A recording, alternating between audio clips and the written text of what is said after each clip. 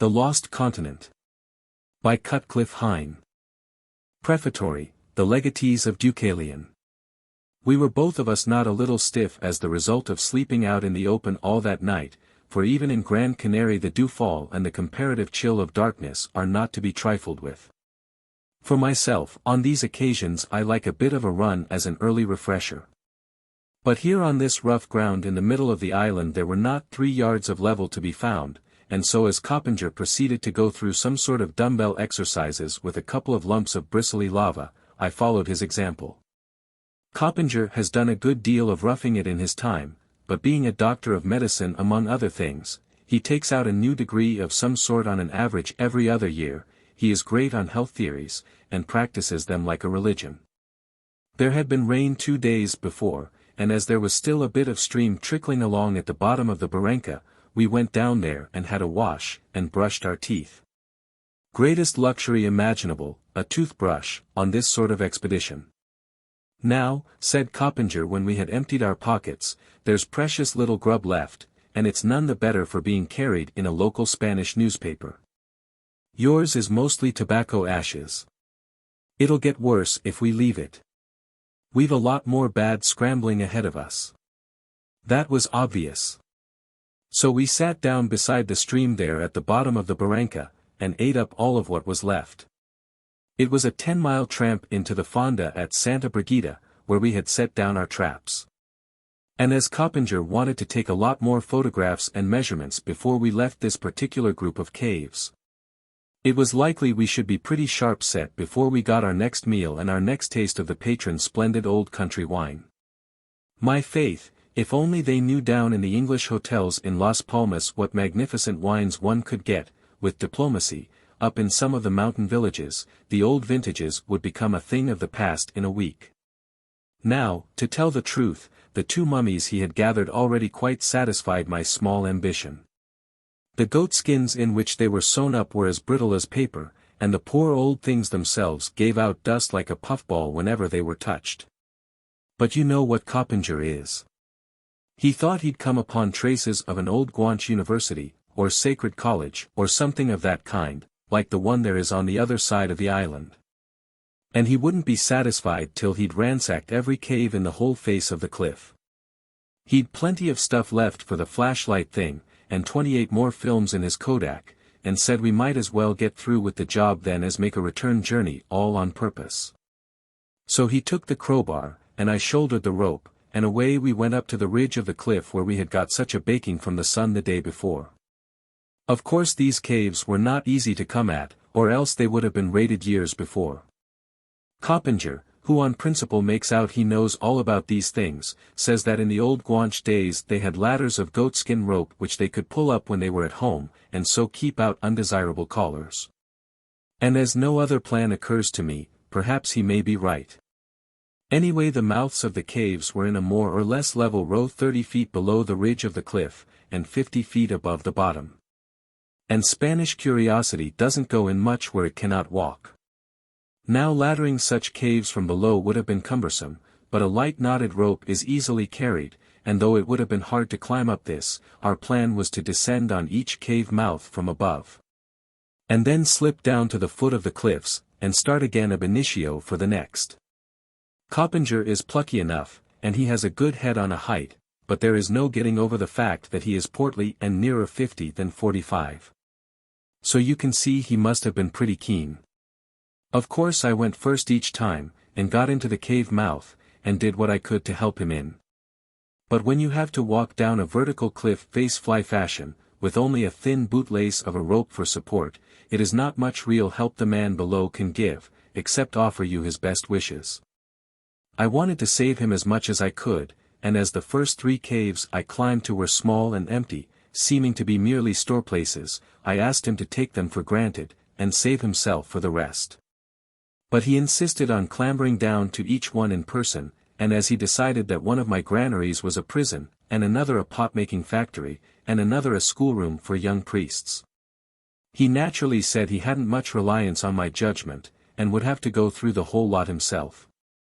You know what these thoroughgoing archaeologists are for imagination.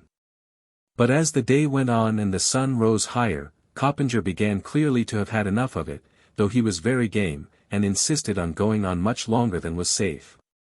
I must say I didn't like it. You see, the drop was seldom less than 80 feet from the top of the cliffs. However, at last he was forced to give it up. I suggested marching off to Santa Brigida forthwith, but he wouldn't do that.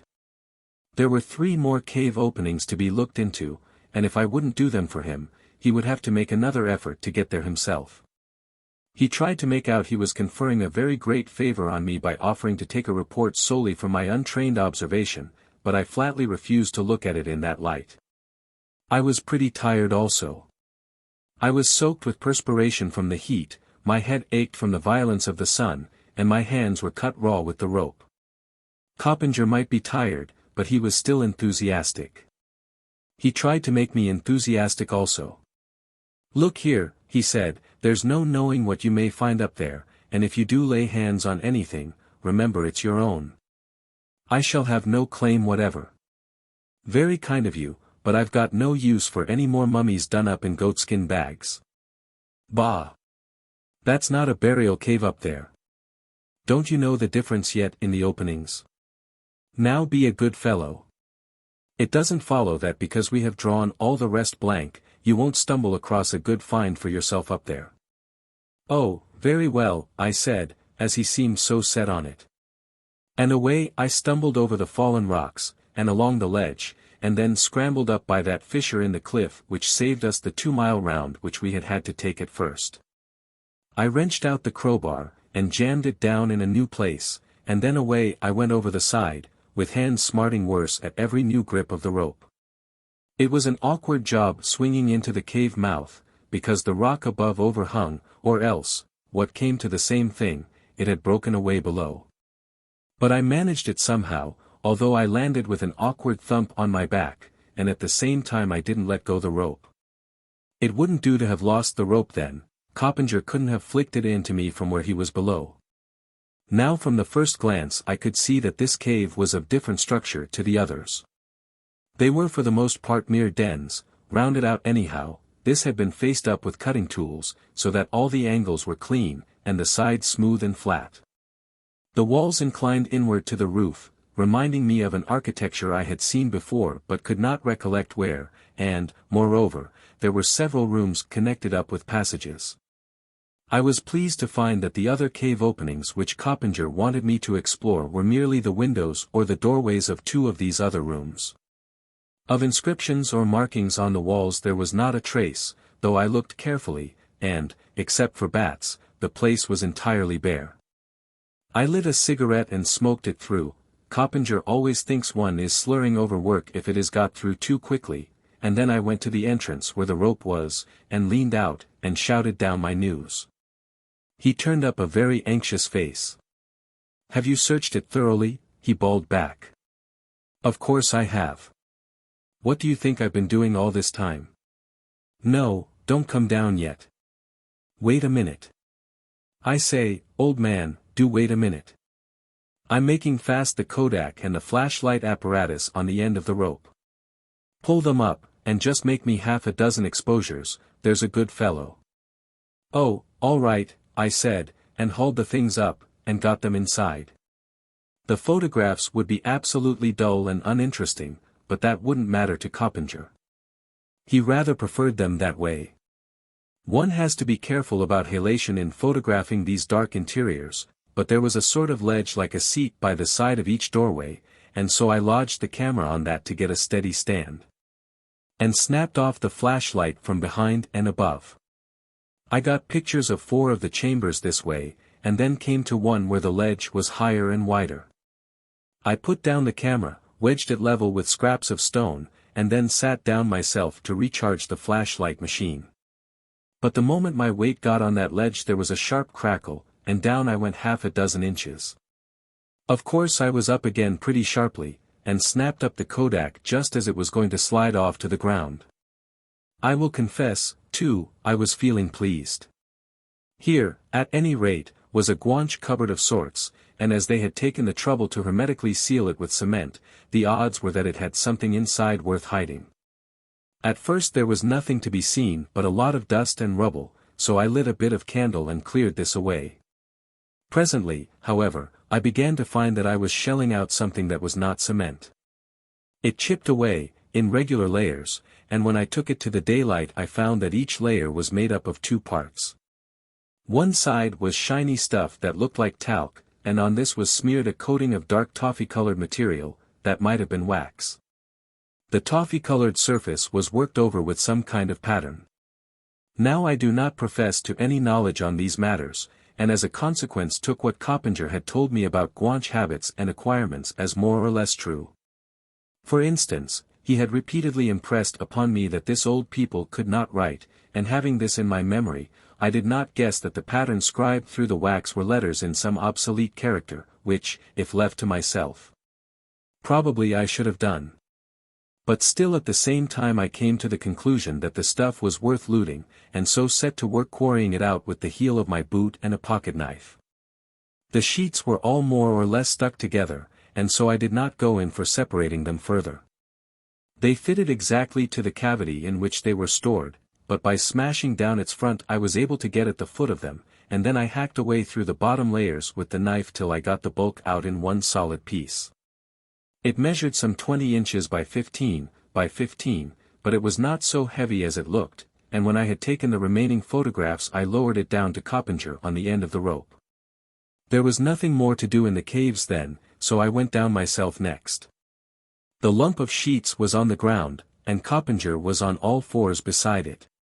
He was pretty nearly mad with excitement. "What is it?" I asked him. "I don't know yet. But it is the most valuable find ever made in the Canary Islands, and it's yours, you unappreciative beggar, at least what there is left of it. Oh, man, you've smashed up the beginning, and you've smashed up the end of some history that is probably priceless. It's my own fault. I ought to have known better than set an untrained man to do important exploring work. I should say it's your fault if anything's gone wrong. You said there was no such thing as writing known to these ancient Canarios, and I took your word for it. For anything I knew the stuff might have been something to eat. It isn't Guanche work at all," said he, testily. "You ought to have known that from the talc. Great heavens, man, have you no eyes? Haven't you seen the general formation of the island? Don't you know there's no talc here? I'm no geologist. Is this imported literature then? Of course. It's Egyptian, that's obvious at a glance. Though how it's got here I can't tell yet. It isn't stuff you can read off like a newspaper. The characters are variant on any of those that have been discovered so far. And as for this waxy stuff spread over the talc, it's unique. It's some sort of a mineral, I think, perhaps asphalt. It doesn't scratch up like animal wax. I'll analyze that later. Why they once invented it and then let such a splendid notion drop out of use is just a marvel. I could stay gloating over this all day. Well, I said, if it's all the same for you, I'd rather gloat over a meal. It's a good 10 miles hard going to the Fonda, and I'm as hungry as a hawk already. Look here, do you know it is 4 o'clock already? It takes longer than you think, climbing down to each of these caves, and then getting up again for the next. Coppinger spread his coat on the ground, and wrapped the lump of sheets with tender care, but would not allow it to be tied with a rope for fear of breaking more of the edges. He insisted on carrying it himself, too, and did so for the larger part of the way to Santa Brigida, and it was only when he was within an ace of dropping himself with sheer tiredness that he condescended to let me take my turn. He was tolerably ungracious about it too. I suppose you may as well carry the stuff, he snapped, seeing that after all it's your own. Personally, when we got to the Fonda, I had as good a dinner as was procurable, and a bottle of that old Canary wine, and turned in to bed after a final pipe. Coppinger dined also, but I have reason to believe he did not sleep much. At any rate I found him still poring over the find next morning, and looking very heavy-eyed, but brimming with enthusiasm. Do you know, he said, that you've blundered upon the most valuable historical manuscript that the modern world has ever yet seen? Of course, with your clumsy way of getting it out, you've done an infinity of damage. For instance, those top sheets you shelled away and spoiled, contained probably an absolutely unique account of the ancient civilization of Yucatan. Where's that, anyway? In the middle of the Gulf of Mexico. It's all ruins today, but once it was a very prosperous colony of the Atlanteans. Never heard of them. Oh yes, I have though. They were the people Herodotus wrote about, didn't he? But I thought they were mythical. They were very real, and so was Atlantis, the continent where they lived, which lay just north of the Canaries here. What's that crocodile sort of thing with wings drawn in the margin? Some sort of beast that lived in those bygone days. The pages are full of them. That's a cave tiger. And that's some sort of colossal bat. Thank goodness he had the sense to illustrate fully, the man who wrote this, or we should never have been able to reconstruct the tale, or at any rate we could not have understood half of it. Whole species have died out since this was written, just as a whole continent has been swept away and 3 civilizations quenched. The worst of it is, it was written by a highly educated man who somewhat naturally writes a very bad fist. I've hammered at it all the night through, and have only managed to make out a few sentences here and there. He rubbed his hands appreciatively. It will take me a year's hard work to translate this properly. Every man to his taste. I'm afraid my interest in the thing wouldn't last as long as that. But how did it get there? Did your ancient Egyptian come to Grand Canary for the good of his lungs, and write it because he felt dull up in that cave? I made a mistake there. The author was not an Egyptian. It was the similarity of the inscribed character which misled me. The book was written by one Deucalion, who seems to have been a priest or general, or perhaps both, and he was an Atlantean. How it got there I don't know yet. Probably that was told in the last few pages, which a certain vandal smashed up with his pocket knife, in getting them away from the place where they were stowed. That's right, abuse me. Deucalion, you say? There was a Deucalion in the Greek mythology. He was one of the 2 who escaped from the flood, their Noah, in fact. The swamping of the continent of Atlantis might very well correspond to the flood. Is there a Pyrrha then? She was Deucalion's wife. I haven't come across her yet. But there's a Phorenice, who may be the same. She seems to have been the reigning empress, as far as I can make out at present. I looked with interest at illustrations in the margin. They were quite understandable, although the perspective was all wrong. Weird beasts they seem to have had knocking about the country in those days. Whacking big size, too, if one may judge. By Jove! That'll be a cave tiger trying to pull down a mammoth. I shouldn't care to have lived in those days. Probably they had some way of fighting the creatures. However, that will show itself as I get along with the translation. He looked at his watch. I suppose I ought to be ashamed of myself, but I haven't been to bed. Are you going out?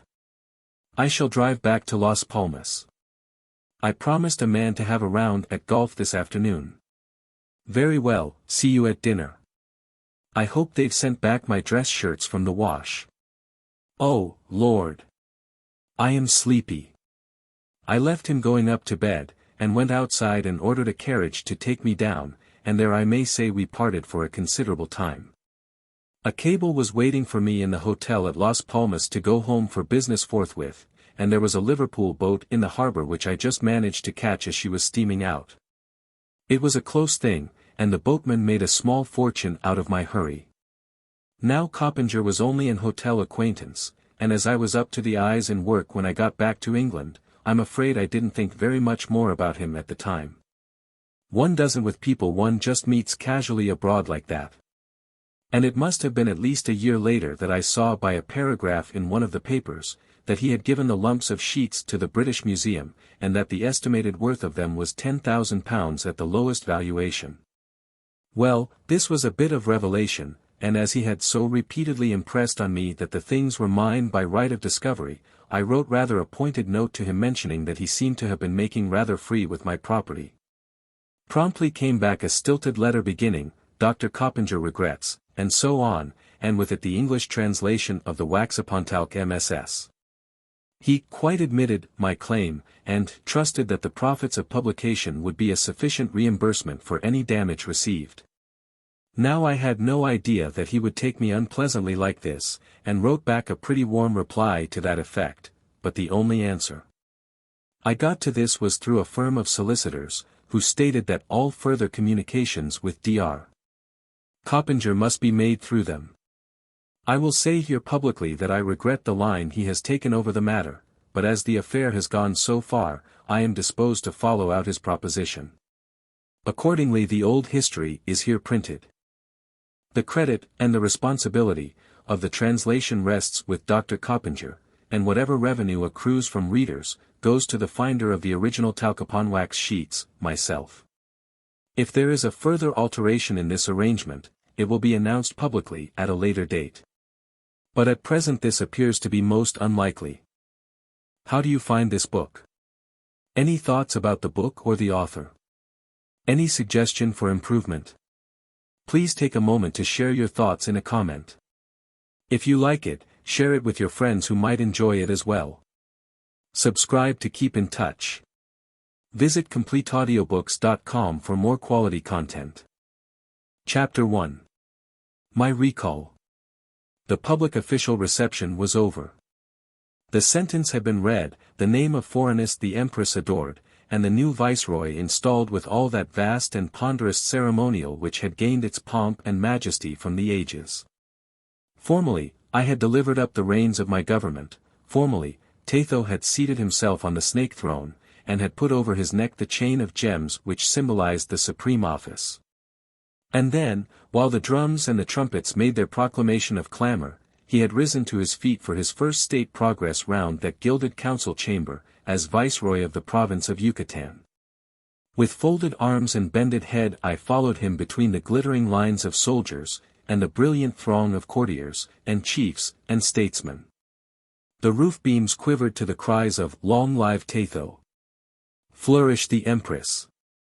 which came forth as in duty bound, and the new ruler acknowledged the welcome with stately inclinations of the head. In turn he went to the three lesser thrones of the lesser governors, in the east, the north, and the south, and received homage from each as the ritual was. And I, the man whom his coming had deposed, followed with the prescribed meekness in his train. It was a hard task, but we who hold the higher offices learn to carry before the people a passionless face. Once, 20 years before, these same fine obeisances had been made to me, now the gods had seen fit to make fortune change. But as I walked bent and humbly on behind the heels of Tatho, though etiquette forbade noisy salutations to myself, it could not inhibit kindly glances, and these came from every soldier, every courtier, and every chief who stood there in that gilded hall, and they fell upon me very gratefully. It is not often that the fallen meet such tender looks. The form goes, handed down from immemorial custom, that on these great ceremonial days of changing a ruler, those of the people being present may bring forward petitions and requests, may make accusations against their retiring head with sure immunity from his vengeance, or may state their own private theories for the better government of the state in the future. I think it may be pardoned to my vanity if I record that not a voice was raised against me, or against any of the items of my 20 years of rule. Nor did any speak out for alterations in the future. Yes, even though we made the circuit for the 3 prescribed times, all present showed their approval in generous silence. Then, one behind the other, the new viceroy and the old, we marched with formal step over golden tiles of that council hall beneath the pyramid, and the great officers of state left their stations and joined in our train. And at the farther wall we came to the door of those private chambers which an hour ago had been mine own. Ah, well!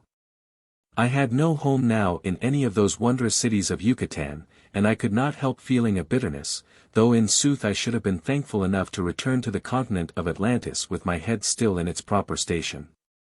Tatho gave his formal summons of "Open ye to the viceroy," which the ritual commands, and the slaves within sent the massive stone valves of the door gaping wide. Tatho entered, I at his heels. The others halted, sending valedictions from the threshold, and the valves of the door clanged on the lock behind us. We passed on to the chamber beyond, and then, when for the first time we were alone together, and the forced etiquette of courts was behind us, the new viceroy turned with meekly folded arms, and bowed low before me. "Deucalion," he said, "believe me that I have not sought this office. It was thrust upon me. Had I not accepted, my head would have paid forfeit, and another man, your enemy, would have been sent out as viceroy in your place. The Empress does not permit that her will shall ever be questioned." "My friend," I made answer, "my brother in all but blood, there is no man living in all Atlantis or her territories to whom I had liefer hand over my government. For 20 years now have I ruled this country of Yucatan, and Mexico beyond, first under the old king, and then as minister to this new empress. I know my colony like a book. I am intimate with all her wonderful cities, with their palaces, their pyramids, and their peoples. I have hunted the beasts and the savages in the forests. I have built roads, and made the rivers so that they will carry shipping. I have fostered the arts and crafts like a merchant, I have discoursed, 3 times each day, the cult of the gods with mine own lips. Through evil years and through good have I ruled here, striving only for the prosperity of the land and the strengthening of Atlantis, and I have grown to love the peoples like a father. To you I bequeath them, Tatho, with tender supplications for their interest. It is not I that can carry on Deucalion's work with Deucalion's power, but rest content, my friend, that I shall do my humble best to follow exactly on in your footsteps. Believe me, I came out to this government with 1,000 regrets, but I would have died sooner than take your place had I known how vigorously the supplanting would trouble you. We are alone here," I said, "away from the formalities of formal assemblies, and a man may give vent to his natural self without fear of tarnishing a ceremony. Your coming was something of the suddenest. Till an hour ago, when you demanded audience, I had thought to rule on longer, and even now I do not know for what cause I am deposed." The proclamation said, "We relieve our well-beloved Deucalion of his present service, because we have great need of his powers at home in our kingdom of Atlantis." A mere formality. Tatho looked uneasily round the hangings of the chamber, and drew me with him to its center, and lowered his voice. "I do not think so," he whispered. "I believe she has need of you. There are troublous times on hand, and Phorenice wants the ablest men in the kingdom ready to her call." "You may speak openly," I said, "and without fear of eavesdroppers. We are in the heart of the pyramid here, built in every way by a man's length of solid stone. Myself, I oversaw the laying of every course. And besides, here in Yucatan, we have not the niceties of your old world diplomacy, and do not listen, because we count it shame to do so." Tatho shrugged his shoulders. "I acted only according to mine education. At home, a loose tongue makes a loose head, and there are those whose trade it is to carry tales. Still, what I say is this, the throne shakes, and Phorenice sees the need of sturdy props. So she has sent this proclamation. But why come to me? It is 20 years since I sailed to this colony, and from that day I have not returned to Atlantis once. I know little of the old country's politics. What small parcel of news drifts out to us across the ocean reads with slender interest here. Yucatan is another world, my Tatho, as you in the course of your government will learn, with new interests, new people, new everything. To us here Atlantis is only a figment, a shadow, far away across the waters. It is for this new world of Yucatan that I have striven through all these years. If Deucalion has small time to spare from his government for brooding over his fatherland, Atlantis, at least, has found leisure to admire the deeds of her brilliant son. Why, sir, over yonder at home, your name carries magic with it. When you and I were lads together, it was the custom in the colleges to teach that the men of the past were the greatest this world has ever seen, but today this teaching is changed. It is Deucalion who is held up as the model and example. Mothers name their sons Deucalion, as the most valuable birth gift they can make. Deucalion is a household word. Indeed, there is only one name that is near to it in familiarity. You trouble me, I said, frowning. I have tried to do my duty for its own sake, and for the country's sake, not for the pattings and fondlings of the vulgar. And besides, if there are names to be in everyone's mouth, they should be the names of the gods. Tatho shrugged his shoulders. The gods? They occupy us very little these latter years. With our modern science, we have grown past the tether of the older gods, and no new one has appeared. No, my lord Deucalion, if it were merely the gods who were your competitors on men's lips, your name would be 1,000 times the better known. Of mere human names, I said, the name of this new empress should come first in Atlantis, our lord the old king being now dead. She certainly would have it so, replied Tatho. And there was something in his tone which made me see that more was meant behind the words.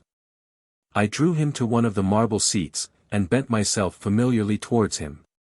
I am speaking, I said, not to the new viceroy of Yucatan, but to my old friend Tatho, a member of the priest's clan, like myself, with whom I worked side by side in a score of the smaller home governments, in hamlets, in villages. In smaller towns, in greater towns, as we gained experience in war and knowledge in the art of ruling people, and so tediously won our promotion. I am speaking in Tatho's private abode, that was mine own not 2 hours since, and I would have an answer with that plainness which we always then used to one another. The new viceroy sighed whimsically. I almost forget how to speak in plain words now, he said. We have grown so polished in these latter days, that mere bald truth would be hissed as indelicate. But for the memory of those early years, when we expended as much law and thought over the ownership of a hay-buyer as we should now over the fate of a rebellious city, I will try and speak plain to you even now, Deucalion. Tell me, old friend, what is it? What of this new empress? He frowned. I might have guessed your subject, he said. Then speak upon it. Tell me of all the changes that have been made. What has this Phorenice done to make her throne unstable in Atlantis? Tatho frowned still. If I did not know you to be as honest as our lord the sun, your questions would carry mischief with them. Phorenice has a short way with those who are daring enough to discuss her politics for other purpose than politely to praise them. You can leave me ignorant if you wish, I said, with a touch of chill.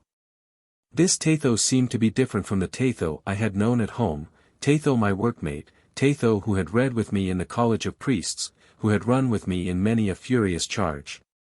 Who had labored with me so heavily that the peoples under us might prosper. But he was quick enough to see my change of tone. You force me back to my old self, he said, with a half-smile, though it is hard enough to forget the caution one has learned during this last 20 years, even when speaking with you. Still, whatever may have happened to the rest of us, it is clear to see that you at least have not changed, and, old friend, I am ready to trust you with my life if you ask it. In fact, you do ask me that very thing when you tell me to speak all I know of Phorenice. I nodded. This was more like the old times, when there was full confidence between us. The gods will it now that I return to Atlantis, I said, and what happens after that the gods alone know. But it would be of service to me if I could land on her shores with some knowledge of this Phorenice, for at present I am as ignorant concerning her as some savage from Europe or mid-Africa. What would you have me tell? Tell all. I know only that she, a woman, reigns, where, by the ancient law of the land, a man should rule, that she is not even of the priestly clan from which the law says all rulers must be drawn. And that, from what you say, she has caused the throne to totter. The throne was as firm as the everlasting hills in the old king's day, Tatho.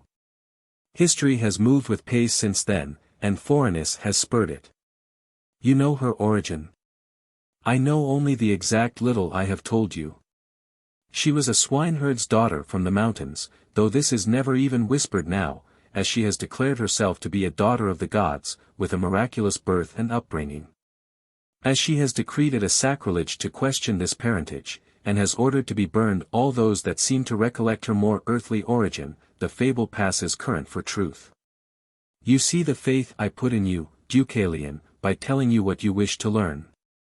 There has always been trust between us. I know, but this habit of suspicion is hard to cast off, even with you. However, let me put your good faith between me and the torture further.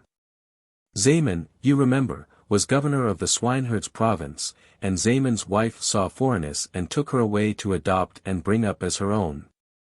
It is said that the swineherd and his woman objected, perhaps they did, anyway, I know they died, and Phorenice was taught the arts and graces, and brought up as a daughter of the priestly clan.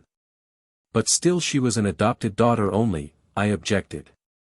The omission of the adopted was her will at an early age, said Tatho, dryly, and she learned early to have her wishes carried into fact. It was notorious that before she had grown to 15 years she ruled not only the women of the household, but Zaemon also, and the province that was beyond Zaemon. Zaemon was learned, I said, and a devout follower of the gods, and searcher into the higher mysteries, but, as a ruler, he was always a flabby fellow. I do not say that opportunities have not come usefully in Phorenice's way, but she has genius as well. For her to have raised herself at all from what she was remarkable. Not one woman, out of 1,000, placed as she was, would have grown to be aught higher than a mere wife of some sturdy countryman, who was sufficiently simple to care nothing for pedigree. But look at Phorenice, it was her whim to take exercise as a man-at-arms and practice with all the utensils of war. And then, before anyone quite knows, how or why it happened, a rebellion had broken out in the province, and here was she, a slip of a girl, leading Zaemon's troops. Zaemon, when I knew him, was a mere derision in the field. Hear me on. Phorenice put down the rebellion in masterly fashion, and gave the conquered a choice between sword and service. They fell into her ranks at once, and were faithful to her from that moment. I tell you, Deucalion, there is a marvelous fascination about the woman. Her present historian seems to have felt it. Of course I have. Everyone who sees her comes under her spell. And frankly, I am in love with her also, and look upon my coming here as detestable exile. Every one near to Phorenice, high and low, loves her just the same, even though they know it may be her whim to send them to execution next minute. Perhaps I let my scorn of this appear.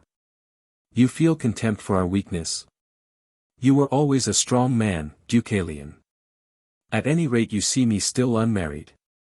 I have found no time to palter with the fripperies of women. Ah, but these colonists here are crude and unfascinating. Wait till you see the ladies of the court, my ascetic. It comes to my mind, I said, dryly, that I lived in Atlantis before I came out here, and at that time I used to see as much of court life as most men. Yet then, also, I felt no inducement to marry. Tatho chuckled. Atlantis has changed so that you would hardly know the country today. A new era has come over everything, especially over the other sex. Well do I remember the women of the old king's time, how monstrous uncomely they were, how little they knew how to walk or carry themselves, how painfully barbaric was their notion of dress. I dare swear that your ladies here in Yucatan are not so provincial today as ours were then. But you should see them now at home. They are delicious. And above all in charm is the Empress. Oh, Deucalion, you shall see Phorenice in all her glorious beauty and her magnificence one of these fine days soon, and believe me you will go down on your knees and repent. I may see, and, because you say so, I may alter my life's ways. The gods make all things possible. But for the present I remain as I am, celibate, and not wishful to be otherwise, and so in the meantime I would hear the continuance of your history. It is one long story of success. She deposed Zaemon from his government in name as well as in fact, and the news was spread, and the priestly clan rose in its wrath. The two neighboring governors were bidden join forces, take her captive, and bring her for execution. Poor men!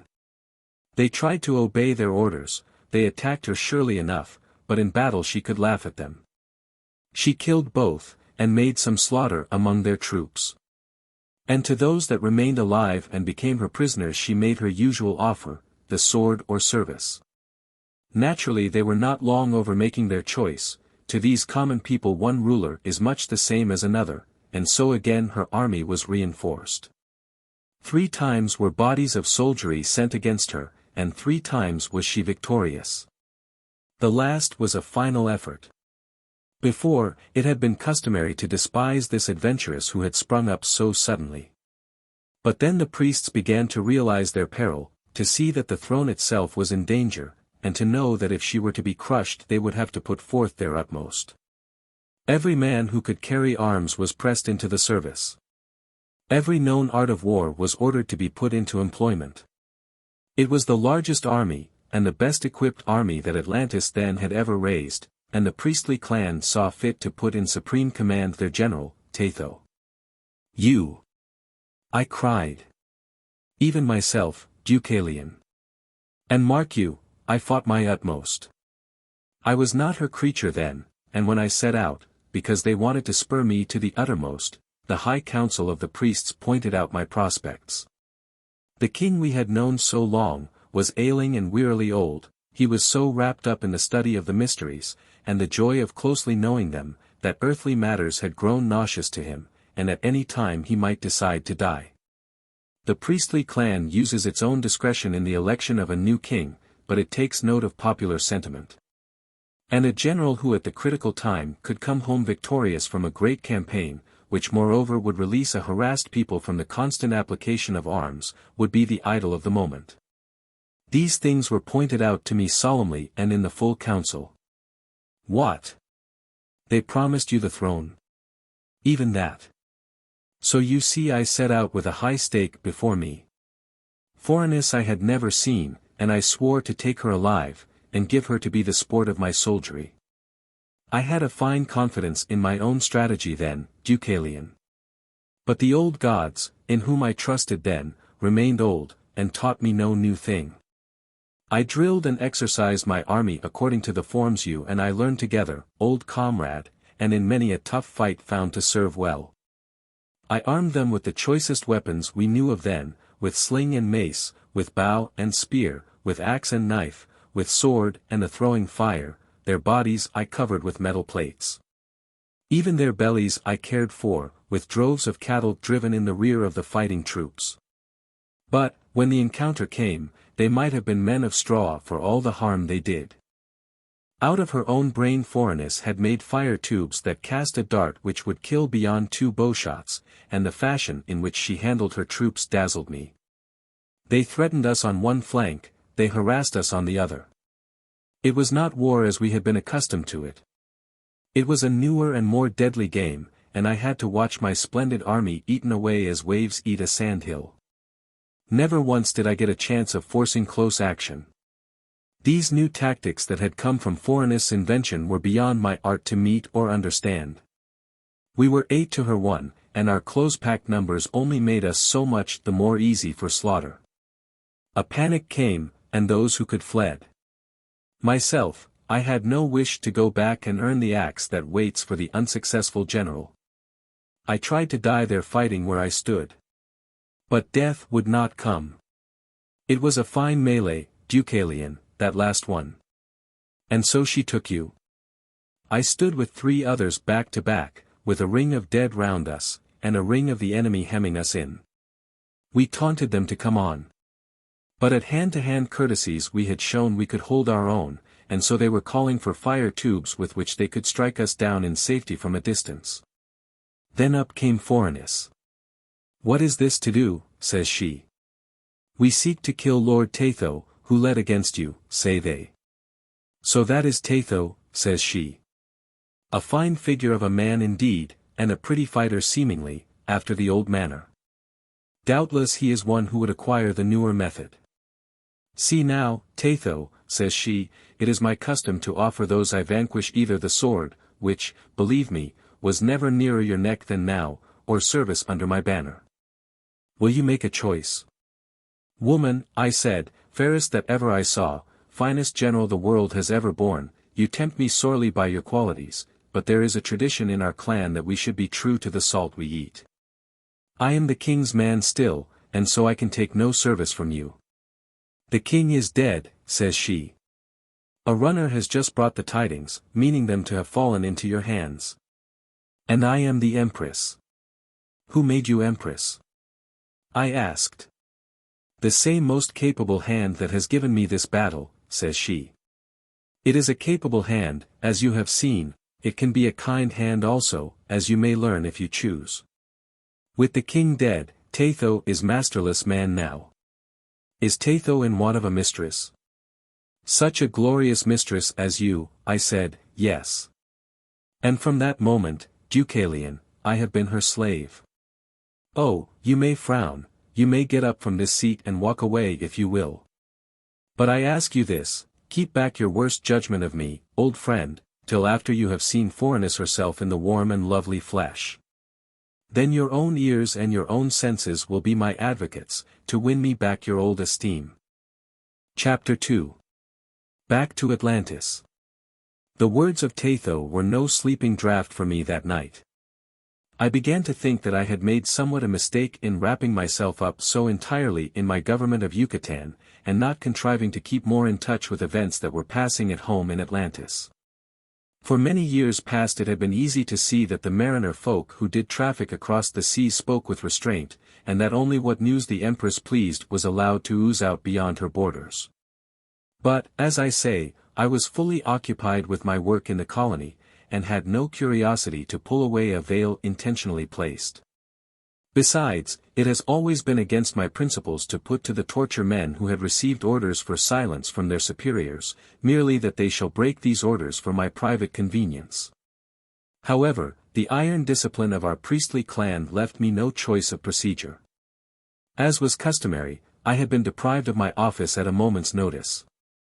From that time on, all papers and authority belonged to my successor, and, although by courtesy I might be permitted to remain as a guest in the pyramid that had so recently been mine, to see another sunrise, it was clearly enjoined that I must leave the territory then at the topmost of my speed and hasten to report in Atlantis. Tatho, to give him credit, was anxious to further my interests to the utmost in his power. He was by my side again before the dawn, putting all his resources at my disposal. I had little enough to ask him. A ship to take me home, I said, and I shall be your debtor. The request seemed to surprise him. That you may certainly have if you wish it. But my ships are foul with the long passage, and are in need of a careen. If you take them, you will make a slow voyage of it to Atlantis.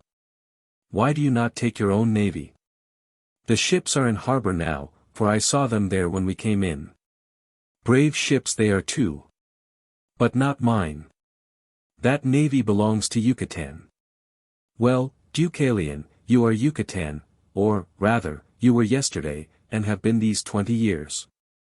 I saw what he meant, and the idea did not please me. I answered stiffly enough that the ships were owned by private merchants, or belonged to the state, and I could not claim so much as a 10-slave galley. Tatho shrugged his shoulders. I suppose you know your own policies best, he said, though to me it seems but risky for a man who has attained to a position like yours and mine not to have provided himself with a stout navy of his own. One never knows when a recall may be sent, and, through lack of these precautions, a life's earnings may very well be lost in a dozen hours. I have no fear for mine, I said, coldly. Of course not, because you know me to be your friend. But had another man been appointed to this viceroyalty, you might have been sadly shorn, Deucalion. It is not many fellows who can resist a snug hoard ready and waiting in the very coffers they have come to line. My lord Tatho, I said, it is clear to me that you and I have grown to be of different tastes. All of the hoard that I have made for myself in this colony, few men would covet. I have the poor clothes you see me in this moment, and a box of drugs such as I have found useful to the stomach. I possess also 3 slaves, 2 of them scribes and the third a sturdy savage from Europe, who cooks my victual and fills for me the bath. For my maintenance during my years of service here I have bled the state of a soldier's ration and nothing beyond. And if in my name any man has mulcted a creature in Yucatan of so much as an ounce of bronze, I request you as a last service to have that man hanged for me as a liar and a thief. Tatho looked at me curiously. I do not know whether I admire you most or whether I pity. I do not know whether to be astonished or to despise. We had heard of much of your uprightness over yonder in Atlantis, of your sternness and your justice, but I swear by the old gods that no soul guessed you carried your fancy so far as this. Why, man, money is power. With money and the resources money can buy, nothing could stop a fellow like you, while without it you may be tripped up and trodden down irrevocably at the first puny reverse. The gods will choose my fate. Possibly. But for mine, I prefer to nourish it myself. I tell you with frankness that I have not come here to follow in the pattern you have made for a viceroyalty. I shall govern Yucatan wisely and well to the best of my ability. But I shall govern it also for the good of Tatho, the viceroy. I have brought with me here my navy of 8 ships and a personal bodyguard. There is my wife also, and her women and her slaves. All these must be provided for. And why indeed should it be otherwise? If a people is to be governed, it should be their privilege to pay handsomely for their prince. We shall not agree on this. You have the power now, and can employ it as you choose. If I thought it would be of any use, I should like to supplicate you most humbly to deal with lenience when you come to tax these people who are under you. They have grown very dear to me. I have disgusted you with me, and I am grieved for it. But even to retain your good opinion, Deucalion, which I value more than that of any man living, I cannot do here as you have done. It would be impossible, even if I wished it. You must not judge all other men by your own strong standard. A Tatho is by no means a colossus like a Deucalion. And, besides, I have a wife and children, and they must be provided for, even if I neglect myself. Ah, there, I said, it does seem that I possess the advantage. I have no wife to clog me. He caught up my word quickly. It seems to me you have nothing that makes life worth living. You have neither wife, children, riches, cooks, retinue, dresses, nor anything else in proportion to your station. You will pardon my saying it, old comrade, but you are plaguy ignorant about some matters. For example, you do not know how to dine. During every day of a very weary voyage, I have promised myself, when sitting before the meager sea victual, that presently the abstinence would be more than repaid by Deucalion's welcoming feast. Oh, I tell you, that feast was one of the vividest things that ever came before my eyes. And then when we get to the actuality, what was it? Why, a country farmer every day sits down to more delicate fare. You told me how it was prepared. Well, your savage from Europe may be lusty, and perchance is faithful, but he is a devil-possessed cook. Gods! I have lived better on a campaign. I know this is a colony here, without any of the home refinements. But if in the days to come, the deer of the forest, the fish of the stream, and the other resources of the place are not put to better use than heretofore, I shall see it my duty as ruler to fry some of the kitchen staff alive in grease so as to encourage better cookery. Gods! Deucalion, have you forgotten what it is to have a palate?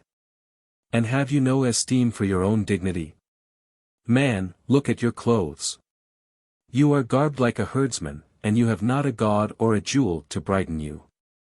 I eat, I said, coldly, when my hunger bids me, and I carry this one robe upon my person till it is worn out and needs replacement. The grossness of excessive banqueting, and the effeminacy of many clothes are attainments that never met my fancy.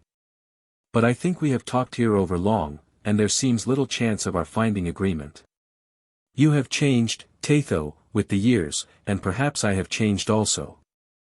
These alterations creep imperceptibly into one's being as time advances. Let us part now, and, forgetting these present differences, remember only our friendship of 20 years agone. That for me, at any rate, has always had a pleasant savour when called up into the memory. Tatho bowed his head. So be it, he said. And I would still charge myself upon your bounty for that ship. Dawn cannot be far off now, and it is not decent that the man who has ruled here so long should walk in daylight through the streets on the morning after his dismissal. So be it, said Tatho. You shall have my poor navy. I could have wished that you had asked me something greater. Not the navy, Tatho, one small ship. Believe me, more is wasted. Now there, said Tatho, I shall act the tyrant. I am viceroy here now, and will have my way in this. You may go naked of all possessions, that I cannot help. But depart for Atlantis unattended, that you shall not. And so, in fine, as the choice was set beyond me, it was in the Bear, Tatho's own private ship, with all the rest of his navy sailing in escort, that I did finally make my transit. But the start was not immediate. The vessels lay moored against the stone quays of the inner harbor, gutted of their stores, and with crews exhausted, and it would have been suicide to have forced them out then and there to again take the seas. So the courtesies were fulfilled by the craft whereon I abode, hauling out into the entrance basin, and anchoring there in the swells of the fairway. And forthwith she and her consorts took in wood and water, cured meat and fish ashore, and refitted in all needful ways with all speed attainable. For myself there came then, as the first time during 20 busy years, a breathing space from work. I had no further connection with the country of my labors, indeed, officially, I had left it already. Into the working of the ship it was contrary to rule that I should make any inspection or interest, since all sea matters were the exclusive property of the Mariners' Guild, secured to them by royal patent, and most jealously guarded. So there remained to me in my day hours, to gaze, if I would, upon the quays, the harbors, the palaces, and the pyramids of the splendid city before me, which I had seen grow stone by stone from its foundations. Or to roam my eye over the pastures and the grain lands beyond the walls, and to look longingly at the dense forests behind, from which field by field we had so tediously ripped our territory. Would Tatho continue the work so healthily begun? I trusted so, even in spite of his selfish words. And at all hours, during the radiance of our Lord the Sun, or under the stare of night, I was free to pursue that study of the higher mysteries, on which we of the priest's clan are trained to set our minds, without aid of book or instrument, of image or temple. The refitting of the navy was gone about with speed. Never, it is said, had ships been reprovisioned and caulked and remanned with greater speed for the over-ocean voyage. Indeed, it was barely over a month from the day that they brought up in the harbor, they put out beyond the walls, and began their voyage eastward over the hill and dale of that ocean. Rowing slaves from Europe for this long passage of sea are not taken now, owing to the difficulty in provisioning them, for modern humanity forbids the practice of letting them eat one another according to the home custom of their continent. Sails alone are but an indifferent stand-by. But modern science has shown how to extract force from the sun, when he is free from cloud, and this, in a manner kept secret by mariners, is made to draw sea water at the forepart of the vessel, and eject it with such force at the stern that she is appreciably driven forward, even with the wind adverse. In another matter also has navigation vastly improved. It is not necessary now, as formerly, to trust wholly to a starry night, when beyond sight of land, to find direction. A little image has been made, and is stood balanced in the forepart of every vessel, with an arm outstretched, pointing constantly to the direction where the Southern Cross lies in the heavens. So, by setting an angle, can a just course be correctly steered. Other instruments have they also for finding a true position on the ocean wastes, for the newer mariner, when he is at sea, puts little trust in the gods, and confides mightily in his own thews and wits. Still, it is amusing to see these tarry fellows, even in this modern day, take their last farewell of the harbor town.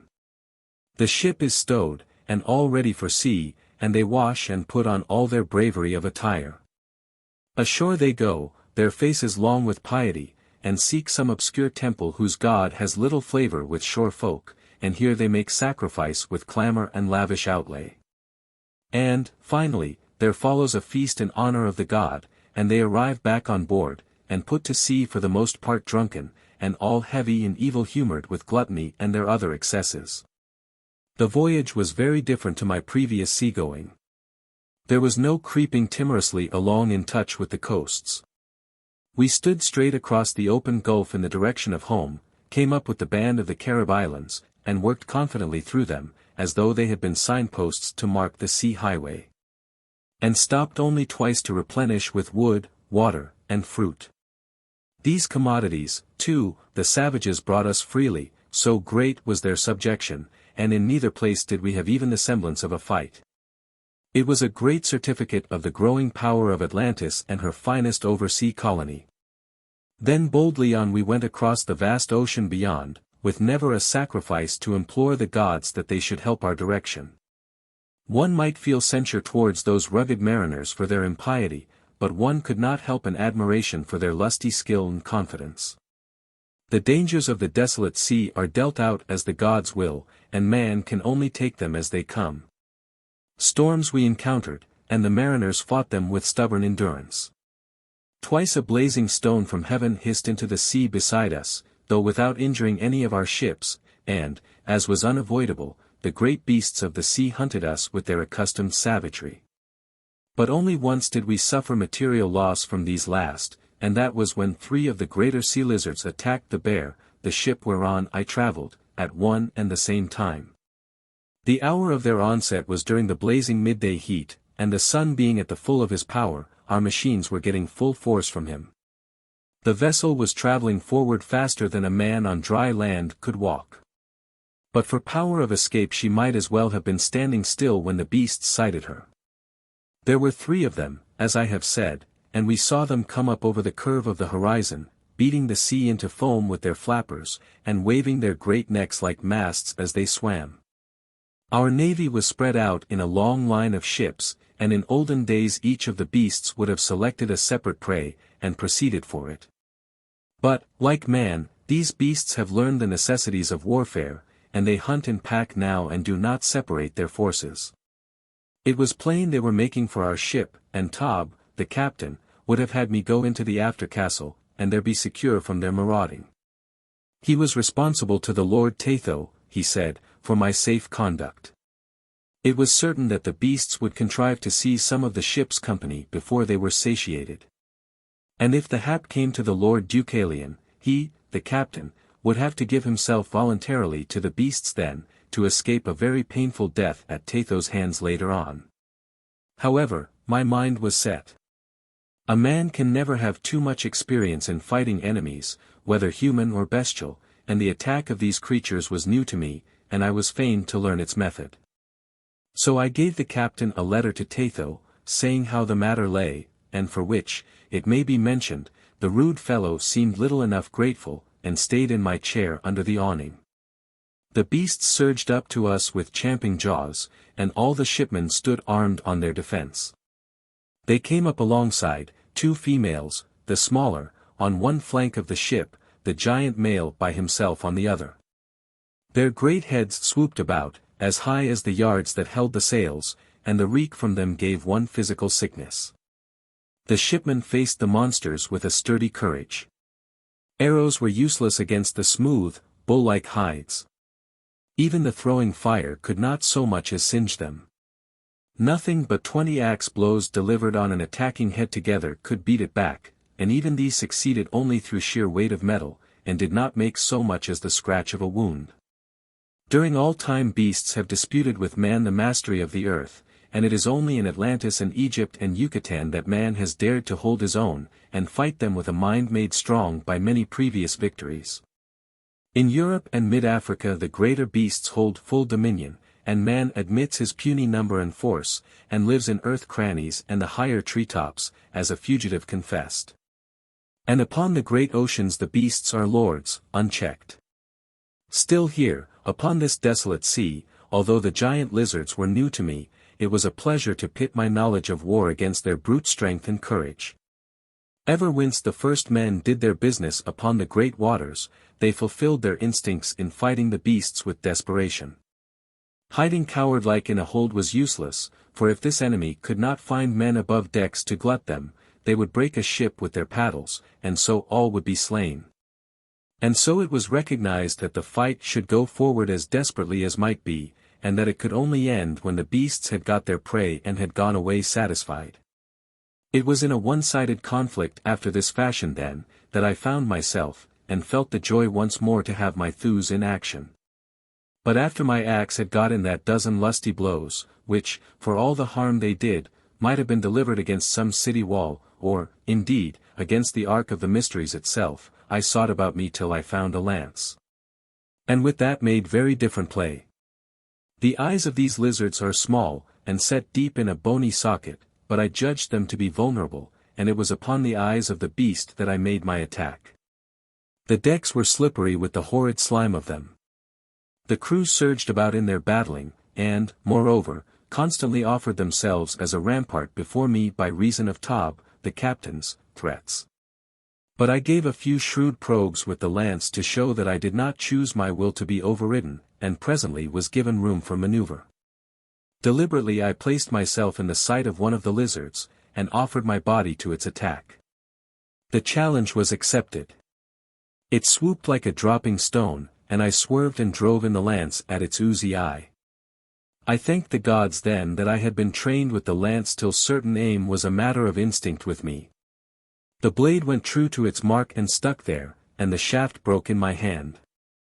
The beast drew off, blinded and bellowing, and beating the sea with its paddles. In a great cataract of foam I saw it bend its great long neck, and rub its head, with the spear still fixed, against its back, thereby enduring new agonies, but without dislodging the weapon. And then presently, finding this of no avail, it set off for the place from which it came with extraordinary quickness, and rapidly grew smaller against the horizon. The male and the other female lizard had also left us, but not in similar plight.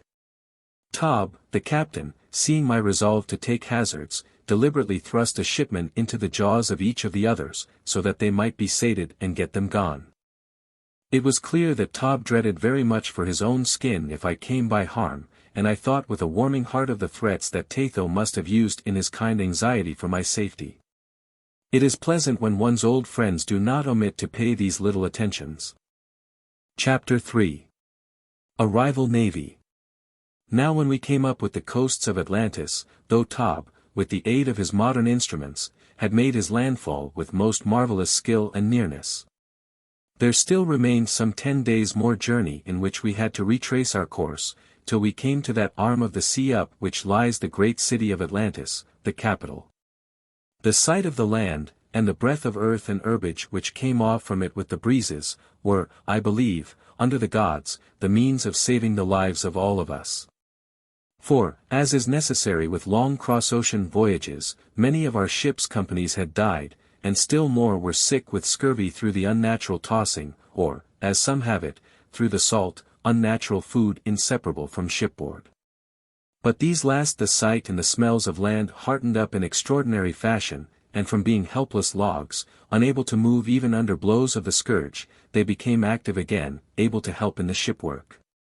And lusty, when the time came, to fight for their lives and their vessels.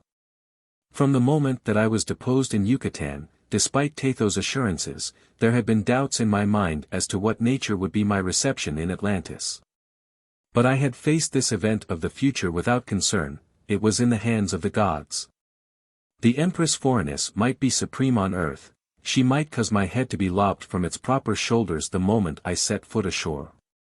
But my lord the sun was above Phorenice, and if my head fell, it would be because he saw best that it should be so. On which account, therefore, I had not troubled myself about the matter during the voyage, but had followed out my calm study of the higher mysteries with an unloaded mind.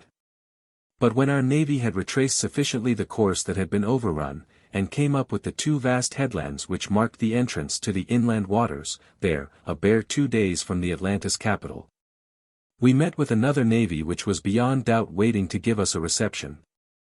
The ships were riding at anchor in a bay which lent them shelter, but they had scouts on the high land above, who cried the alarm of our approach, and when we rounded the headland, they were standing out to dispute our passage. Of us there were now but 5 ships, the rest having been lost in storms, or fallen behind because all their crews were dead from the scurvy, and of the strangers there were 3 fine ships, and 3 galleys of many oars apiece. They were clean and bright and black, our ships were storm-ragged and weather-worn, and had bottoms that were foul with trailing ocean weed. Our ships hung out the colors and signs of Tatho and Deucalion openly and without shame, so that all who looked might know their origin and errand.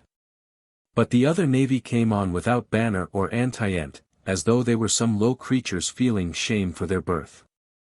Clear it seemed also that they would not let us pass without a fight, and in this there was nothing uncommon. For no law carries out over the seas. And a brother in one ship feels quite free to harry his brother in another vessel if he meets him out of earshot of the beach, more especially if that other brother be coming home laden from foray or trading tour. So Tob, with system and method, got our vessel into fighting trim, and the other 4 captains did the like with theirs, and drew close into us to form a compact squadron. They had no wish to smell slavery, now that the voyage had come so near to its end. Our lord the sun shone brilliantly, giving full speed to the machines, as though he was fully willing for the affair to proceed, and the 2 navies approached one another with quickness. The 3 galleys holding back to stay in line with their consorts. But when some bare 100 ship lengths separated us, the other navy halted, and one of the galleys drawing ahead, flew green branches from her masts, seeking for a parley.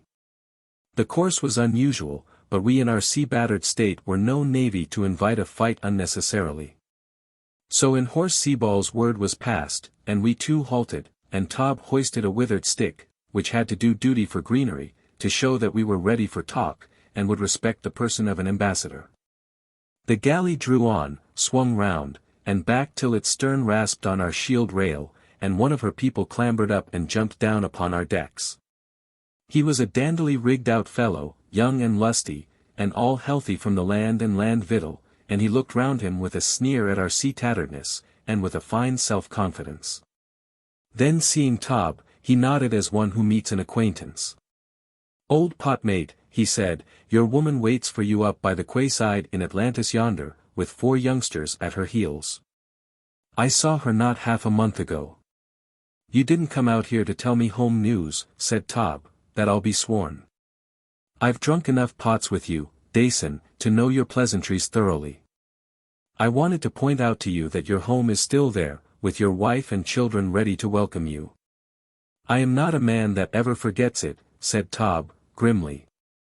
"And because I've got them always at the back of my mind, I've sailed this ship over the top of more than one pirate, when, if I'd been a single man, I might have been e'en content to take the hap of slavery." "Oh, I know you're a desperate enough fellow," said Dason, "and I'm free to confess that if it does come to blows we are likely to lose a few men before we get you and your cripples here and your crazy ships comfortably sunk. Our navy has its orders to carry out, and the cause of my embassage is this: we wish to see if you will act the sensible part and give us what we want, and so be permitted to go on your way home, with a skin that is unslit and dry." "You have come to the wrong bird here for a plucking," said Tob, with a heavy laugh. "We took no treasure or merchandise on board in Yucatan. We stayed in harbor long enough to cure our sea victual and fill with wood and water, and no longer. We sail back as we sailed out, barren ships. You will not believe me, of course. I would not have believed you had our places been changed, but you may go into the holds and search if you choose. You will find there nothing but a few poor sailor men half in pieces with the scurvy. No, you can steal nothing here but blows, Dason, and we will give you those with but little asking."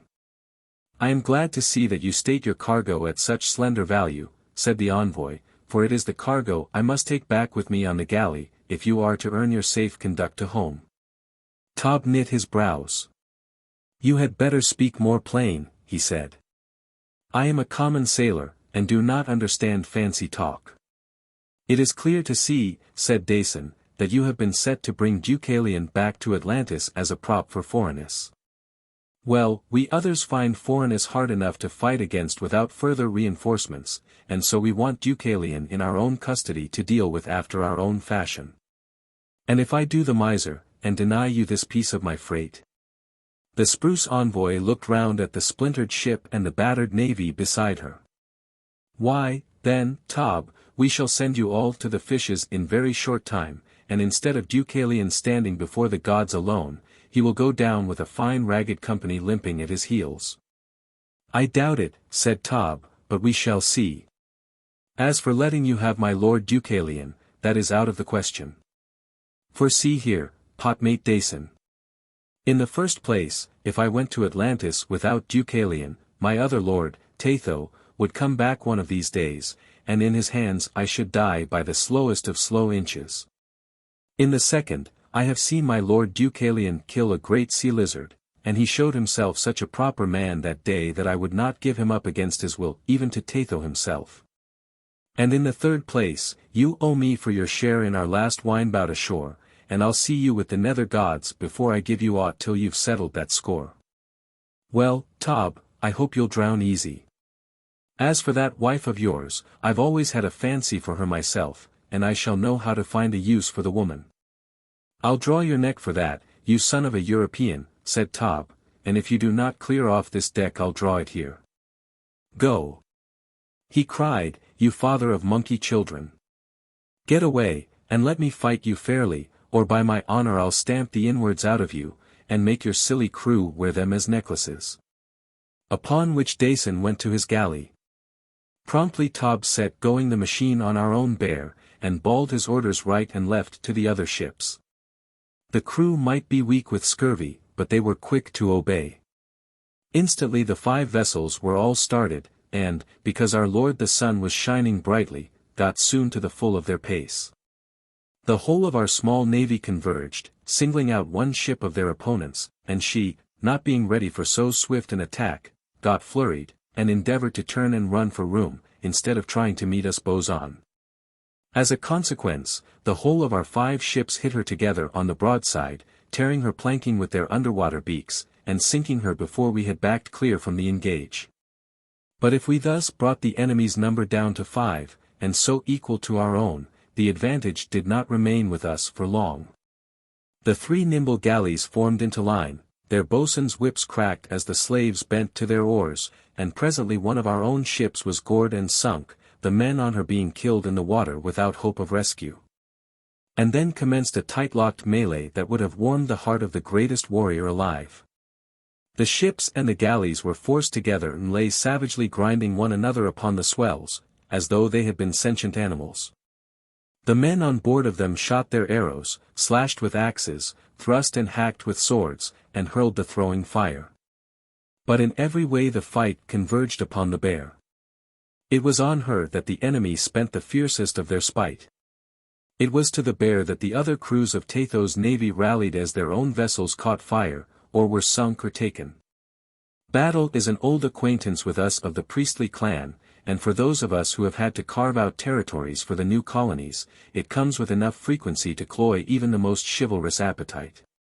So I can speak here as a man of experience. Up till that time, for half a lifespan, I had heard men shout Deucalion as a battle cry, and in my day had seen some lusty encounters. But this sea fight surprised even me in its savage fierceness. The bleak, unstable element which surrounded us, the swaying decks on which we fought, the throwing fire, which burned flesh and wood alike with its horrid flame, the great, gluttonous, man-eating birds that hovered in the sky overhead. The man-eating fish that swarmed up from the seas around, gnawing and quarreling over those that fell into the waters, all went to make up a circumstance fit to daunt the bravest men-at-arms ever gathered for an army. But these tarry shipmen faced it all with an indomitable courage, and never a cry of quailing. Life on the seas is so hard, and, from the beasts that haunt the great waters, so full of savage dangers, that death has lost half his terrors to them through sheer familiarity. They were fellows who from pure lust for a fray would fight to a finish among themselves in the taverns ashore, and so here, in this desperate sea battle, the passion for killing burned in them, as a fire stone from heaven rages in a forest. And they took even their death wounds laughing. On our side the battle cry was Tob, and the name of this obscure ship captain seemed to carry a confidence with it for our own crews that many a well-known commander might have envied. The enemy had a dozen rallying cries, and these confused them. But as their other ship commanders one by one were killed, and Dason remained, active with mischief, Dason became the shout which was thrown back at us in response to our Tob. However, I will not load my page with further long account of this obscure sea fight, whose only glory was its ferocity. One by one all the ships of either side were sunk, or lay with all their people killed, till finally only Dason's galley and our own bear were left. For the moment we were being mastered. We had a score of men remaining out of all those that manned the navy when it sailed from Yucatan, and the enemy had boarded us and made the decks of the bear the field of battle. But they had been over busy with the throwing fire, and presently, as we raged at one another, the smoke and the flame from the sturdy vessel herself let us very plainly know that she was past salvation. But Tob was nothing daunted. "They may stay here and fry if they choose," he shouted, with his great boisterous laugh, "but for ourselves the galley is good enough now. Keep a guard on Deucalion, and come with me, shipmates." "Tob!"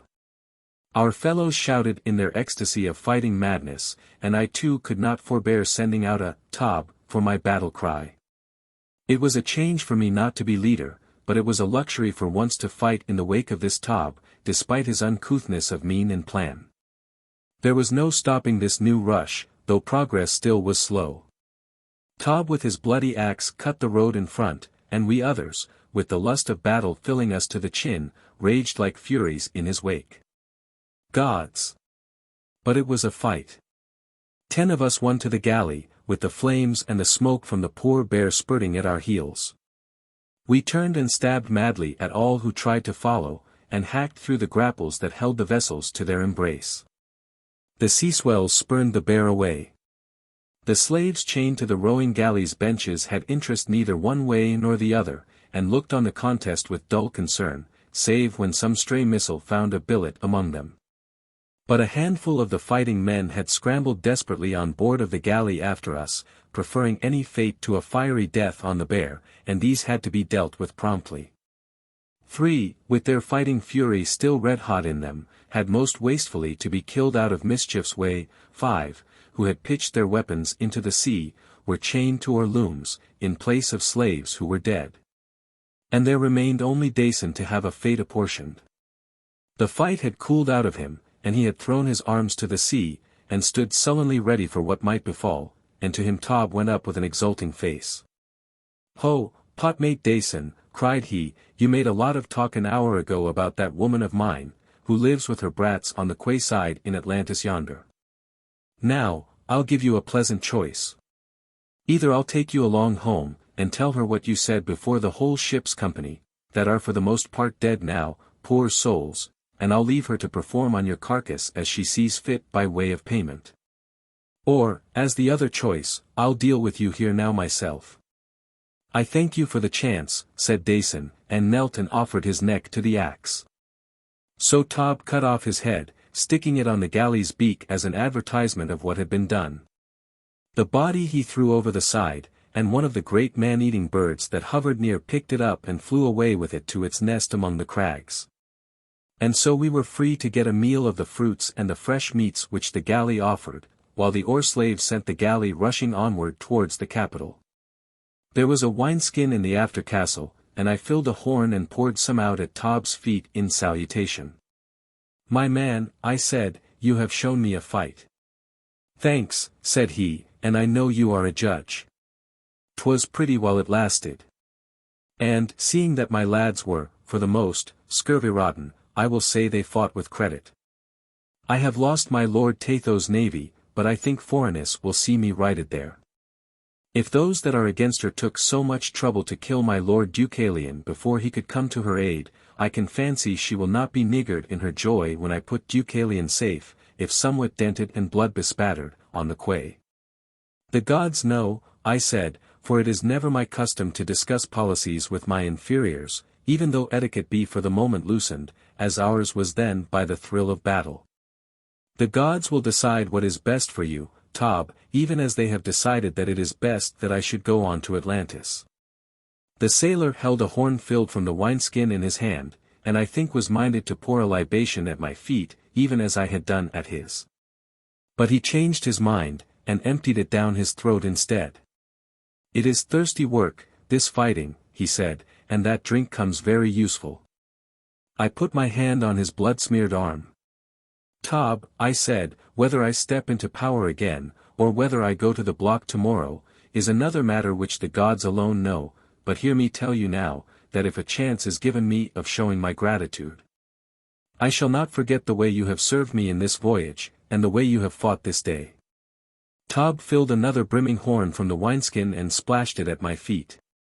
"That's good enough surety for me," he said, "that my woman and brats never want from this day onward.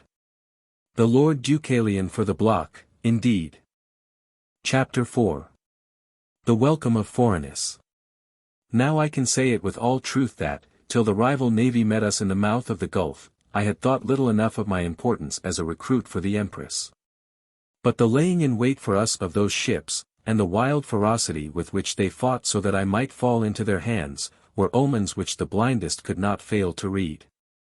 It was clear that I was expected to play a lusty part in the fortunes of the nation. But if our coming had been watched for by enemies, it seemed that Phorenice also had her scouts. And these saw us from the mountains, and carried news to the capital. The arm of the sea at the head of which the vast city of Atlantis stands, varies greatly in width.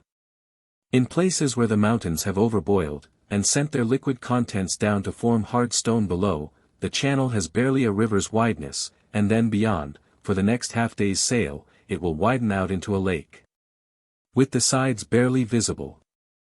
Moreover, its course is winding, and so a runner who knows his way across the flats and the swamps, and between the smoking hills which lie along the shore, and did not get overcome by fire streams, or water, or wandering beasts, could carry news overland from sea-coast to capital far speedier than even the most shrewdly whipped of galleys could ferry it along the water.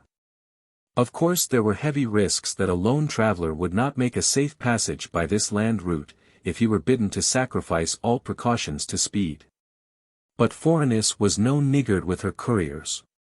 She sent a corps of 20 to the headland that overlooks the sea entrance to the straits. They started with the news, each on his own route.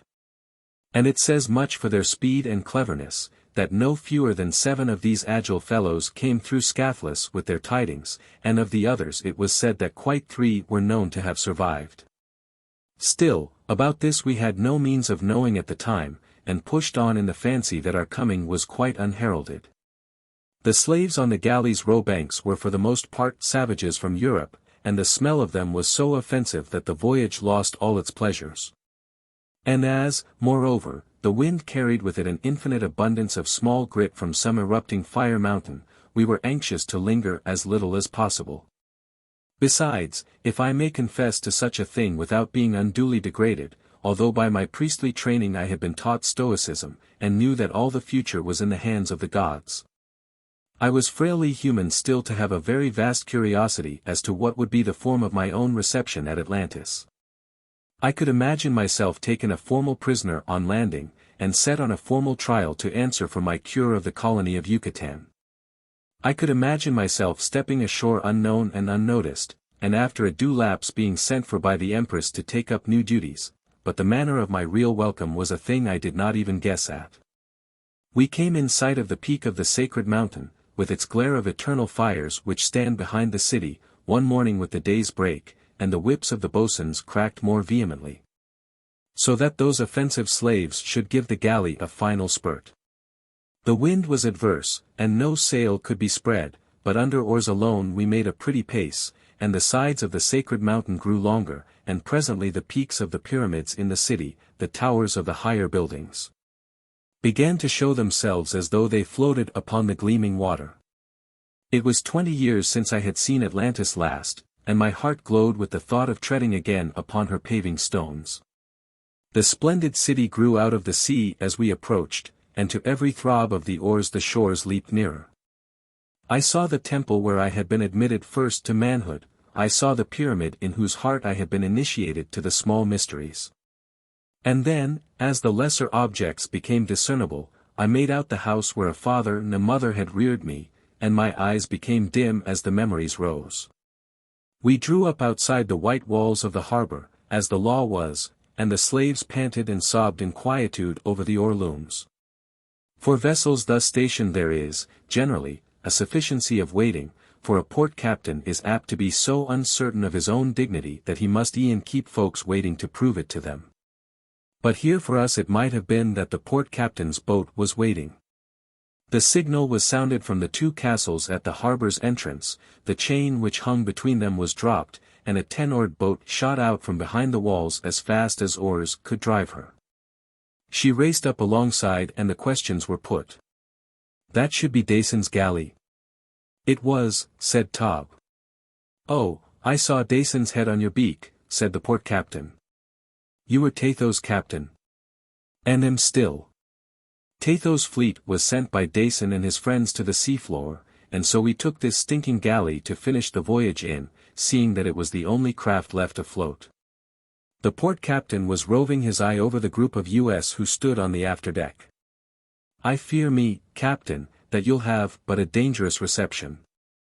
I do not see my Lord Deucalion. Or does he come with some other navy?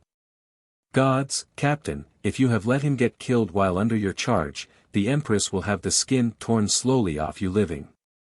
What with Phorenice and Tatho both so curious for his welfare, said Tob, my Lord Deucalion seems but a dangerous passenger. But I shall save my hide this voyage. He jerked at me with his thumb. He's there to put in a word for me himself. The port captain stared for a moment as if unbelieving, and then, as though satisfied, made obeisance like a fellow well used to ceremonial. I trust my lord, in his infinite strength, will pardon my sin in not knowing him by his nobleness before. But truth to tell, I had looked to see my lord more suitably apparelled. Pish, I said, if I choose to dress simply, I cannot object to being mistaken for a simple man. It is not my pleasure to advertise my quality by the gods on my garb. If you think amends are due to me, I pray of your charity that this inquisition may end. The fellow was all bows and obsequiousness. I am the humblest of my lord's servants, he said. It will be my exceeding honor to pilot my lord's galley into the berth appointed in harbor. The boat shot ahead, and our galley slaves swung into stroke again. Tob watched me with a dry smile as he stood directing the men at the helms. Well, I said, humoring his whim, what is it? I'm thinking, said Tob, that my Lord Deucalion will remember me only as a very rude fellow when he steps ashore among all this fine gentility. You don't think, said I, anything of the kind. Then I must prove my refinement, said Tob, and not contradict. He picked up my hand in his huge, hard fist, and pressed it. By the gods, Deucalion, you may be a great prince, but I've only known you as a man. You're the finest fighter of beasts and men that walks this world today, and I love you for it. That spearstroke of yours on the lizard is a thing the singers in the taverns shall make chants about. We drew rapidly into the harbor, the soldiers in the entrance castle blowing their trumpets in welcome as we passed between them. The captain of the port had run up my banner to the masthead of his boat, having been provided with one apparently for this purpose of announcement, and from the quays, across the vast basin of the harbor. There presently came to us the noises of musicians, and the pale glow of welcoming fires, dancing under the sunlight. I was almost awed to think that an empress of Atlantis had come to such straits as to feel an interest like this in any mere returning subject. It was clear that nothing was to be done by halves. The port captain's boat led, and we had no choice but to follow. Our galley was run up alongside the royal quay and moored to its posts and rings of gold, all of which are sacred to the reigning house. If Dason could only have foreseen this honor, said Tob, with grisly jest, I'm sure he'd have laid in a silken warp to make fast on the bollards instead of mere plebeian hemp. I'm sure there'd be a frown on Dason's head this minute, if the sun hadn't scorched it stiff. My Lord Deucalion, will you pick your way with niceness over this common ship, and tread on the genteel carpet they've spread for you on the quay yonder? The port captain heard Tob's rude banter and looked up with a face of horror, and I remembered, with a small sigh, that colonial freedom would have no place here in Atlantis. Once more I must prepare myself for all the dignity of rank, and make ready to tread the formalities of vast and gorgeous ceremonial. But, be these things how they may, a self-respecting man must preserve his individuality also. And though I consented to enter a pavilion of crimson cloth, specially erected to shelter me till the Empress should deign to arrive, there my complaisance ended. Again the matter of clothes was harped upon. The three gorgeously caparisoned chamberlains, who had inducted me to the shelter, laid before me changes of raiment bedecked with every imaginable kind of frippery, and would have me transform myself into a popinjay in fashion like their own. Curtly enough, I refused to alter my garb, and when one of them stammeringly referred to the Empress's tastes I asked him with plainness if he had got any definite commands on this paltry matter from her mightiness. Of course he had to confess that there were none. Upon which I retorted that Phorenice had commanded Deucalion, the man, to attend before her, and had sent no word of her pleasure as to his outer casing. This dress, I said, suits my temper well. It shields my poor body from the heat and the wind, and, moreover, it is clean. It seems to me, sirs, I added, that your interfering savours somewhat of an impertinence. With one accord the chamberlains drew their swords and pushed the hilts towards me. It would be a favour, said their spokesman, if the great Lord Deucalion would take his vengeance now, instead of delivering us to the tormentors hereafter. Poof! I said, the matter is forgotten. You make too much of a little. Nevertheless, their action gave me some enlightenment. They were perfectly in earnest in offering me the swords, and I recognized that this was a different Atlantis that I had come home to, where a man had dread of the torture for a mere difference concerning the cut of a coat.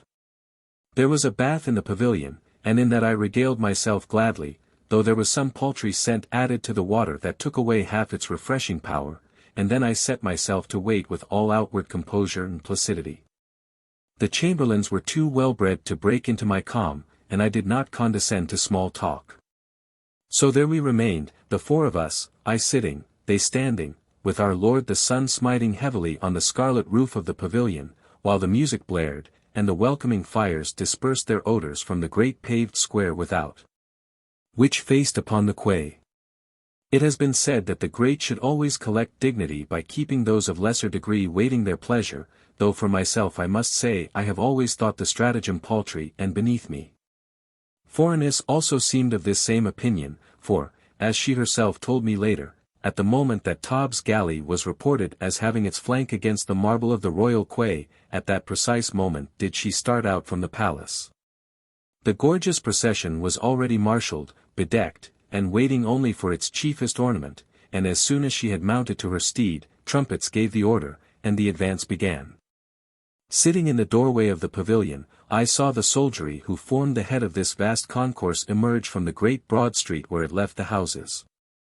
They marched straight across to give me the salute, and then ranged themselves on the farther side of the square. Then came the mariners' guild, then more soldiers, all making obeisance in their turn, and passing on to make room for others. Following were the merchants, the tanners, the spearmakers, and all the other acknowledged guilds, deliberately attired, so it seemed to me, that they might make a pageant.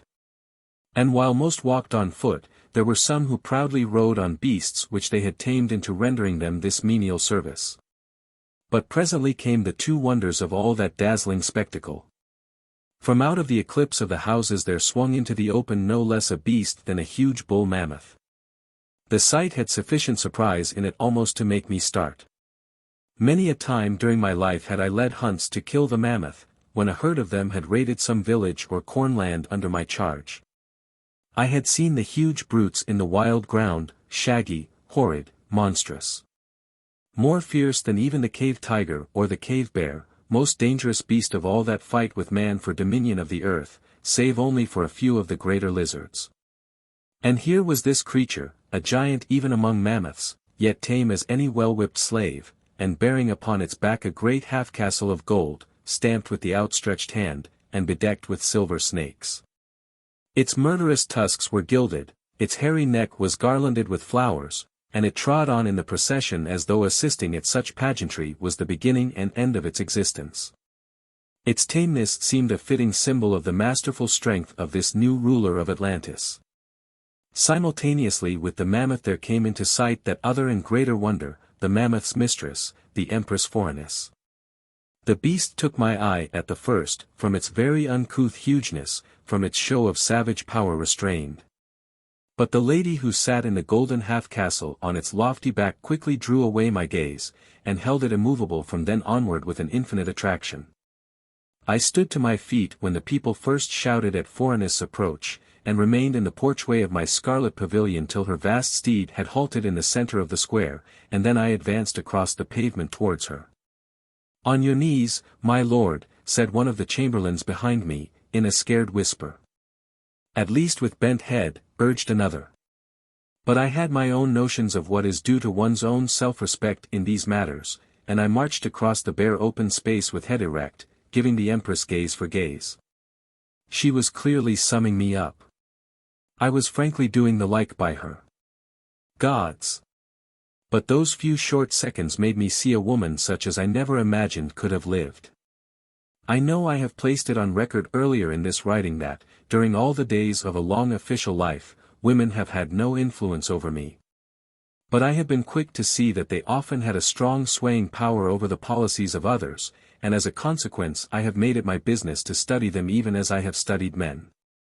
But this woman who sat under the sacred snakes in her golden half-castle on the mammoth's back fairly baffled me. Of her thoughts I could read no single syllable. I could see a body slight, supple, and beautifully molded, in figure rather small. Her face was a most perfect book of cleverness, yet she was fair, too, beyond belief, with hair of a lovely ruddiness, cut short in the new fashion, and bunching on her shoulders. And eyes! Gods! Who could plumb the depths of Phorenice's eyes, or find in mere tint a trace of their heaven-made color? It was plain, also, that she in her turn was searching me down to my very soul, and it seemed that her scrutiny was not without its satisfaction. She moved her head in little nods as I drew near, and when I did the requisite obeisance permitted to my rank, she bade me, in a voice loud and clear enough for all at hand to hear, never to put forehead on the ground again on her behalf so long as she ruled in Atlantis. For others, she said, it is fitting that they should do so, once, twice, or several times, according to their rank and station, for I am Empress, and they are all so far beneath me, but you are Deucalion, my lord. And though till today I knew you only from pictures drawn with tongues, I have seen you now, and have judged for myself. And so I make this decree, Deucalion is above all other men in Atlantis, and if there is one who does not render him obedience, that man is enemy also of Phorenice, and shall feel her anger. She made a sign, and a stair was brought, and then she called to me, and I mounted and sat beside her in the golden half-castle under the canopy of royal snakes. The girl who stood behind in attendance fanned us both with perfumed feathers, and at a word from Phorenice the mammoth was turned, bearing us back towards the royal pyramid by the way through which it had come. At the same time also all the other machinery of splendor was put in motion. The soldiers and the gaudily bedecked civil traders fell into procession before and behind, and I noted that a body of troops, heavily armed, marched on each of the mammoth's flanks. Phorenice turned to me with a smile. You piqued me, she said, at first. Your Majesty overwhelms me with so much notice. You looked at my steed before you looked at me. A woman finds it hard to forgive a slight like that. I envied you the greatest of your conquests, and do still. I have fought mammoths myself, and at times have killed, but I never dared even to think of taking one alive and bringing it into tameness. You speak boldly, she said, still smiling, and yet you can turn a pretty compliment. Faugh! Deucalion, the way these people fawn on me gives me a nausea. I am not of the same clay as they are, I know. But just because I am the daughter of gods they must needs feed me on the pap of insincerity. So Tatho was right, and the swineherd was forgotten. Well, if she chose to keep up the fiction she had made, it was not my part to contradict her. Rightly or wrongly, she was Empress, and without competitor, and anyway I was her servant. I have been pining this long enough for a stronger meat than they can give, she went on, and at last I have sent for you. I have been at some pains to procure my tongue pictures of you, Deucalion, and though you do not know me yet, I may say I knew you with all thoroughness even before we met. I can admire a man with a mind great enough to forego the silly gauds of clothes, or the excesses of feasts, or the pamperings of women. She looked down at her own silks and her glittering jewels. We women like to carry colors upon our persons, but that is a different matter. And so I sent for you here to be my minister, and bear with me the burden of ruling. There should be better men in broad Atlantis. There are not, my lord, and I who know them all by heart tell you so. They are all enamored of my poor person, they weary me with their empty phrases and their importunities. And, though they are always brimming with their cries of service, their own advancement and the filling of their own treasuries ever comes first with them. So I have sent for you, Deucalion, the one strong man in all the world. You at least will not sigh to be my lover. I saw her watching for my answer from the corner of her eyes. The Empress, I said, is my mistress, and I will be an honest minister to her. With Phorenice, the woman, it is likely that I shall have little enough to do. Besides, I am not the sort that sports with this toy they call love. And yet you are a personable man enough, she said, rather thoughtfully. But that still further proves your strength, Deucalion. You at least will not lose your head through weak infatuation for my poor looks and graces. She turned to the girl who stood behind us. Ilga, fan not so violently. Our talk broke off then for the moment, and I had time to look about me. We were passing through the chief street in the fairest, the most wonderful city this world has ever seen. I had left it a score of years before, and was curious to note its increase. In public buildings the city had certainly made growth, there were new temples, new pyramids, new palaces, and statuary everywhere.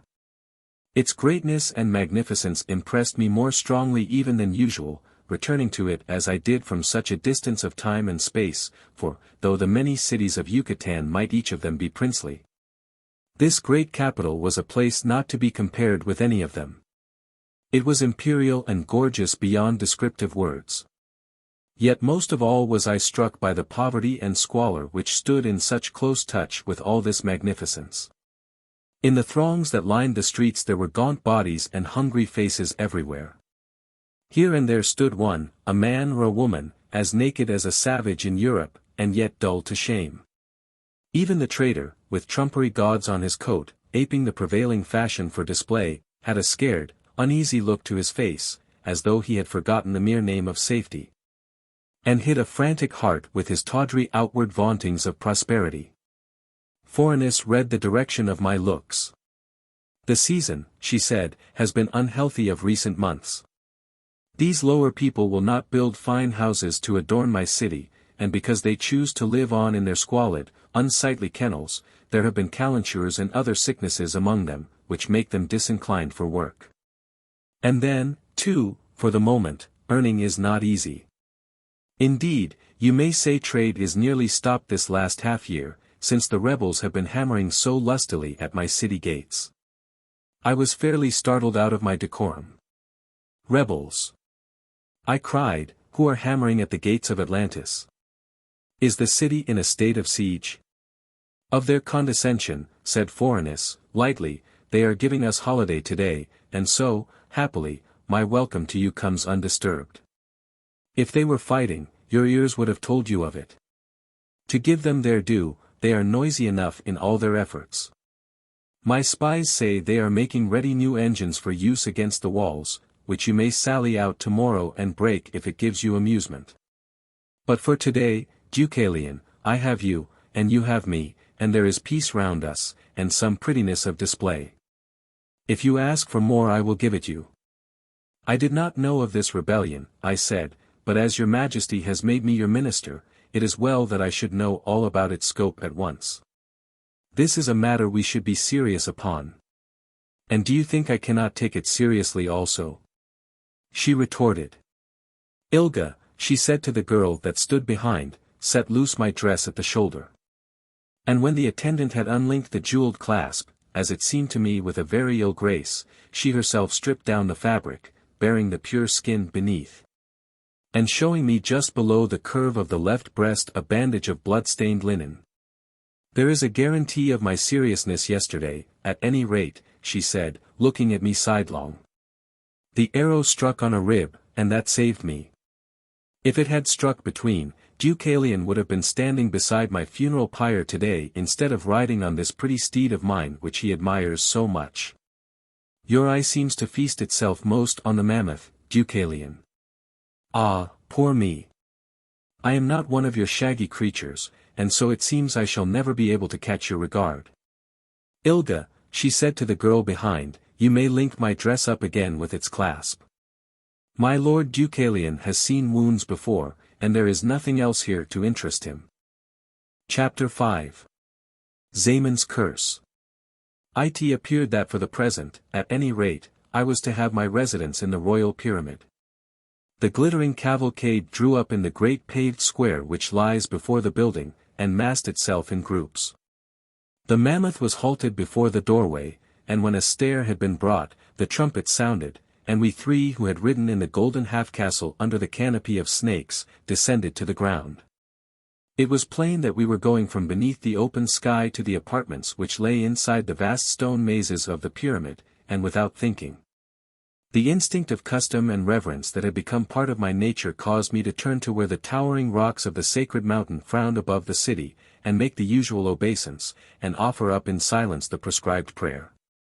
I say I did this thing unthinking, and as a matter of common custom, but when I rose to my feet, I could have sworn I heard a titter of laughter from somewhere in that fancifully bedecked crowd of onlookers. I glanced in the direction of the scoffers, frowningly enough, and then I turned to Phorenice to demand their prompt punishment for the disrespect. But here was a strange thing. I had looked to see her in the act and article of rising from an obeisance, but there she was, standing erect, and had clearly never touched her forehead to the ground. Moreover, she was regarding me with a queer look, which I could not fathom. But whatever was in her mind, she had no plan to bawl it about then before the people collected in the square. She said to me, "Come," and, turning to the doorway, cried for entrance, giving the secret word appointed for the day. The ponderous stone blocks which barred the porch swung back on their hinges, and with stately tread she passed out of the hot sunshine into the cool gloom beyond, with the fangirl following decorously at her heels. With a heaviness beginning to grow at my heart, I too went inside the pyramid, and the stone doors, with a sullen thud, closed behind us. We did not go far just then. Phorenice halted in the hall of waiting. How well I remembered the place, with the pictures of kings on its red walls, and the burning fountain of earth breath which blazed from a jet of bronze in the middle of the flooring and gave it light. The old king that was gone had come this far of his complaisance when he bade me farewell as I set out 20 years before for my viceroyalty in Yucatan. But the air of the hall was different to what it had been in those old days. Then it was pure and sweet. Now it was heavy with some scent, and I found it languid and oppressive. "My minister," said the Empress, "I acquit you of intentional insult, but I think the colonial air has made you a very simple man. Such an obeisance as you showed to that mountain not a minute since has not been made since I was sent to reign over this kingdom." "Your Majesty," I said, "I am a member of the priest's clan and was brought up in their tenets. I have been taught, before entering a house, to thank the gods, and more especially our Lord the Sun, for the good air that he and they have provided. It has been my fate more than once to be chased by streams of fire and stinking air among the mountains during one of their sudden boils, and so I can say the prescribed prayer upon this matter straight from my heart." "Circumstances have changed since you left Atlantis," said Phorenice, "and when thanks are given now, they are not thrown at those old gods." I saw her meaning, and almost started at the impiety of it. If this was to be the new rule of things, I would have no hand in it. Fate might deal with me as it chose. To serve truly a reigning monarch, that I was prepared for. But to palter with sacrilege, and accept a swineherd's daughter as a god, who should receive prayers and obeisances, revolted my manhood. So I invited a crisis. "Phorenice," I said, "I have been a priest from my childhood up, revering the gods, and growing intimate with their mysteries. Till I find for myself that those old things are false, I must stand by that allegiance, and if there is a cost for this faithfulness, I must pay it." She looked at me with a slow smile. "You are a strong man, Deucalion," she said. I bowed. "I have heard others as stubborn," she said, "but they were converted."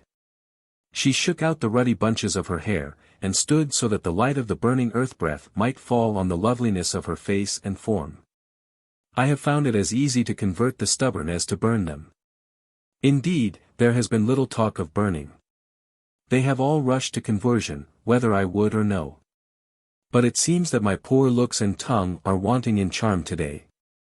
"Phorenice is Empress," I said, stolidly, and I am her servant.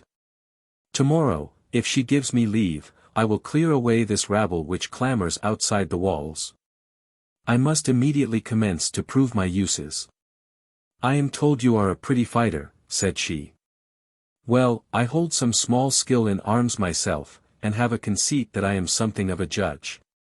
Tomorrow we will take a taste of battle together. But today I must carry through the honorable reception I have planned for you, Deucalion. The feast will be set ready soon, and you will wish to make ready for the feast. There are chambers here selected for your use, and stored with what is needful. Ilga will show you their places. We waited, the fangirl and I, till Phorenice had passed out of the glow of the light jet, and had left the hall of waiting through a doorway among the shadows of its farther angle. And then, the girl taking a lamp and leading, we also threaded our way through the narrow mazes of the pyramid.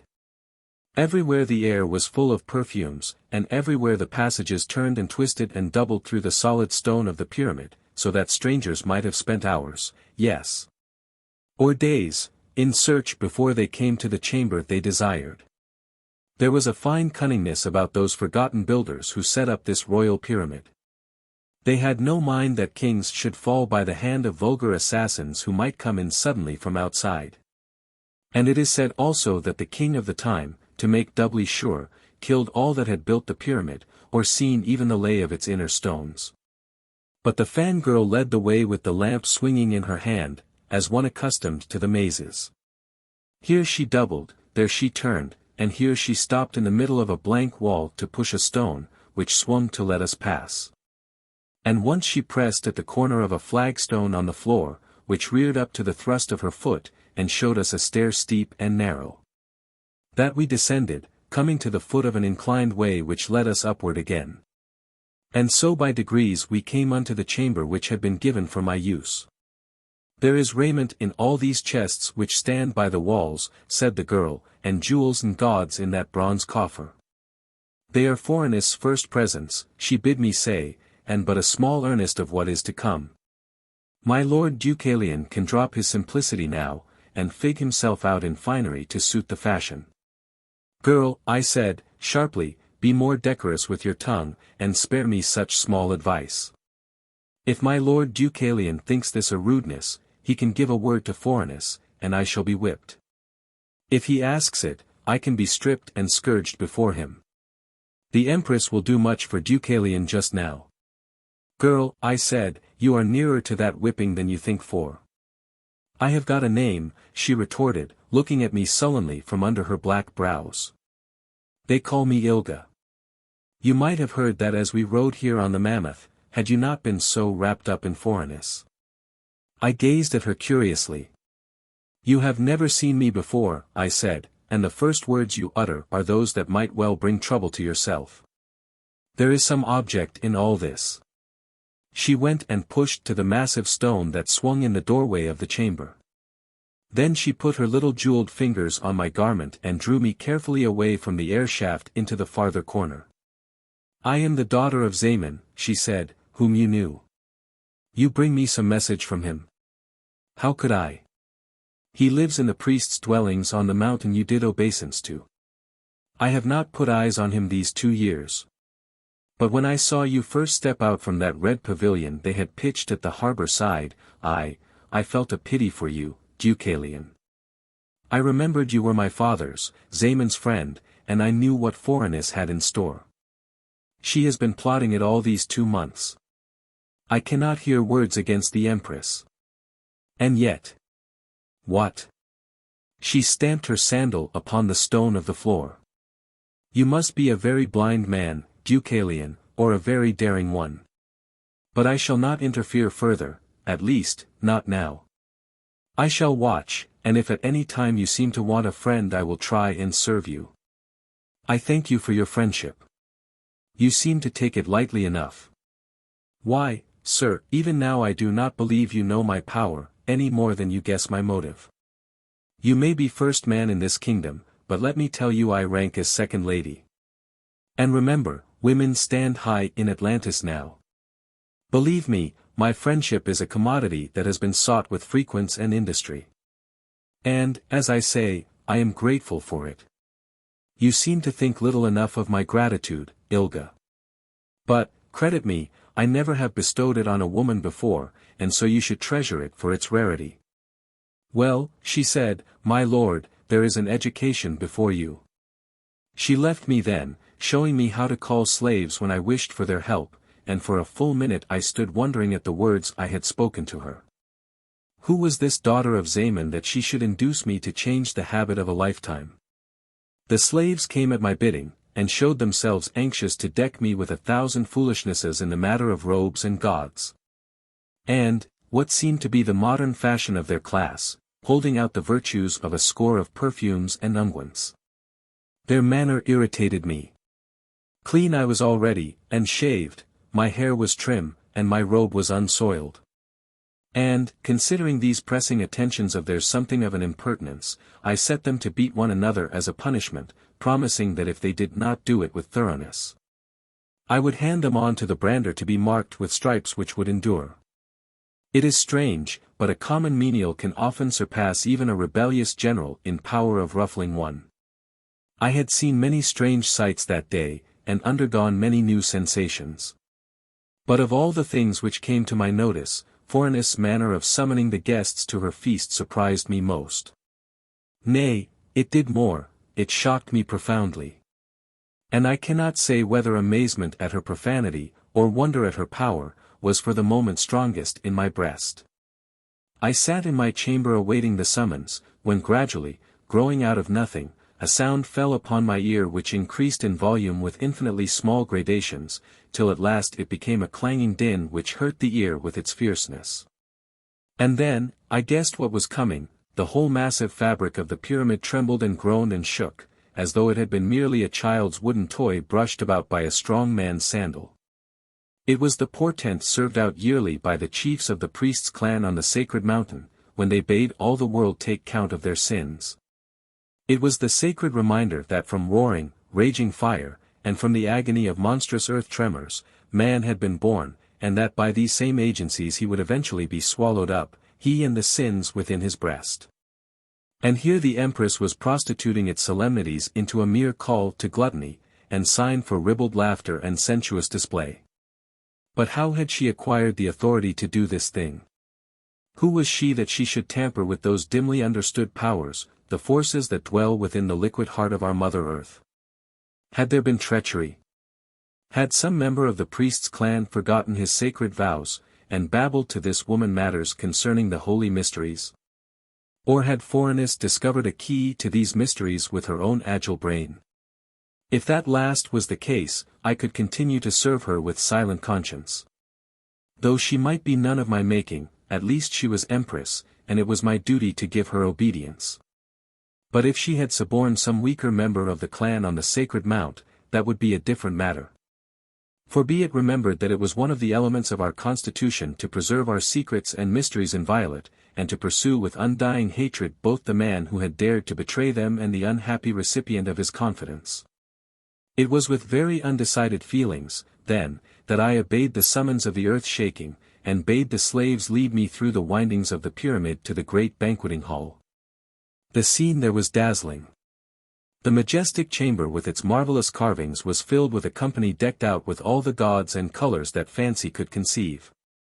Little reeked they of the solemn portent which had summoned them to the meal, of the death and misery that stalked openly through the city wards without, of the rebels which lay in leaguer beyond the walls, of the neglected gods and their clan of priests on the sacred mountain.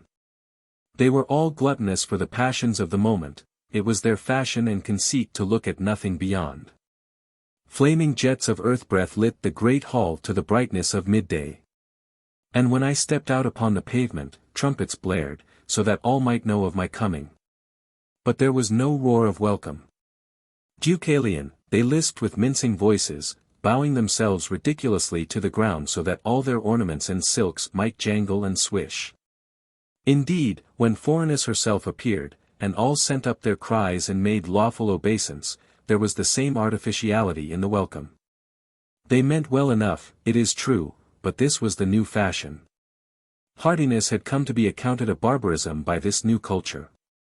A pair of posturing, smirking chamberlains took me in charge and ushered me with their flimsy golden wands to the dais at the farther end. It appeared that I was to sit on Phorenice's divan, and eat my meat out of her dish. "There is no stint to the honor the Empress puts upon me," I said, as I knelt down and took my seat. She gave me one of her queer, sidelong looks. "Deucalion may have more beside, if he asks for it prettily. He may have what all the other men in the known world have sighed for, and what none of them will ever get. But I have given enough of my own accord. He must ask me warmly for those further favors. I ask," I said, "first, that I may sweep the boundaries clear of this rabble which is clamoring against the city walls." "Pah," she said, and frowned. "Have you appetite only for the sterner pleasures of life? My good Deucalion, they must have been rustic folk in that colony of yours. Well, you shall give me news now of the toothsomeness of this feast." Dishes and goblets were placed before us, and we began to eat, though I had little enough appetite for victual so broken and so highly spiced. But if this finicking cookery and these luscious wines did not appeal to me, the other diners in that gorgeous hall appreciated it all to the full. They sat about in groups on the pavement beneath the light jets like a tangle of rainbows for color, and according to the new custom they went into raptures and ecstasies over their enjoyment. Women and men both, they lingered over each titillation of the palate as though it were a caress of the gods. Phorenice, with her quick, bright eyes, looked on, and occasionally flung one or another a few words between her talk with me, and now and again called some favored creature up to receive a scrap of viand from the royal dish. This the honored one would eat with extravagant gesture, or, as happened twice, would put it away in the folds of his clothes as a treasure too dear to be profaned by human lips. To me this flattery appeared gross and disgustful, but Phorenice, through use, perhaps, seemed to take it as merely her due. There was, one had to suppose, a weakness in her somewhere, though truly to the outward seeing none was apparent. Her face was strong enough, and it was subtle also, and, moreover, it was wondrous comely. All the courtiers in the banqueting hall raved about Phorenice's face and the other beauties of her body and limbs. And though not given to appreciation in these matters, I could not but see that here at least they had a groundwork for their admiration, for surely the gods have never favored mortal woman more highly. Yet lovely though she might be, for myself I preferred to look upon Ilga, the girl, who, because of her rank, was privileged to sit on the divan behind us as immediate attendant. There was an honesty in Ilga's face which Phorenice lacked. They did not eat to nutrify their bodies, these feasters in the banqueting hall of the royal pyramid, but they all ate to cloy themselves, and they strutted forth new usages with every platter and bowl that the slaves brought. To me some of their manners were closely touching on disrespect. At the halfway of the meal a gorgeous popinjay, he was a governor of an out-province driven into the capital by a rebellion in his own lands, this gorgeous fop, I say, walked up between the groups of feasters with flushed face and unsteady gait, and did obeisance before the divan. "Most astounding Empress," cried he, "fairest among the goddesses, queen regnant of my adoring heart, hail!" Phorenice with a smile stretched him out her cup. I looked to see him pour respectful libation, but no such thing. He set the drink to his lips and drained it to the final drop. "May all your troubles," he cried, "pass from you as easily, and leave as pleasant a flavor." The Empress turned to me with one of her quick looks. "You do not like this new habit?" To which I replied bluntly enough that to pour out liquor at a person's feet had grown through custom to be a mark of respect, but that drinking it seemed to me mere self-indulgence, which might be practiced anywhere. "You still keep to the old austere teachings," she said. "Our newer code bids us enjoy life first, and order other things so as not to meddle with our more immediate pleasure." And so the feast went on, the guests practicing their gluttonies and their absurdities, and the guards standing to their arms round the circuit of the walls as motionless and as stern as the statues carven in the white stone beyond them. But a term was put to the orgy with something of suddenness. There was a stir at the farther doorway of the banqueting hall, and a clash, as two of the guards joined their spears across the entrance. But the man they tried to stop, or perhaps it was to pin, passed them unharmed, and walked up over the pavement between the lights and the groups of feasters. All looked round at him, a few threw him ribald words. But none ventured to stop his progress. A few, women chiefly, I could see shuddered as he passed them by, as though a wintry chill had come over them. And in the end he walked up and stood in front of Phorenice's divan, and gazed fixedly on her, but without making obeisance. He was a frail old man, with white hair tumbling on his shoulders, and ragged white beard. The mud of wayfaring hung in clots on his feet and legs.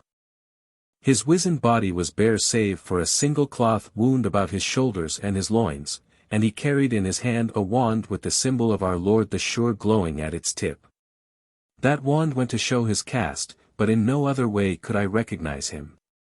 I took him for one of those ascetics of the priest's clan, who had forsworn the steady nurtured life of the sacred mountain, and who lived out in the dangerous lands among the burning hills, where there is daily peril from falling rocks.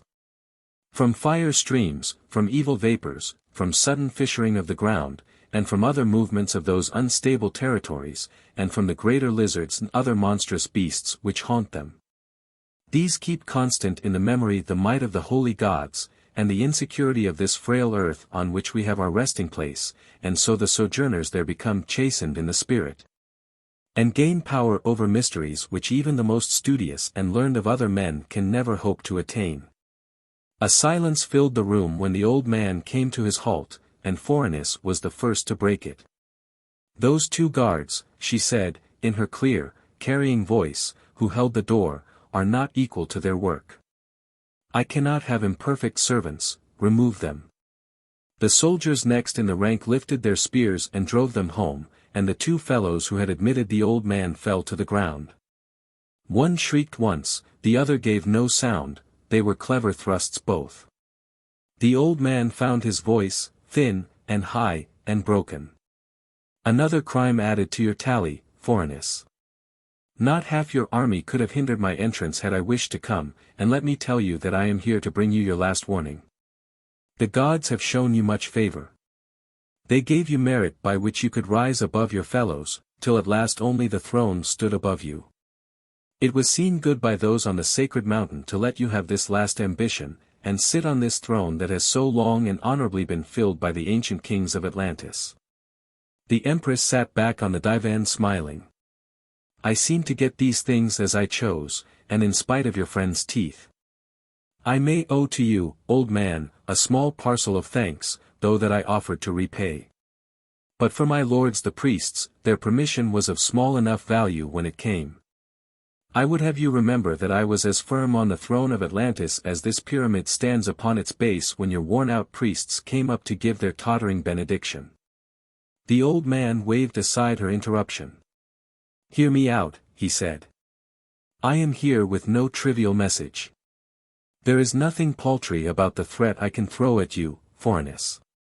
With your fire tubes, your handling of troops, and your other fiendish clevernesses, you may not be easy to overthrow by mere human means, though, forsooth, these poor rebels who yap against your city walls have contrived to hold their ground for long enough now. It may be that you are becoming enervated, I do not know. It may be that you are too wrapped up in your feastings, your dressings, your pomps, and your debaucheries, to find leisure to turn to the art of war. It may be that the man's spirit has gone out from your arm and brain, and you are a woman once more, weak, and pleasure-loving, again I do not know. But this must happen, you must undo the evil you have done. You must give bread, to the people who are starving, even if you take it from these gluttons in this hall, you must restore Atlantis to the state in which it was entrusted to you, or else you must be removed. It cannot be permitted that the country should sink back into the lawlessness and barbarism from which its ancient kings have digged it. You hear, Phorenice. Now give me true answer. Speak him fair. Oh! For the sake of your fortune, speak him fair, came Ilga's voice in a hurried whisper from behind us. But the Empress took no notice of it. She leaned forward on the cushions of the divan with a knit brow. Do you dare to threaten me, old man, knowing what I am? I know your origin, he said, gravely, as well as you know it yourself. As for my daring, that is a small matter. He need be but a timid man who dares to say words that the high gods put on his lips.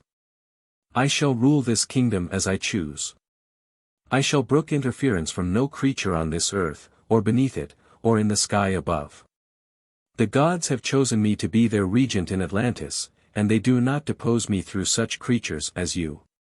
Go away, old man, and play the fanatic in another court. It is well that I have an ancient kindliness for you, or you would not leave this place unharmed. Now, indeed, you are lost, I heard Ilga murmur from behind, and the old man in front of us did not move a step. Instead, he lifted up the symbol of our Lord the Sun, and launched his curse. Your blasphemy gives the reply I asked for. Hear me now make declaration of war on behalf of those against whom you have thrown your insults. You shall be overthrown and sent to the nether gods. At whatever cost the land shall be purged of you and yours, and all the evil that has been done to it while you have sullied the throne of its ancient kings. You will not amend, neither will you yield tamely. You vaunt that you sit as firm on your throne as this pyramid reposes on its base. See how little you know of what the future carries. I say to you that, while you are yet Empress, you shall see this royal pyramid which you have polluted with your debaucheries torn tier from tier, and stone from stone, and scattered as feathers spread before a wind. You may wreck the pyramid, said Phorenice, contemptuously. I myself have some knowledge of the earth forces, as I have shown this night. But though you crumble every stone above us now and around into grit and dust, I shall still be Empress. What force can you crazy priests bring against me that I cannot throw back and destroy? We have a weapon that was forged in no mortal smithy, shrilled the old man, whereof the key is now lodged in the Ark of the Mysteries. But that weapon can be used only as a last resource. The nature of it even is too awful to be told in words. Our other powers will be launched against you first, and for this poor country's sake I pray that they may cause you to wince. Yet rest assured, Phorenice, that we shall not step aside once we have put a hand to this matter. We shall carry it through, even though the cost be a universal burning in destruction. For know this, daughter of the swineherd, it is agreed among the most high gods that you are too full of sin to continue unchecked. Speak him fairly, Ilga urged from behind. He has a power at which you cannot even guess. The Empress made to rise, but Ilga clung to her skirt. For the sake of your fame, she urged, for the sake of your life, do not defy him. But Phorenice struck her fiercely aside, and faced the old man in a tumult of passion. You dare call me a blasphemer, who blaspheme yourself? You dare cast slurs upon my birth, who am come direct from the most high heaven? Old man, your craziness protects you in part, but not in all. You shall be whipped. Do you hear me? I say, whipped. The lean flesh shall be scourged from your scraggy bones, and you shall totter away from this place as a red and bleeding example for those who would dare traduce their Empress. Here, some of you, I say, take that man, and let him be whipped where he stands. Her cry went out clearly enough. But not a soul among those glittering feasters stirred in his place. Not a soldier among the guards stepped from his rank. The place was hung in a terrible silence. It seemed as though no one within the hall dared so much as to draw a breath. All felt that the very air was big with fate. Phorenice, with her head crouched forward, looked from one group to another. Her face was working. Have I no true servants, she asked, among all you pretty lip-servers? Still no one moved. They stood, or sat, or crouched like people fascinated. For myself, with the first words he had uttered, I had recognized the old man by his voice. It was Zaemon, the weak governor who had given the Empress her first step towards power.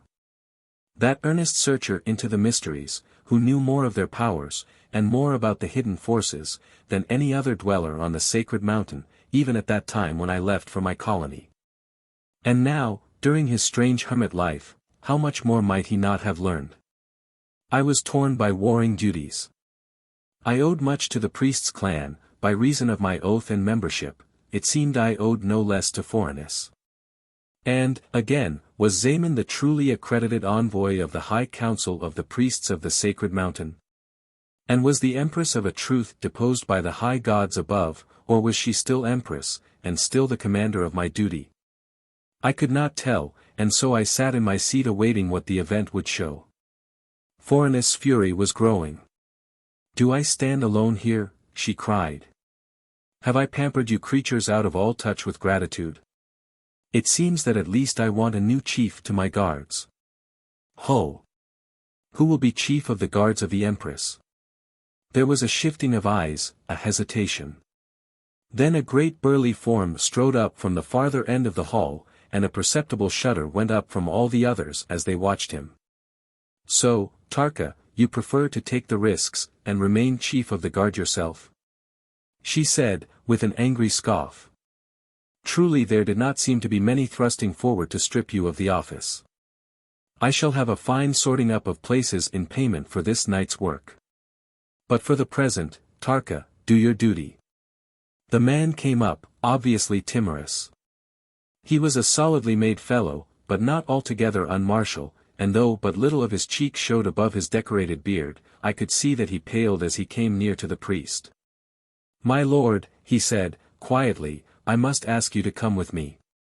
"Stand aside," said the old man, thrusting out the symbol in front of him. I could see his eyes gather on the soldier and his brows knit with a strain of will. Tarka saw this too, and I thought he would have fallen, but with an effort he kept his manhood, and doggedly repeated his summons. "I must obey the command of my mistress, and I would have you remember, my lord, that I am but a servant. You must come with me to the whip." "I warn you," cried the old man. "Stand from out of my path, you." It must have been with the courage of desperation that the soldier dared to use force. But the hand he stretched out dropped limply back to his side the moment it touched the old man's bare shoulder, as though it had been struck by some shock. He seemed almost to have expected some such repulse. Yet when he picked up that hand with the other, and looked at it, and saw its whiteness, he let out of him a yell like a wounded beast. "Oh, gods," he cried, "not that. Spare me." But Zaemon was glowering at him still. A twitching seized the man's face, and he put up his sound hand to it and plucked at his beard, which was curled and plaited after the new fashion of the day. A woman standing near screamed as the half of the beard came off in his fingers. Beneath was silver whiteness over half his face. Zaemon had smitten him with a sudden leprosy that was past cure. Yet the punishment was not ended even then. Other twitchings took him on other parts of the body, and he tore off his armor and his foppish clothes, and always where the bare flesh showed, there had the horrid plague written its white mark.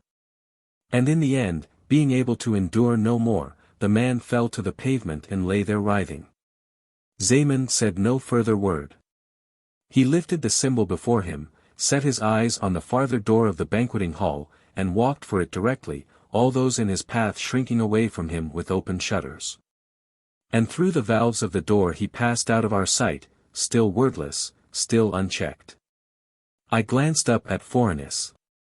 The loveliness of her face was drawn and haggard. It was the first great reverse, this, she had met with in all her life, and the shock of it, and the vision of what might follow after, dazed her.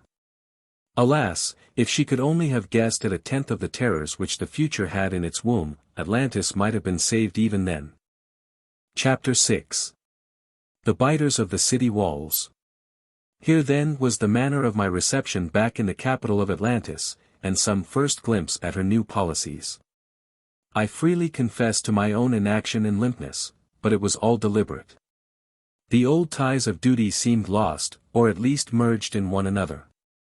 Before time, to serve the king was to serve the clan of the priests, from which he had been chosen, and whose head he constituted. But Phorenice was self-made, and appeared to be a rule unto herself. If Zaemon was to be trusted, he was the mouthpiece of the priests, and their clan had set her at defiance, and how was a mere honest man to choose on the instant between the two?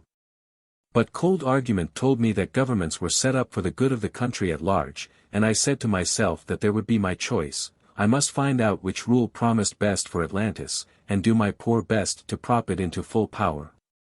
And here at once there opened up another path in the maze. I had heard some considerable talk of rebels, of another faction of Atlanteans who, whatever their faults might be, were at any rate strong enough to beleaguer the capital. And before coming to any final decision, it would be as well to take their claims in balance with the rest. So, on the night of that very same day on which I had just replanted my foot on the old country's shores, I set out to glean for myself tidings on the matter. No one inside the royal pyramid gainsaid me. The banquet had ended abruptly with the terrible scene that I have set down above on these tablets, for with Tarka writhing on the floor, and thrusting out the gruesome scars of his leprosy, even the most gluttonous had little enough appetite for further gorging. Phorenice glowered on the feasters for a while longer in silent fury, but saying no further word, and then her eyes turned on me, though softened somewhat. "You may be an honest man, Deucalion," she said, at length, "but you are a monstrous cold one. I wonder when you will thaw." And here she smiled. "I think it will be soon. But for now I bid you farewell. In the morning we will take this country by the shoulders, and set it in some new order." She left the banqueting hall then, Ilga following, and, taking precedence of my rank, I went out next, while all others stood and made salutation. But I halted by Tarka first, and put my hand on his unclean flesh. "You are an unfortunate man," I said, "but I can admire a brave soldier. If relief can be gained for your plague, I will use interest to procure it for you." The man's thanks came in a mumble from his wrecked mouth, and some of those near shuddered in affected disgust. I turned on them with a black brow. "Your charity, my lords, seems of as small account as your courage. You affected a fine disbelief of Zaemon's sayings, and a simpering contempt for his priesthood, but when it comes to laying a hand on him, you show a discretion which, in the old days, we should have called by an ugly name. I had rather be Tarka, with all his uncleanness, than any of you now as you stand." With which leave-taking I waited coldly till they gave me my due salutation, and then walked out of the banqueting hall without offering a soul another glance. I took my way to the grand gate of the pyramid, called for the officer of the guard, and demanded exit. The man was obsequious enough, but he opened with some demur. "My lord's attendants have not yet come up." "I have none." "My lord knows the state of the streets." "I did 20 years back." "I shall be able to pick my way." "My lord must remember that the city is beleaguered," the fellow persisted. "The people are hungry. They prowl in bands after nightfall, and, I make no question that my lord would conquer in a fight against whatever odds, but—" "Quite right. I covet no street scuffle tonight. Lend me, I pray you, a sufficiency of men. You will know best what are needed. For me, I am accustomed to a city with quiet streets." A score of sturdy fellows were detailed off for my escort, and with them in a double file on either hand, I marched out from the close perfumed air of the pyramid into the cool moonlight of the city. It was my purpose to make a tour of the walls and to find out somewhat of the disposition of these rebels. But the gods saw fit to give me another education first. The city, as I saw it during that night walk, was no longer the old capital that I had known, the just accretion of the ages, the duad mixture of comfort and splendor. The splendor was there, vastly increased.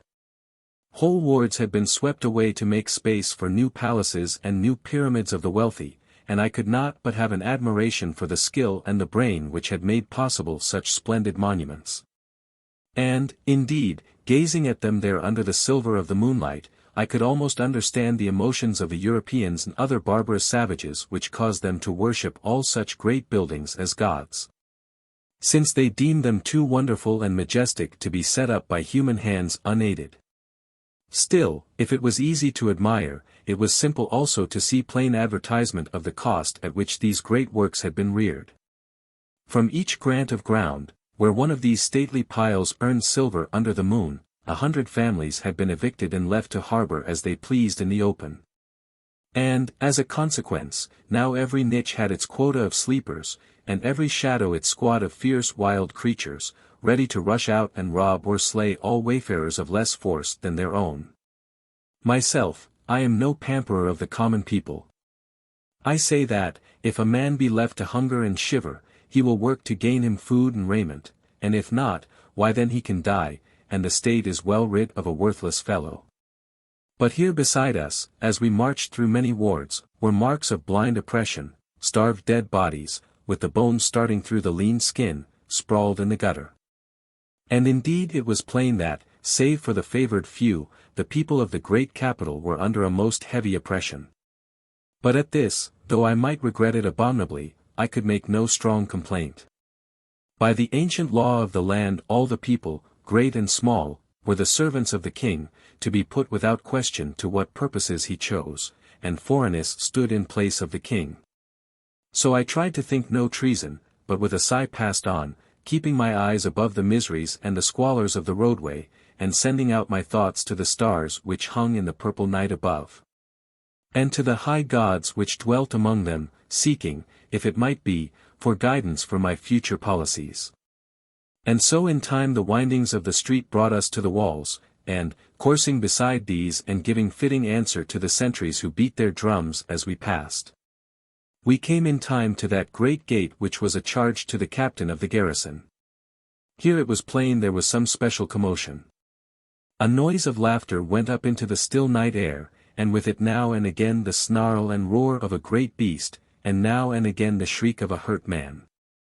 But whatever might be afoot, it was not a scene to come upon suddenly. The entrance gates of our great capital were designed by their ancient builders to be no less strong than the walls themselves. 4 pairs of valves were there, each a monstrous block of stone 2 man-height square, and a man-height thick, and the wall was doubled to receive them, enclosing an open circus between its 2 parts. The 4 gates themselves were set one at the inner, one at the outer side of each of these walls, and a hidden machinery so connected them that of each set one could not open till the other was closed. And as for forcing them without war engines, one might as foolishly try to push down the royal pyramid with the bare hand. My escort made outcry with the horn which hung from the wall inviting such a summons, and a warder came to an arrow slit, and did inspection of our persons and business. His survey was according to the ancient form of words, which is long, and this was made still more tedious by the noise from within, which ever and again drowned all speech between us entirely. But at last the formalities had been duly complied with, and he shot back the massive bars and bolts of stone, and threw ajar one monstrous stone valve of the door. Into the chamber within, a chamber made from the thickness of the wall between the 2 doors, I and my fellows crowded, and then the warder with his machines pulled to the valve which had been opened. And came to me again through the press of my escort, bowing low to the ground. I have no veil to give you, I said, abruptly. Get on with your duty. Open me that other door. With respect, my lord, it would be better that I should first announce my lord's presence. There is a baiting going forward in the circus, and the tigers are as yet mere savages, and no respecters of persons. The what? The tigers, if my lord will permit them the name. They are baiting a batch of prisoners with the 2 great beasts which the Empress, whose name be adored, has sent here to aid us keep the gate. But if my lord will, there are the wardrooms leading off this passage, and the galleries which run out from them commanding the circus, and from there my lord can see the sport undisturbed. Now, the mere lust for killing excites only disgust in me, but I suspected the orders of the Empress in this matter, and had a curiosity to see her scheme. So I stepped into the warder's lodge, and on into the galleries which commanded the circus with their arrow slits. The old builders of the place had intended these for a second line of defense. For, supposing the outer doors all forced, an enemy could be speedily shot down in the circus, without being able to give a blow in return, and so would only march into a death trap. But as a gazing place on a spectacle they were no less useful. The circus was bright lit by the moonshine, and the air which came in to me from it was acid with the reek of blood. There was no sport in what was going forward, as I said, it was mere killing, and the sight disgusted me. I am no prude about this matter. Give a prisoner his weapons, put him in a pit with beasts of reasonable strength, and let him fight to a finish if you choose, and I can look on there and applaud the strokes. The war prisoner, being a prisoner, has earned death by natural law, and prefers to get his last stroke in hot blood than to be knocked down by the headsman's axe. And it is any brave man's luxury either to help or watch a lusty fight. But this baiting in the circus between the gates was no fair battle like that. To begin with, the beasts were no fair antagonists for single men. In fact, 20 men armed might well have fled from them. When the warder said tigers, I supposed he meant the great cats of the woods. But here, in the circus, I saw a pair of the most terrific of all the fur-bearing land beasts, the great tigers of the caves, huge monsters, of such ponderous strength that in hunger they will oftentimes drag down a mammoth, if they can find him away from his herd. How they had been brought captive I could not tell.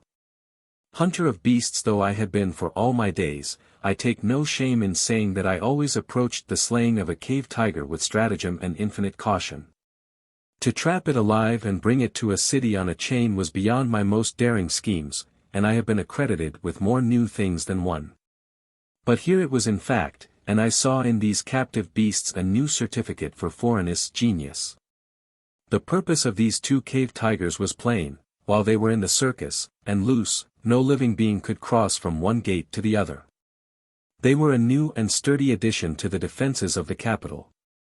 A collar of bronze was round the throat of each, and on the collar was a massive chain which led to the wall, where it could be played out or hauled in by means of a windlass in one of the hidden galleries. So that at ordinary moments the two huge beasts could be tethered, one close to either end of the circus, as the litter of bones and other messes showed, leaving free passageway between the two sets of doors. But when I stood there by the arrow slit, looking down into the moonlight of the circus, these chains were slackened, though men stood by the windlass of each. And the great striped brutes were prowling about the circus with the links clanking and chinking in their wake. Lying stark on the pavement were the bodies of some 8 men, dead and uneaten. And though the cave tigers stopped their prowlings now and again to nuzzle these, and beat them about with playful paw blows, they made no pretense at commencing a meal. It was clear that this cruel sport had grown common to them, and they knew there were other victims yet to be added to the tally. Presently, sure enough, as I watched, a valve of the farther gate sprung back an arm's length, and a prisoner, furiously resisting, was thrust out into the circus. He fell on his face, and after one look around him lay resolutely still, with eyes on the ground passively awaiting his fate. The ponderous stone of the gate clapped to in its place, the cave tigers turned in their prowlings. And a clatter of wagers ran to and fro among the watchers behind the arrow slits. It seemed there were niceties of cruelty in this wretched game. There was a sharp clank as the windlasses were manned, and the tethering chains were drawn in by perhaps a score of links. One of the cave tigers crouched, lashed its tail, and launched forth on a terrific spring. The chain tautened, the massive links sang to the strain, and the great beast gave a roar which shook the walls. It had missed the prone man by a hand's breadth, and the watchers behind the arrow slits shrieked forth their delight. The other tiger sprang also and missed, and again there were shouts of pleasure, which mingled with the bellowing voices of the beasts. The man lay motionless in his form. One more cowardly, or one more brave, might have run from death, or faced it. But this poor prisoner chose the middle course. He permitted death to come to him, and had enough of doggedness to wait for it without stir. The great cave tigers were used, it appeared, to this disgusting sport. There were no more wild springs, no more stubbings at the end of the massive chains. They lay down on the pavement, and presently began to purr, rolling on to their sides and rubbing themselves luxuriously. The prisoner still lay motionless in his form. By slow degrees the monstrous brutes each drew to the end of its chain and began to reach at the man with outstretched forepaw. The male could not touch him. The female could just reach him with the far tip of a claw, and I saw a red scratch start up in the bare skin of his side at every stroke. But still the prisoner would not stir. It seemed to me that they must slack out more links of one of the tiger's chains, or let the vile play linger into mere tediousness. But I had more to learn yet. The male tiger, either taught by his own devilishness, or by those brutes that were his keepers, had still another ruse in store. He rose to his feet and turned round, backing against the chain. A yell of applause from the hidden men behind the arrow slits told that they knew what was in store, and then the monstrous beast, stretched to the utmost of its vast length, kicked sharply with one hind paw. I heard the crunch of the prisoner's ribs as the pad struck him, and at the same moment the poor wretch's body was spurned away by the blow, as one might throw a fruit with the hand. But it did not travel far. It was clear that the she-tiger knew this maneuver of her mates. She caught the man on his bound, nuzzling over him a minute, and then tossing him high into the air, and leaping up to the full of her splendid height after him. Those other onlookers thought it magnificent, their gleeful shouts said as much. But for me, my gorge rose at the sight. Once the tigers had reached him, the man had been killed, it is true, without any unnecessary lingering. Even a light blow from those terrific paws would slay the strongest man living. But to see the two cave tigers toying with the poor body was an insult to the pride of our race. However, I was not there to preach the superiority of man to the beasts, and the indecency and degradation of permitting man to be unduly insulted. I had come to learn for myself the new balance of things in the kingdom of Atlantis, and so I stood at my place behind the arrow slit with a still face. And presently another scene in this ghastly play was enacted. The cave tigers tired of their sport, and first one and then the other fell once more to prowling over the littered pavements, with the heavy chains scraping and chinking in their wake. They made no beginning to feast on the bodies provided for them. That would be for afterwards. In the present, the fascination of slaughter was big in them, and they had thought that it would be indulged further. It seemed that they knew their entertainers. Again the windlass clanked, and the tethering chains drew the great beasts clear of the doorway. And again a valve of the farther door swung ajar, and another prisoner was thrust struggling into the circus. A sickness seized me when I saw that this was a woman, but still, in view of the object I had in hand, I made no interruption. It was not that I had never seen women sent to death before. A general, who has done his fighting, must in his day have killed women equally with men, yes, and seen them earn their death blow by lusty battling. Yet there seemed something so wanton in this cruel, helpless sacrifice of a woman prisoner, that I had a struggle with myself to avoid interference. Still it is ever the case that the individual must be sacrificed to a policy, and so, as I say, I watched on, outwardly cold and impassive. I watched too, I confess it freely, with a quickening heart. Here was no sullen, submissive victim like the last.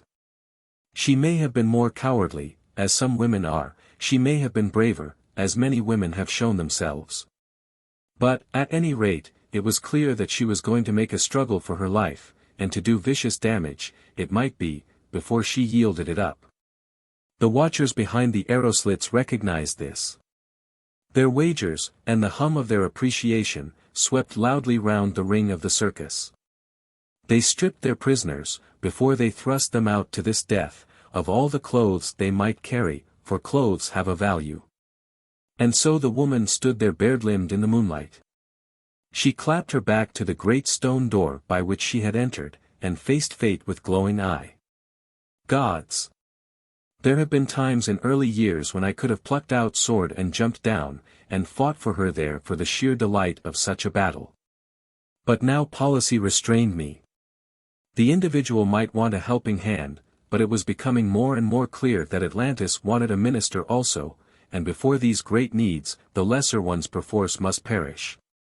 Still, be it noted that, if I did not jump down, no other man there that night had sufficient manhood remaining to venture the opportunity. My heart glowed as I watched her. She picked a bone from the litter on the pavement and beat off its head by blows against the wall. Then with her teeth she fashioned the point to still further sharpness. I could see her teeth glisten white in the moon rays as she bit with them. The huge cave tigers, which stood as high as her head as they walked, came nearer to her in their prowlings, yet obviously neglected her. This was part of their accustomed scheme of torment, and the woman knew it well. There was something intolerable in their noiseless, ceaseless pattings over the pavement. I could see the prisoner's breasts heave as she watched them. A terror such as that would have made many a victim sick and helpless. But this one was bolder than I had thought. She did not wait for a spring, she made the first attack herself.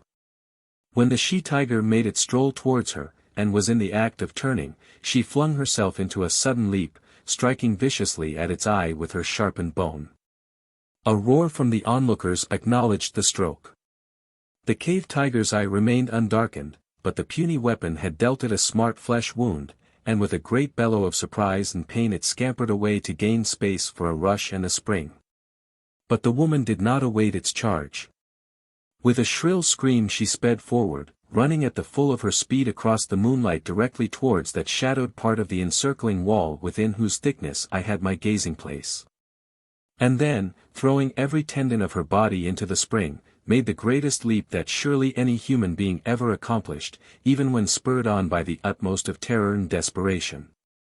In an after day I measured it, and though of a certainty she must have added much to the tally by the sheer force of her run, which drove her clinging up the rough surface of the wall.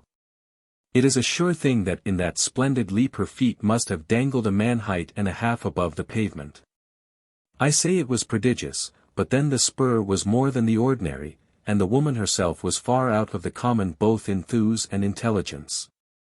And the end of the leap left her with 5 fingers lodged in the sill of the arrow slit from which I watched. Even then she must have slipped back if she had been left to herself, for the sill sloped, and the stone was finely smooth. But I shot out my hand and gripped hers by the wrist, and instantly she clambered up with both knees on the sill, and her fingers twined round to grip my wrist in her turn. And now you will suppose she gushed out prayers and promises, thinking only of safety and enlargement. There was nothing of this. With savage panting wordlessness she took fresh grip on the sharpened bone with her spare hand, and lunged with it desperately through the arrow slit. With the hand that clutched mine she drew me towards her, so as to give the blows the surer chance, and so unprepared was I for such an attack, and with such fierce suddenness did she deliver it, that the first blow was near giving me my quietus. But I grappled with the poor frantic creature as gently as might be, the stone of the wall separating us always, and stripped her of her weapon, and held her firmly captive till she might calm herself. That was an ungrateful blow, I said. But for my hand you'd have slipped and be the sport of a tiger's paw this minute. Oh, I must kill some one, she panted, before I am killed myself. There will be time enough to think upon that some other day. But for now you are far enough off meeting further harm. You are lying to me. You will throw me to the beasts so soon as I loose my grip. I know your kind, you will not be robbed of your sport. I will go so far as to prove myself to you, said I, and called out for the warder who had tended the doors below. Bid those tigers be tethered on a shorter chain, I ordered, and then go yourself outside into the circus, and help this lady delicately to the ground. The word was passed and these things were done, and I too came out into the circus and joined the woman, who stood waiting under the moonlight. But the others who had seen these doings were by no means suited at the change of plan. One of the great stone valves of the farther door opened hurriedly, and a man strode out, armed and flushed. By all the gods, he shouted. Who comes between me and my pastime? I stepped quietly to the advance. I fear, sir, I said, that you must launch your anger against me. By accident I gave that woman sanctuary, and I had not heart to toss her back to your beasts. His fingers began to snap against his hilt. You have come to the wrong market here with your qualms. I am captain here, and my word carries, subject only to Phorenice nod. Do you hear that? Do you know too that I can have you tossed to those striped gatekeepers of mine for meddling in here without an invitation? He looked at me sharp enough, but saw plainly that I was a stranger. But perhaps you carry a name, my man, which warrants your impertinence. Deucalion is my poor name, I said, but I cannot expect you will know it. I am but newly landed here, sir, and when I left Atlantis some score of years back, a very different man to you held guard over these gates. He had his forehead on my feet by this time. I had it from the Empress this night that she will tomorrow make a new sorting of this kingdom's dignities. Perhaps there is some recommendation you would wish me to lay before her in return for your courtesies? My lord, said the man, if you wish it, I can have a turn with those cave tigers myself now, and you can look on from behind the walls and see them tear me. Why tell me what is no news? I wish to remind my lord of his power. I wish to beg of his clemency. You showed your power to these poor prisoners, but, from what remains here to be seen, few of them have tasted much of your clemency. The orders were, said the captain of the gate, as though he thought a word might be said here for his defense, the orders were, my lord, that the tigers should be kept fierce and accustomed to killing. Then, if you have obeyed orders, let me be the last to chide you.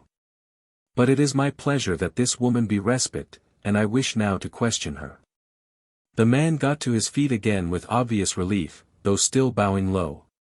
Then if my lord will honor me by sitting in my room that overlooks the outer gate, the favor will never be forgotten. Show the way, I said, and took the woman by the fingers, leading her gently.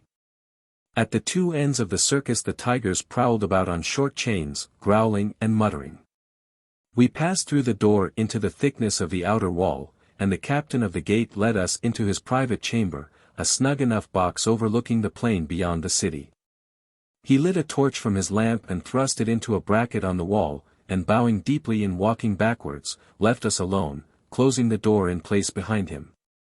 He was an industrious fellow, this captain, to judge from the spoil with which his chamber was packed. There could have come very few traders in through that gate below without his levying a private tribute. And so, judging that most of his goods had been unlawfully come by, I had little qualm at making a selection. It was not decent that the woman, being an Atlantean, should go bereft of the dignity of clothes, as though she was a mere savage from Europe, and so I sought about among the captain's spoil for garments that would be befitting. But, as I busied myself in this search for raiment, rummaging among heaps and bales, with a hand and I little skilled in such business, I heard a sound behind which caused me to turn my head. And there was the woman with a dagger she had picked from the floor, in the act of drawing it from the sheath.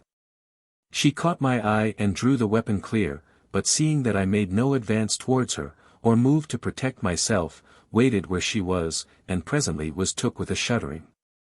Your design seems somewhat of a riddle, I said. At first you wished to kill me from motives which you explained, and which I quite understood. It lay in my power next to confer some small benefit upon you, in consequence of which you are here, and not, shall we say, yonder in the circus. Why you should desire now to kill the only man here who can set you completely free, and beyond these walls, is a thing it would gratify me much to learn. I say nothing of the trifle of ingratitude. Gratitude and ingratitude are of little weight here. There is something far greater in your mind. She pressed a hand hard against her breasts. You are Deucalion, she gasped, I heard you say it. I am Deucalion. So far, I have known no reason to feel shame for my name. And I come of those, she cried, with a rising voice, who bite against this city, because they have found their fate too intolerable with the land as it is ordered now. We heard of your coming from Yucatan. It was we who sent the fleet to take you at the entrance to the Gulf. Your fleet gave us a pretty fight. Oh, I know, I know. We had our watchers on the high land who brought us the tidings. We had an omen even before that.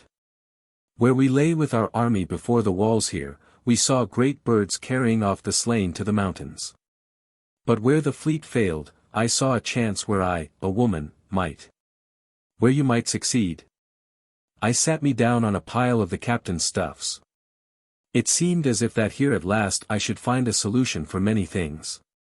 You carry a name? I asked. They call me Naïs. Ah. I said, and signed to her to take the clothes that I had sought out. She was curiously like, so both my eyes and hearing said, to Ilga, the fangirl of Phorenice, but as she had told me of no parentage I asked for none then. Still her talk alone let me know that she was bred of none of the common people, and I made up my mind towards definite understanding. Naïs, I said, you wish to kill me.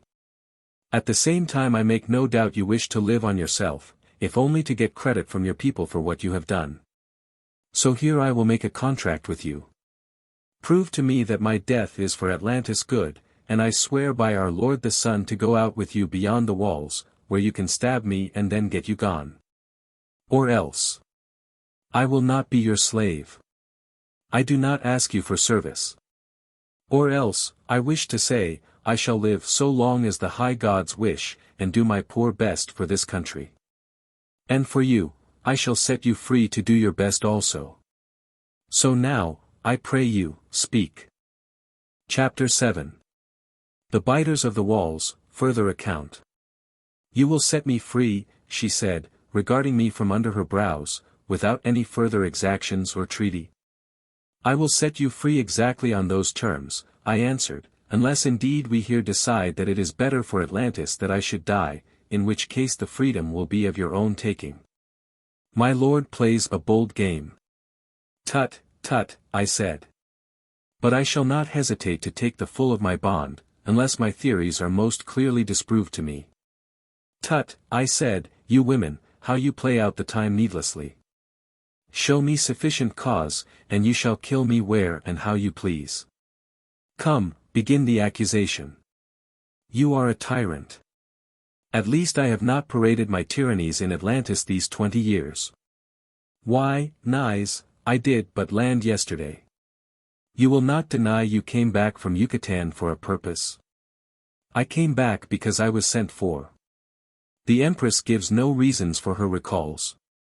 She states her will, and we who serve her obey without question. Pah! I know that old dogma.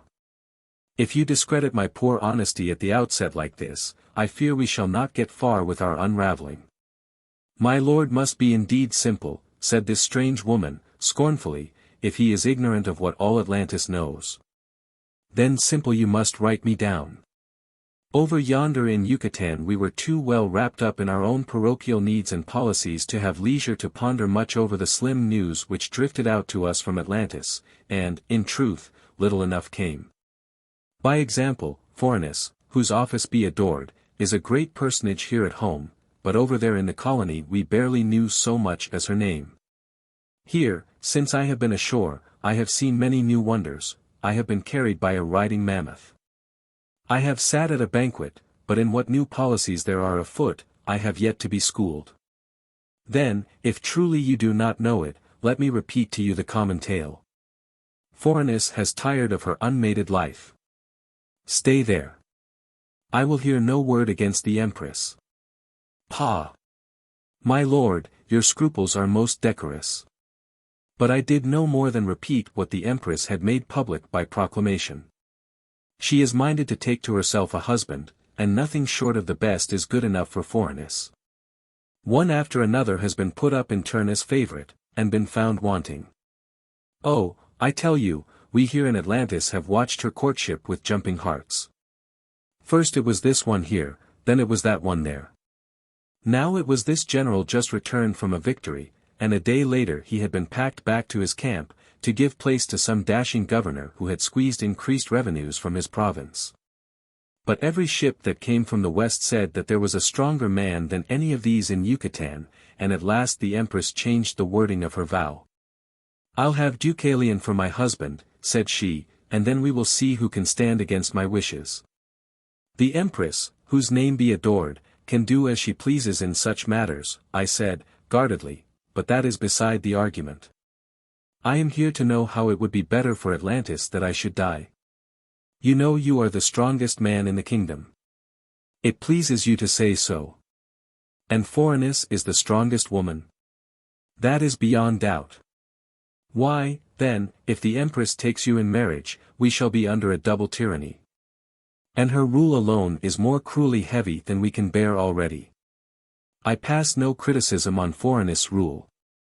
I have not seen it. But I crave your mercy, Naïs, on the newcomer into this kingdom. I am strong, say you, and therefore I am a tyrant, say you. Now to me this sequence is faulty. Who should a strong man use strength for, if not for himself? And if for himself, why that spells tyranny. You will get all your heart's desires, my lord, and you will forget that many 1,000 of the common people will have to pay for them. And this is all your accusation? It seems to be black enough. I am one that has a compassion for my fellow men, my lord, and because of that compassion you see me what I am today. There was a time, not long past, when I slept as soft and ate as dainty as any in Atlantis. I smiled. Your speech told me that much from the first. Then I would I had cast the speech off, too, if that is also a livery of the tyrant's class. But I tell you I saw all the oppression myself from the oppressor's side. I was high in Phorenice's favor then. That, too, is easy of credence. Ilga is the fangirl to the Empress now, and second lady in the kingdom, and those who have seen Ilga could make an easy guess at the parentage of Naïs. We were the daughters of one birth, but I do not count with either Zaemon or Ilga now. Ilga is the creature of Phorenice, and Phorenice would have all the people of Atlantis slaves and in chains, so that she might crush them the easier. And as for Zaemon, he is no friend of Phorenice, he fights with brain and soul to drag back the old authority to those on the sacred mountain, and that, if it come down on us again, would only be the exchange of one form of slavery for another. It seems to me you bite at all authority. In fact, she said, simply, I do. I have seen too much of it. And so you think a rule of no rule would be best for the country? You have put it plainly in words for me. That is my creed today. That is the creed of all those yonder, who sit in the camp and besiege this city. And we number on our side, now, all in Atlantis save those in the city in a handful on the priest's mountain. I shook my head. A creed of desperation, if you like, Naïs, but, believe me, a silly creed. Since man was born out of the quakings and the fevers of this earth, and picked his way among the cooler places, he has been dependent always on his fellow men. And where two are congregated together, one must be chief, and order how matters are to be governed. At least, I speak of men who have a wish to be higher than the beasts. Have you ever set foot in Europe? No. I have. Years back I sailed there, gathering slaves. What did I see? A country without rule or order. Tyrants there were, to be sure, but they were the beasts. The men and the women were the rudest savages, knowing nothing of the arts, dressing in skins and uncleanness, harboring in caves and the treetops. The beasts roamed about where they would, and hunted them unchecked. Still, they fought you for their liberty? Never once. They knew how disastrous was their masterless freedom. Even to their dull, savage brains it was a sure thing that no slavery could be worse. And to that state you and your friends and your theories will reduce Atlantis, if you get the upper hand. But, then, to argue in a circle, you will never get it. For to conquer, you must set up leaders, and once you have set them up, you will never pull them down again. Aye, she said, with a sigh, there is truth in that last. The torch had filled the captain's room with a resinous smoke, but the flame was growing pale. Dawn was coming in greyly through a slender arrow slit, and with it ever and again the glow from some mountain out of sight, which was shooting forth spasmodic bursts of fire. With it also were mutterings of distant falling rocks, and sullen tremblings, which had endured all the night through, and I judged that Earth was in one of her quaking moods. And would probably during the forthcoming day offer us some chastening discomforts. On this account, perhaps, my senses were stilled to certain evidences which would otherwise have given me a suspicion, and also, there is no denying that my general wakefulness was sapped by another matter. This woman, Naïs, interested me vastly out of the common, the mere presence of her seemed to warm the organs of my interior, and while she was there, all my thoughts and senses were present in the room of the captain of the gate in which we sat. But of a sudden the floor of the chamber rocked and fell away beneath me, and in a tumult of dust and litter and bales of the captain's plunder I fell down, still seated on the flagstone, into a pit which had been digged beneath it. With the violence of the descent, and the flutter of all these articles about my head, I was in no condition for immediate action. And while I was still half stunned by the shock, and long before I could get my eyes into service again, I had been seized and bound and half strangled with a noose of hide. Voices were raised that I should be dispatched at once out of the way.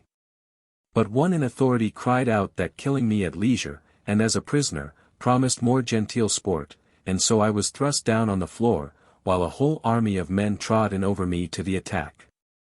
What had happened was clear to me now, though I was powerless to do anything in hindrance. The rebels, with more craft than anyone had credited to them, had driven a galley from their camp under the ground, intending so to make an entrance into the heart of the city. In their clumsy ignorance, and having no one of sufficient talent and mensuration, they had bungled sadly both in direction and length, and so had ended their burrow under this chamber of the captain of the gate. The great flagstone in its fall had, it appeared, crushed 4 of them to death, but these were little noticed or lamented. Life was to them a bauble of the slenderest price, and a horde of others pressed through the opening, lusting for the fight, and reeking nothing of their risks and perils. Half choked by the foul air of the galley, and trodden on by this great procession of feet, it was little enough I could do to help my immediate self, much less the more distant city. But when the chief mass of the attackers had passed through, and there came only here and there one eager to take his share at storming the gate, a couple of fellows plucked me up out of the mud on the floor, and began dragging me down through the stinking darkness of the galley towards the pit that gave it entrance. 20 times we were jostled by others hastening to the attack, either from hunger for fight, or from appetite for what they could steal. But we came to the open at last. And half suffocated though I was, I contrived to do obeisance, and say aloud the prescribed prayer to the Most High Gods in gratitude for the fresh air which they had provided. Our Lord the sun was on the verge of rising for his day, and all things were plainly shown. Before me were the monstrous walls of the capital, with the heads of its pyramids and higher buildings showing above them. And on the walls the sentries walked calmly their appointed paces, or took shelter against arrows in the casemates provided for them. The din of fighting within the gate rose high into the air, and the heavy roaring of the cave tigers told that they too were taking their share of the melee. But the massive stonework of the walls hid all the actual engagement from our view, and which party was getting the upper hand we could not even guess.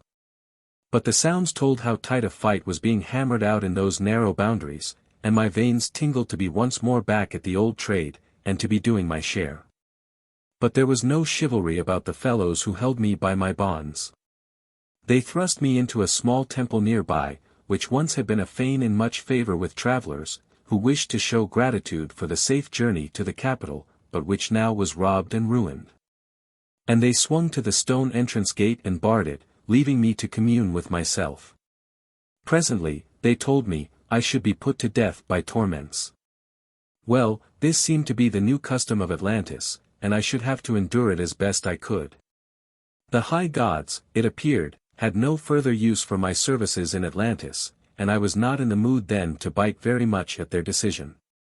What I had seen of the country since my return had not enamored me very much with its new conditions. The little temple in which I was jailed had been robbed and despoiled of all its furnishments. But the light slits, where at certain hours of the day the rays of our Lord the Sun had fallen upon the image of the god, before this had been taken away, gave me vantage places from which I could see over the camp of these rebel besiegers. And a dreary prospect it was. The people seemed to have shucked off the culture of centuries in as many months, and to have gone back for the most part to sheer brutishness.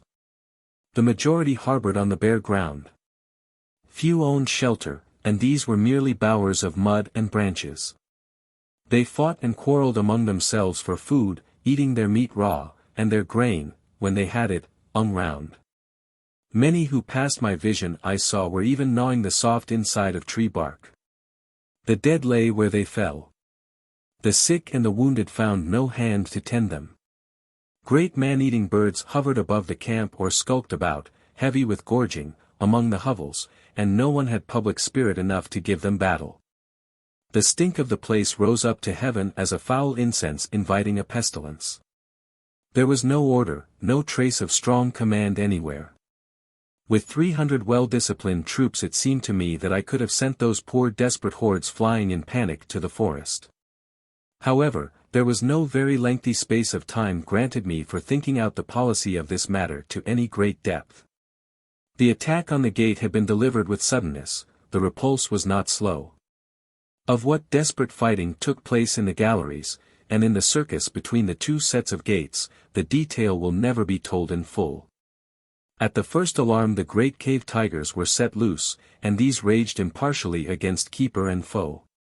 Of those that went in through the tunnel, not 1 in 10 returned, and there were few of these but what carried a bloody wound.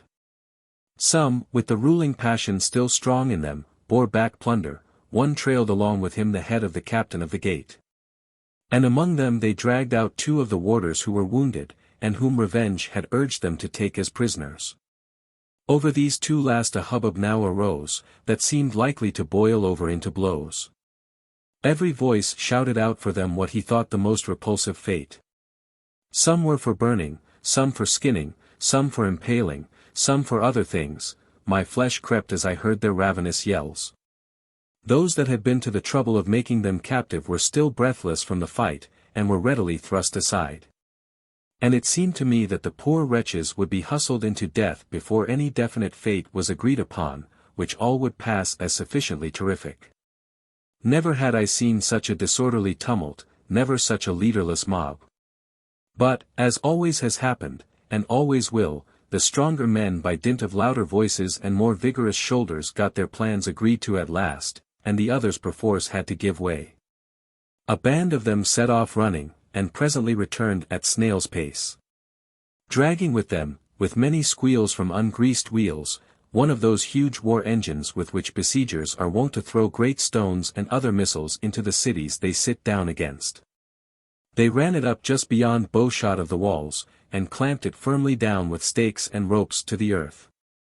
Then setting their lean arms to the windlasses, they drew back the great tree which formed the spring till its tethering place reached the ground, and in the cradle at its head they placed one of the prisoners, bound helplessly, so that he could not throw himself over the side.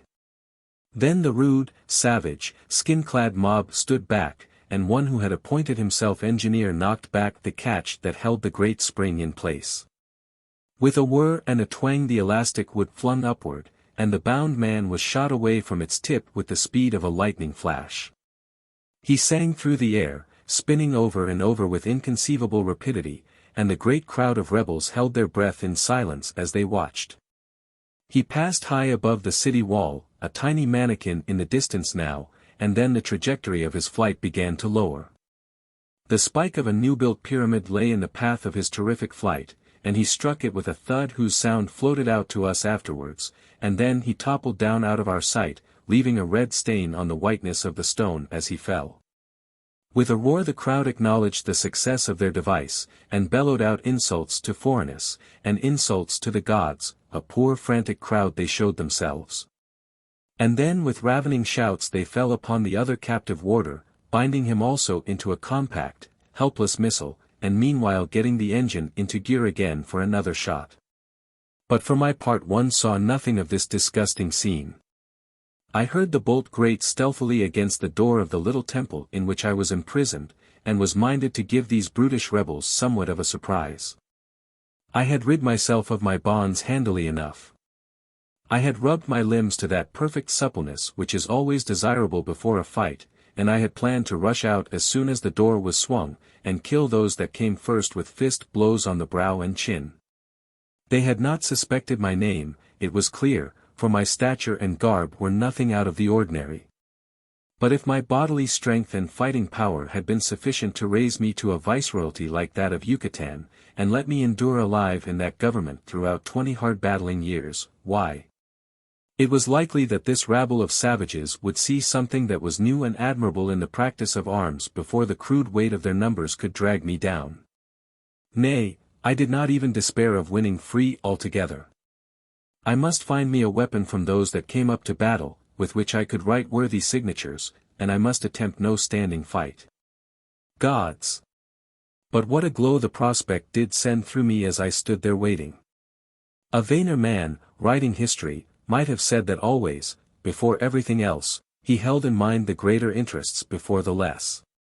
But for me, I prefer to be honest, and own myself human. In my glee at that forthcoming fight, which promised to be the greatest and most furious I had known in all a long life of battling, I will confess that Atlantis and her differing policies were clean forgot.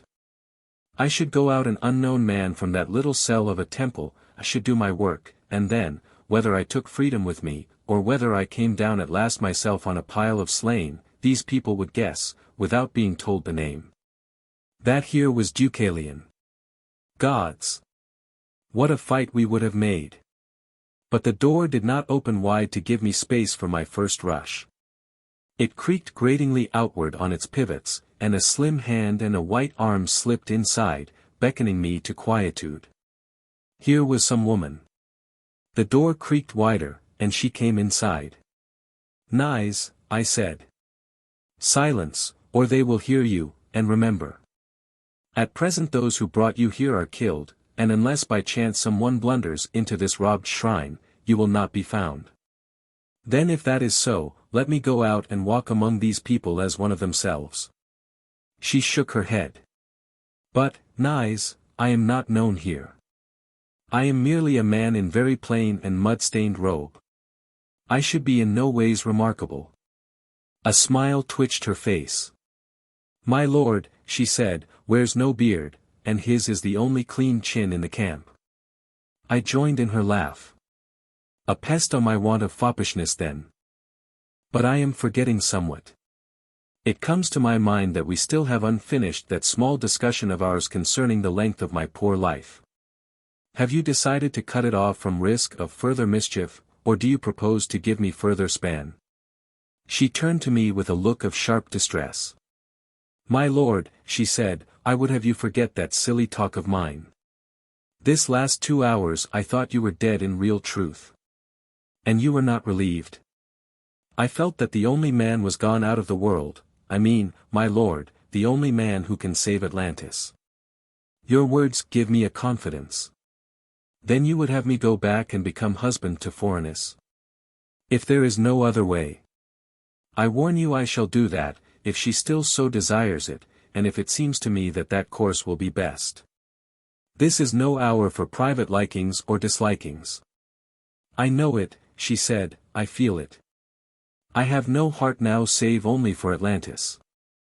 I have schooled myself once more to that. And at present I am in this lone little box of a temple. A minute ago, before you came, I had promised myself a pretty enough fight to signalize my changing of abode. There must be nothing of that. I will not have these poor people slaughtered unnecessarily. Nor do I wish to see my lord exposed to a hopeless risk. This poor place, such as it is, has been given to me as an abode, and if my lord can remain decorously till nightfall in a maiden's chamber, he may at least be sure of quietude. I am a person," she added, simply, "that in this camp has some respect. When darkness comes, I will take my lord down to the sea and a boat, and so he may come with ease to the harbor and the water gate."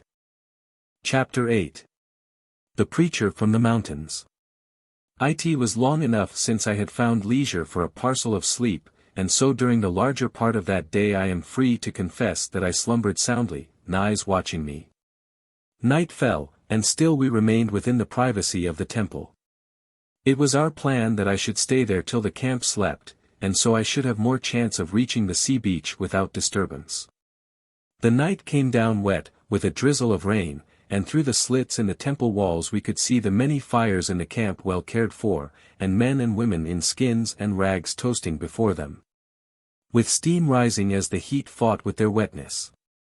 Folk seated in discomfort like this are proverbially alert and cruel in the temper, and Naïs frowned as she looked on the inclemency of the weather. "A fine night," she said, "and I would have sent my lord back to the city without a soul here being the wiser, but in this chill, people sleep sourly. We must wait till the hour drugs them sounder." And so we waited, sitting there together on that pavement so long unkissed by worshippers, and it was little enough we said aloud. But there can be good companionship without sentences of talk. But as the hours drew on the night began to grow less quiet. From the distance someone began to blow on a horn or a shell, sending forth a harsh raucous note incessantly. The sound came nearer, as we could tell from its growing loudness, and the voices of those by the fires made themselves heard, railing at the blower for his disturbance. And presently it became stationary, and standing up we could see through the slits in the walls the people of the camp rousing up from their uneasy rest, and clustering together round one who stood and talked to them from the pedestal of a war engine.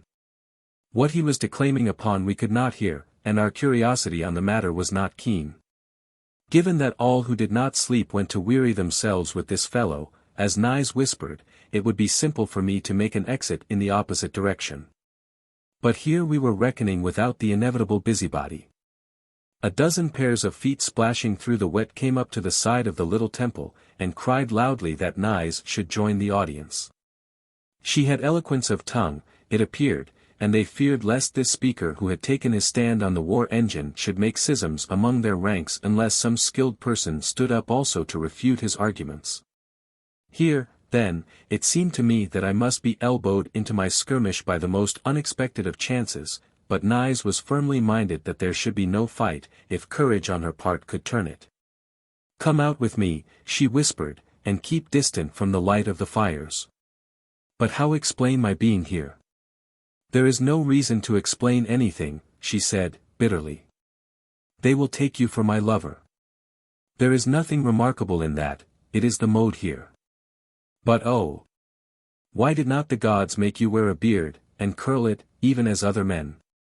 Then you could have been gone and safe these 2 hours.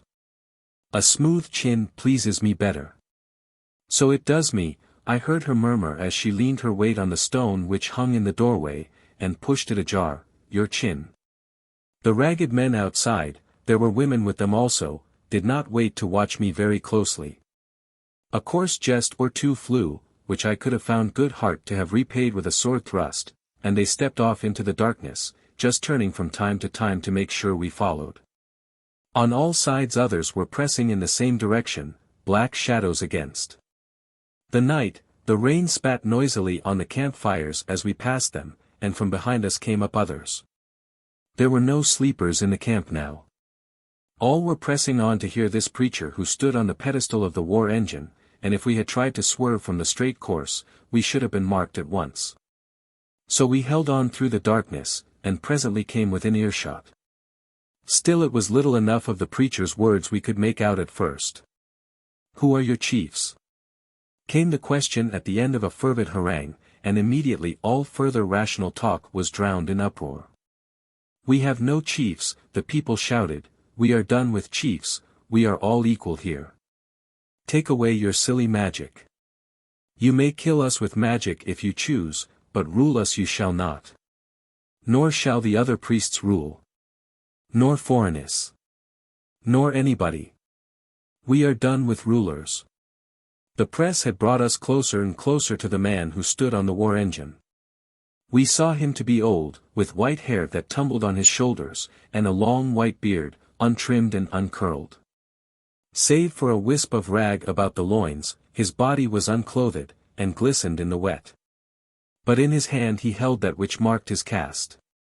With it he pointed his sentences, and at times he whirled it about, bathing his wet, naked body in a halo of light.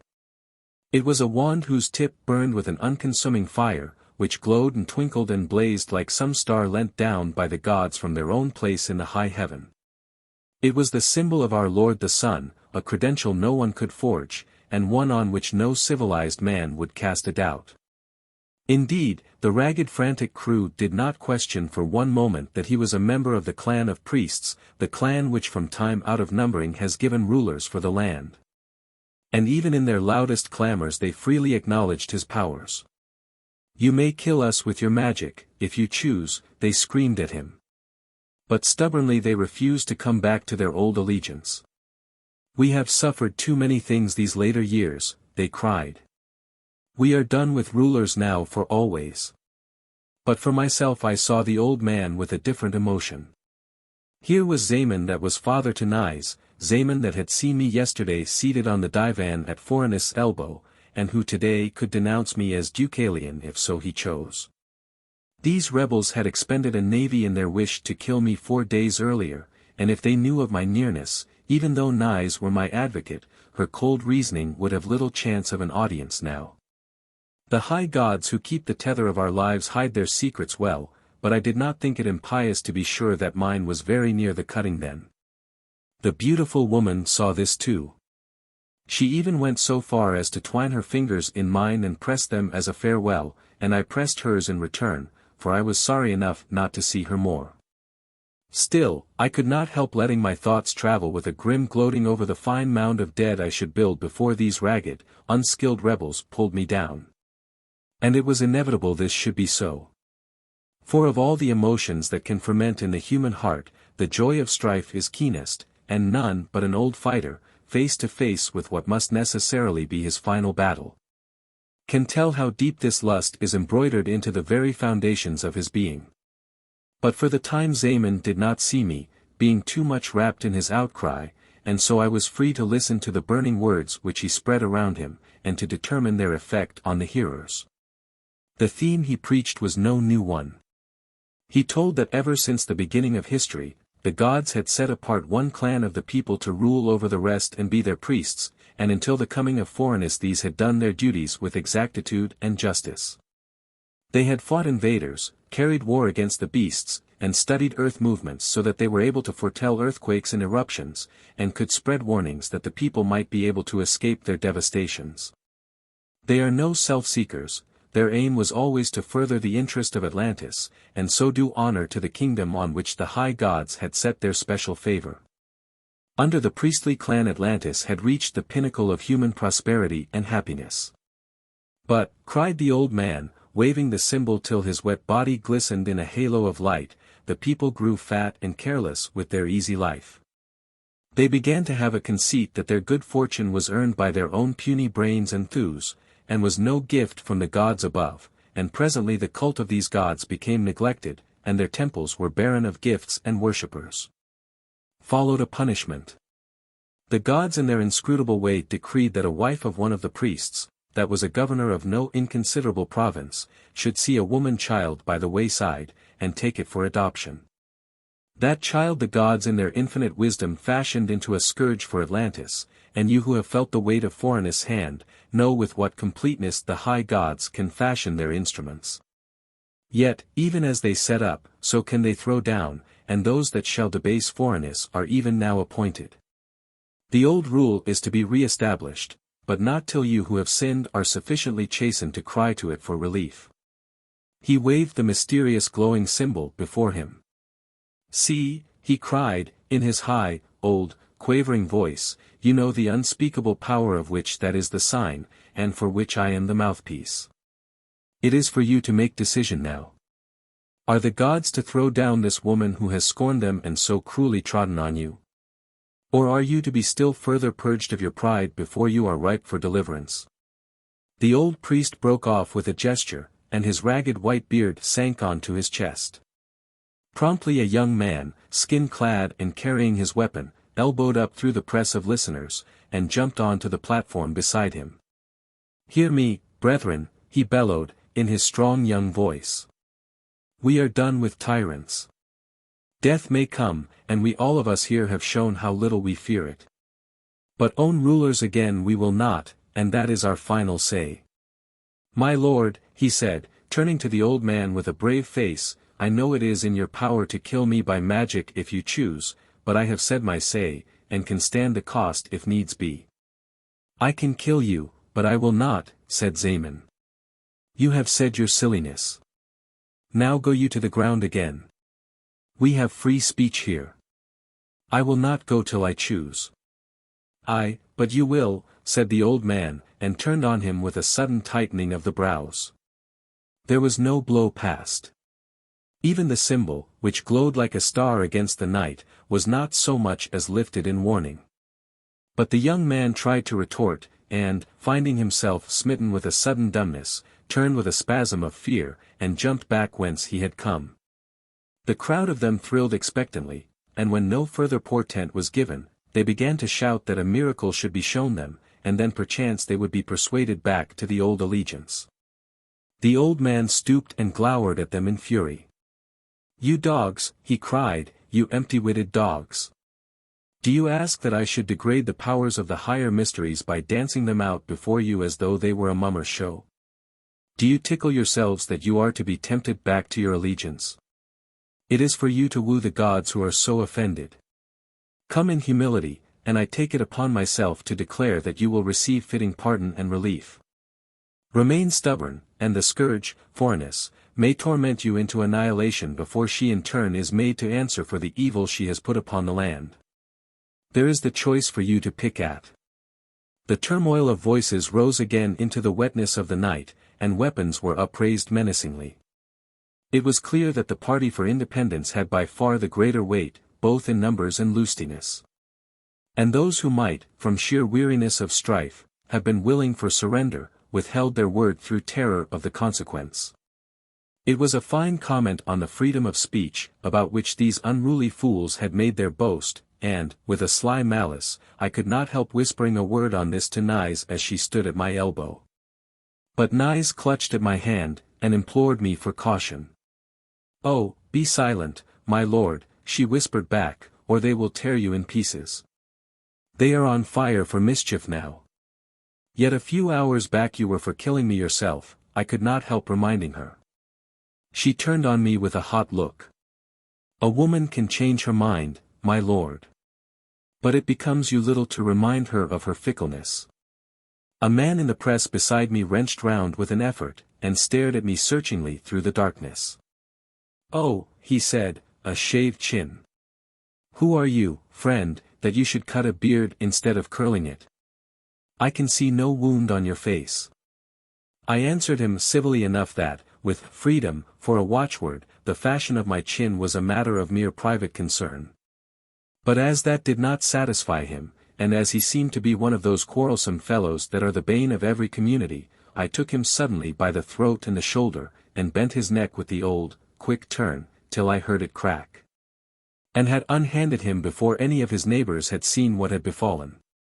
The fierce press of the crowd held him from slipping to the ground, and so he stood on there where he was, with his head nodded forward, as though he had fallen asleep through heaviness, or had fainted through the crushing of his fellows. I had no desire to begin that last fight of mine in a place like this, where there was no room to swing a weapon nor chance to clear a battle ring.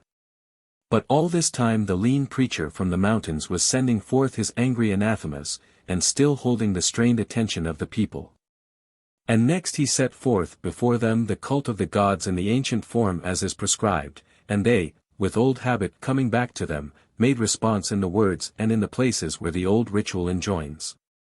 It was a weird enough sight, that time-honored service of adoration, forced upon these wild people after so long a period of irreligion. They warmed to the old words as the high shrill voice of the priest cried them forth, and as they listened, and as they realized how intimate was the care of the gods for the travails and sorrows of their daily lives. So much warmer grew their responses. Who stilled the burning of the mountains, and made cool places on the earth for us to live, praise to the Most High gods. Who took away the poisonous vapors, and gave us sweet air that we might breathe, praise to the Most High gods. Who gave us mastery over the lesser beasts and us sweet air that we might breathe, praise to the Most High gods. It thrilled one to hear their earnestness. It sorrowed one to know that they would yet be obdurate and not return to their old allegiance. For this is the way with these common people. They will work up an enthusiasm 1 minute, and an hour later it will have fled away and left them cold and empty.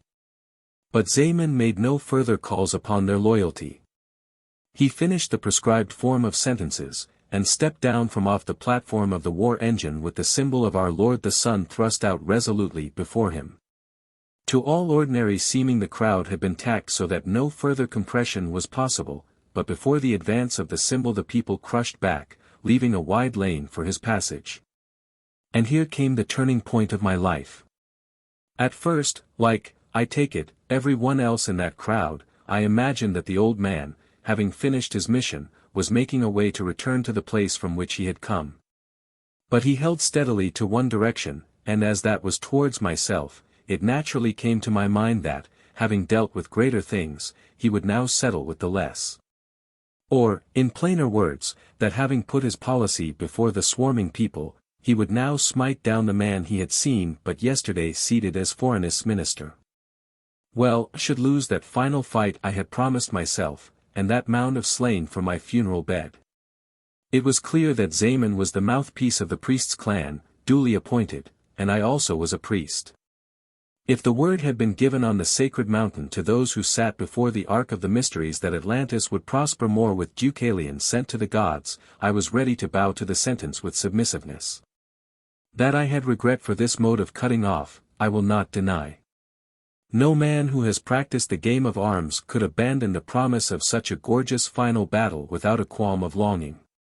But I had been trained enough to show none of these emotions on my face, and when the old man came up to me, I stood my ground and gave him the salutation prescribed between our ranks, which he returned to me with circumstance and accuracy.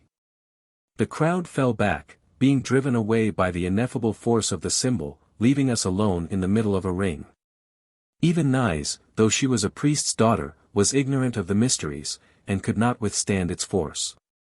And so we two men stood there alone together, with the glow of the symbol bathing us and lighting up the sea of ravenous faces that watched. The people were quick to put their natural explanation on the scene. "A spy," they began to roar out. "A spy! Zaemon salutes him as a priest." Zaemon faced round on them with a queer look on his grim old face. "Aye," he said, "this is a priest. If I give you his name, you might have further interest. This is the Lord Deucalion." The word was picked up and yelled among them with 1,000 emotions. But at least they were loyal to their policy. They had decided that Deucalion was their enemy, they had already expended a navy for his destruction. And now that he was ringed in by their masses, they lusted to tear him into rags with their fingers. But rave and rave though they might against me, the glare from the symbol drove them shuddering back as though it had been a lava stream. And Zaemon was not the man to hand me over to their fury until he had delivered formal sentence as the emissary of our clan on the sacred mount. So the end was not to be yet. The old man faced me and spoke in the sacred tongue, which the common people do not know. "My brother," he said, "which have you come to serve, Deucalion or Atlantis?" Words are a poor thing to answer a question like that. You will know all of my record. According to the law of the priests, each ship from Yucatan will have carried home its sworn report to lay at the feet of their council, and before I went to that viceroyalty, what I did was written plain here on the face of Atlantis. We know your doings in the past, brother, and they have found approval. You have governed well, and you have lived austerely. You set up Atlantis for a mistress, and served her well. But then, you have had no Phorenice to tempt you into change and fickleness. You can send me where I shall see her no more, if you think me frail. Yes, and lose your usefulness. No, brother, you are the last hope which this poor land has remaining. All other human means that have been tried against Phorenice have failed. You have returned from overseas for the final duel. You are the strongest man we have, and you are our final champion. If you fail, then only those terrible powers which are locked within the ark of the mysteries remain to us, and though it is not lawful to speak even in this hidden tongue of their scope, you at least have full assurance of their potency. I shrugged my shoulders. It seems that you would save time and pains if you threw me to these wolves of rebels, and let them end me here and now. The old man frowned on me angrily. I am bidding you do your duty. What reason have you for wishing to evade it? I have in my memory the words you spoke in the pyramid, when you came in among the banquetiers. Phorenice, was your cry, while you are yet Empress, you shall see this royal pyramid, which you have polluted with your debaucheries, torn tier from tier, and stone from stone, and scattered as feathers before a wind. It seems that you foresee my defeat. The old man shuddered. I cannot tell what she may force us to do. I spoke then only what it was revealed to me must happen. Perhaps when matters have reached that pass she will repent and submit. But in the meanwhile, before we use the more desperate weapons of the gods, it is fitting that we should expend all human power remaining to us. And so you must go, my brother, and play your part to the utmost. It is an order. So I obey. You shall be at Phorenice's side again by the next dawn. She has sent for you from Yucatan as a husband, and as one who, so she thinks, poor human conqueror, has the weight of arm necessary to prolong her tyrannies. You are a priest, brother, and you are a man of convincing tongue. It will be your part to make her stubborn mind see the invincible power that can be loosed against her, to point out to her the utter hopelessness of prevailing against it. If it is ordered, I will do these things. But there is little enough chance of success. I have seen Phorenice, and can gauge her will. There will be no turning her once she has made a decision. Others have tried, you have tried yourself. All have failed. Words that were wasted on a maiden may go home to a wife. You have been brought here to be her husband. Well, take your place. The order came to me with a pang. I had given little enough heed to women through all of a busy life, though when I landed, the taking of Phorenice to wife would not have been very repugnant to me if policy had demanded it. But the matters of the last 2 days had put things in a different shape. I had seen 2 other women who had strangely attracted me, and one of these had stirred within me a tumult such as I had never felt before among my economies. To lead Phorenice in marriage would mean a severance from this other woman eternally, and I ached as I thought of it.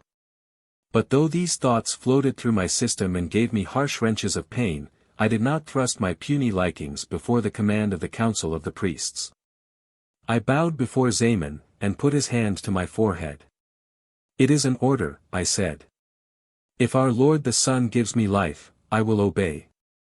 Then let us begone from this place, said Zaemon, and took me by the arm and waved away for us with the symbol.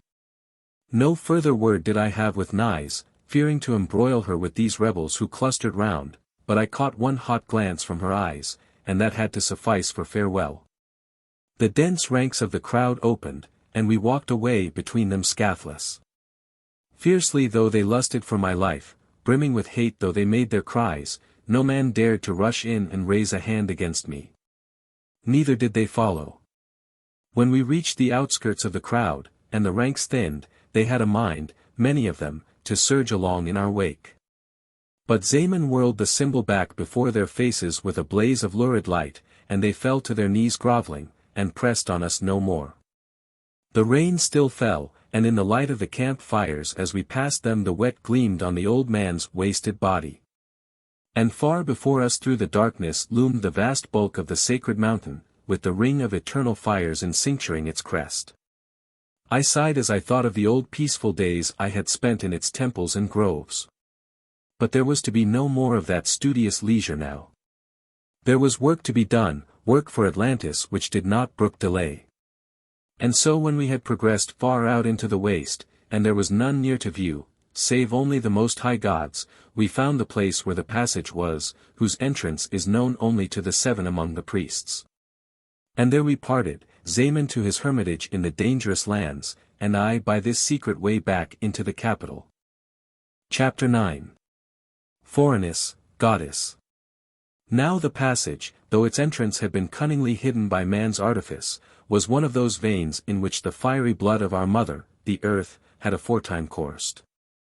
Long years had passed since it carried lava streams, but the air in it was still warm and sulphurous, and there was no inducement to linger in transit.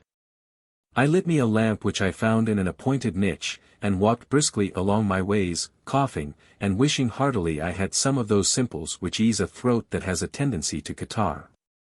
But, alas! All that packet of drugs which were my sole spoil from the viceroyalty of Yucatan were lost in the sea fight with Dacin's navy, and since landing in Atlantis there had been little enough time to think of the refinements of medicine. The network of earth veins branched prodigiously, and if any but one of us 7 priests had found a way into its recesses by chance, he would have perished hopelessly in the windings. Or have fallen into one of those pits which lead to the boil below. But I carried the chart of the true course clearly in my head, remembering it from that old initiation of 20 years back, when, as an appointed viceroy, I was raised to the highest degree but one known to our clan. And was given its secrets and working implements. The way was long, the floor was monstrous uneven, and the air, as I have said, bad, and I knew that day would be far advanced before the signs told me that I had passed beneath the walls, and was well within the precincts of the city. And here the vow of the 7 hampered my progress, for it is ordained that under no circumstances, whatever the stress, shall egress be made from this passage before mortal eye. One branch after another did I try, but always found loiterers near the exits. I had hoped to make my emergence by that path which came up inside the royal pyramid. But there was no chance of coming up unobserved here. The place was humming like a hive. And so, too, with each of the 5 next outlets that I visited. The city was agog with some strange excitement. But I came at last to a temple of one of the lesser gods, and stood behind the image for a while making observation. The place was empty, nay, from the dust which robed all the floors and the seats of the worshippers, it had been empty long enough. So I moved all that was needful, stepped out, and closed all entry behind me. A broom lay unnoticed on one of the pews, and with this I soon disguised all root of footmark, and took my way to the temple door. It was shut, and priest though I was, the secret of its opening was beyond me. Here was a pretty pass. No one but the attendant priests of the temple could move the mechanism which closed and opened the massive stone which filled the doorway. And if all had gone out to attend this spectacle, whatever it might be, that was stirring the city, why there I should be no nearer enlargement than before. There was no sound of life within the temple precincts. There were evidences of decay and disuse spread broadcast on every hand, but according to the ancient law there should be eternally one at least on watch in the priests' dwellings, so down the passages which led to them I made my way. It would have surprised me little to have found even these deserted. That the old order was changed I knew, but I was only then beginning to realize the ruthlessness with which it had been swept away, and how much it had given place to the new. However, there can be some faithful men remaining even in an age of general apostasy, and on making my way to the door of the dwelling, which lay in the roof of the temple, I gave the call, and presently it was opened to me. The man who stood before me, peering dully through the gloom, had at least remained constant to his vows, and I made the salutation before him with a feeling of respect. His name was Roe, and I remembered him well. We had passed through the sacred college together, and always he had been known as the dullard. He had capacity for learning little of the cult of the gods, less of the arts of ruling, less still of the handling of arms. And he had been appointed to some lowly office in this obscure temple, and had risen to being its second priest and one of its 2 custodians merely through the desertion of all his colleagues. But it was not pleasant to think that a fool should remain true where cleverer men abandoned the old beliefs. Roe did before me the greater obeisance. He wore his beard curled in the prevailing fashion, but it was badly done. His clothing was ill-fitting and unbrushed. He always had been a slovenly fellow. The temple door is shut, he said, and I only have the secret of its opening. My lord comes here, therefore, by the secret way, and as one of the 7. I am my lord's servant. Then I ask this small service of you. Tell me, what stirs the city? That impious Phorenice has declared herself goddess, and declares that she will light the sacrifice with her own divine fire. She will do it, too. She does everything. But I wish the flames may burn her when she calls them down. This new Empress is the bane of our clan, Deucalion, these latter days. The people neglect us, they bring no offerings. And now, since these rebels have been hammering at the walls, I might have gone hungry if I had not some small store of my own. Oh, I tell you, the cult of the true gods is well nigh oozed quite out of the land. My brother, it comes to my mind that the priests of our clan have been limp in their service to let these things come to pass. I suppose we have done our best. At least, we did as we were taught. But if the people will not come to hear your exhortations, and neglect to adore the god, what hold have you over their religion? But I tell you, Deucalion, that the high gods try our own faith hard. Come into the dwelling here. Look there on my bed. I saw the shape of a man, untidily swathed in reddened bandages. This is all that is left of the poor priest that was my immediate superior in this cure. It was his turn yesterday to celebrate the weekly sacrifice to our Lord the Sun within the circle of his great stones. Faugh! Deucalion, you should have seen how he was mangled when they brought him back to me here. Did the people rise on him?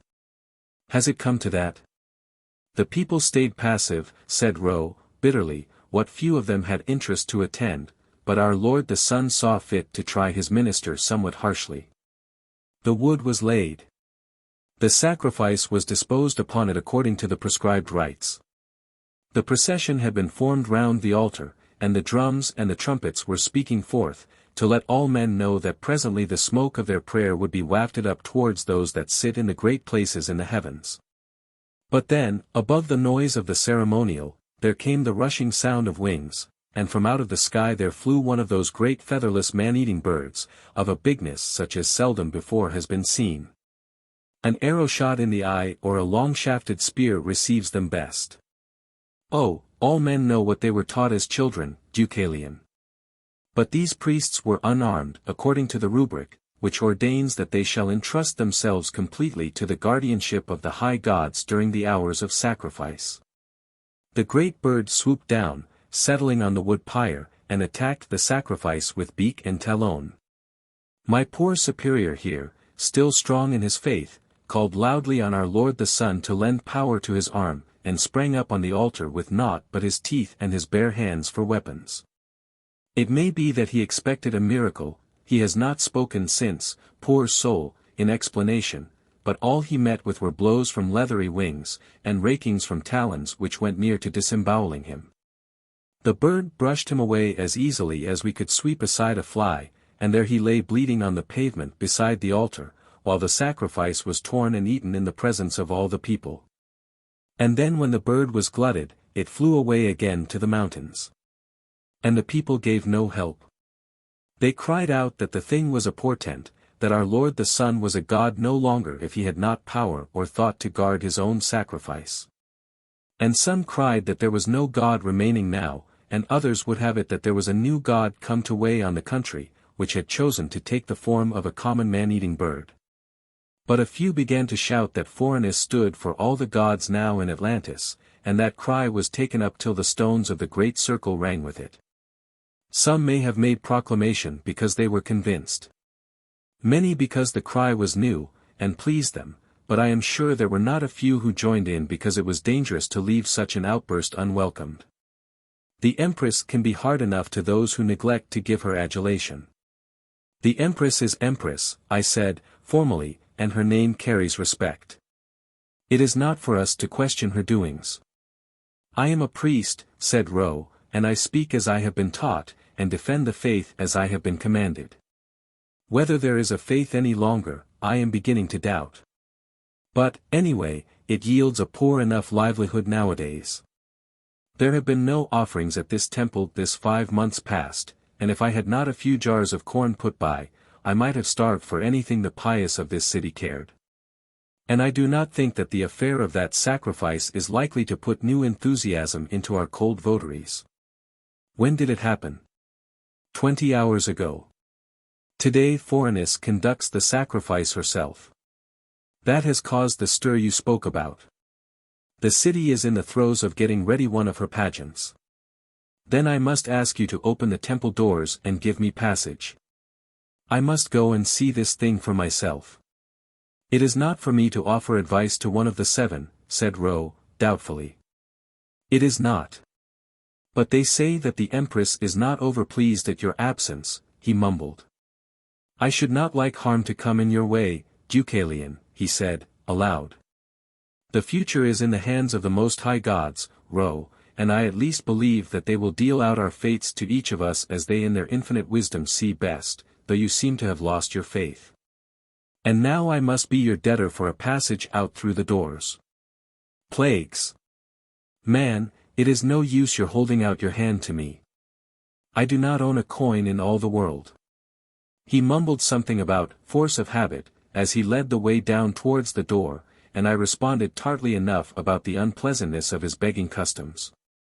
If it were not for your sort and your customs, the priest's clan would not be facing this crisis today.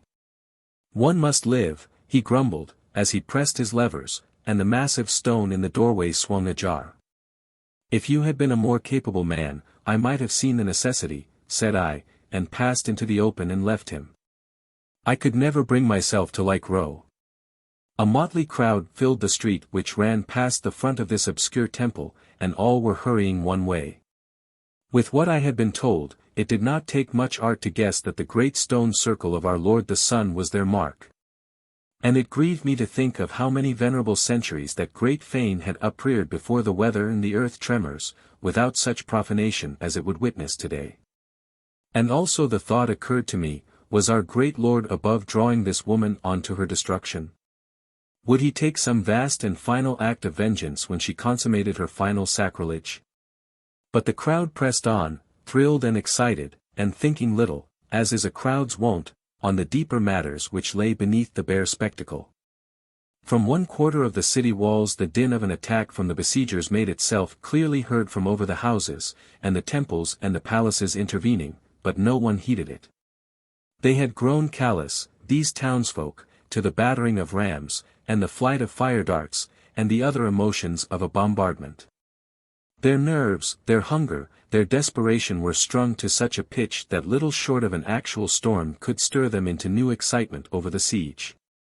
All were weaponed. The naked carried arms in the hope of meeting someone whom they could overcome and rob, those that had a possession walked ready to do a battle for its ownership. There was no security, no trust. The lesson of civilization had dropped away from these common people as mud is washed from the feet by rain, and in their new habits and their thoughts they had gone back to the grade from which savages like those of Europe have never yet emerged. It was a grim commentary on the success of Phorenice rule. The crowd merged me into their ranks without question, and with them I pressed forward down the winding streets, once so clean and trim, now so foul and mud-strewn. Men and women had died of hunger in these streets these latter years, and rotted where they lay, and we trod their bones underfoot as we walked. Yet rising out of this squalor and this misery were great pyramids and palaces, the like of which for splendor and magnificence had never been seen before. It was a jarring admixture. In time we came to the open space in the center of the city, which even Phorenice had not dared to encroach upon with her ambitious building schemes, and stood on the secular ground which surrounds the most ancient, the most grand, and the barest of all this world's temples. Since the beginning of time, when man first emerged among the beasts, our Lord the Sun has always been his chiefest god. And legend says that he raised this circle of stones himself to be a place where votaries should offer him worship. It is the fashion among us moderns not to take these old tales in a too literal sense, but for myself, this one satisfies me. By our wits we can lift blocks weighing 600 men, and set them as the capstones of our pyramids.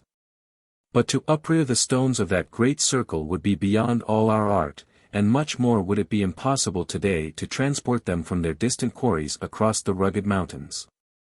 There were 49 of the stones, alternating with spaces, and set in an accurate circle, and across the tops of them other stones were set, equally huge. The stones were undressed and rugged. But the huge massiveness of them impressed the eye more than all the temples and daintily tooled pyramids of our wondrous city. And in the center of the circle was that still greater stone which formed the altar, and round which was carved, in the rude chiseling of the ancients, the snake and the outstretched hand. The crowd which bore me on came to a standstill before the circle of stones.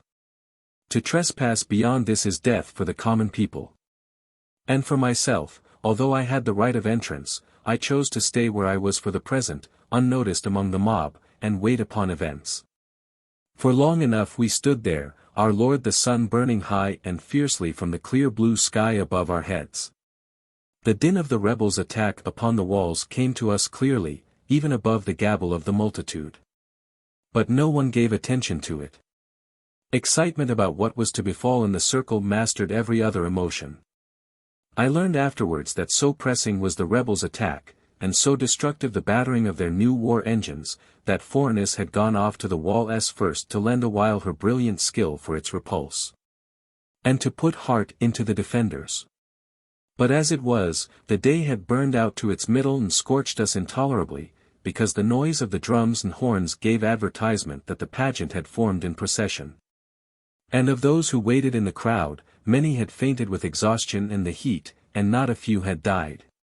But life was cheap in the city of Atlantis now, and no one heeded the fallen. Nearer and nearer drew the drums and the braying of the other music, and presently the head of a glittering procession began to arrive and dispose itself in the space which had been set apart. Many 1,000 poor starving wretches sighed when they saw the wanton splendor of it. But these lords and these courtiers of this new Atlantis had no concern beyond their own bellies and their own backs, except for their one alien regard, their simpering affection for Phorenice. I think, though, their loyalty for the Empress was real enough, and it was not to be wondered at, since everything they had came from her lavish hands. Indeed, the woman had a charm that cannot be denied. For when she appeared, riding in the golden castle, where I also had ridden, on the back of her monstrous shaggy mammoth, the starved, sullen faces of the crowd brightened as though a meal and sudden prosperity had been bestowed upon them. And without a word of command, without a trace of compulsion, they burst into spontaneous shouts of welcome. She acknowledged it with a smile of thanks. Her cheeks were a little flushed, her movements quick, her manner high-strung, as all well might be, seeing the horrible sacrilege she had in mind. But she was undeniably lovely. Yes, more adorably beautiful than ever with her present thrill of excitement. And when the stair was brought, and she walked down from the mammoth's back to the ground, those near fell to their knees and gave her worship, out of sheer fascination for her beauty and charm. Ilga, the fangirl, alone of all that vast multitude round the Sun Temple, contained herself within her formal paces and duties. She looked pained and troubled. It was plain to see, even from the distance where I stood, that she carried a heavy heart under the jewels of her robe. It was fitting, too, that this should be so. Though she had been long enough divorced from his care and fostered by the Empress, Ilga was a daughter of Zaemon, and he was the chiefest of our Lord the Sun's ministers here on earth. She could not forget her upbringing now at this supreme moment when the highest of the old gods was to be formally defied. And perhaps also, having a kindness for Phorenice, she was not a little dreadful of the consequences. But the Empress had no eye for one sad look among all the sea of glowing faces. Boldly and proudly she strode out into the circle, as though she had been the duly appointed priest for the sacrifice. And after her came a knot of men, dressed as priests, and bearing the victim. Some of these were creatures of her own, and it was easy to forgive mere ignorant laymen, won over by the glamour of Phorenice's presence.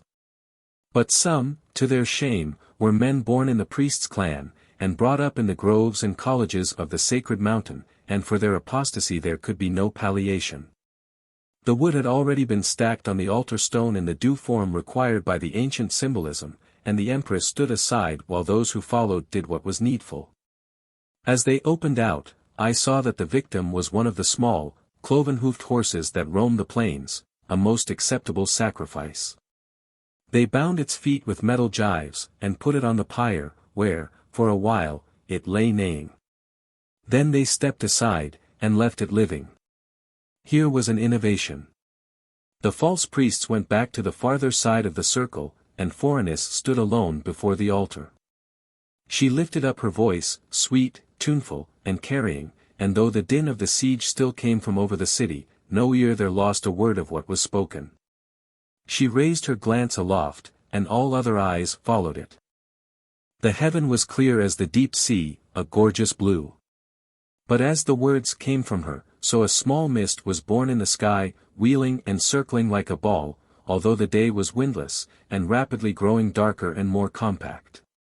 So dense had it become that presently it threw a shadow on part of the sacred circle that soothed it into twilight, though all without, where the people stood, was still garish day. And in the ball of mist were little quick stabs and splashes of noiseless flame. She spoke not in the priest's sacred tongue, though such was her wicked cleverness that she may very well have learned it, but in the common speech of the people, so that all who heard might understand. And she told of her wondrous birth, as she chose to name it, and of the direct aid of the Most High Gods, which had enabled her to work so many marvels. And in the end she lifted both of her fair white arms towards the blackness above, and with her lovely face set with the strain of will, uttered her final cry. "O my High Father, the Sun, I pray you now to acknowledge me as your very daughter. Give this people a sign that I am indeed a child of the gods and no frail mortal. Here is sacrifice unlit, where mortal priests with their puny fires had weekly, since the foundation of this land, sent savory smoke towards the sky. I pray you send down the heavenly fire to burn this beast here offered, in token that though you still rule on high, you have given me Atlantis to be my kingdom, and the people of the earth to be my worshippers." She broke off and strained towards the sky. Her face was contorted. Her limbs shook.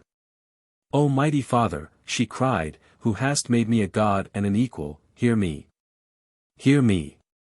Out of the black cloud overhead there came a blinding flash of light, which spat downward on to the altar. The cloven-hoofed horse gave one shrill neigh, and one convulsion, and fell back dead. Flames crackled out from the wood pile, and the air became rich with the smell of burning flesh. And lo! In another moment the cloud above had melted into nothingness, and the flames burned pale, and the smoke went up in a thin blue spiral towards the deeper blueness of the sky. Phorenice the Empress stood there before the great stone, and before the snake and the outstretched hand of life which were inscribed upon it, flushed, exultant, and once more radiantly lovely. And the knot of priests within the circle, and the great mob of people without, fell to the ground adoring. Phorenice, goddess, they cried. Phorenice, goddess of all Atlantis.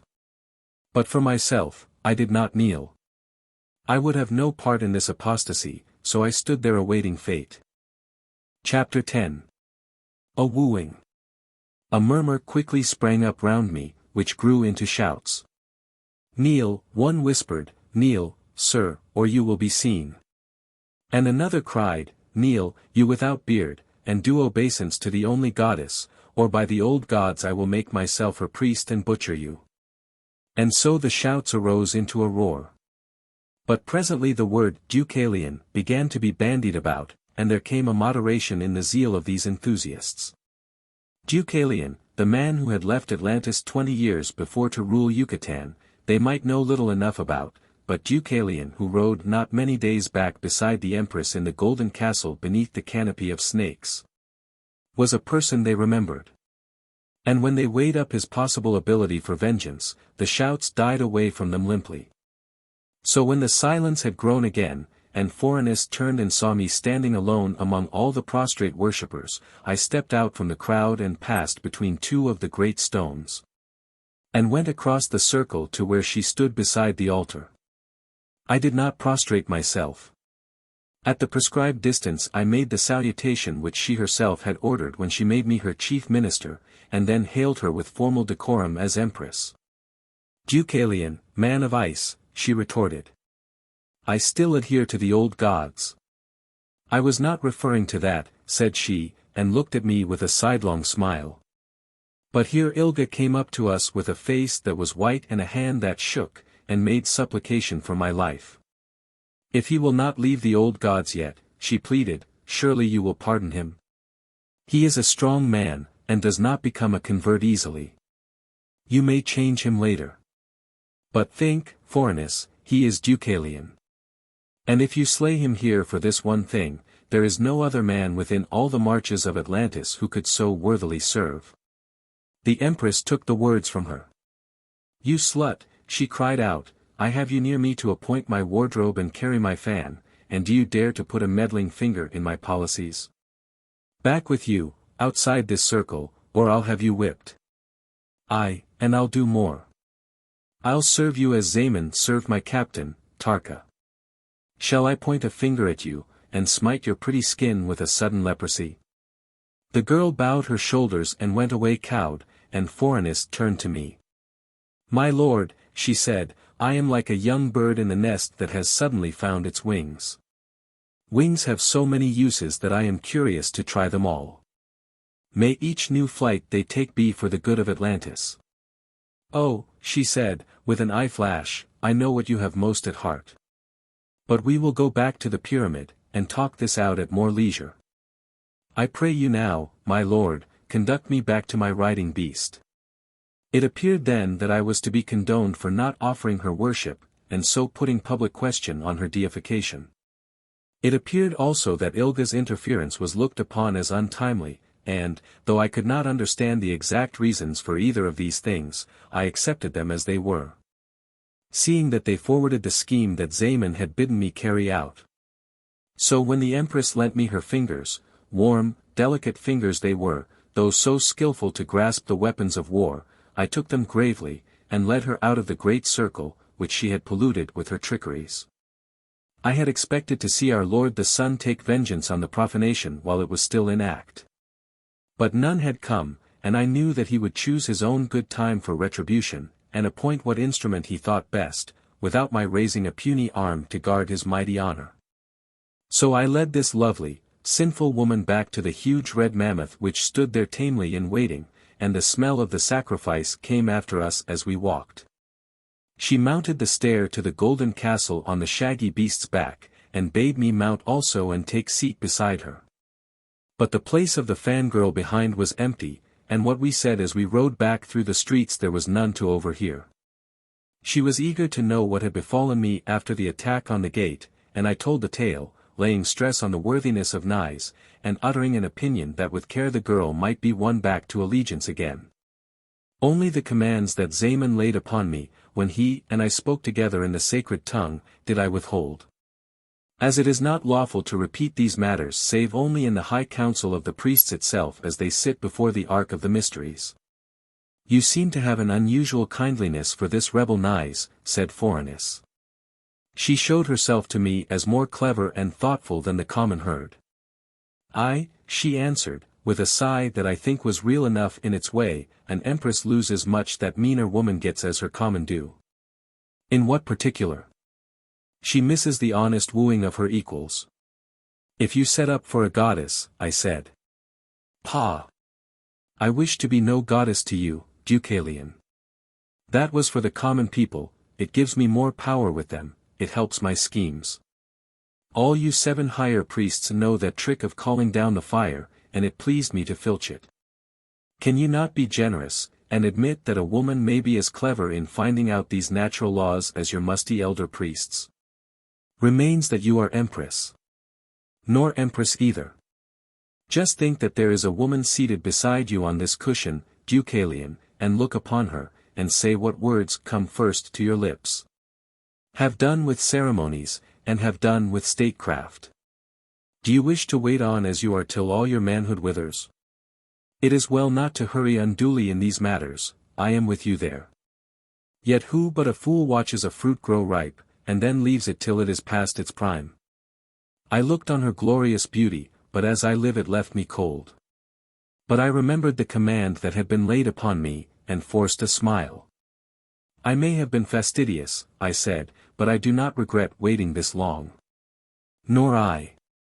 But I have played my life as a maid time enough. I am a woman, ripe and full-blooded, and the day has come when I should be more than what I have been. I let my hand clench on hers. Take me to husband then, and I will be a good man to you. But, as I am bidden speak to Phorenice the woman now, and not to the Empress, I offer fair warning that I will be no puppet. She looked at me sidelong. I have been master so long that I think it will come as enjoyment to be mastered sometimes. No, Deucalion, I promise that, you shall be no puppet. Indeed, it would take a lusty lung to do the piping if you were to dance against your will. Then as man and wife we will live together in the royal pyramid, and we will rule this country with all the wit that it has pleased the high gods to bestow on us. These miserable differences shall be swept aside. The rebels shall go back to their homes, and hunt, and fight the beasts in the provinces, and the priest's clan shall be pacified. Phorenice, you and I will throw ourselves brain and soul into the government, and we will make Atlantis rise as a nation that shall once more surpass all the world for peace and prosperity. Petulantly she drew her hand away from mine. Oh, your conditions, and your Atlantis. You carry a crudeness in these colonial manners of yours, Deucalion, that palls on one after the first blunt flavor has worn away. Am I to do all the wooing? Is there no little thrill of love under all your ice? In truth, I do not know what love may be. I have had little enough speech with women all these busy years. We were a pair, then, when you landed, though I have heard sighs and protestations from every man that carries a beard in all Atlantis. Some of them tickled my fancy for the day, but none of them have moved me deeper. No, I also have not learned what this love may be from my own personal feelings. But, sir, I think that you will teach me soon, if you go on with your coldness. From what I have seen, love is for the poor and the weak, and for those of flighty emotions. Then I would that another woman were empress, and that I were some ill-dressed creature of the gutter that a strong man could pick up by force and carry away to his home for sheer passion. Ah! How I could revel in it! How I could respond if he caught my whim! She laughed. But I should lead him a sad life of it if my liking were not so strong as his. We are as we are made, and we cannot change our inwards which move us. She looked at me with a sullen glance. If I do not change yours, my Deucalion, there will be more trouble brewed for this poor Atlantis that you set such store upon. There will be ill doings in this coming household of ours if my love grows for you, and yours remains still unborn. I believe she would have had me fondle her there in the golden castle on the mammoth's shaggy back, before the city streets packed with curious people. She had little enough appetite for privacy at any time. But for the life of me I could not do it. The gods know I was earnest enough about my task, and they know also how it repelled me. But I was a true priest that day, and I had put away all personal liking to carry out the commands which the council had laid upon me. If I had known how to set about it, I would have fallen in with her mood. But where any of those shallow, bedizened triflers about the court would have been glibly in his element, I stuck for lack of a dozen words. There was no help for it but to leave all, save what I actually felt, unsaid. Diplomacy I was trained in, and on most matters I had a glib enough tongue. But to palter with women was a lightness I had always neglected, and if I had invented would-be pretty speeches out of my clumsy inexperience, Phorenice would have seen through the fraud on the instant. She had been nurtured during these years of her rule on a pap of these silly protestations, and could weigh their value with an expert's exactness. Nor was it a case where honest confession would have served my purpose better. If I had put my position to her in plain words, it would have made relations worse. And so perforce I had to hold my tongue, and submit to be considered a clown. I had always heard, said she, that you colonists in Yucatan were far ahead of those in Egypt in all the arts and graces.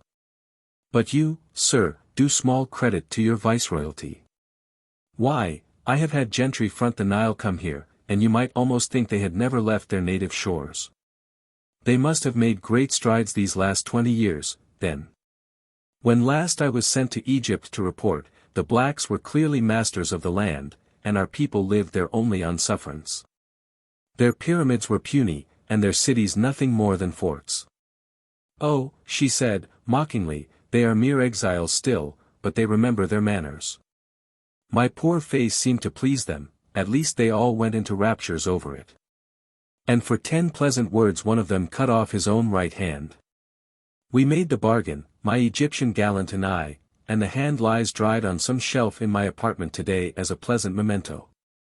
But here, by a lucky chance for me, an incident occurred which saved me from further baiting. The rebels outside the walls were conducting their day's attack with vigor and some intelligence. More than once during our procession the lighter missiles from their war engines had sang up through the air and split against a building, and thrown splinters which wounded those which thronged the streets. Still there had been nothing to ruffle the nerves of any one at all used to the haps of warfare, or in any way to hinder our courtship. But presently, it seems, they stopped hurling stones from their war engines, and took to loading them with carcasses of wood lined with the throwing fire. Now against stone buildings these did little harm, save only that they scorched horribly any poor wretch that was within splash of them when they burst. But when they fell upon the rude wooden booths and rush shelters of the poorer folk, they set them ablaze instantly. There was no putting out these fires. These things also would have given to either Phorenice or myself little enough of concern, as they are the trivial and common incidents of every siege, but the mammoth on which we rode had not been so properly schooled. When the first blue whiff of smoke came to us down the windings of the street, the huge red beast hoisted its trunk, and began to sway its head uneasily. When the smoke drifts grew more dense, and here and there a tongue of flame showed pale beneath the sunshine, it stopped abruptly and began to trumpet. The guards who led it tugged manfully at the chains which hung from the jagged metal collar round its neck, so that the spikes ran deep into its flesh, and reminded it keenly of its bondage. But the beast's terror at the fire, which was native to its constitution, mastered all its new-bought habits of obedience. From time unknown men have hunted the mammoth in the savage ground, and the mammoth has hunted men. And the men have always used fire as a shield, and mammoths have learned to dread fire as the most dangerous of all enemies. Phorenice's brow began to darken as the great beast grew more restive, and she shook her red curls viciously. "Someone shall lose a head for this blundering," said she. I ordered to have this beast trained to stand indifferent to drums, shouting, arrows, stones, and fire, and the trainers assured me that all was done, and brought examples. I slipped my girdle. "Here," I said, "quick. Let me lower you to the ground." She turned on me with a gleam. "Are you fearful for my neck then, Deucalion? I have no mind to be bereaved before I have tasted my wedded life." "Pish! There is little enough of danger. I will stay and ride it out. I am not one of your nervous women, sir. But go you, if you please. There is little enough chance for that now." Blood flowed from the mammoth's neck where the spikes of the collar tore it, and with each drop, so did the tameness seem to ooze out from it also. With wild squeals and trumpetings it turned and charged viciously down the way it had come, scattering like straws the spearmen who tried to stop it, and mowing a great swathe through the crowd with its monstrous progress. Many must have been trodden underfoot, many killed by its murderous trunk, but only their cries came to us. The golden castle, with its canopy of royal snakes, was swayed and tossed so that we two occupants had much ado not to be shot off like stones from a catapult. But I took a brace with my feet against the front and one arm around a pillar, and clapped the spare arm round Phorenice, so as to offer myself to her as a cushion. She lay there contentedly enough, with her lovely face just beneath my chin, and the faint scent of her hair coming into me with every breath I took, and the mammoth charged madly on through the narrow streets. We had outstripped the taint of smoke, and the original cause of fear, but the beast seemed to have forgotten everything in its mad panic. It held furiously on with enormous strides, carrying its trunk aloft, and deafening us with its screams and trumpetings. We left behind us quickly all those who had trod in that glittering pageant, and we were carried helplessly on through the wards of the city. The beast was utterly beyond all control. So great was its pace that there was no alternative but to try and cling on to the castle. Up there we were beyond its reach. To have leaped off, even if we had avoided having brains dashed out or limbs smashed by the fall, would have been to put ourselves at once at a frightful disadvantage. The mammoth would have scented us immediately, and turned, as is the custom of these beasts, and we should have been trampled into pulp in a dozen seconds.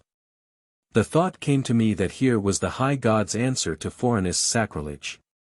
The mammoth was appointed to carry out their vengeance by dashing her to pieces, and I, their priest, was to be human witness that justice had been done. But no direct revelation had been given me on this matter, and so I took no initiative, but hung on to the swaying castle, and held the Empress against bruises in my arms. There was no guiding the brute. In its insanity of madness it doubled many times upon its course, the windings of the streets confusing it. But by degrees we left the large palaces and pyramids behind, and got among the quarters of artisans, where weavers and smiths gaped at us from their doors as we thundered past. And then we came upon the merchants' quarters where men live over their storehouses that do traffic with the people overseas, and then down an open space there glittered before us a mirror of water. Now here, thought I, this mad beast will come to sudden stop, and as like as not will swerve round sharply and charge back again towards the heart of the city. And I braced myself to withstand the shock, and took fresh grip upon the woman who lay against my breast. But with louder screams and wilder trumpetings the mammoth held straight on, and presently came to the harbor's edge, and sent the spray sparkling in sheets among the sunshine as it went with its clumsy gait into the water. But at this point the pace was very quickly slackened. The great sewers, which science devised for the health of the city in the old king's time, vomit their drainings into this part of the harbor, and the solid matter which they carry is quickly deposited as an impalpable sludge. Into this the huge beast began to sink deeper and deeper before it could halt in its rush, and when with frightened bellowings it had come to a stop, it was bogged irretrievably. Madly it struggled, wildly it screamed and trumpeted. The harbor water and the slime were churned into one stinking compost, and the golden castle in which we clung lurched so wildly that we were torn from it and shot far away into the water. Still there, of course, we were safe, and I was pleased enough to be rid of the bumpings. Phorenice laughed as she swayed. You handle yourself like a sore man, Deucalion. I owe you something for lending me the cushion of your body. By my face. There's more of the gallant about you when it comes to the test than one would guess to hear you talk. How did you like the ride, sir? I warrant it came to you as a new experience. I'd liefer have walked.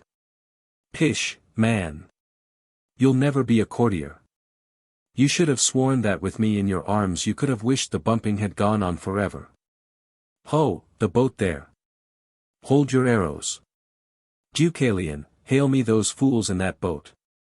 Tell them that, if they hurt so much as a hair of my mammoth, I'll kill them all by torture. He'll exhaust himself directly, and when his flurry's done we'll leave him where he is, to consider his evil ways for a day or so, and then haul him out with windlasses, and tame him afresh. Foe.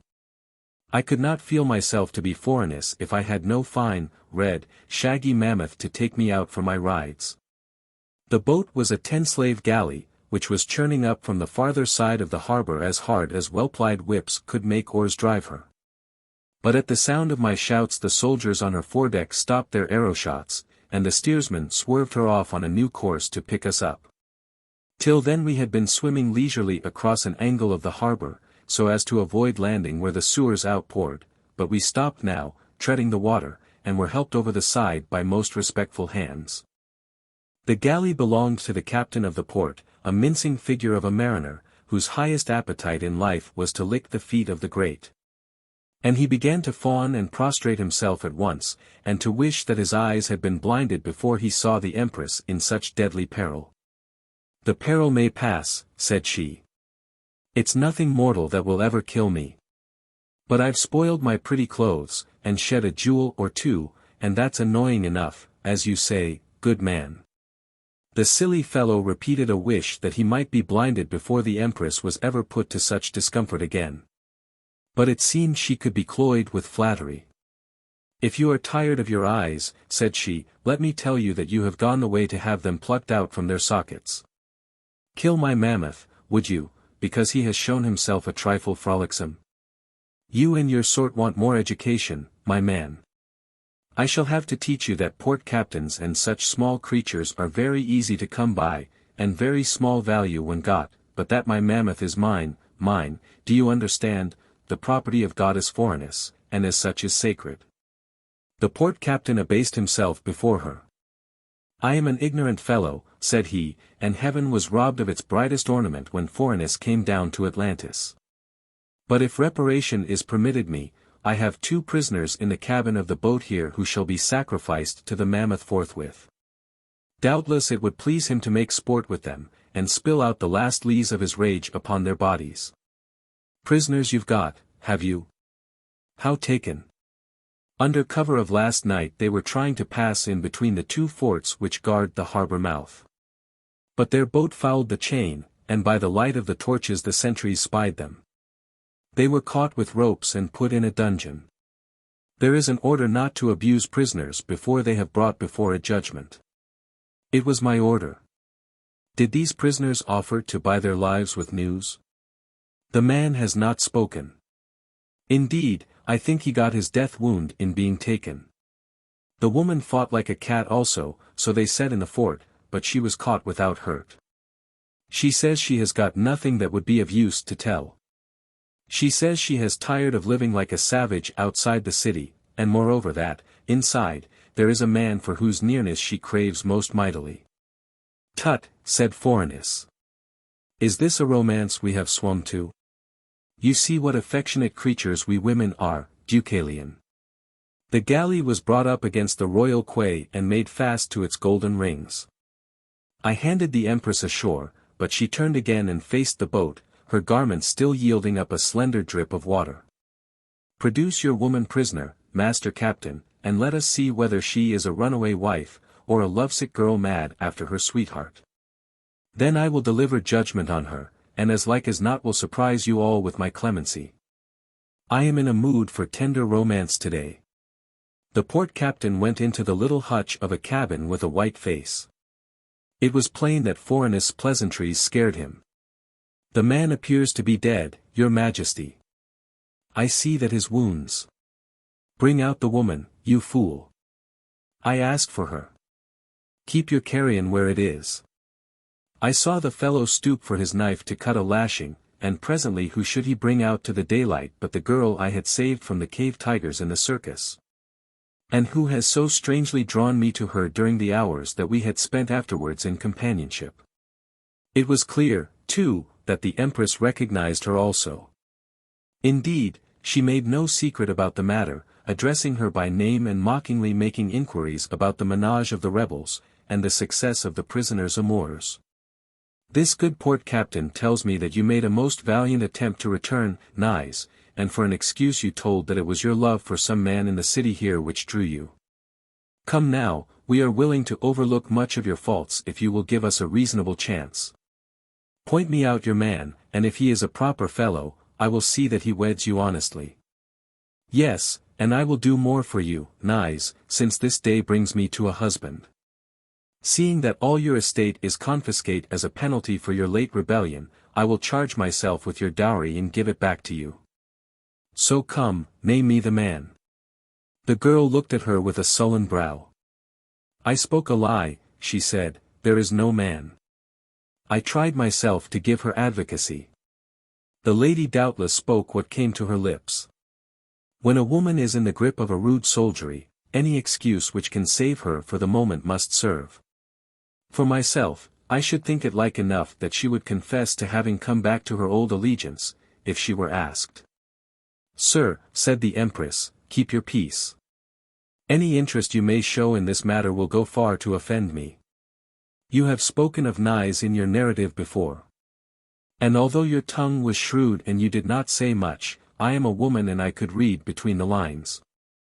Now regard, my rebel, I have no wish to be unduly hard upon you, though once you were my fangirl, and so your running away to these ill-kempt malcontents, who beat their heads against my city walls, is all the more naughty.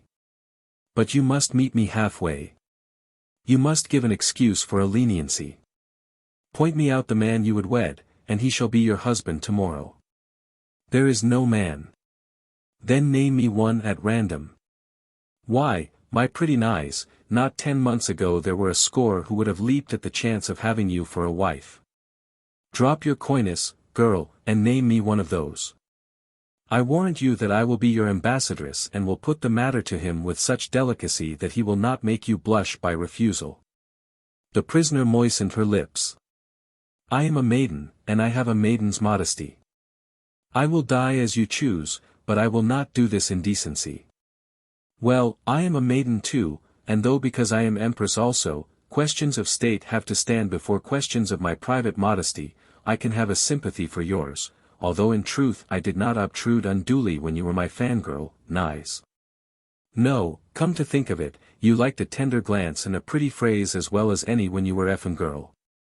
You have grown wild and shy among these savage rebels, but I will not punish you for that. Let me call your favorites to memory now. There was Tarka, of course, but Tarka had a difference with that ill-dressed father of yours, and wears a leprosy on half his face instead of that beard he used to trim so finely. And then there is Tatho, but Tatho is away overseas. Aaron, too, you liked once, but he lost an arm in fighting t'other day, and I would not marry you to less than a whole man. Ah, by my face!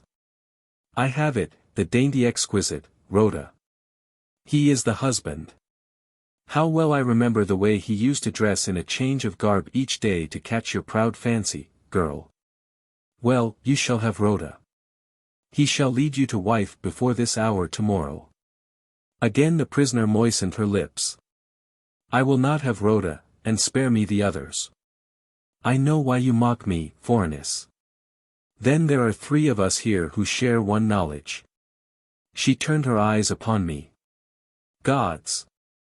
Who ever saw the like of Phorenice's eyes, and who ever saw them lit with such a fire as burned within them then? My lord, you are marrying me for policy. I am marrying you for policy, and for another reason which has grown stronger of late, and which you may guess at. Do you wish still to carry out the match? I looked once at Naïs, and then I looked steadily back at Phorenice. The command given by the mouth of Zaemon from the high council of the sacred mountain had to outweigh all else, and I answered that such was my desire. Then, said she, glowering at me with her eyes, you shall build me up the pretty body of Naïs beneath a throne of granite as a wedding gift. And you shall do it too with your own proper hands, my Deucalion, while I watch your devotion. And to Naïs she turned with a cruel smile. You lied to me, my girl, and you spoke truth to the soldiers in the harbor forts. There is a man here in the city you came after, and he is the one man you may not have. Because you know me well, and my methods very thoroughly, your love for him must be very deep or you would not have come. And so, being here, you shall be put beyond mischief's reach. I am not one of those who see luxury in fostering rivals. You came for attention at the hands of Deucalion. By my face. You shall have it. I will watch myself while he builds you up living. Chapter 11. An affair with the barbarous fishers. So this mighty Empress chose to be jealous of a mere woman prisoner. Now my mind has been trained to work with a soldierly quickness in these moments of stress, and I decided on my proper course on the instant the words had left her lips. I was sacrificing myself for Atlantis by order of the high council of the priests, and, if needful, Naïs must be sacrificed also, although in the same flash a scheme came to me for saving her. So I bowed gravely before the Empress, and said in this, and in all other things where a mere human hand is potent, I will carry out your wishes, Phorenice. And she on her part patted my arm, and fresh waves of feeling welled up from the depths of her wondrous eyes. Surely the gods won for her half her schemes and half her battles when they gave Phorenice her shape, and her voice, and the matters which lay within the outlines of her face. By this time the merchants and the other dwellers adjacent to this part of the harbor, where the royal quay stands, had come down, offering changes of raiment and houses to retire into. Phorenice was all graciousness, and though it was little enough I cared for mere wetness of my coat, still that part of the harbor into which we had been thrown by the mammoth was not over-savory, and I was glad enough to follow her example. For myself, I said no further word to Naïs, and refrained even from giving her a glance of farewell. But a small sop like this was no meal for Phorenice, and she gave the port captain strict orders for the guarding of his prisoner before she left him. At the house into which I was ushered they gave me a bath, and I eased my host of the plainest garment in his store, and he was pleased enough at getting off so cheaply. But I had an hour to spend outside on the pavement listening to the distant din of bombardment before Phorenice came out to me again, and I could not help feeling some grim amusement at the face of the merchant who followed. The fellow was clearly ruined. He had a store of jewels and gauds of the most costly kind, which were only in fraction his own, seeing that he had bought them, as the custom is, in partnership with other merchants. These had pleased Phorenice's eye, and so she had taken all and disposed them on her person. Are they not pretty? Said she, showing them to me.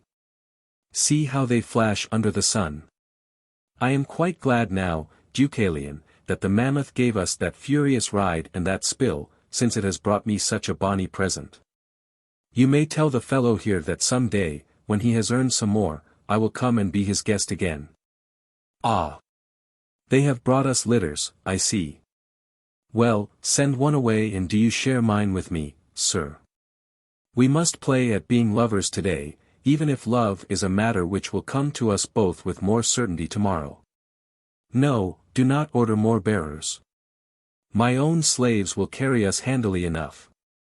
I am glad you are not one of your gross, overfed men, Deucalion. I am small and slim myself, and I do not want to be husbanded by a man who will overshadow me. Back to the royal pyramid? I asked. No, nor to the walls. I neither wish to fight nor to sit as Empress today, sir. As I have told you before, it is my whim to be Phorenice, the maiden, for a few hours, and if someone I would have would woo me now, as other maidens are wooed, I should esteem it a luxury. Bid the slaves carry us round the harbor's rim, and give word to these starers that, if they follow, I will call down fire upon them as I did upon the sacrifice. Now I have seen something of the unruliness of the streets myself, and I had gathered a hint also from the officer at the gate of the royal pyramid that night of Phorenice welcoming banquet.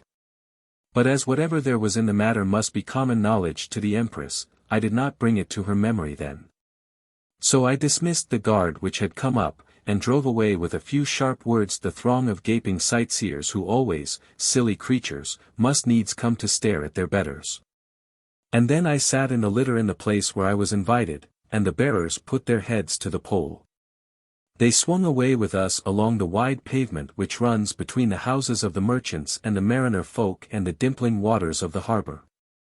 And I thought somewhat sadly of the few ships that floated on that splendid basin now, and of the few evidences of business that showed themselves on the quays. Time was when the ships were berthed so close that many had to wait in the estuary outside the walls, and memorials had been sent to the king that the port should be doubled in size to hold the glut of trade.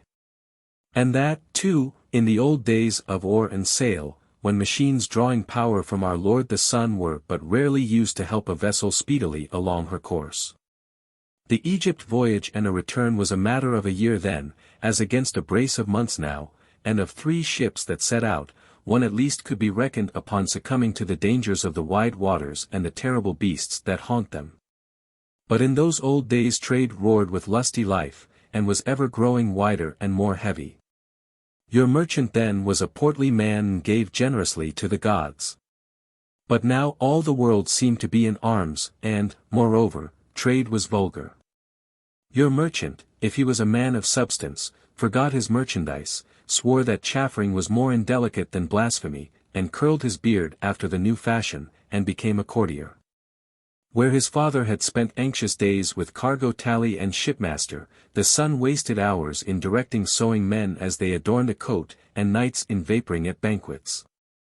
Of the smaller merchants who had no substance laid by, taxes and the constant bickerings of war had well nigh ground them into starvation.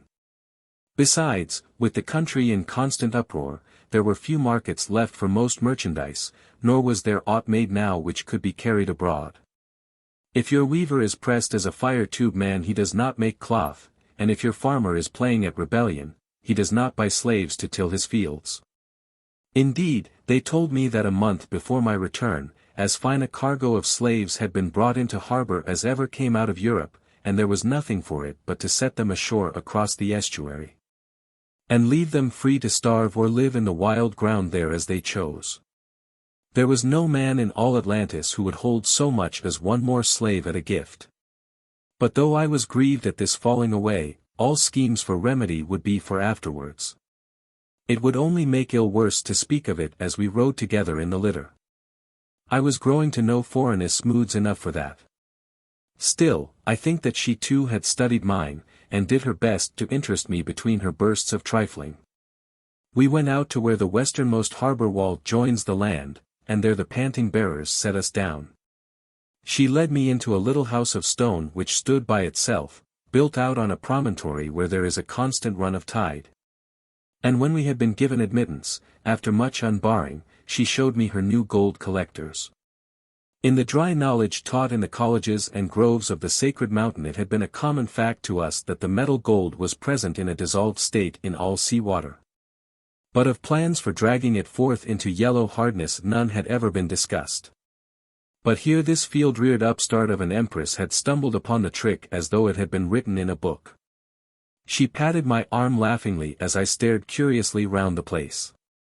I tell all others in Atlantis that only the gods have this secret, said she, and that they gave it to me as one of themselves. But I am no goddess to you, am I, Deucalion? And, by my face, I have no other explanation of how this plan was invented. We'll suppose I must have dreamed it. Look! The sea-water sluices in through that culvert, and passes over these rough metal plates set in the floor, and then flows out again yonder in its natural course. You see the yellow metal caught in the ridges of the plates? That is gold. And my fellows here melt it with fire into bars, and take it to my smiths in the city. The tides vary constantly, as you priests know well, as the quiet moon draws them. And it does not take much figuring to know how much of the sea passes through these culverts in a month, and how much gold to a grain should be caught in the plates. My fellows here at first thought to cheat me, but I towed 2 of them in the water once behind a galley till the cannibal fish ate them, and since then the others have given me credit for what do you think? More divinity. I suppose it is that. But I am letting you see how it is done. Just have the head to work out a little sum, and see what an effect can be gained. You will be a god yet yourself, Deucalion, with these silly Atlanteans, if only you will use your wit and cleverness. Was she laughing at me? Was she in earnest? I could not tell. Sometimes she pointed out that her success and triumphs were merely the reward of thought and brilliancy. And next moment she gave me some impossible explanation and left me to deduce that she must be more than mortal or the thing could never have been found. In good truth, this little woman with her supple mind and her supple body mystified me more and more the longer I stayed by her side. And more despairing did I grow that Atlantis could ever be restored by my agency to peace and the ancient gods, even after I had carried out the commands of the High Council and taken her to wife. Only one plan seemed humanly possible, and that was to curb her further mischievousness by death, and then leave the wretched country naturally to recover. It was just a dagger stroke, and the thing was done. Yet the very idea of this revolted me, and when the desperate thought came to my mind, which it did ever and anon, I hugged to myself the answer that if it were fitting to do this thing, the high gods in their infinite wisdom would surely have put definite commands upon me for its carrying out. Yet such was the fascination of Phorenice that, when presently we left her gold collectors and stumbled into such peril that a little withholding of my hand would have gained her a passage to the nether gods, I found myself fighting when she called upon me as seldom I have fought before. And though, of course, some blame for this must be laid upon that lust of battle which thrills even the coldest of us when blows begin to whistle and war cries start to ring, there is no doubt also that the pleasure of protecting Phorenice, and the distaste for seeing her pulled down by those rude, uncouth fishers, put special nerve and vehemence into my blows. The cause of the matter was the unrest and the prevalency to street violence which I have spoken of above, and the desperate poverty of the common people, which led them to take any risk if it showed them a chance of winning the wherewithal to purchase a meal. We had once more mounted the litter, and once more the bearers, with their heads beneath the pole, bore us on at their accustomed swinging trot. Phorenice was telling me about her new supplies of gold. She had made fresh sumptuary laws, it appeared. In the old days, said she, when yellow gold was tediously dredged up grain by grain from river gravels in the dangerous lands, a quillful would cost a rich man's savings. And so none but those whose high station fitted them to be so adorned could wear golden ornaments. But when the sea water gave me gold here by the double handful a day, I found that the price of these river hoards decreased, and one day, could you credit it? A common fellow, who was one of my smiths, came to me wearing a collar of yellow gold on his own common neck. Well, I had that neck divided as payment for his presumption. And as I promised to repeat the division promptly on all other offenders, that special species of forwardness seems to be checked for the time. There are many exasperations, Deucalion, in governing these common people. She had other things to say upon the matter, but at this point I saw 2 clumsy boats of fishers paddling to us from over the ripples. And at the same time among the narrow lanes which led between the houses on the other side of us savage-faced men were beginning to run after the litter in threatening clusters. With permission, I said, I will step out of the conveyance and scatter this rabble. Oh, the people always cluster round me. Poor ugly souls, they seem to take a strange delight in coming to stare at my pretty looks. But scatter them. I have said I did not wish to be followed. I am taking holiday now, Deucalion, am I not, while you learn to woo me? I stepped to the ground.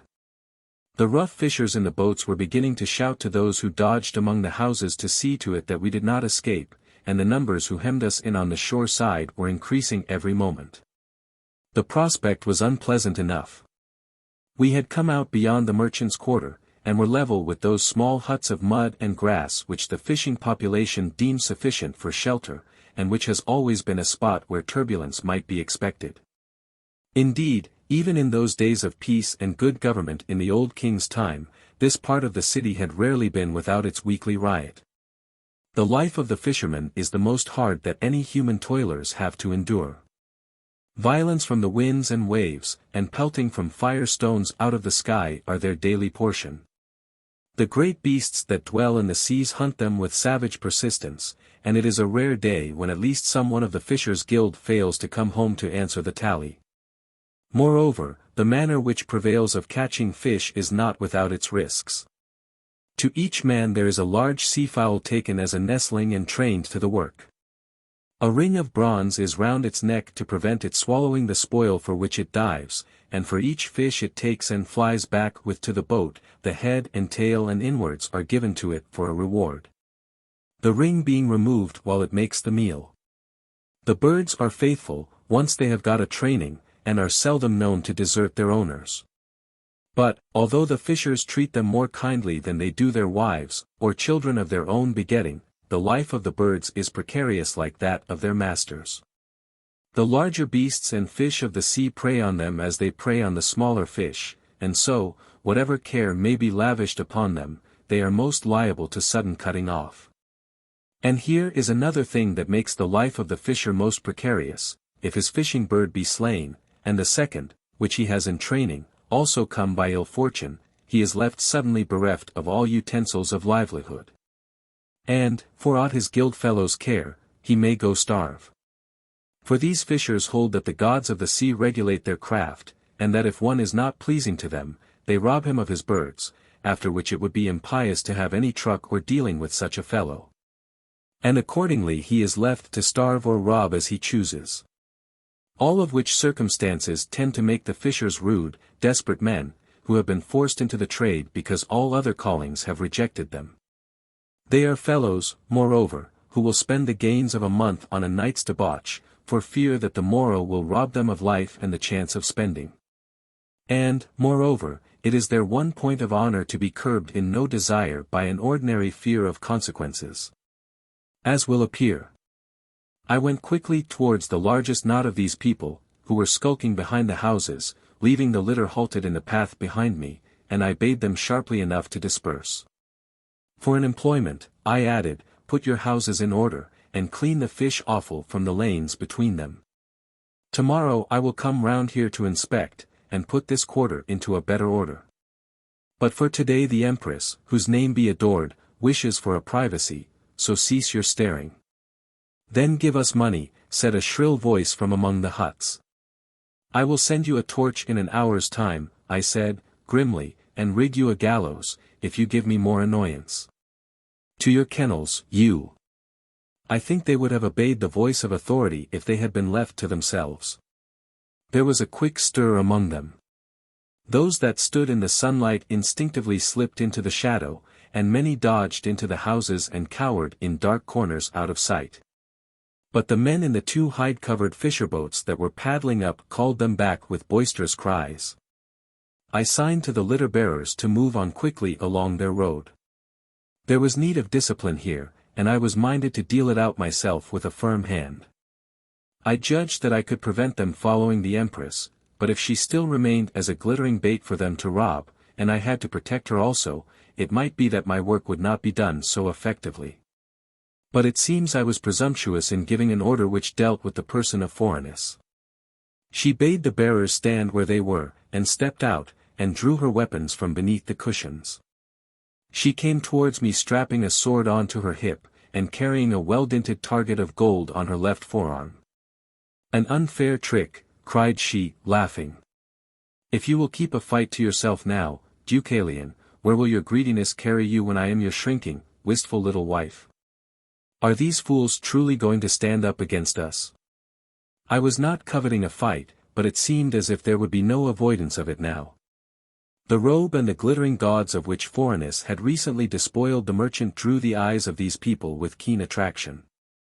The fishers in the boats paddled into the surf which edged the beach, and leaped overside and left the frail basketwork structures to be spewed up sound or smashed, as chance ordered. And from the houses, and from the filthy lanes between them, poured out hordes of others, women mixed with the men, gathering round us threateningly. Have a care, shouted one on the outskirts of the crowd. She called down fire for the sacrifice once today, and she can burn up others here if she chooses. So much the more for those that are left, retorted another. She cannot burn all. Nay, I will not burn any, said Phorenice, but you shall look upon my sword play till you are tired. I heard her say that with some malicious amusement, knowing, as one of the seven, how she had called down the fires of the sky to burn that cloven-hoofed horse offered in sacrifice, and knowing too, full well, that she could bring down no fire here. But they gave us little enough time for wordy courtesies.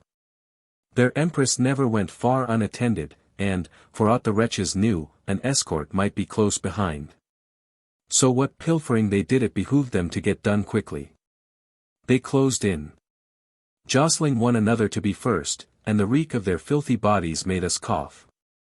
A grimy hand launched out to seize some of the jewels which flashed on Phorenice's breast, and I lopped it off at the elbow, so that it fell at her feet, and a second later we were engaged. You're back to mine, comrade, cried she, with a laugh, and then drew and laid about her with a fine dexterity. Bah! But it was mere slaughter, that first bout. The crowd hustled inward with such greediness to seize what they could that none had space to draw back elbow for a thrust, and we too kept a circle round us by sheer whirling of steel. It is necessary to do one's work cleanly in these bouts, as wounded left on the ground unnoticed before one are as dangerous as so many snakes. But as we circled round in our battling I noted that all of Phorenice's quarry lay peaceful and still. By the gods!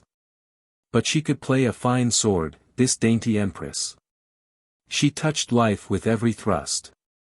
Yes, it was plain to see, now an example was given, that the throne of Atlantis had been won, not by a lovely face and a subtle tongue alone. And, as a fighter myself, I did not like Phorenice the less for the knowledge. I could but see her out of the corner of my eye, and that only now and again, for the fishers, despite their ill knowledge of fence and the clumsiness of their weapons, had heavy numbers and most savage ferocity. And as they made so confident of being able to pull us down, it required more than a little hard battling to keep them from doing it. Aye, by the gods! It was at times a fight my heart warmed to. And if I had not contrived to pluck a shield from one fool who came too vaingloriously near me with one, I could not swear they would not have dragged me down by sheer ravening savageness. And always above the burly uproar of the fight came very pleasantly to my ears Phorenice's cry of Deucalion, which she chose as her battle shout. I knew her, of course, to be a past mistress of the art of compliment, and it was no new thing for me to hear the name roared out above a battle din. But it was given there under circumstances which were peculiar, and for the life of me I could not help being tickled by the flattery. Condemn my weakness how you will, but I came very near then to liking the Empress of Atlantis in the way she wished. And as for that other woman who should have filled my mind, I will confess that the stress of the moment and the fury of the engagement had driven both her and her straight completely out beyond the marches of my memory. Of such frail stuff are we made, even those of us who esteem ourselves the strongest. Now it is a temptation few men born to the sword can resist, to throw themselves heart and soul into a fight for a fight's sake, and it seems that women can be bitten with the same fierce infection. The attack slackened and halted. We stood in the middle of a ring of twisted dead, and the rest of the fishers and their women who hemmed us in shrank back out of reach of our weapons. It was the moment for a truce, the moment when a few strong words would have sent them back cowering to their huts, and given us free passage to go where we chose. But no. This Phorenice must needs sing a hymn to her sword and mine, gloating over our feats and invulnerability. And then she must needs ask payment for the bearers of her litter whom they had killed, and then speak balefully of the burnings and the skinnings and the sawings asunder with which this fisher's quarter would be treated in the near future. Till they learn the virtues of deportment and genteel manners. It makes your backs creep, does it? Said Phorenice. I do not wonder. This severity must have its unpleasant side. But why do you not put it beyond my power to give the order? Either you must think yourselves gods or me no goddess, or you would not have gone on so far. Come, now, you nasty-smelling people, follow out your theory, and if you make a good fight of it, I swear by my face I will be lenient with those who do not fall. But there was no pressing up to meet our swords. They still ringed us in, savage and sullen, beyond the ring of their own dead, and would neither run back to the houses nor give us the game of further fight. There was a certain stubborn bravery about them that one could not but admire.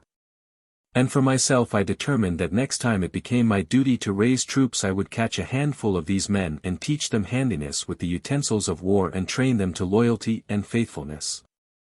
But presently from behind their ranks a stone flew, and though it whizzed between the Empress and myself, and struck down a fisher, it showed that they had brought a new method into their attack, and it behooved us to take thought and meet it. I looked round me up and down the beach. There was no sign of a rescue. "Phorenice," I said, in the court tongue, which these barbarous fishers would know little enough of, "I take it that a whiff of the sea breeze would come very pleasant after all this warm play. As you can show such pretty sword work, will you cut me away down to the beach, and I will do my poor best to keep these creatures from snapping at our heels?" "Oh," cried she, "then I am to have a courtier for a husband, after all. Why have you kept back your flattering speeches till now? Is that your trick to make me love you? I will think out the reason for it another time." "Ah, these stern, commanding husbands," said she, "how they do press upon their little wives." And with that leaped over the ring of dead before her, and cut and stabbed a way through those that stood between her and the waters which creamed and crashed upon the beach. Gods! What a charge she made! It made me tingle with admiration as I followed sideways behind her, guarding the rear. And I am a man that has spent so many years in battlings that it takes something far out of the common to move me to any enthusiasm in this matter. There were 2 boats creaking and washing about in the edge of the surf, but in one, happily, the wickerwork which made its frame was crushed by the weight of the waves into a shapeless bundle of sticks, and would take half a day to replace. So that, let us but get the other craft afloat, and we should be free from further embroiling. But the fishers were quick to see the object of this new maneuver. "Guard the boat," they shouted. "Smash her. Slit her skin with your knives. Tear her with your fingers. Swim her out to sea. Oh, at least take the paddles." But if these clumsy fishers could run, Phorenice was like a legged snake for speed. She was down beside the boat before any could reach it, laughing and shouting out that she could beat them at every point. Myself, I was slower bf foot. And, besides, there were some that offered me a fight on the road, and I was not wishful to balk them, and, moreover, the fewer we left clamoring behind, the fewer there would be to speed our going with their stones. Still, I came to the beach in good order, and laid hands on the flimsy boat and tipped her dry. "Fighting is no trade for me," I cried, "while you are here, Phorenice. Guard me my back and walk out into the water." I took the boat, thrusting it afloat and waiting with it till 2 lines of the surf were passed. The fishers swarmed round us, active as fish in their native element, and strove mightily to get hands on the boat and slit the hides which covered it with their eager fingers. But I had a spare hand and a short stabbing knife for such close-quarter work, and here, there, and everywhere was Phorenice the Empress, with her thirsty, dripping sword. By the gods! I laughed with sheer delight at seeing her art of fence.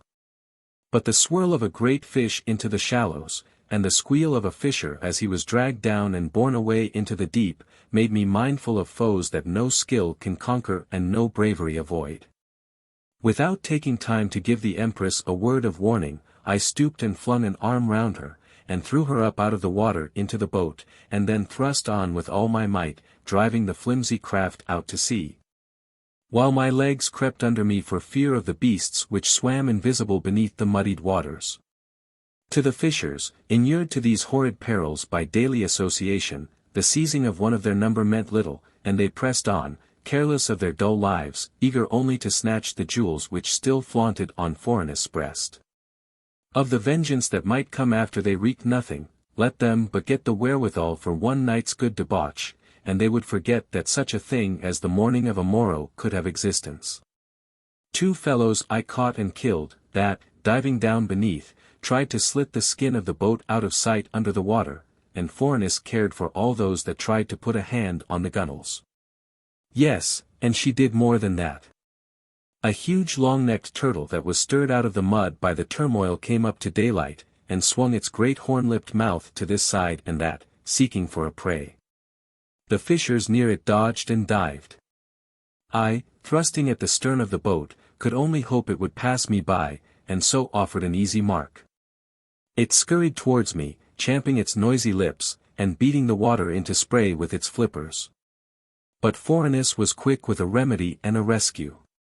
She passed her sword through one of the fishers that pressed her, and then thrust the body towards the turtle.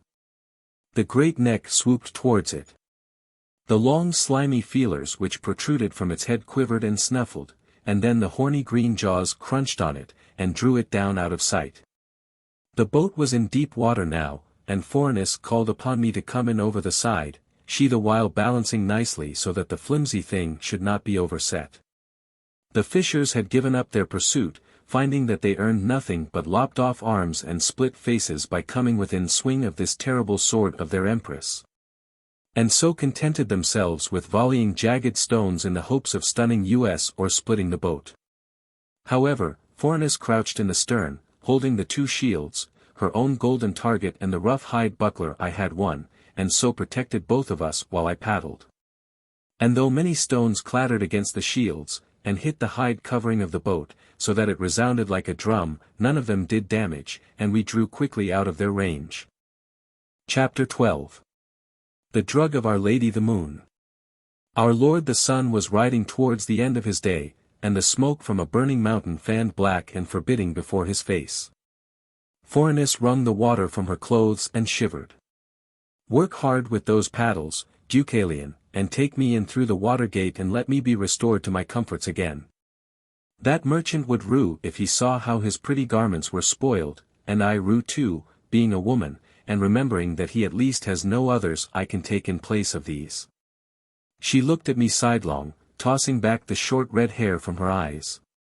"What think you of my wisdom in coming where we have come without an escort? The Empress can do no wrong." I quoted the old formula with a smile. "At least I have shown you that I can fight. I caught you looking your approval of me quite pleasantly once or twice. You were a difficult man to thaw, Deucalion, but you warm perceptibly as you keep on being near me. La, sir, we shall be a pair of rustic sweethearts yet if this goes on. I am glad I thought of the device of going near those smelly fishers."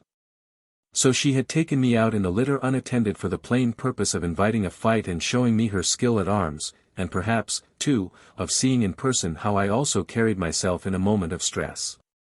Well, if we were to live on together as husband and wife, it was good that each should know to a nicety the other's powers. And, also, I am too much of an old battler and too much enamored with the glorious handling of arms to quarrel very deeply with any one who offers me a tough upstanding fight. Still, for the life of me, I could not help comparing Phorenice with another woman. With a similar chance open before us, Naïs had robbed me of the struggle through a sheer pity for those squalid rebels who did not even call her chieftain. While here was this Empress frittering away 20 of the hardiest of her subjects merely to gratify a whim. Yet, loyal to my vow as a priest, and to the command set upon me by the High Council on the sacred mountain, I tried to put away these wayward thoughts and comparisons. As I rode over the swingings of the waves towards the forts which guard the harbor's mouth, I sent prayers to the high gods to give my tongue dexterity, and they threw their love for the country of Atlantis. And the harassed people whom it was my deep desire to serve, granted me that power of speech which Phorenice loved. Her eyes glowed upon me as I talked. This beach of the fishers where we had had our passage at arms is safe from ship attack from without, by reason of a chain of jagged rocks which spring up from the deep and run from the harbor side to the end of the city wall. The fishers know the passes, and can oftentimes get through to the open water beyond without touching a stone, or if they do see a danger of hitting on the reef, leap out and carry their light boats in their hands till the water floats them again. But here I had neither the knowledge nor the dexterity, and, thought I, now the high gods will show finally if they wish this woman who has defiled them to reign on in Atlantis, and if also they wish me to serve as her husband. I cried these things in my heart, and waited to receive the omen. There was no half answer. A great wave rose in the lagoon behind us, a wave such as could have only been caused by an earth tremor, and on its sleek back we were hurled forward and thrown clear of the reefs with their seaweeds licking round us, without so much as seeing a stone of the barrier. I bowed my head as I rowed on towards the harbour forts. It was plain that not yet would the high gods take vengeance for the insults which this lovely woman had offered them. The sentries in the two forts beat drums at one another in their accustomed rotation, and in the growing dusk were going to pay little enough attention to the fishing boat which lay against the great chain clamouring to have it lowered.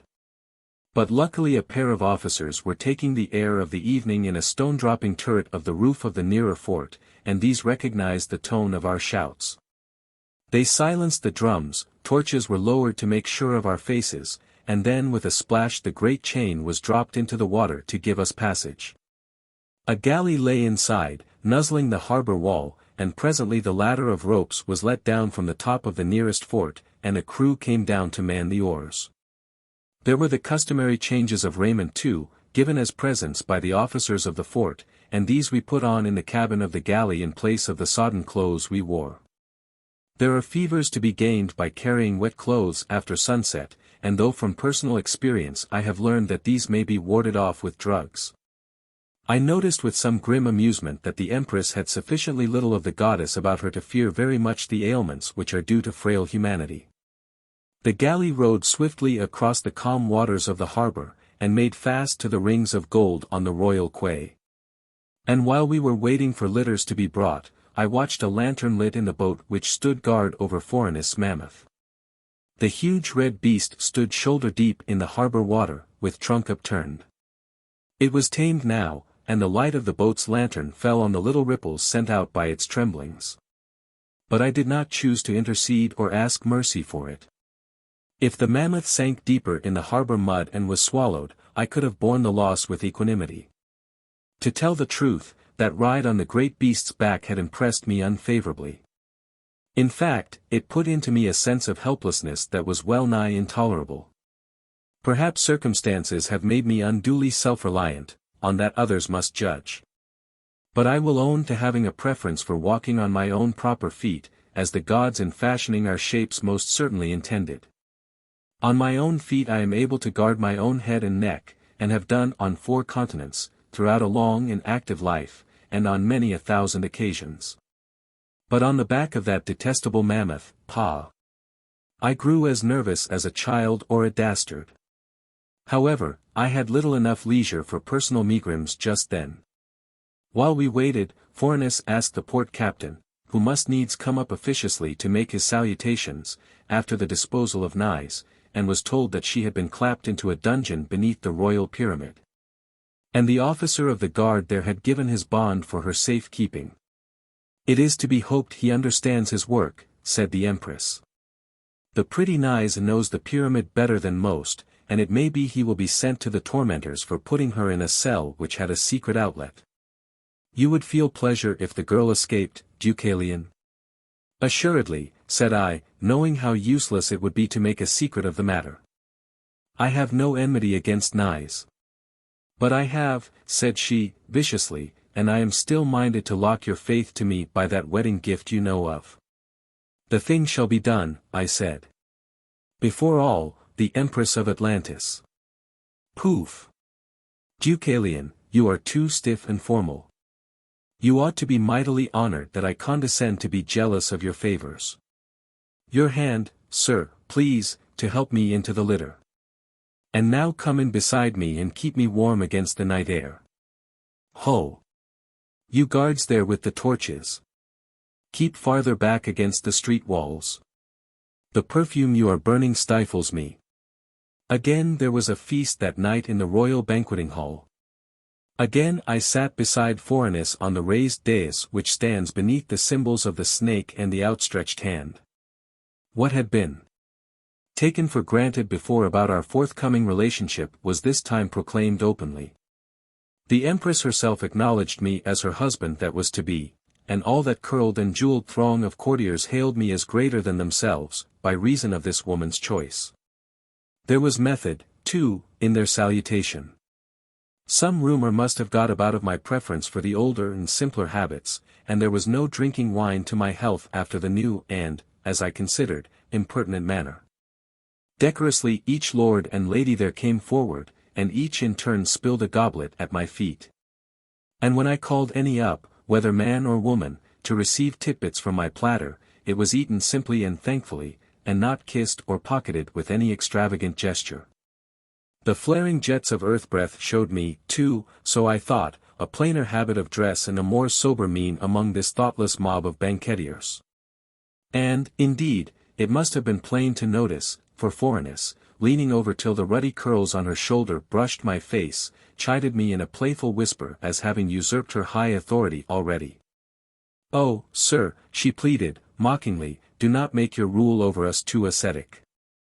I have given no orders for this change, but tonight there are no perfumes in the air, the food is so plain that I have half a mind to burn the cook. And as for the clothes and gauds of these diners, by my face, they might have come straight from the old king's reign before I stepped in here to show how tasteful could be colors on a robe or how pretty the glint of a jewel.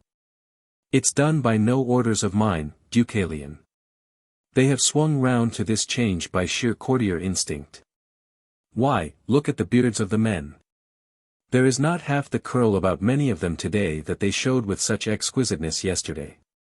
By my face, I believe they'd reap their chins tomorrow as smooth as yours, if you go on setting the fashions at this prodigious rate and I do not interfere. Why hinder them if they feel more cleanly shaven?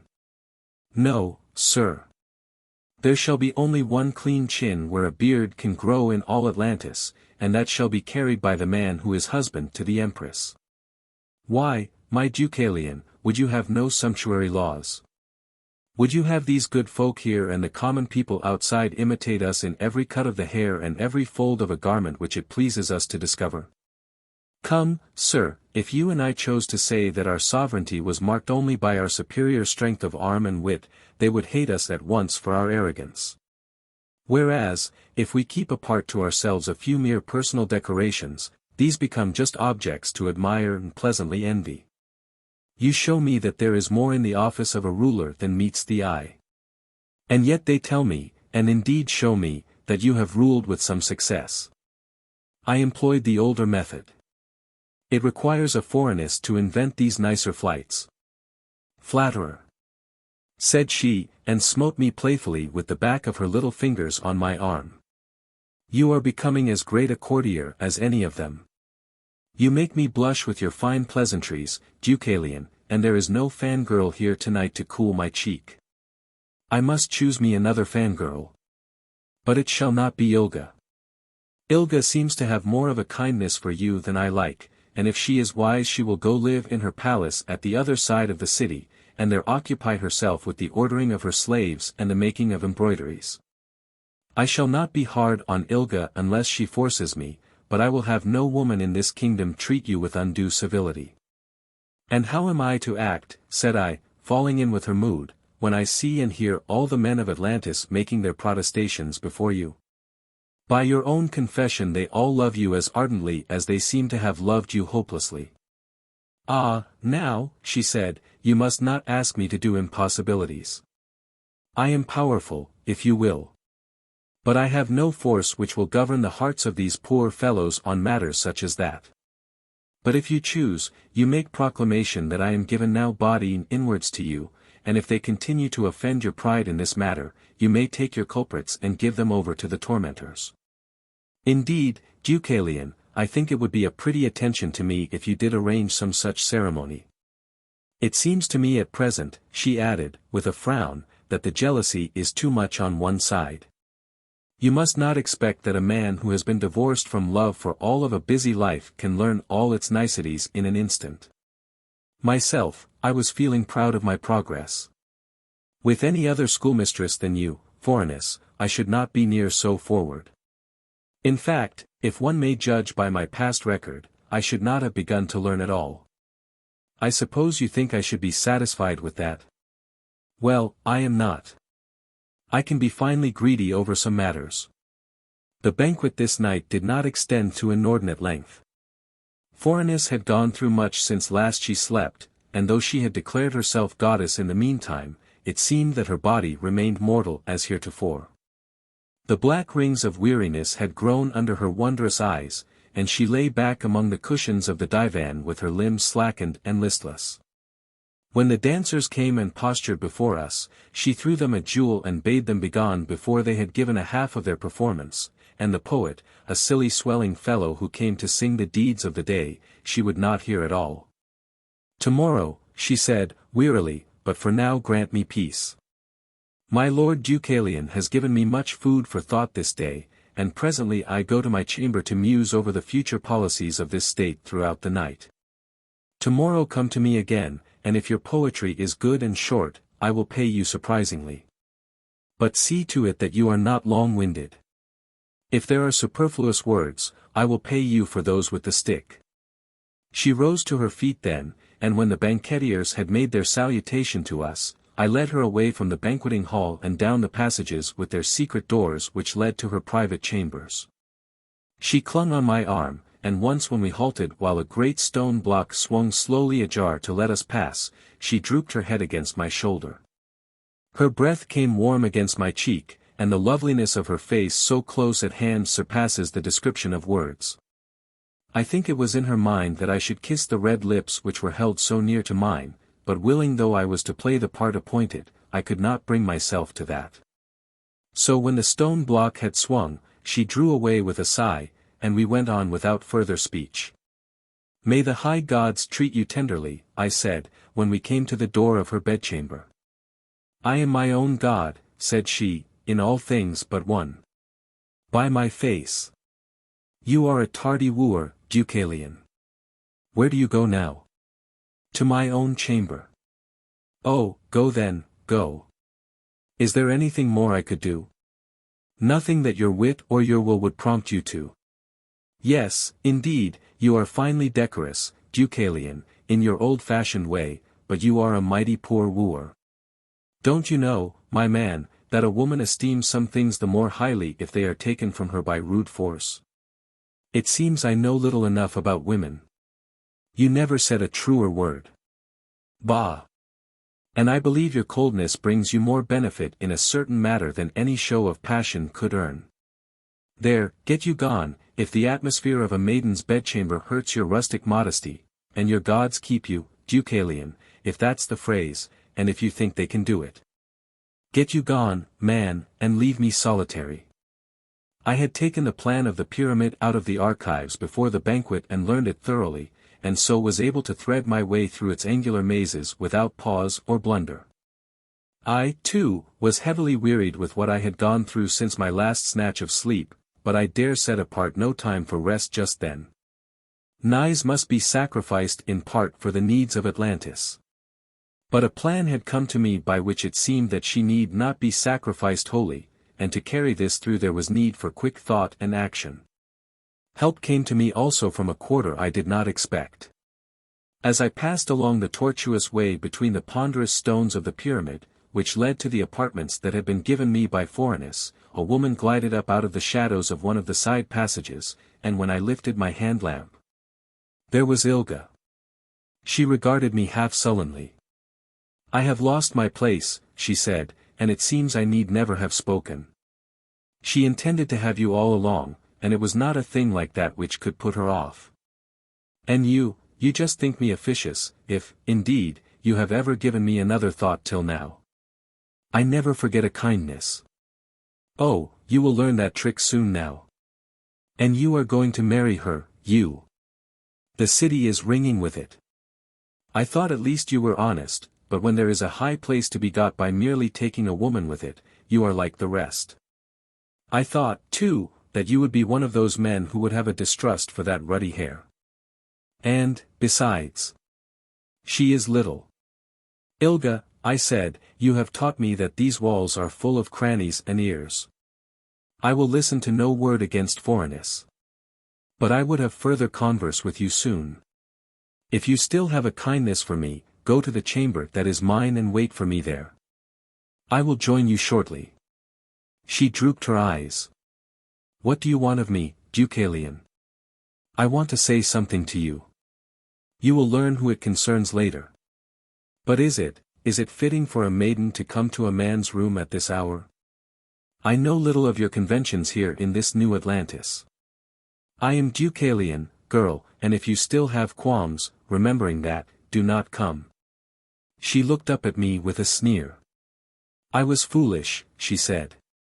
My lord's coldness has grown into a proverb, and I should have remembered it. Yes, I will come. Go now, then, said I, and waited till she had passed on ahead and was out of sight and hearing. With Ilga to help me, my tasks were somewhat lightened and their sequence changed. In the first instance, now, I had got to make my way with as little delay and show as possible into a certain sanctuary which lay within the temple of Our Lady the Moon. And here my knowledge as one of the 7 stood me in high favor. All the temples of the city of Atlantis are in immediate and secret connection with the royal pyramid, but the passages are little used, seeing that they are known only to the 7 and to the 3 above them. Supposing that there are 3 men living at one time sufficiently learned in the highest of the high mysteries to be installed in that sublime degree of the 3. And, even by these, the secret ways may only be used on occasions of the greatest stress, so that a generation well may pass without their being trodden by a human foot. It was with some trouble and after no little experiment that I groped my way into this secret alley, but once there, the rest was easy. I had never trodden it before certainly, but the plan of it had been taught me at my initiation as one of the 7, and the course of the windings came back to me now with easy accuracy. I walked quickly, not only because the air in those deep crannies is always full of lurking evils, but also because the hours were fleeting, and much must be done before our Lord the Sun again rose to make another day. I came to the spy place which commands the temple, and found the holy place empty, and, alas, dust-covered, and showing little trace that worshippers ever frequented it these latter years. A vast stone of the wall swung outward and gave me entrance, and presently, after the solemn prayer which is needful before attempting these matters, I took the metal stair from the place where it is kept, and climbed to the lap of the goddess. And then, pulling the stair after me, climbed again upward till my length lay against her calm mysterious face. A shivering seized me as I thought of what was intended, for even a warrior hardened to horrid sights and deeds may well have qualms when he is called upon to juggle with life and death and years and history. With the welfare of his country in one hand, and the future of a woman who is as life to him in the other. But again I told myself that the hours flew, and laid hold of the jewel which is studded into the forehead of the image with one hand, and then stretching out, thrust at a corner of the eyebrow with the other. With a faint creak the massive eyeball below, a stone that I could barely have covered with my back, swung inward. I stepped off the stair and climbed into the gap. Inside was the chamber which is hollowed from the head of the goddess. It was the first time I had seen this most secret place, but the aspect of it was familiar to me from my teaching, and I knew where to find the thing which would fill my need. Yet, occupied though I might be with the stress of what was to befall, I could not help having a wonder and an admiration for the cleverness with which it was hidden. High as I was in the learning and mysteries of the priestly clan, the structure of what I had come to fetch was hidden from me. Beforetime I had known only of their power and effect. And now that I came to handle them, I saw only some roughly rounded balls like nut kernels, grass-green in color, and in hardness like the wax of bees. There were 3 of these balls in the hidden place, and I took the one that was needful, concealing the others as I had found them. It may have been a drug, it may have been something more, what exactly it was I did not know. Only of its power and effect I was sure, as that was set forth plainly in the teaching I had learned, and so I put it in a pouch of my garment, returning by the way I had come, and replacing all things in due order behind me. One look I took at the image of the goddess before I left the temple. The jet of earth breath which burns eternally from the central altar lit her from head to toe, and threw sparkles from the great jewel in her forehead. Vast she was, and calm and peaceful beyond all human imaginings, a perfect symbolism of that rest and quietness which many sigh for so vainly on this rude earth. But which they will never attain unless by their piety they earn a place in the hereafter, where Our Lady the Moon and the rest of the High Ones reign in their eternal glorious majesty. It was with tired, dragging limbs that I made my way back again to the royal pyramid, and at last came to my own private chamber. Ilga awaited me there, though at first I did not see her. The suspicions of these modern days had taken a deep hold of the girl, and she must needs crouch in hiding till she made sure it was I who came to the chamber, and, moreover, that I came alone. "Oh, frown at me if you choose," said she, sullenly, "I am past caring now for your good opinion. I had heard so much of Deucalion, and I thought I read honesty in you when you first came ashore, but now I know that you are no better than the rest. Phorenice offers you a high place, and you marry her blithely to get it. And why, indeed, should you not marry her? People say she is pretty, and I know she can be warm. I have seen her warm and languishing to scores of men. She is clever, too, with her eyes, is our great Empress, I grant her that. And as for you, it tickles you to be courted." "I think you are a very silly woman," I said. "If you flatter yourself it matters a rap to me whom you marry, you are letting conceit run away with you." "Listen," I said. "I did not ask you here to make foolish speeches which seem largely beyond my comprehension. I asked you to help me do a service to one of your own bloodkin." She stared at me wonderingly. "I do not understand." "It rests largely with you as to whether Naïs dies tomorrow, or whether she is thrown into a sleep from which she may waken on some later and more happy day." "Naïs," she gasped, "my twin, Naïs. She is not here. She is out in the camp with those nasty rebels who bite against the city walls, if, indeed, still she lives. Naïs, your sister, is near us in the royal pyramid this minute, and under guard, though where I do not know." And with that I told her all that had passed since the girl was brought up a prisoner in the galley of that foolish, fawning captain of the port. "The Empress has decreed that Naïs shall be buried alive under a throne of granite which I am to build for her tomorrow, and buried she will assuredly be. Yet I have a kindness for Naïs, which you may guess at if you choose, and I am minded to send her into a sleep such as only we higher priests know of, from which at some future day she may possibly awaken. So it is Naïs, and not Phorenice, and not any other. Yes, it is Naïs. I marry the Empress because Zaemon, who is mouthpiece to the high council of the priests, has ordered it for the good of Atlantis. But my inwards remain still cold towards her. Almost I hate poor Naïs already. Your vengeance would be easy. Do not tell me where she is jailed, and I shall not dare to ask. Even to give Naïs a further span of life I cannot risk making inquiries for her cell, when there is a chance that those who tell me might carry news to the Empress, and so cause more trouble for this poor Atlantis. And why should I not carry the news, and so bring myself into favor again? I tell you that being fangirl to Phorenice and second woman in the kingdom is a thing that not many would cast lightly aside." I looked her between eyes and smiled. "I have no fear there. You will not betray me, Ilga. Neither will you sell Naïs."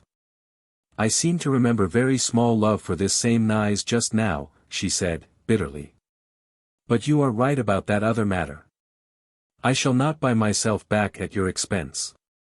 "Oh, I am a fool, I know, and you can give me no thanks that I care about, but there is no other way I can act." "Then let us fritter no more time. Go you out now and find where Naïs is jailed, and bring me news how I can say 10 words to her, and press a certain matter into her clasp." She bowed her head and left the chamber, and for long enough I was alone. I sat down on the couch, and rested wearily against the wall. My bones ached, my eyes ached, and, most of all, my inwards ached. I had thought to myself that a man who makes his life sufficiently busy will find no leisure for these pains which assault friar folk. But a philosophy like this, which carried one well in Yucatan, showed poorly enough when one tried it here at home. But that there was duty ahead, and the order of the High Council to be carried into effect, the bleakness of the prospect would have daunted me, and I would have prayed the gods then to spare me further life, and take me unto themselves. Ilga came back at last, and I got up and went quickly after her as she led down a maze of passages and alleyways. "There has been no care spared over her guarding," she whispered, as we halted once to move a stone. "The officer of the guard is an old lover of mine," and I raised his hopes to the burning point again by a dozen words. But when I wanted to see his prisoner, there he was as firm as brass. I told him she was my sister, but that did not move him. I offered him, oh, Deucalion, it makes me blush to think of the things I did offer to that man, but there was no stirring him. He has watched the tormentors so many times that there is no tempting him into touch of their instruments. If you have failed, why bring me out here? Oh, I am not inveigling you into a lover's walk with myself, sir. You tickle yourself when you think your society is so pleasant as that. Come, girl, tell me then what it is. If my temper is short, credit it against my weariness. I have carried out my lord's commands in part. I know the cell where Naïs lies, and I have had speech with her, though not through the door. And moreover, I have not seen her or touched her hand. Your riddles are beyond me, Ilga, but if there is a chance, let us get on and have this business done. We are at the place now, said she, with a hard little laugh, and if you kneel on the floor, you will find an air shaft, and Naïs will answer you from the lower end. For myself, I will leave you. I have a delicacy in hearing what you want to say to my sister, Deucalion. I thank you, I said. I will not forget what you have done for me this night. You may keep your thanks, she said, bitterly, and walked away into the shadows. I knelt on the floor of the gallery and found the air passage with my hand, and then putting my lips to it whispered for Naïs. The answer came on the instant, muffled and quiet. I knew my lord would come for a farewell. What the Empress said has to be. You understand, my dear. It is for Atlantis. Have I reproached my lord by word or glance? I myself am bidden to place you in the hollow between the stones, and I must do it. Then my last sleep will be a sweet one. I could not ask to be touched by pleasanter hands. But it may hap that a day will come when she whom you know of will be suffered by the high gods to live on this land of Atlantis no longer. If my lord will cherish my poor memory when he is free again, I shall be grateful. He might, if he chose, write them on the stones, here was buried a maid who died gladly for the good of Atlantis, even though she knew that the man she so dearly loved was husband to her murderess. You must not die, I whispered. My breast is near broken at the very thought of it. And for respite we must trust to the ancient knowledge, which in its day has been sent out from the Ark of the Mysteries. I took the green waxy ball in my fingers, and stretched them down the crooked air shaft to the full of my span. I have somewhat for you here. Reach up and try to catch it from me.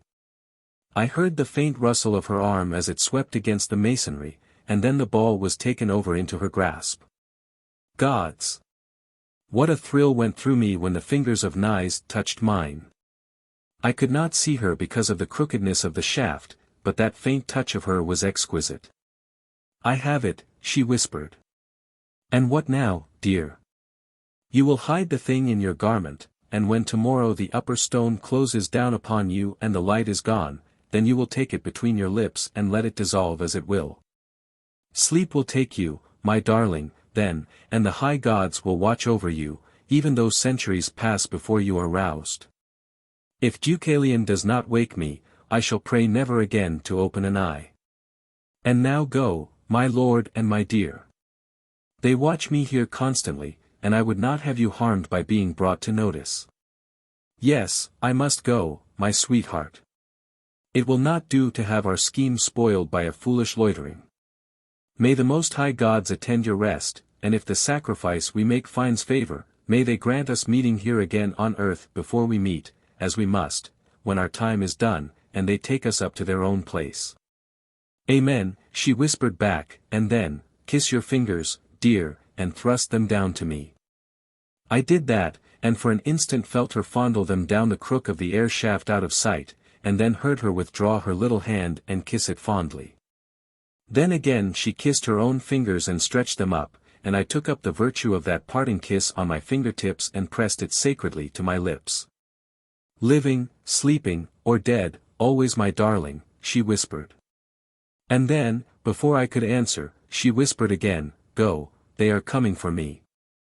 And so I went, knowing that I could do no more to help her then, and knowing that all our schemes would be spilled if any eye spied upon me as I lay there beside the airshaft. But my chest was like to have split with the dull, helpless anguish that was in it, as I made my way back to my chamber through the mazy alleys of the pyramid. "Do not look upon mine eyes, dear, when the time comes," had been her last command, "or they will tell a tale which Phorenice, being a woman, would read. Remember, we make these small denials, not for our own likings, but for Atlantis, which is mother to us all." Chapter 13. The Burying Alive of Naïs. There is no denying that the wishes of Phorenice were carried into quick effect in the city of Atlantis.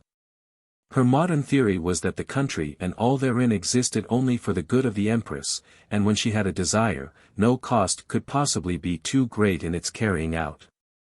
She had given forth her edict concerning the burying alive of Naïs, and though the words were that I was to build the throne of stone, it was an understood thing that the manual labor was to be done for me by others. Heralds made the proclamation in every ward of the city, and masons, laborers, stonecutters, sculptors, engineers, and architects took hands from whatever was occupying them for the moment, and hastened to the rendezvous. The architects chose a chief who gave directions, and the lesser architects and the engineers saw these carried into effect. Any material within the walls of the city on which they set their seal was taken at once without payment or compensation. And as the blocks of stone they chose were the most monstrous that could be got, they were forced to demolish no few buildings to give them passage.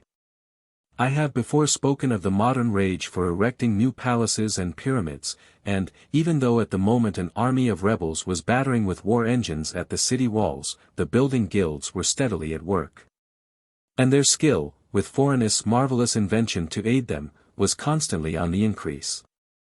True, they could not move such massive blocks of stone as those which the early gods planted for the sacred circle of our Lord the Sun, but they had got rams and trucks and cranes which could handle amazing bulks. The throne was to be erected in the open square before the royal pyramid. 7 tiers of stone were there for a groundwork, each a knee-height deep, and each cut in the front with 3 steps. In the uppermost layer was a cavity made to hold the body of Naïs, and above this was poised the vast block which formed the seat of the throne itself. Throughout the night, to the light of torches, relay after relay of the stonecutters and the masons and the sweating laborers had toiled over bringing up the stone and dressing it into fit shape, and laying it in due position. And the engineers had built machines for lifting, and the architects had proved that each stone lay in its just and perfect place. Whips cracked, and men fainted with the labor, but so soon as one was incapable another pressed forward into his place. No delay was brooked when Phorenice had said her wish. And finally, as the square began to fill with people come to gape at the pageant of today, the chippings and the scaffolding were cleared away. And with it the bodies of some half-score of workmen who had died from accidents or their exertions during the building, and there stood the throne, splendid in its carvings, and all ready for completion.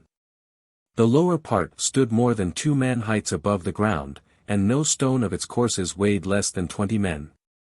The upper part was double the weight of any of these, and was carved so that the royal snake encircled the chair and the great hooded head overshadowed it.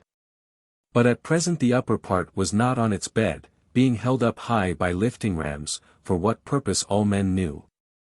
It was to face this scene, then, that I came out from the royal pyramid at the summons of the chamberlains in the cool of next morning. Each great man who had come there before me had banner-bearers and trumpeters to proclaim his presence. The middle classes were in all their bravery of apparel, and even poor squalid creatures, with ribs of hunger showing through their dusty skins, had turbans and wisps of color wrapped about their heads to mark the gaiety of the day. The trumpets proclaimed my coming, and the people shouted welcome, and, with the gorgeous chamberlains walking backward in advance, I went across to a scarlet awning that had been prepared, and took my seat upon the cushions beneath it. And then came Phorenice, my bride that was to be that day, fresh from sleep, and glorious in her splendid beauty. She was borne out from the pyramid in an open litter of gold and ivory by fantastic savages from Europe, her own refinement of feature being thrown up into all the higher relief by contrast with their brutish ugliness. One could hear the people draw a deep breath of delight as their eyes first fell upon her.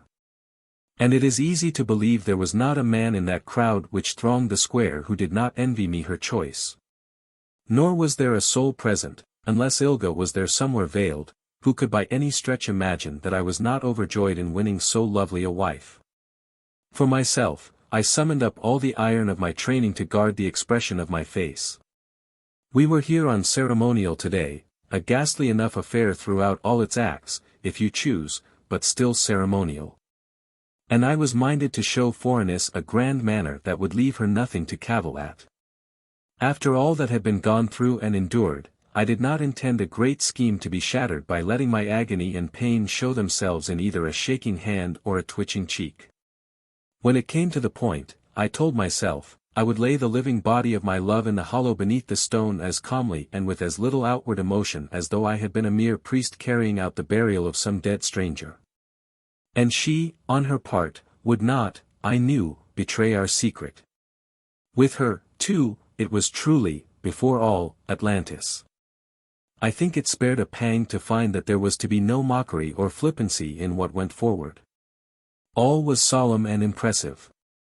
And, though a certain grandeur and somberness which bit deep into my breast was lost to the vulgar crowd, I fancy that the outward shape of the double sacrifice they witnessed that day would not be forgotten by any of them. Although the inner meaning of it all was completely hidden from their minds. When it suited her fancy, none could be more strict on the ritual of a ceremony than this many-mood Empress. And it appeared that on this occasion she had given command that all things were to be carried out with the rigid exactness and pomp of the older manner.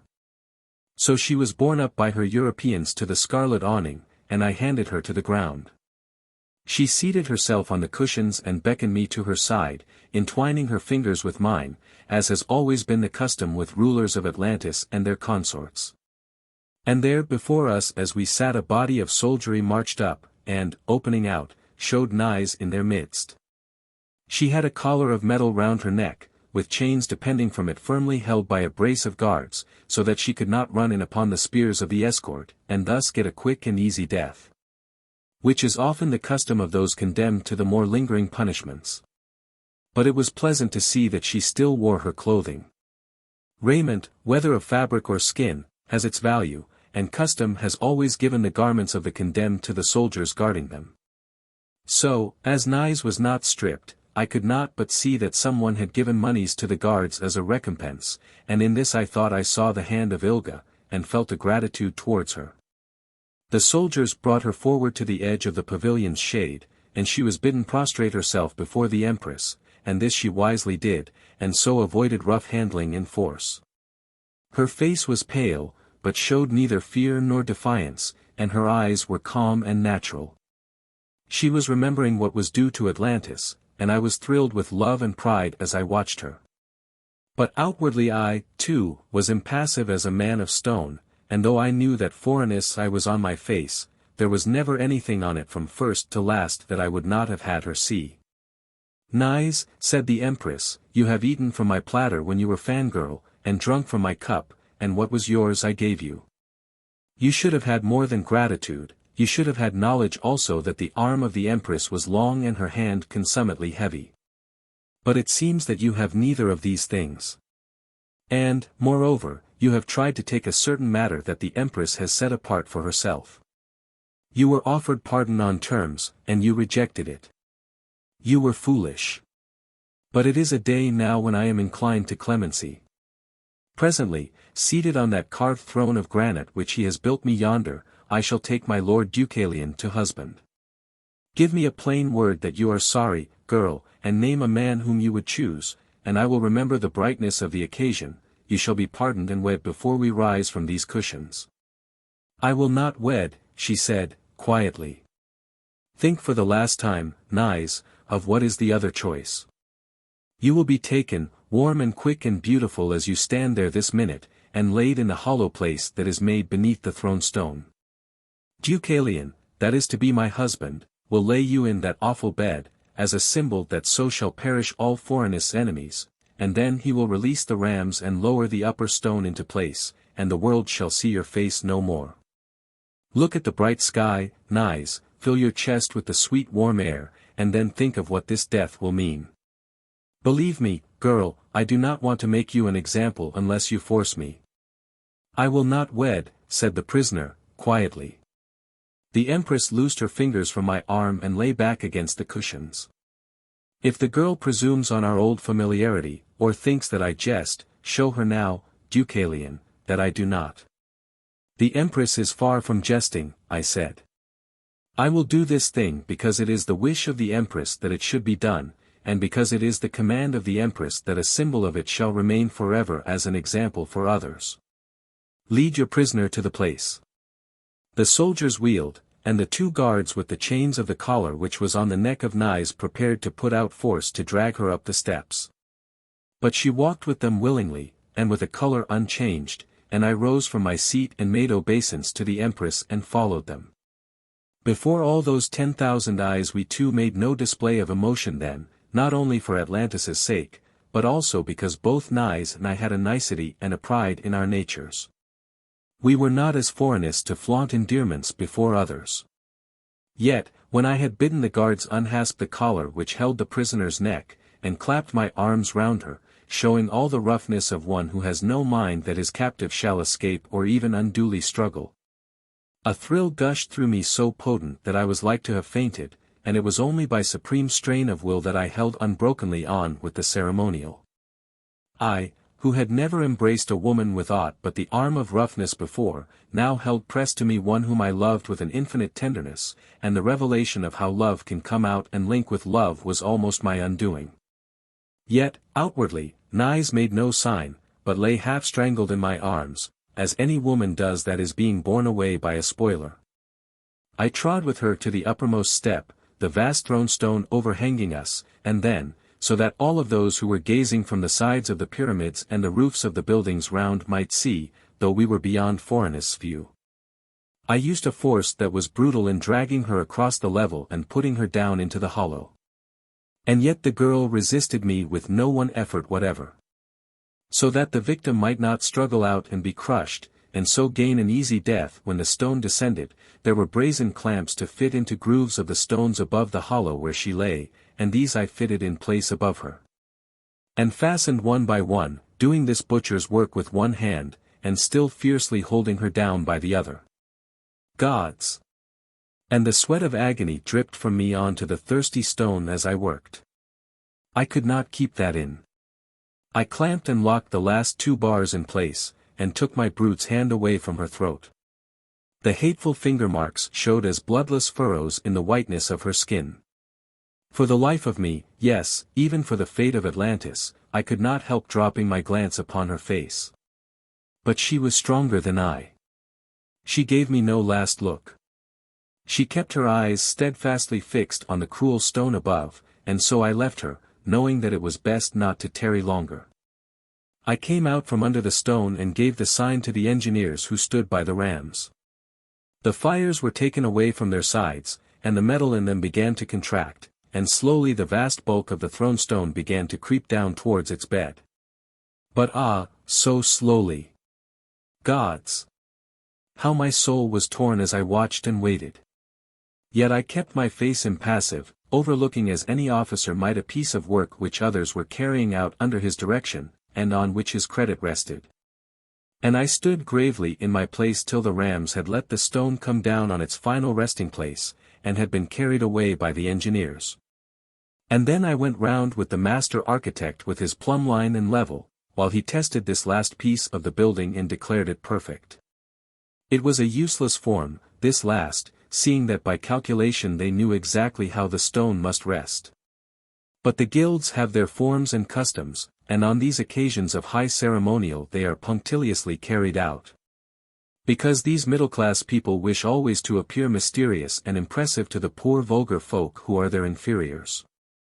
But perhaps I am hard there on them. A man who is needlessly taken round to plumb and duly level the tomb where his love lies buried living may perhaps be excused by the assessors on high a little spirit of bitterness.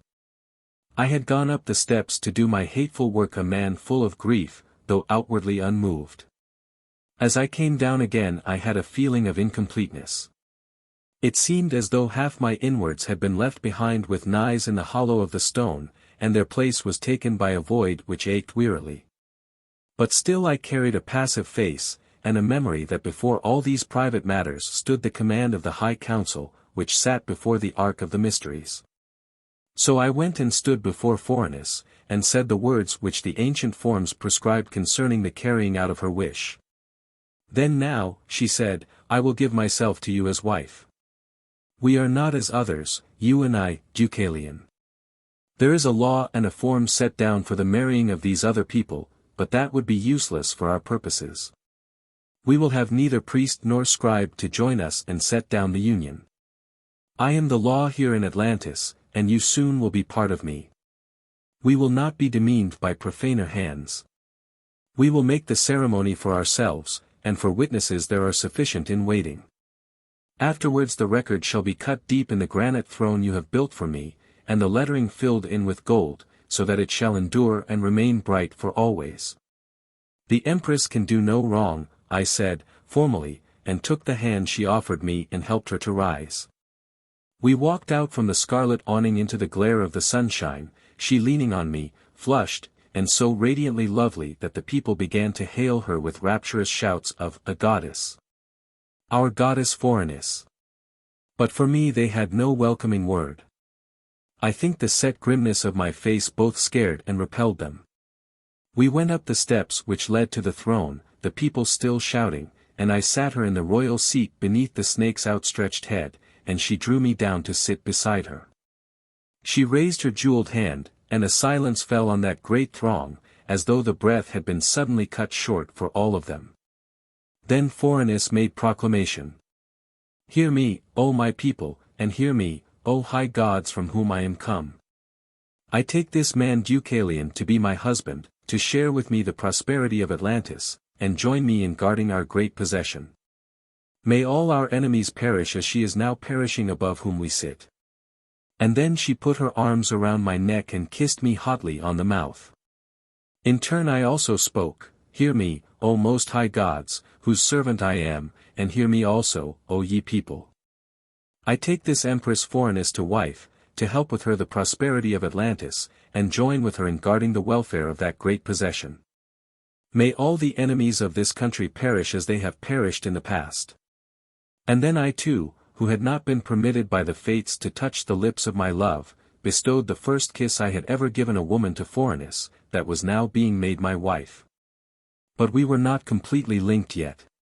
A woman is one, and man is one, she proclaimed, following for the first time the old form of words, but in marriage they merge, so that wife and husband are no more separate, but one conjointly. In token of this we will now make the symbolic joining together, so that all may see and remember. She took her dagger, and pricking the brawn on my forearm till the bead of blood appeared, set her red lips to it and took it into herself. Ah, she said, with her eyes sparkling, now you are part of me indeed, Deucalion, and I feel you have strengthened me already. She pulled down the neck of her robe. Let me make you my return. I pricked the rounded whiteness of her shoulder. Gods! When I remembered who was beneath us as we sat on that throne, I could have driven the blade through to her heart. And then I, too, put down my lips and took the drop of her blood that was yielded to me. My tongue was dry, my throat was parched, and my face suffused, and I thought I should have choked. But the Empress, who was ordinarily so acute, was misled then. It thrills you, she cried, it burns within you like living fire. I have just felt it. By my face. Deucalion, if I had known the pleasure it gives to be made a wife, I do not think I should have waited this long for you. Ah, yes, but with another man I should have had no thrill. I might have gone through the ceremony with another, but it would have left me cold. Well, they say this feeling comes to a woman but once in her time, and I would not change it for the glory of all my conquests and the whirl of all my power. She leaned in close to me so that the red curls of her hair swept my cheek, and her breath came hot against my mouth. Tasted you ever any sweet so delicious as this knowledge that we are made one now, Deucalion, past all possible dissolving? I could not lie to her any more just then.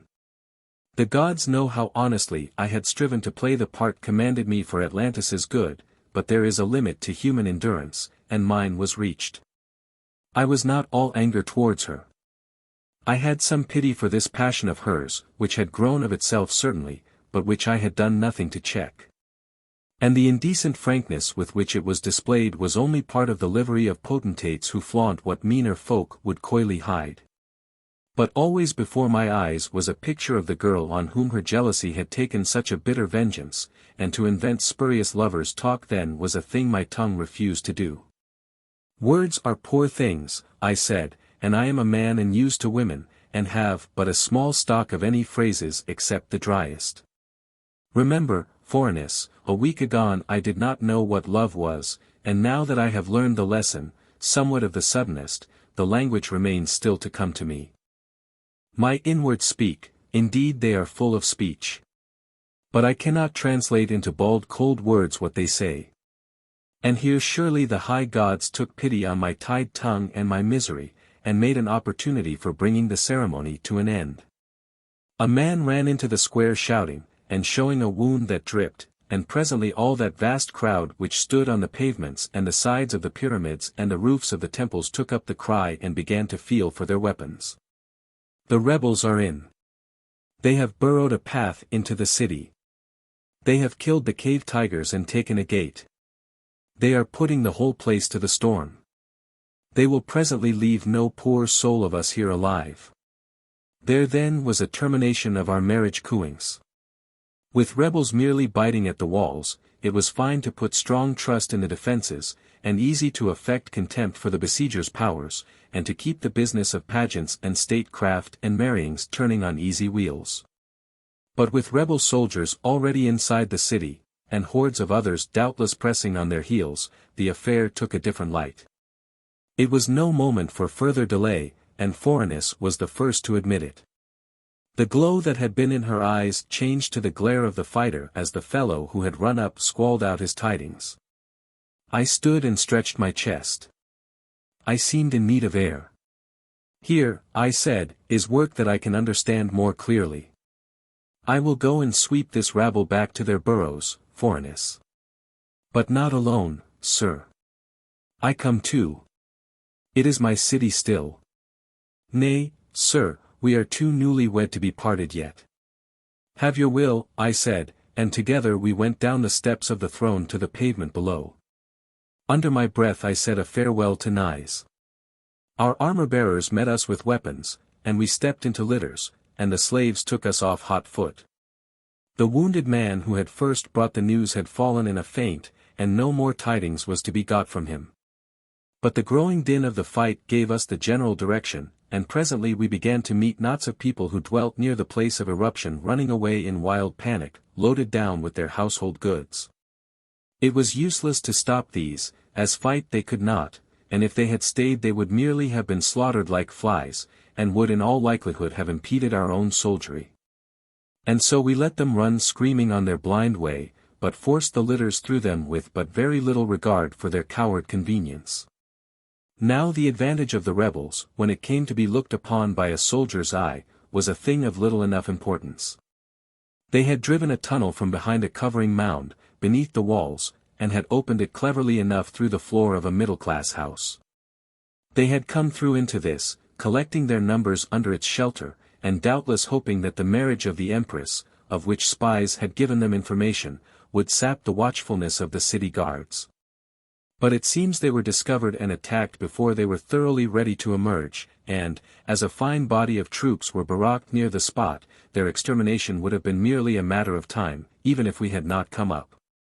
It did not take a trained eye long to decide on this, and Phorenice, with a laugh, lay back on the cushions of the litter, and returned her weapons to the armor-bearer who came panting up to receive them. "We grow nervous with our married life, my Deucalion," she said. "We are fearful lest this newfound happiness be taken from us too suddenly. But I was not to be robbed of my breathing space in this wise. Let me crave a wedding gift of you," I said. "It is yours before you name it. Then give me troops, and set me wide a city gate a mile away from here. You can gather 500 as you go from here to the gate, taking 200 of those that are here. If you want more, they must be fetched from other barracks along the walls. But where is your plan?" "Why, My poor strategy teaches me this: these foolish rebels have set all their hopes on this mine, and all their excitement on its present success.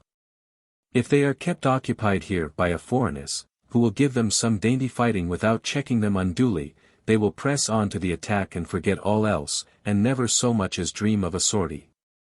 And meanwhile a Deucalion with his troop will march out of the city well away from here, without tuck of drum or blare of trumpet, and fall most unpleasantly upon their rear.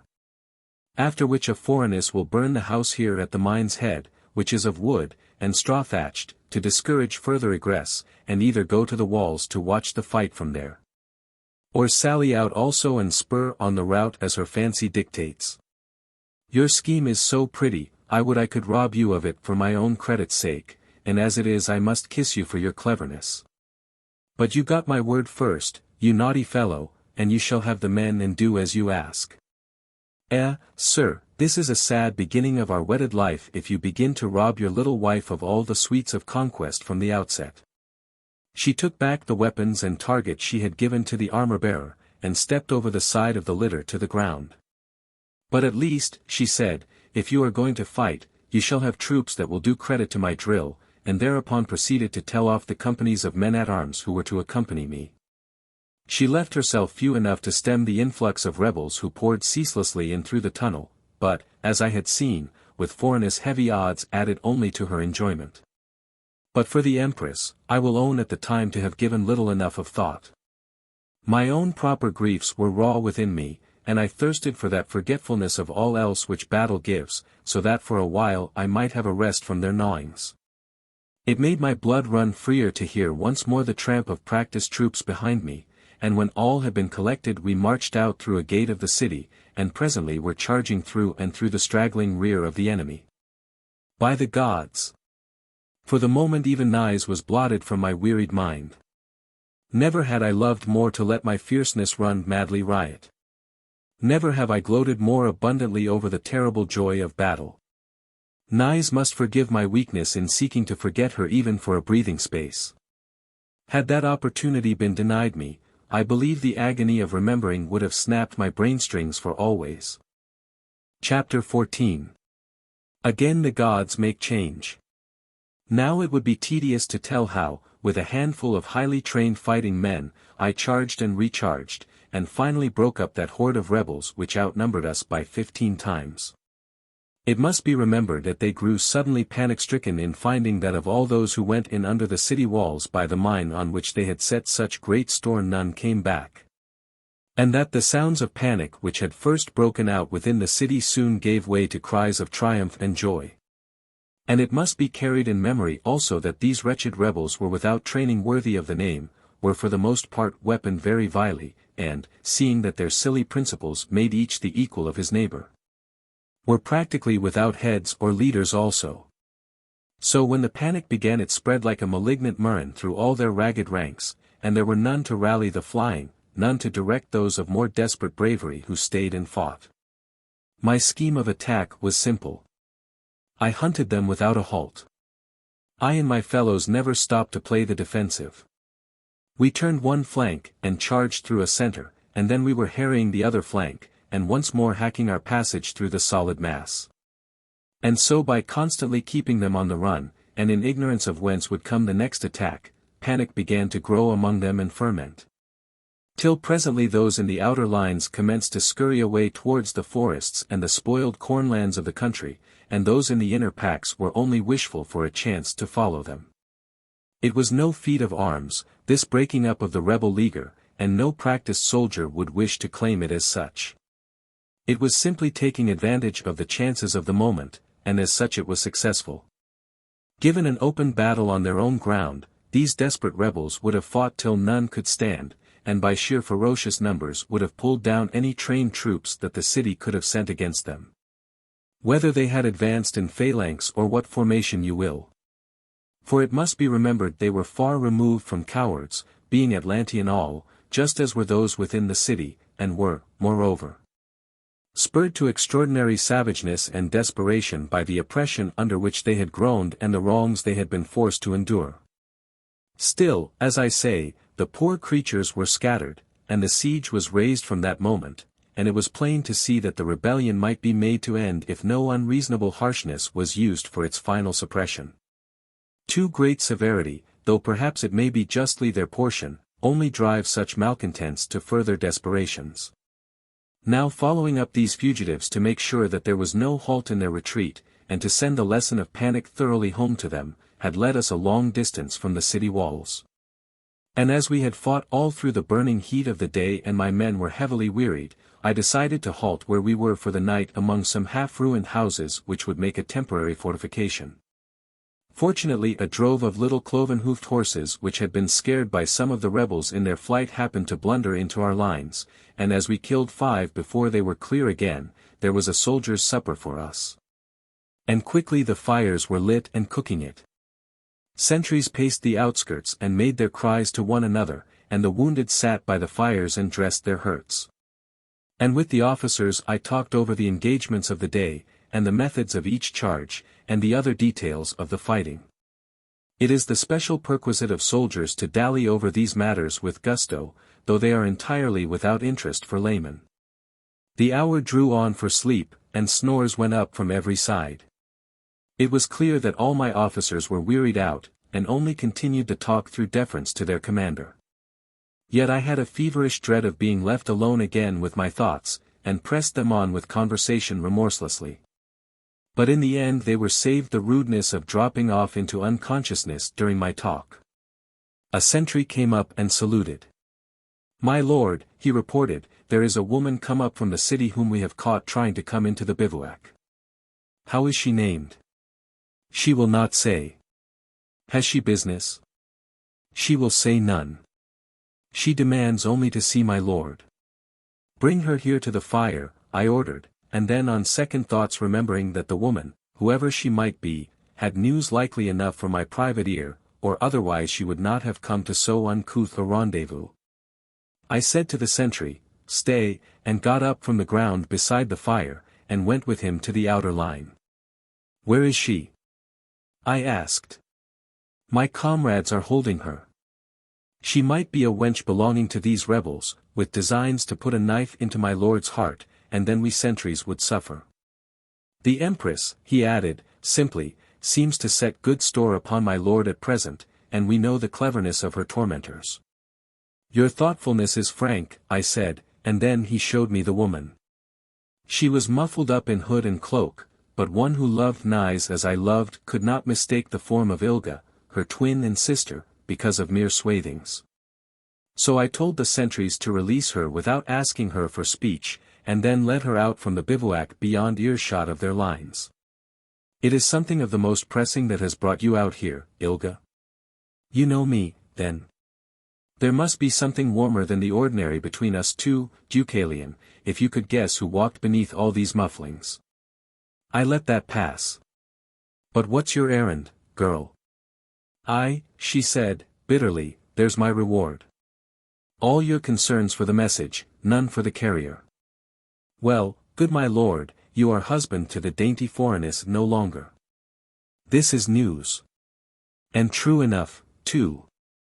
She will have no more of you, divorces you, spurns you, thrusts you from her, and, after the first splutter of wrath is done, then comes pains and penalties.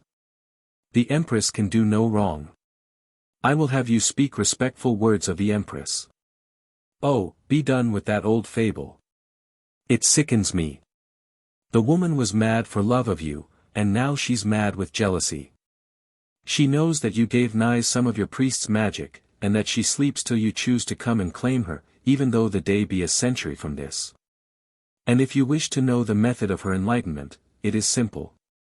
There is another air shaft next the one down which you did your cooing and billing, and that leads to another cell in which lay another prisoner. The wretch heard all that passed, and thought to buy enlargement by telling it. But his news came a trifle stale. It seems that with the pressure of the morning ceremonies they forgot to bring him a ration, and when at last his jailer did remember him, it was rather late, seeing that by then Phorenice had tied herself publicly to a husband. And poor Naïs had doubtless eaten her green drug. However, the fool must needs try and barter his tail for what it would fetch, and, as was natural, had such a silly head chopped off for his pains, and after that your Phorenice behaved as you may guess.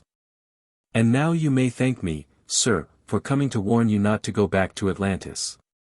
But I shall go back. And if the Empress chooses to cut my head also from its proper column, that is as the high gods will. You are more sick of life than I thought. But I think, sir, our Phorenice judges your case very accurately. It was permitted me to hear the outbursting of this lady's rage. Shall I hew off his head, said she.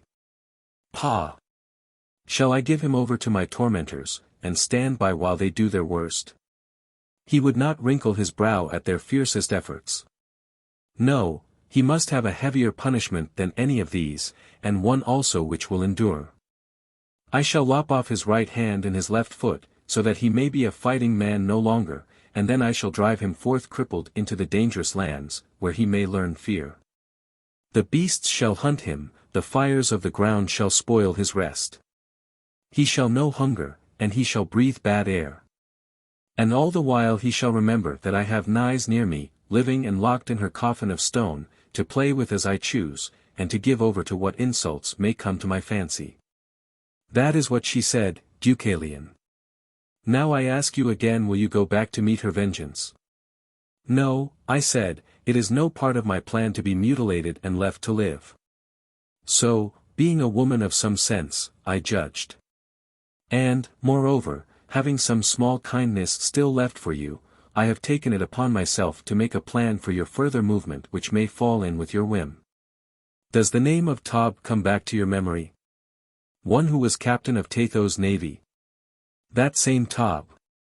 A gruff, rude fellow, and smelling vile of tar, but seeming to have a sturdy honesty of his own. Tob sails away this night for parts unknown, presumably to found a kingdom with Tob for king. It seems he can find little enough to earn at his craft in Atlantis these latter days, and has scruples at seeing his wife and young ones hungry. He told me this at the harbor side when I put my neck under the axe by saying I wanted carriage for you, sir, and so having me under his thumb, he was perhaps more loose-lipped than usual. You seem to have made a fine impression on Tob, Deucalion.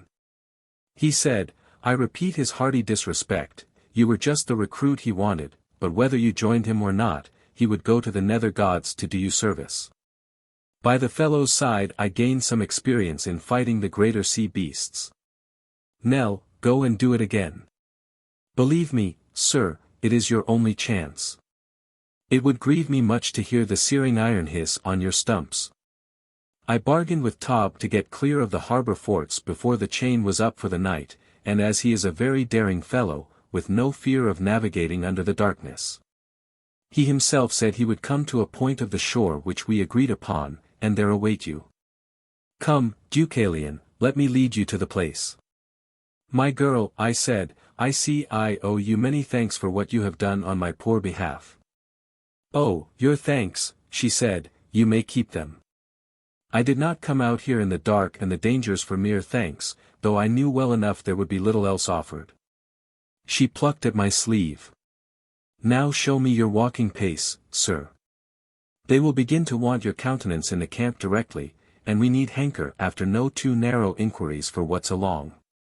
So thereon we set off, Ilga and I, leaving the lights of the bivouac behind us, and she showed the way, while I carried my weapons ready to ward off attacks whether from beasts or from men. Few words were passed between us, except those which had concern with the dangers natural to the way. Once only did we touch one another, and that was where a tree trunk bridged a rivulet of scalding water which flowed from a boil spring towards the sea. Are you sure of footing? I asked, for the night was dark, and the heat of the water would peel the flesh from the bones if one slipped into it. No, she said, I am not, and reached out and took my hand. I helped her over, and then loosed my grip, and she sighed, and slowly slipped her hand away. Then on again we went in silence, side by side, hour after hour, and league after league. But at last we topped a rise, and below us through the trees I could see the gleam of the great estuary on which the city of Atlantis stands. The ground was soggy and wet beneath us, the trees were full of barbs and spines, the way was monstrous hard. Ilga's breath was beginning to come in labored pants. But when I offered to take her arm and help her, as some return against what she had done for me, she repulsed me rudely enough. "I am no poor weakling," said she, "if that is your only reason for wanting to touch me." Presently, however, we came out through the trees, and the roughest part of our journey was done. We saw the ship riding to her anchors inshore a mile away, and a weird enough object she was under the faint starlight. We made our way to her along the level beaches. Tob was keeping a keen watch. We were challenged the moment we came within stone or arrow shot, and bidden to halt and recite our business. But he was civil enough when he heard we were those whom he expected. He called a crew and slacked out his anchor rope till his ship ground against the shingle, and then thrust out his 2 steering oars to help us clamber aboard. I turned to Ilga with words of thanks and farewell. "I will never forget what you have done for me this night, and should the high gods see fit to bring me back to Atlantis and power, you shall taste my gratitude. I do not want to return. I am sick of this old life here. But you have your place in the city, and your servants and your wealth, and Phorenice will not disturb you from their possession. Oh, as for that, I could go back and be fangirl tomorrow. But I do not want to go back. Let me tell you, it is no time for a gently nurtured lady like yourself to go forward. I have been viceroy of Yucatan, Ilga, and know somewhat of making a foothold in these new countries. And that was nothing compared with what this will be. I tell you, it entails hardships and privations and sufferings which you could not guess at. Few survive who go to colonize in the beginning, and those only of the hardiest, and they earn new scars and new batterings every day. I do not care, and, besides, I can share the work. I can cook, I can shoot a good arrow, and I can make garments, yes, though they were cut from the skins of beasts and had to be sewn with backbone sinews. Because you despise fine clothes, and because you have seen me only decked out as fangirl, you think I am useless. Bah, Deucalion. Never let people prate to me about your perfections. You know less about a woman than a boy knew from school.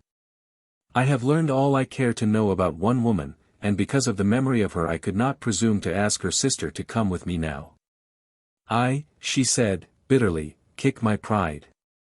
I knew well enough it was only second place to Naïs I could get all the time I was wanting to come. Yet no one but a boor would have reminded me of it. Gods! And to think that half the men in Atlantis have courted me, and now I am arrived at this. I must go alone. It would have made me happier to take your esteem with me. But as it is, I suppose I shall carry only your hate. That is the most humiliating thing of all. I cannot bring myself to hate you. I ought to, I know, after the brutal way you have scorned me. But I do not, and there is the truth. I seem to grow the fonder of you, and if I thought there was a way of keeping you alive and unmutilated here in Atlantis, I do not think I should point out that Tob is tired of waiting, and will probably be off without you. She flung her arms suddenly about my neck and kissed me hotly on the mouth. There, that is for goodbye, dear. You see I am reckless. I care not what I do now, knowing that you cannot despise me more than you have done all along for my forwardness. She ran back from me into the edge of the trees. But this is foolishness, I said. I must take you through the dangers that lie between here and some gate of the city, and then come back to the ship. You need not fear for me. The unhappy are always safe. And, besides, I have a way. It is my solace to know that you will remember me now. You will never forget that kiss. Fare you well, Ilga, I cried. May the high gods keep you entirely in their holy care. But no reply came back. She had gone off into the forest. And so I turned down to the beach, and plashed into the water, and climbed on board the ship up the steering oars. Tob gave the word to haul to the anchor and get her away from the beach. Greeting, my lord, said he, but I'd have been pleased to see you earlier. We've small enough force and slow enough heels in this vessel, and it's my idea that the sooner we're away from here and beyond range of pursuit the safer it will be for my woman and brats who are in that hutch of an aftercastle. It's long enough since I sailed in such a small, old-fashioned ship as this. She's no machines, and she's not even a steering mannequin. Look at the meanness of her furniture, and, in your ear, I've suspicions that there's rottenness in her bottom. But she's the best I'd the means to buy, and if she reaches the place at the farther end I've got my eye on, we shall have to make a home there, or be content to die, for she'll never have strength to carry us farther or back. She's been a ship in the Egypt trade, and you know what that is for getting worm and rot in the wood. You'd enough hands for your scheme before I came. Oh yes. I've 50 stout lads and 8 women packed in the ship somehow, and trouble enough I had to get them away from the city. That thief of a port captain well-nigh skinned us clean before he could see it lawful that so many useful fighting men might go out of harbor. Times are not what they were, I tell you, and the sea trade's about done. All sailor men of any skill have taken a woman or two and gone out in companies to try their fortunes in other lands. Why, I'd trouble enough to get half a score to help me work this ship. All my balance are just landsmen raw and simple, and if I land half of them alive at the other end, we shall be doing well. Still, with luck and a few good winds it should not take long to get across to Europe. Tob slapped his leg. No savage Europe for me, my lord. Now see the advantage of being a mariner. I found once some islands to the north of Europe, separated from the main by a strait, which I called the Tin Islands, seeing that tin or litters many of the beaches. I was driven there by storm, and said no word of the find when I got back, and here, you see, it comes in useful. There's no one in all Atlantis but me knows of those Tin Islands today, and we'll go and fight honestly for our ground, and build a town and a kingdom on it. With Tob for king. Well, I have figured it out as such for many a day, but I know when I meet my better, and I'm content to serve under Deucalion. My lord would have done wiser to bring a wife with him, though, and I thought it was understood by the good lady that spoke to me down at the harbor, or I'd have mentioned it earlier. The savages in my Tin Islands go naked and stain themselves blue with woad, and are very filthy and brutish to look upon. They are sturdy, and should make good slaves, but one would have to get blunted in the taste before one could wish to be father to their children. I am still husband to Phorenice. Tob grinned. The gods give you joy of her. But it is part of a mariner's creed, and you will grow to be a mariner here, that wedlock does not hold across the seas. However, that matter may rest. But, coming to my Tin Islands again, they'll delight you. And I tell you, a kingdom will not be so hard to carve out as it was in Egypt, or as you found in Yucatan. There are beasts there, of course, and no one who can hunt need ever go hungry. But the greater beasts are few. There are cave bears and cave tigers in small numbers, to be sure, and some river horses and great snakes. But the greater lizards seem to avoid the land, and as for birds, there is rarely seen one that can hurt a grown man. Oh, I tell you, it will be a most desirable kingdom. Tob seems to have imagined himself king of the Tin Islands with much reality. He sighed a little. In truth I did, and there is no denying it. And I tell you plain, there is not another man living that I would have broken this voyage for but Deucalion. But don't think I regret it, and don't think I want to push myself above my place. This breeze and the ebb are taking the old ship finely along her ways. See those fire baskets on the harbor forts? We're abreast of them now. We'll have dropped them and the city out of sight by daylight, and the flood will not begin to run up till then. But I fear unless the wind hardens down with the dawn we'll have to bring up to an anchor when the flood makes. Tides run very hard in these narrow seas. Aye, and there are some shrewdish tide rips round my Tin Islands, as you shall see when we reach them. There were many fearful glances backward when day came and showed the waters, and the burning mountains that hemmed them in beyond the shores. All seemed to expect some navy of Phorenice to come surging up to take them back to servitude and starvation in the squalid wards of the city. And I confess ingenuously that I was with them in all truth when they swore they would fight the ship till she sank beneath them before they would obey another of the commands of Phorenice. However, their brave heroics were displayed to small purpose. For the full flow of the tide we hung in our place, barely moving past the land, but yet not seeing either oar or sail. And then, when the tide turned, away we went once more with speed, mightily comforted. Tob's woman must needs bring drink on deck, and bid all pour libations to her as a future queen. But Tob cuffed her back into the after castle, slamming to the hatch behind her heels, and bidding the crew send the liquor down their dusty throats. "We are done with that foolery," said he. "My lord Deucalion will be king of this new kingdom we shall build in the Tin Islands, and a right proper king he'll make, as you untravelled ones would know if you'd sailed the outer seas with him as I have done." Beneath which I read a regret, but said nothing, having made my plans from the moment of stepping on board, as will appear on a later sheet. So on down the great estuary we made our way, and though it pleasured the others on board when they saw that the seas were desolate of sails, it saddened me when I recalled how once the waters had been whitened with the glut of shipping. They had started off on their voyage with a bare 2 days' provision in their equipment, and so, of necessity even after leaving the great estuary, we were forced to voyage coastwise, putting into every likely river and sheltered beach to slay fish and meat for future victualling. "And when the winter comes," said Tob, "as its gales will be heavier than this old ship can stomach, I had determined to haul up and make a permanent camp ashore, and get a crop of grain grown and threshed before setting sail again. It is the usual custom in these voyages. And I shall do it still, subject to my lord's better opinion."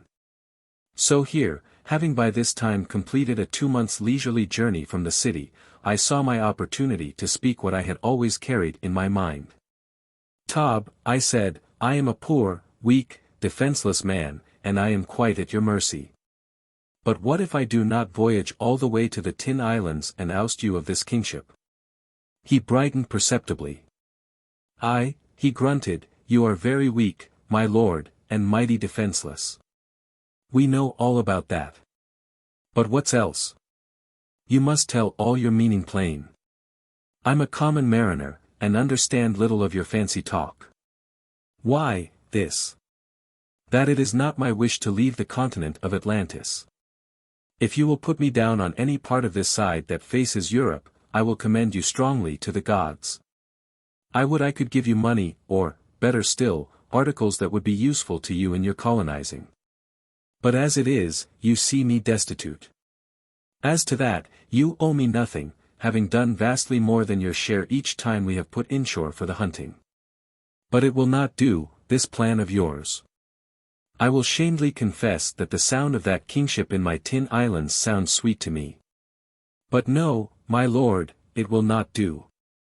You are no mariner yet, and understand little of geography, but I must tell you that the part of Atlantis there," he jerked his thumb towards the line of trees and the mountains that lay beyond the fringe of surf, "is called the Dangerous Lands. And a man must needs be a salamander and be learned in magic, so I am told, before he can live there." I laughed. "We of the priest's clan have some education, Tob, though it may not be on the same lines as your own. In fact, I may say I was taught in the colleges concerning the boundaries and the contents of our continent with a nicety that would surprise you. And once ashore, my fate will still be under the control of the Most High Gods." He muttered something in his profane seaman's way about preferring to keep his own fate under control of his own most strong right arm, but saying that he would keep the matter in his thoughts. He excused himself hurriedly to go and see to somewhat concerning the working of the ship, and there left me. But I think the sweets of kingly rule were a strong argument in favor of letting me have my way, which I should have had otherwise if it had not been given peacefully. And on the 3rd day after our talk he put the ship inshore again for revictualling. We lurched into a river mouth, half swamped over a roaring bar, and ran up against the bank and made fast there to trees, but booming ourselves a safe distance off with oars and poles, so that no beast could leap on board out of the thicket. Fish spearing and meat hunting were set about with promptitude, and on the 2nd day we were happy enough to slay a yearling river horse, which gave provisions in all sufficiency. A space was cleared on the bank, fires lit, and the meat hung over the smoke in strips. And when as much was cured as the ship would carry, the shipmen made a final gorge on what remained, filled up a great stack of hollow reeds with drinking water, and were ready to continue the voyage. With sturdy generosity did Tob again attempt to make me sail on with them as their future king, and as steadfastly did I make refusal. And at last I stood alone on the bank among the gnawed bones of their feast, with my weapons to bear me company, and he and his men and the women stood in the little old ship, ready to drop down river with the current. At least, said Tob, we'll carry your memory with us, and make it big in the Tin Islands for everlasting. Forget me, I said, I am nothing. I am merely an incident that has come in your way. But if you want to carry some memory with you that shall endure, preserve the cult of the Most High Gods as it was taught to you when you were children here in Atlantis. And afterwards, when your colony grows in power, and has come to sufficient magnificence, you may send to the old country for a priest. We want no priest, except one we shall make ourselves, and that will be me. And as for the old gods, well, I have laid my ideas before the fellows here, and they agree to this. We are done with those old gods for always. They seem worn out, if one may judge from their present lack of usefulness in Atlantis. And, anyway, there will be no room for them on the Tin Islands. Let go those warps there aft, and shove her head out. We are underway now, my lord, and beyond recall, and so I am free to tell you what we have decided upon for our religious exercises. We shall set up the memory of a living hero on earth and worship that. And when in years to come the picture of his face grows dim, we shall doubtless make an image of him, as accurate as our art permits, and build him a temple for shelter, and bring there our offerings and prayers. And as I say, my lord, I shall be priest, and when I am dead, the sons of my body shall be priests after me, and the eldest a king also.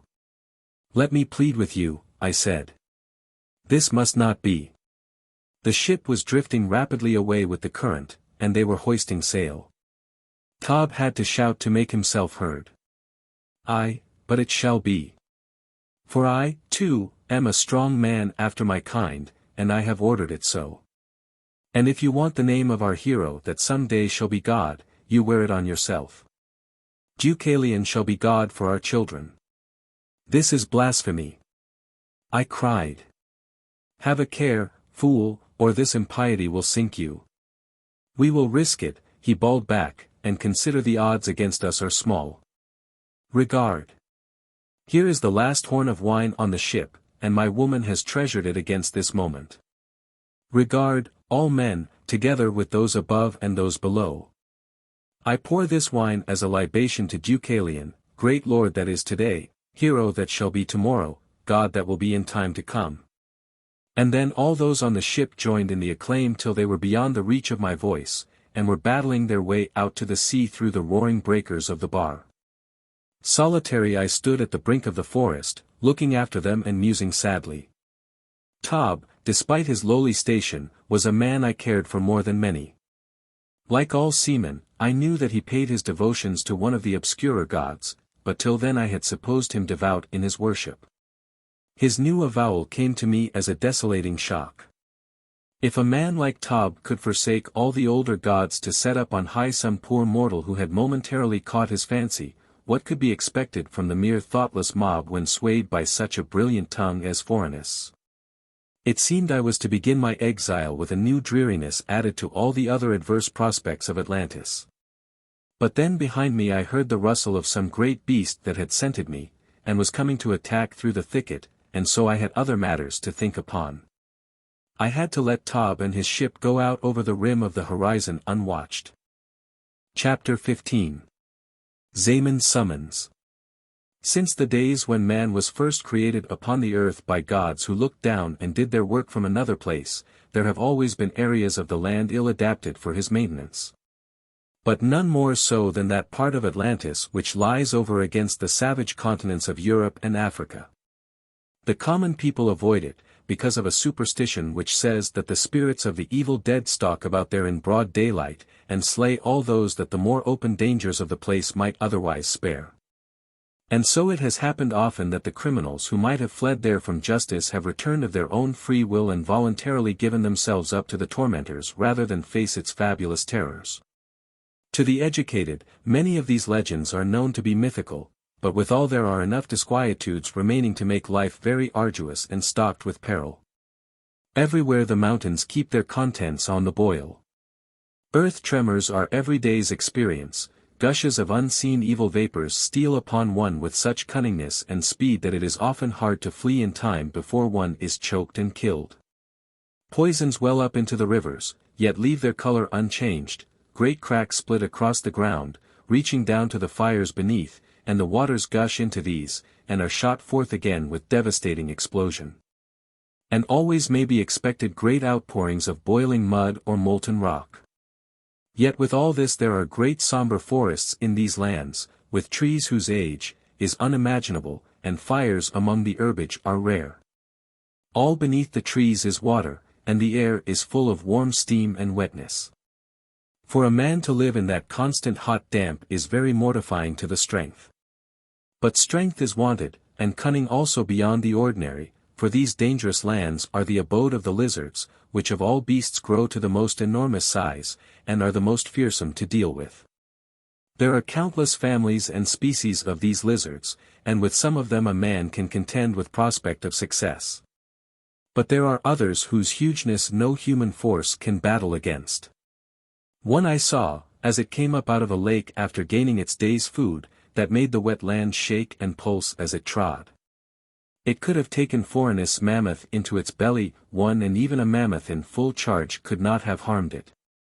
Great horny plates covered its head and body, and on the ridge of its back and tail and limbs were spines that tore great slivers from the black trees as it passed among them. Now and again these monsters would get caught in some vast fissuring of the ground, but not often. Their speed of foot was great, and their sagacity keen. They seemed to know when the worst boilings of the mountains might be expected, and then they found safety in the deeper lakes, or buried themselves in wallows of the mud.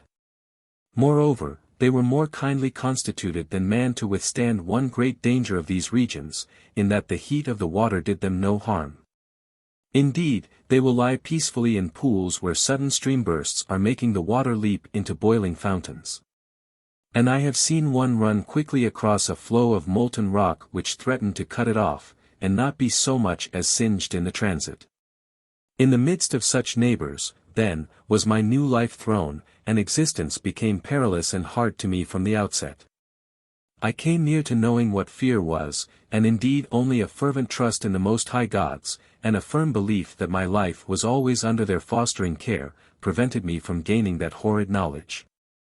For long enough, till I learned somewhat of the ways of this steaming, sweltering land, I was in as miserable a case as even Phorenice could have wished to see me. My clothes rotted from my back with the constant wetness, till I went as naked as a savage from Europe. My limbs were racked with agues, and I could find no herbs to make drugs for their relief. For days together I could find no better food than tree grubs and leaves, and often when I did kill beasts, knowing little of their qualities, I ate those that gave me pain and sickness. But as man is born to make himself adaptable to his surroundings, so as the months dragged on did I learn the limitation of this new life of mine, and gather some knowledge of its resources. As example, I found a great black tree, with a hollow core, and a hole into its middle near the roots. Here I harbored, till one night some monstrous lizard, whose sheer weight made the tree rock like a sapling, endeavored to suck me forth as a bird picks a worm from a hollow log.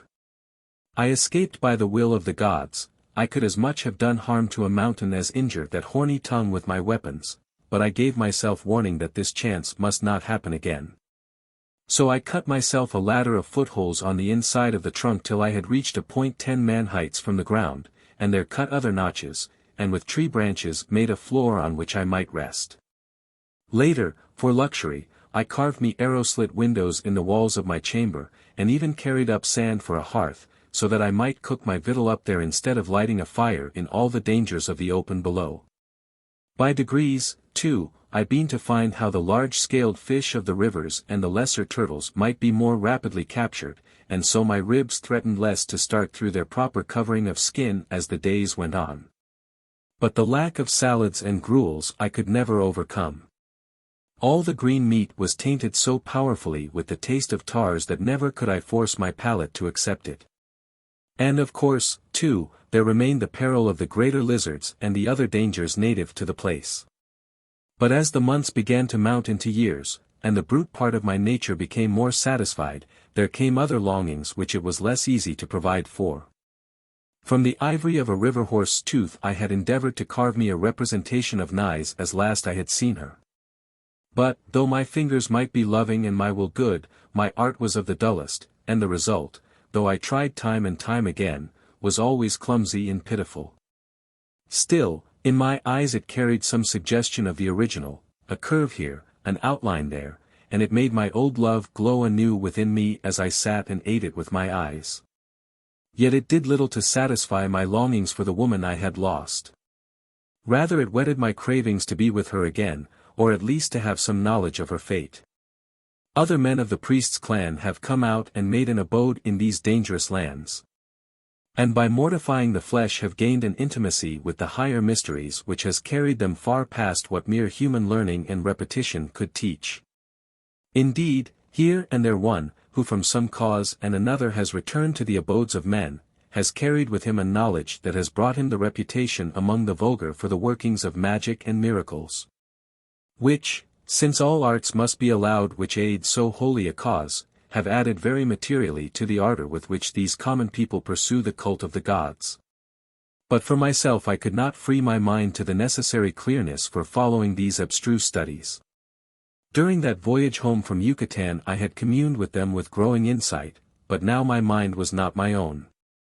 Naïs had a lien upon it and refused to be ousted, and, in truth, her sweet trespass was my chief solace. But at last my longing could no further be denied. Through one of the arrow-slit windows of my tree-house I could see far away a great mountain-top whitened with perpetual snow, which our Lord the Sun dyed with blood every night of his setting. Night after night I used to watch that ruddy light with wide-straining eyes.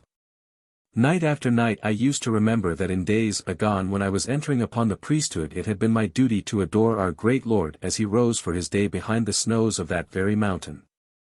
And always the thought followed on these musings that from that distant crest I could see across the continent to the sacred mount which had the city below it where I had buried my love alive. So at last I gave way and set out, and a perilous journey I made of it. In the heavy mists which hung always on the lower ground, my way lay blind before me, and I was constantly losing it. Indeed, to say that I traversed 3 times the direct distance is setting a low estimate. Throughout all those swamps the great lizards hunted, and as the country was new to me I did not know places of harbor, and 100 times was within an ace of being spied and devoured at a mouthful. But the high gods still desired me for their own purposes, and blinded the great beasts' eyes when I slunk to cover as they passed. Twice rivers of scalding water roared boiling across my path, and I had to delay till I could collect enough black timber from the forests to build rafts that would give me dry ferriage. It will be seen then that my journey was in a way infinitely tedious, but to me, after all those years of waiting, the time passed on winged feet. I had been separated from my love till I could bear the strain no longer. Let me but see from a distance the place where she lay, and feast my eyes upon it for a while, and then I could go back to my abode in the tree and there remain patiently awaiting the will of the gods. The air grew more chilly as I began to come out above the region of trees, onto that higher ground which glares down on the rest of the world, and I made buskins and a coat of woven grasses to protect my body from the cold, which began to blow upon me keenly. And later on, where the snow lay eternally, and was blown into gullies and frozen into solid banks and bergs of ice, I had hard work to make any progress among its perilous mazes, and was, moreover, so numbed by the chill that my natural strength was vastly weakened. Overhead, too, following me up with forbidding swoops, and occasionally coming so close that I had to threaten it with my weapons, was one of those huge man-eating birds which live by pulling down and carrying off any creature that their instinct tells them is weakly and likely soon to die. But the lure ahead of me was strong enough to make these difficulties seem small, and though the air of the mountain agreed with me ill, causing sickness and panting, I pressed on with what speed I could muster towards the elusive summit. Time after time I thought the next spurt would surely bring me out to the view for which my soul yearned, but always there seemed another bank of snow and ice yet to be climbed. But at last I reached the crest, and gave thanks to the Most High Gods for their protection and favor. Far, far away I could see the sacred mountain with its ring of fires burning pale under the day, and although the splendid city which nestled at its foot could not be seen from where I stood, I knew its position and I knew its plan. And my soul went out to that throne of granite in the square before the royal pyramid, where once, years before, I had buried my love. Had Phorenice left the tomb unviolated? I stood there leaning on my spear, filling my eye with the prospect, warming even to the smoke of mountains that I recognized as old acquaintances. Gods! How my love burned within me for this woman! My whole being seemed gone out to meet her, and to leave room for nothing beside. For long enough a voice seemed dimly to be calling me, but I gave it no regard. I had come out to that hoary mountain top for communion with Naïs alone, and I wanted none others to interrupt. But at length the voice calling my name grew too loud to be neglected, and I pulled myself out of my sweet pulsing with a start to think that here, for the first time since parting with Tob and his company, I should see another human fellow being. I gripped my weapon and asked who called. The reply came clearly from up the slopes of mountain, and I saw a man coming towards me over the snows. He was old and feeble. His body was bent, and his hair and beard were white as the ground on which he trod, and presently I recognized him as Zaemon. He was coming towards me with incredible speed for a man of his years and feebleness, but he carried in his hand the glowing symbol of our Lord the Sun, and holy strength from this would add largely to his powers. He came close to me and made the sign of the seven, which I returned to him, with its completion, with due form and ceremony. And then he saluted me in the manner prescribed as messenger appointed by the high council of the priests seated before the Ark of the Mysteries, and I made humble obeisance before him. In all things I will obey the orders that you put before me, I said. Such is your duty, my brother. The command is that you return immediately to the sacred mountain, so that if human means may still prevail, you, as the most skillful general Atlantis owns within her borders, may still save the country from final wreck and punishment. The woman Phorenice persists in her infamies. The poor land groans under her heel. And now she has laid siege to our sacred mountain itself, and swears that not one soul shall be left alive in all Atlantis who does not bend humbly to her will. It is a command and I obey it. But let me ask of another matter that is intimate to both of us. What of Naïs? Naïs rests where you left her, untouched. Phorenice knows by her arts, she has stolen nearly all the ancient knowledge now, that still you live, and she keeps Naïs unharmed beneath the granite throne in the hopes that sometime she may use her as a weapon against you. Little she knows the sternness of our priest's creed, my brother. Why, even I, that am the girl's father, would sacrifice her blithely if her death or ruin might do a tittle of good to Atlantis. You go beyond me with your devotion. The old man leaned forward at me, with glowering brow. What? Or my old blind adherence to the ancient dogma has been sapped and weakened by events. You must buy my full obedience, Zaemon, if you want it. Promise me Naïs, and your arts, I know, can snatch her, and I will be true servant to the high council of the priests, and will die in the last ditch if need be for the carrying out of their order. But let me see Naïs given over to the fury of that wanton woman, and I shall have no inwards left, except to take my vengeance and to see Atlantis piled up in ruins as her funeral stone. Zaemon looked at me bitterly.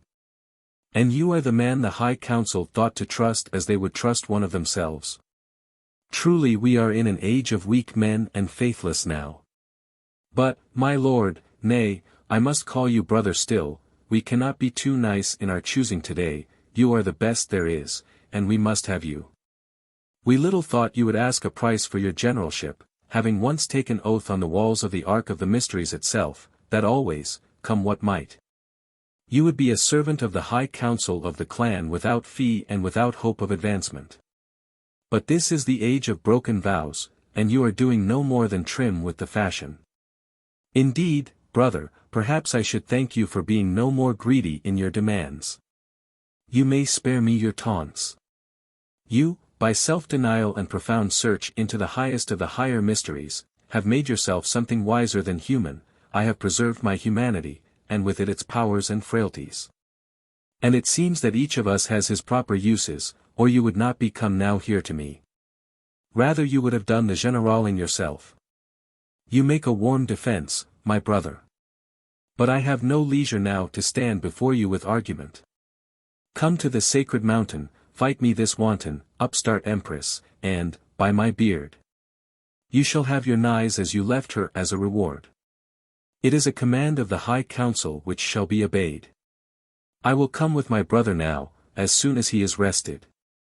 Nay, said the old man, I have no tiredness, and as for coming with me, there you will not be able. But follow at what pace you may. He turned and set off down the snowy slopes of the mountain, and I followed, but gradually he distanced me. And so he kept on, with speed always increasing, till presently he passed out of my sight round the spur of an ice cliff, and I found myself alone on the mountainside. Yes, truly alone. For his footmarks in the snow from being deep, grew shallower and less noticeable, so that I had to stoop to see them. And presently they vanished entirely, and the great mountain's flank lay before me trackless and untrodden by the foot of man since time began. I was not shaken by any great amazement. Though it was beyond my poor art to compass this thing myself, having occupied my mind in exile more with memories of Naïs than in study of those uppermost recesses of the higher mysteries in which Zaemon was so prodigiously wise. Still I had some inkling of his powers. Zaemon, I knew, would be back again in his dwelling on the sacred mountain, shaken and breathless, even before I had found an end to his tracks in the snow, and it behooved me to join him there in the quickest possible time. I had his promise now for my reward, and I knew that he would carry it into effect. Beforetime I had made an error. I had valued Atlantis most, and Naïs, my private love, as only second. But now it was in my mind to be honest with others even as with myself. Though all the world were hanging on my choice, I could but love my Naïs most, and serve her first and foremost of all. Chapter 16. Siege of the Sacred Mountain. Now my passage across the great continent of Atlantis, if tedious and haunted by many dangers, need not be recounted in detail here. Only one halt did I make of any duration, and that was unavoidable. I had killed a stag one day, bringing it down after a long chase in an open savanna. I scented the air carefully, to see if there was any other beast which could do me harm within reach, and thinking that the place was safe, set about cutting my meat, and making a sufficiency into a bundle for carriage. But underfoot among the grasses there was a great-legged worm, a monstrous green thing, very venomous in its bite. And presently as I moved I brushed it with my heel, and like the dart of light it swooped with its tiny head and struck me with its fangs in the lower thigh. With my knife I cut through its neck, and it fell to writhing and struggling and twining its 100 legs into all manner of contortions. And then, cleaning my blade in the ground, I stabbed with it deep all round the wound, so that the blood might flow freely and wash the venom from its lodgment. And then with the blood trickling healthily down from my heel, I shouldered the meat and strode off, thankful for being so well quit of what might have made itself a very ugly adventure. As I walked, however, my leg began to be filled with a tightness and throbbing which increased every hour, and presently it began to swell also, till the skin was stretched like drawn parchment. I was taken, too, with a sickness that racked me violently, and if one of the greater and more dangerous beasts had come upon me then, he would have eaten me without a fight. With the fall of darkness I managed to haul myself up into a tree, and there abode in the crutch of a limb in wakefulness and pain throughout the night.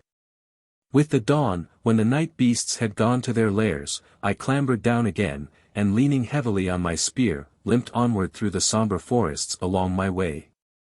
The moss which grows on the northern side of each tree was my guide, but gradually I began to note that I was seeing moss all round the trees, and, in fact, was growing light-headed with the pain and the swelling of the limb. But still I pressed onward with my journey, my last instinct being to obey the command of the High Council, and so procure the enlargement of Naïs as had been promised. My last memory was of being met by some one in the Black Forest who aided me, and there my waking senses took wings into forgetfulness.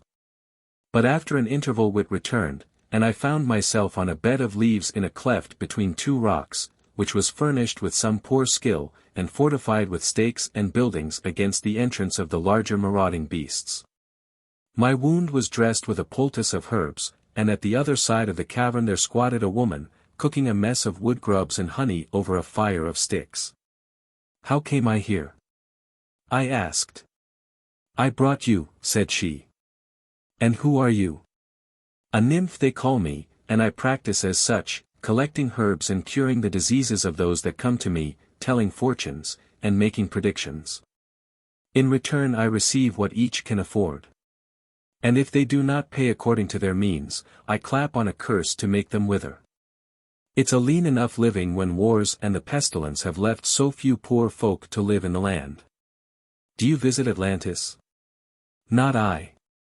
Phorenice would have me boiled in brine, living, if she could lay easy hands on me. Our dainty Empress tolerates no magic but her own. They say she is for pulling down the priests off their mountain now." "So you do get news of the city?" "Assuredly. It is my trade to get good news, or otherwise how could I tell fortunes to the vulgar? You see, my lord, I detected your quality by your speech, and knowing you are not one of those that come to me for spells and potions, I have no fear in speaking to you plainly. Tell me then, Phorenice still reigns?" "Most vilely." "As a maiden?" "As the mother of twin sons. Tatho's her husband now, and has been these 3 years. "Tatho? Who followed him as viceroy of Yucatan?" "There is no Yucatan. A vast nation of little hairy men, so the tale goes, coming from the west, overran the country. They had clubs of wood tipped with stone as their only arm, but numbers made their chief weapon. They had no desire for plunder, or the taking of slaves, or the conquering of cities. To eat the flesh of Atlanteans was their only lust, and they followed it prodigiously. Their numbers were like the bees in a swarm. They came to each of the cities of Yucatan in turn, and though the colonists slew them thousands, the weight of numbers always prevailed. They ate clean each city they took, and left it to the beasts of the forest, and went on to the next. And so in time they reached the coast towns, and Tatho and the few that survived took ship and sailed home. They even ate Tatho's wife for him. They must be curious persevering things, these little hairy men. The gods send they do not get across the seas to Atlantis, or they would be worse plague to the poor country than Phorenice. Now I had heard of these little hairy creatures before, and though indeed I had never seen them, I had gathered that they were a little less than human and a little more than bestial, a link, so to speak, between the two orders. And specially held in check by the gods in certain forest solitudes. Also I had learned that on occasion, when punishment was needful, they could be set loose as a devastating army upon men, devouring all before them. But I said nothing of this to the nymph, she being but a vulgar woman, and indeed half silly, as is always the case with these self-styled sorceresses who gull the ignorant, common folk. But within myself I was bitterly grieved at the fate of that fine colony of Yucatan, in which I had expended such an infinity of pains to do my share of the building. But it did not suit my purpose to have my name and quality blazoned abroad till the time was full, and so I said nothing to the nymph about Yucatan, but let the talk continue upon other matters. "What about Egypt?" I asked. "In its accustomed darkness, so they say. Who cares for Egypt these latter years? Who cares for any one or anything for that matter except for himself and his own proper estate? Time was when the country folk and hunters hereabouts brought me offerings to this cave for sheer pity's sake. But now they never come near unless they see a way of getting good value in return for their gifts. And, by result, instead of living fat and hearty, I make lean meals off honey and grubs. It's a poor life, a nymph's, in these latter years, I tell you, my lord. It's the fashion for all classes to believe in no kind of mystery now. What manner of pestilence is this you spoke of? I have not seen it. Thank the gods it has not come this way. But they do say that it has grown from the folk Phorenice has slain, and whose bodies remain unburied. She is always slaying, and so the bodies lie thicker than the birds and beasts can eat them. For which of our sins, I wonder, did the gods let Phorenice come to reign. I wish that she and her twins were boiled alive in brine before they came between an honest nymph of the forest and her living. They say she has put an image of herself in all the temples of the city now, and has ordered prayers and sacrifices to be made night and morning. She has decreed all other gods inferior to herself and forbidden their worship, and those of the people that are not sufficiently devout for her taste have their hamstrings slit by her tormentors to aid them constantly into a devotional attitude. Will you eat of my grubs and honey? There is nothing else. Your back was bloody with carrying meat when I met you, but you had lost your load. You must either taste this mess of mine now or go without. I harbored with that nymph in cave 6 days, she using her drugs and charms to cure my leg the while, and when I was recovered, I hunted the plains and killed her a fat cloven-hoofed horse as payment, and then went along my ways. The country from there onward had at one time carried a sturdy population which held its own firmly, and, as its numbers grew, took in more ground, and built more homesteads farther afield. The houses were perched in trees for the most part, as there they were out of reach of cave bear and cave tiger and the other more dangerous beasts. But others, and these were the better ones, were built on the ground, of logs so ponderous and so firmly clamped and dovetailed that the beasts could not pull them down. And once inside a house of this fashion its owners were safe, and could probe at any attackers through the interstices between the logs, and often wound, sometimes make a kill. But not 1 in 10 of these outlying settlers remained. The houses were silent when I reached them, the fire hearth before the door weed grown, and the patch of vegetables taken back by the greedy fingers of the forest into mere scrub and jungle. And farther on, when villages began to appear, strongly walled, as the custom is, to ward off the attacks of beasts, the logs which aforetime had barred the gateway lay strewn in a sprouting undergrowth. And naught but the kitchen middens remained to prove that once they had sheltered human tenants. Phorenice influence seemed to have spread as though it were some horrid blight over the whole face of what was once a smiling and an easy-living land. So far I had met with little enough interference from any men I had come across. Many had fled with their women into the depths of the forest at the bare sight of me, some stood their ground with a threatening face, but made no offer to attack, seeing that I did not offer them insult first. And a few, a very few, offered me shelter and provision. But as I neared the city, and began to come upon muddy, beaten paths, I passed through governments that were more thickly populated, and here appeared strong chance of delay. The watcher in the tower which is set above each village would spy me and cry, "Here is a masterless man," and then the people that were within would rush out with intent to spoil me of my weapons, and afterwards to appoint me as a laborer.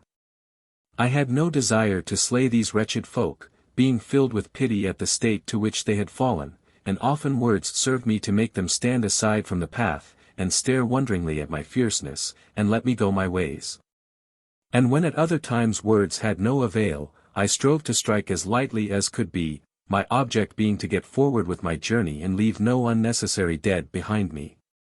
Indeed, having found the modern way of these villages, it grew to be my custom to turn off into the forest and make a circuit whenever I came within smell of their garbage. Similarly, too, when I got farther on, and came among greater towns also, I kept beyond challenge of their walls, having no mind to risk delay from the whim of any new law which might chance to be set up by their governors. My progress might be slinking, but my pride did not upbraid me very loudly. Indeed, the fever of haste burned within me so hot that I had little enough carrying space for other emotions. But at last I found myself within a half-day's journey of the city of Atlantis itself, with the sacred mountain and its ring of fires looming high beside it, and the call for caution became trebly accentuated. Everywhere evidences showed that the country had been drained of its fighting men. Everywhere women prayed that the battles might end with the rout of the priests or the killing of Phorenice, so that the wretched land might have peace and time to lick its wounds. An army was investing the sacred mountain, and its one approach was most narrowly guarded. Even after having journeyed so far, it seemed as if I should have to sit hopelessly down without being able to carry out the orders which had been laid upon me by the High Council, and earn the reward which had been promised. Force would be useless here. I should have one good fight, a gorgeous fight, one man against an army, and my usefulness would be ended. No. This was the occasion for guile, and I found covert in the outskirts of a wood, and lay there cudgelling my brain for a plan. Across the plain before me lay the grim great walls of the city, with the heads of its temples and its palaces and its pyramids showing beyond. The step sides of the royal pyramid held my eye. Phorenice had expended some of her newfound store of gold in overlaying their former whiteness with sheets of the shining yellow metal. But it was not that change that moved me. I was remembering that, in the square before the pyramid, there stood a throne of granite carved with the snake and the outstretched hand, and in the hollow beneath the throne was Naïs, my love. Asleep these 8 years now because of the drug that had been given to her, but alive still, and waiting for me, if only I on my part could make a way to the place where Zaemon defied the Empress, and announce my coming. In that covert of the woods I lay a day and a night raging with myself for not discovering some plan to get within the defences of the sacred mountain, but in the morning which followed there came a man towards me running. "You need not threaten me with your weapons," he cried. "I mean no harm. It seems that you are Deucalion, though I should not have known you myself in those rags and skins, and behind that tangle of hair and beard. You will give me your good word, I know. Believe me, I have not loitered unduly." He was a lower priest whom I knew and held in little esteem. His name was Ro, a greedy fellow and not overworthy of trust. "From whom do you come?" I asked. "Zaemon laid a command on me. He came to my house, though how he got there I cannot tell, seeing that Phorenice army blocks all possible passage to and from the mountain. I told him I wished to be mixed with none of his schemings. I am a peaceful man, Deucalion, and have taken a wife who requires nourishment. I still serve in the same temple, though we have swept out the old gods by order of the Empress, and put her image in their place.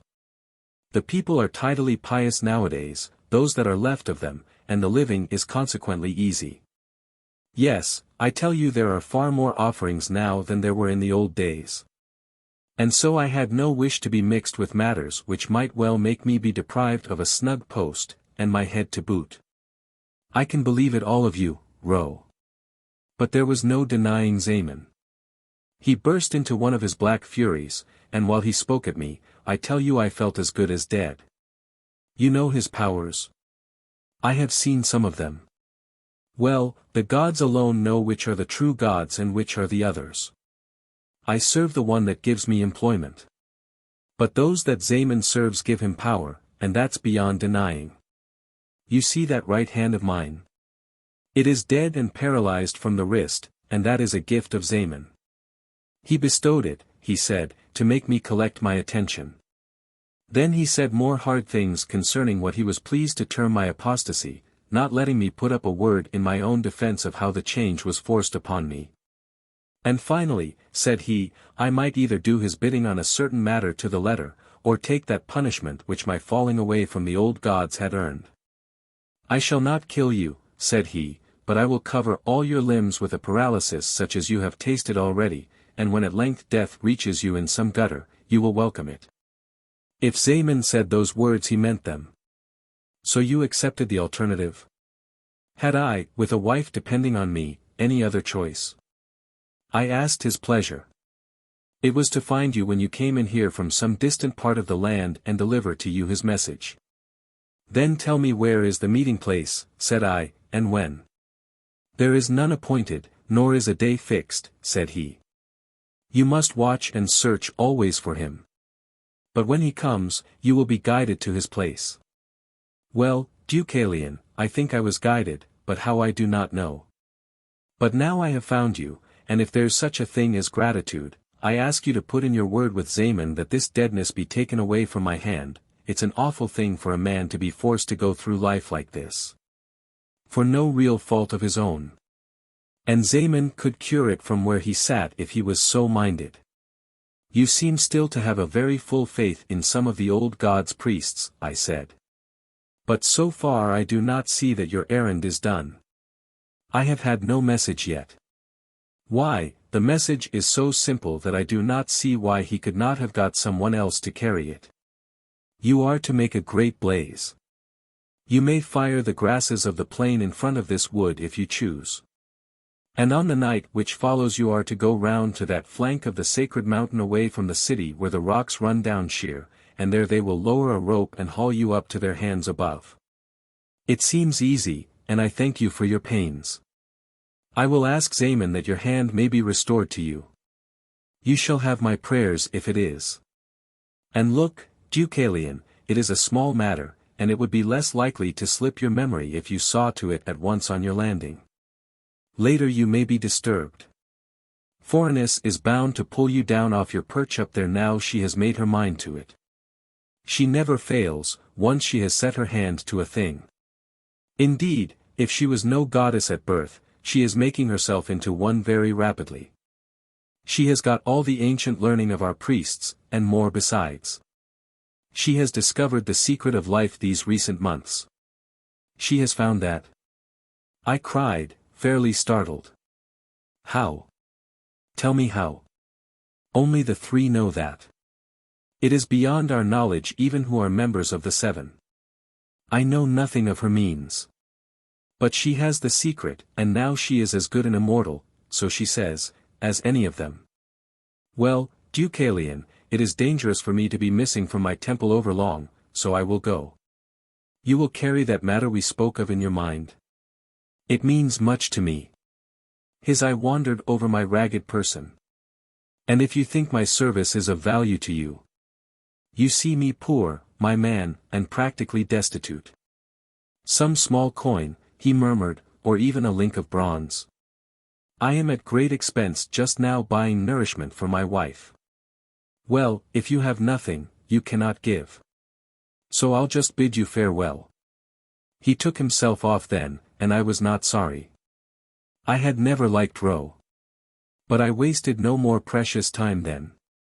The grass blazed up for a signal almost before his timorous heels were clear of it, and that night when the darkness gave me cover, I took the risk of what beasts might be prowling, and went to the place appointed. There was no rope dangling, but presently one came down the smooth cliff face like some slender snake. I made a loop, slipped it over a leg, and pulled hard as a signal. Those above began to haul, and so I went back to the sacred mountain after an absence of so many toilsome and warring years. There were none to disturb the ascent. Phorenice's troops had no thought to guard that gaunt, bare, seamless precipice. The men who hauled me up were old, and panted heavily with their task, and, until I knew the reason, I wondered why a knot of younger priests had not been appointed for the duty. But I put no question. With us of the priest's clan on the sacred mountain it is always taken as granted that when an order is given, it is given for the best. Besides, these priests did not offer themselves to question. They took me off at once to Zaemon, and that is what I could have wished. The old man greeted me with the royal sign.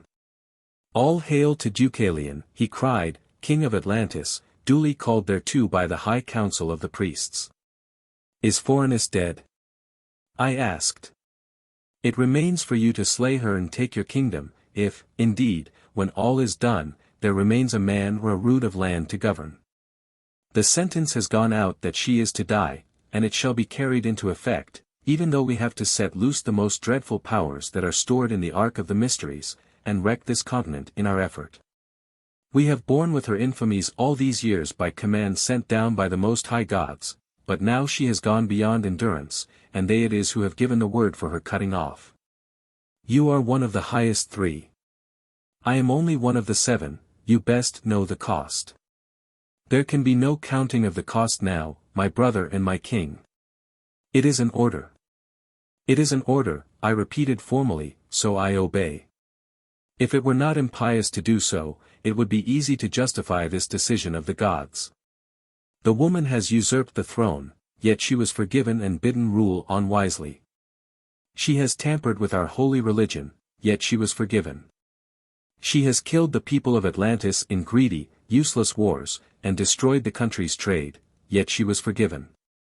She has desecrated the old temples, and latterly has set up in them images of herself to be worshipped as a deity. Yet she was forgiven. But at last her evil cleverness has discovered to her the tremendous secret of life and death, and there she overstepped the boundary of the high god's forbearance. I myself went to carry a final warning, and once more faced her in the great banqueting hall. Solemnly I recited to her the edict, and she chose to take it as a challenge. She would live on eternally herself, and she would share her knowledge with those that pleased her. Tatho, that was her husband, should also be immortal. Indeed, if she thought fit, she would cry the secret aloud so that even the common people might know it, and death from mere age would become a legend. She cared no whit how she might upset the laws of nature. She was Phorenice, and was the highest law of all. And finally she defied me there in that banqueting hall, and defied also the high gods that stood behind my mouth. My magic is as strong as yours, you pompous fool, she cried, and presently you shall see the two stand side by side upon their trial.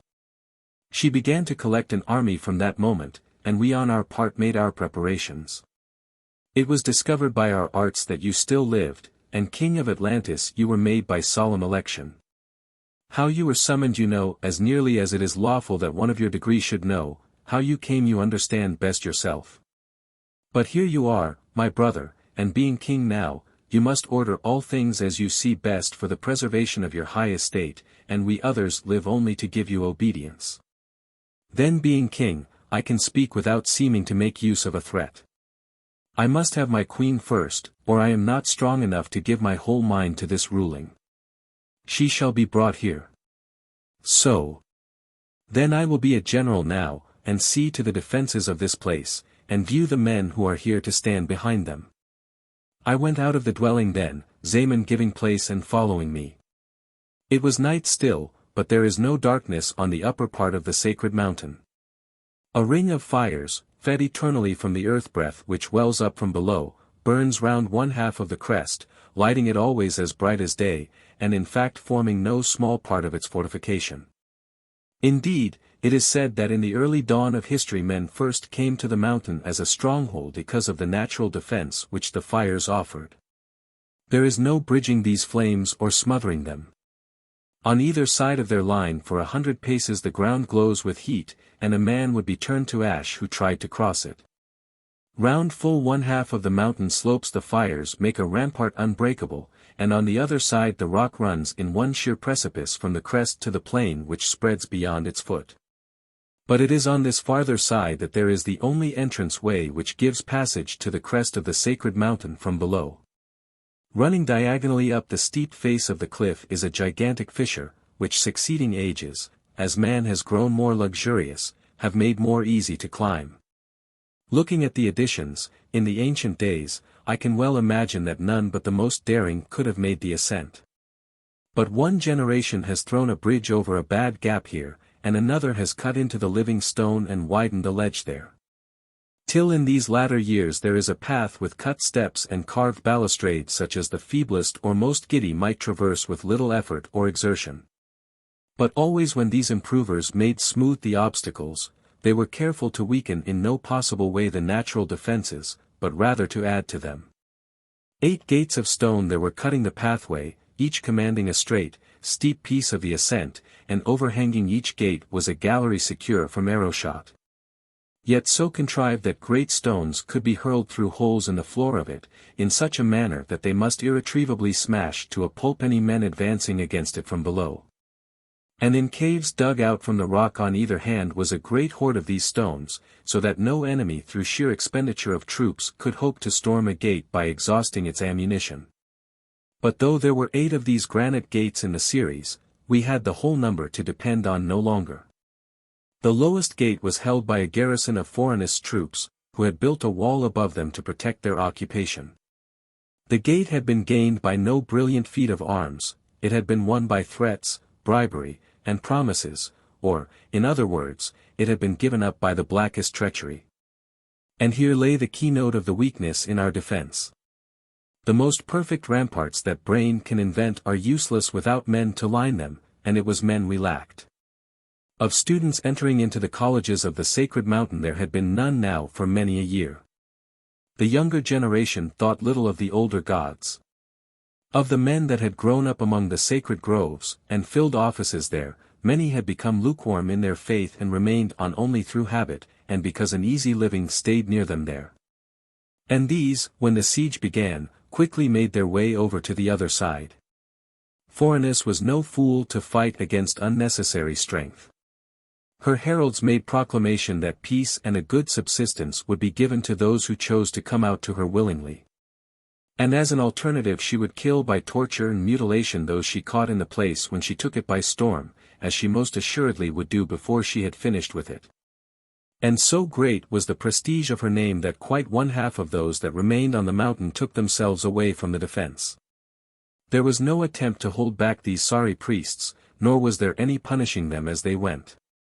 Zaemon, indeed, was minded, so he told me with grim meaning himself, to give them some memento of their apostasy to carry away which would not wear out, but the others of the high council made him stay his vengeful hand. And so, when I came to the place, the garrison numbered no more than 80, counting even feeble old dotards who could barely walk, and of men not past their prime I could barely command a score. Still, seeing the narrowness of the passages which led to each of the gates, up which in no place could more than 2 men advance together, we were by no means in desperate straits for the defense as yet. And if my new given kingdom was so far small, consisting as it did in effect of the sacred mountain, and no other part of Atlantis, at any rate there seemed little danger of its being further contracted. Another of the wise precautions of the men of old stood us in good stead then. In the ancient times, when grain first was grown as food, it came to be looked upon as the acme of wealth. Tribute was always paid from the people to their priests, and presently, so the old histories say, it was appointed that this should take the form of grain, as this was a medium both dignified and fitting. And those of the people who had it not were forced to barter their other produce for grain before they could pay this tribute. On the sacred mountain itself vast storehouses were dug in the rock, and here the grain was teemed in great yellow heaps, and each generation of those that were set over it took a pride in adding to the accumulation. In more modern days it had been a custom among the younger and more forward of the priests to scoff at this ancient provision, and to hold that a treasure of gold or weapons or jewels would have more value and no less of dignity. And more than once it has been a close thing lest these innovators should not be outvoted. But as it was, the old constitution had happily been preserved, and now in these years of trial the clan reaped the benefit. And so with these granaries, and a series of great tanks and cisterns which held the rainfall, there was no chance of Phorenice reducing our stronghold by mere close investment, even though she sat down stubbornly before it for a score of years. But it was the paucity of men for the defense which oppressed me most. As I took my way about the head of the mountain, inspecting all points, the emptiness of the place smote me like a succession of blows. The groves, once so trim, were now shaggy and unpruned. Wind had whirled the leaves in upon the temple floors, and they lay there upswept. The College of Youths held no more than a musty smell to bear witness that men had once been grown there. The homely palaces of the higher priests, at one time so ardently sought after, lay many of them empty, because not even one candidate came forward now to canvass for election.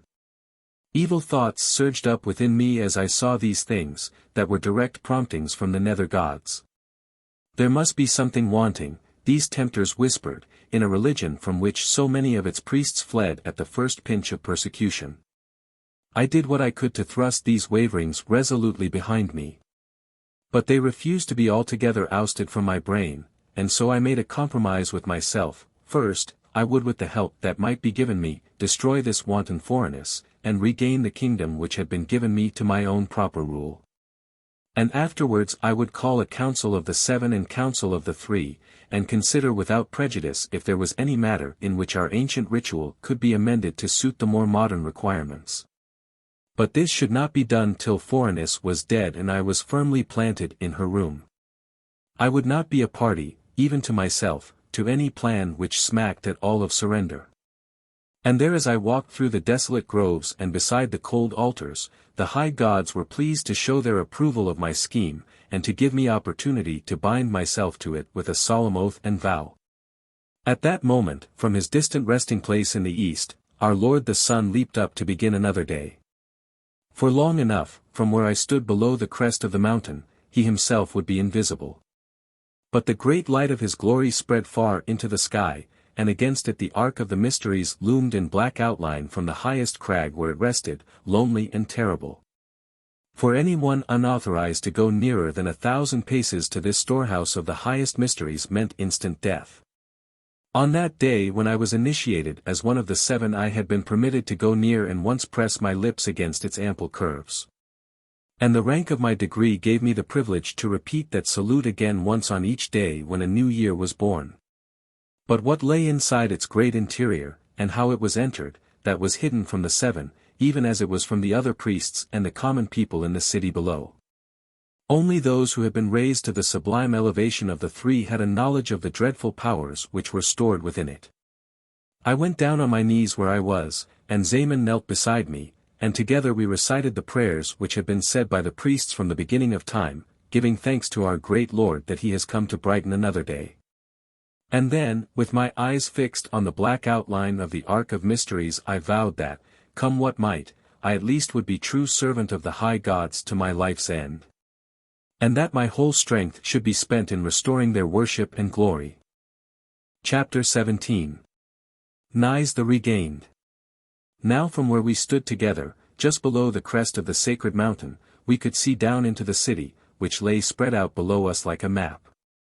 The harbor and the great estuary gleamed at its farther side, and the fringe of hills beyond smoked and fumed in their accustomed fashion. The great stone circle of our Lord the Sun stood up grim and bare in the middle of the city, and nearer in reared up the great mass of the royal pyramid, the gold on its sides catching new gold from the sun. There, too, in the square before the pyramid stood the throne of granite, dwarfed by the distance to the size of a mole's hill, in which these 9 years my love had lain sleeping. Old Zaemon followed my gaze. He said, with a sigh, I know where your chief interest is. Deucalion when he landed here knew from Yucatan was a strong man. The king whom we have chosen, and who is the best we have to choose, has his weakness. It can be turned into additional strength. Give me Naïs here, living and warm to fight for, and I am a stronger man by far than the cold viceroy and soldier that you speak about. I have passed my word to that already, and you shall have her, but at the cost of damaging somewhat this new kingdom of yours. Maybe, too, at the same time we shall rid you of this Phorenice and her brood. But I do not think it likely. She is too wily, and, once we begin our play, she is likely to guess whence it comes and how it will end, and so will make an escape before harm can reach her. The high gods, who have sent all these trials for our refinement, have seen fit to give her some knowledge of how these earth tremors may be set a-moving. I have seen her juggle with them. But may I hear your scheme? It will be shown you in good time enough. But for the present I would bid you sleep. It will be your part to go into the city tonight, and take your woman, that is my daughter, when she is set free, and bring her here as best you can. And for that you will need all a strong man's strength. He stepped back and looked me up and down. There are not many folk that would take you for the tidy, clean-chinned Deucalion now, my brother. Your appearance will be a fine armor for you down yonder in the city tonight when we wake it with our earth-shaking and terror. As you stand now, you are hairy enough and shaggy enough and naked enough and dirty enough for some wild savage new landed out of Europe. Have a care that no fine citizen down yonder takes a fancy to your thews and seizes upon you as his servant. I somewhat pity him in his household if he does. Old Zaemon laughed. Why, come to think of it, so do I. But quickly he got grave again. Laughter and Zaemon were very rare playmates. Well, get you to bed, my king, and leave me to go into the Ark of Mysteries and prepare there with another of the 3 the things that must be done. It is no light business to handle the tremendous powers which we must put into movement this night. And there is danger for us as there is for you. So if by chance we do not meet again till we stand up yonder behind the stars, giving account to the gods, fare you well, Deucalion. I slept that day as a soldier sleeps, taking full rest out of the hours, and letting no harassing thought disturb me. It is only the weak who permit their sleep to be broken on these occasions. And when the dark was well set, I roused and fetched those who should attend to the rope. Our Lady the Moon did not shine at that turn of the month, and the air was full of a great blackness. So I was out of sight all the while they lowered me. I reached the tumbled rocks that lay at the deep foot of the cliff, and then commenced to use a nice caution, because Phorenice soldiers squatted uneasily round their campfires, as though they had forebodings of the coming evil. I had no mind to further stir their wakefulness. So I crept swiftly along in the darkest of the shadows, and at last came to the spot where that passage ends which before I had used to get beneath the walls of the city. The lamp was in place, and I made my way along the winding swiftly. The air, so it seemed to me, was even more noxious with vapors than it had been when I was down there before, and I judged that Zaemon had already begun to stir those internal activities which were shortly to convulse the city. But again I had difficulty in finding an exit, and this, not because there were people moving about at the places where I had to come out, but because the set of the masonry was entirely changed. In olden time the priest's clan oversaw all the architect's plans, and ruled out anything likely to clash with their secret passages and chambers. But in this modern day the priests were of small account, and had no say in this matter, and the architects often through sheer blundering sealed up and made useless many of these outlets and hiding places. As it was, then, I had to get out of the network of tunnels and galleries where I could, and not where I would, and in the event found myself at the farther side of the city, almost up to where the outer wall joins down to the harbor. I came out without being seen, careful even in this moment of extremity to preserve the ordinances, and closed all traces of exit behind me. The earth seemed to spring beneath my feet like the deck of a ship in smooth water. And though there was no actual movement as yet to disturb the people, and indeed these slept on in their houses and shelters without alarm, I could feel myself that the solid deadness of the ground was gone. And that any moment it might break out into devastating waves of movement. Gods! Should I be too late to see the untombing of my love? Would she be laid there bare to the public gaze when presently the people swarmed out into the open spaces through fear at what the great earth tremor might cause to fall? I could see, in fancy, their rude, cruel hands thrust upon her as she lay there helpless, and my inwards dried up at the thought. I ran madly down and down the narrow winding streets with the one thought of coming to the square which lay in front of the royal pyramid before these things came to pass.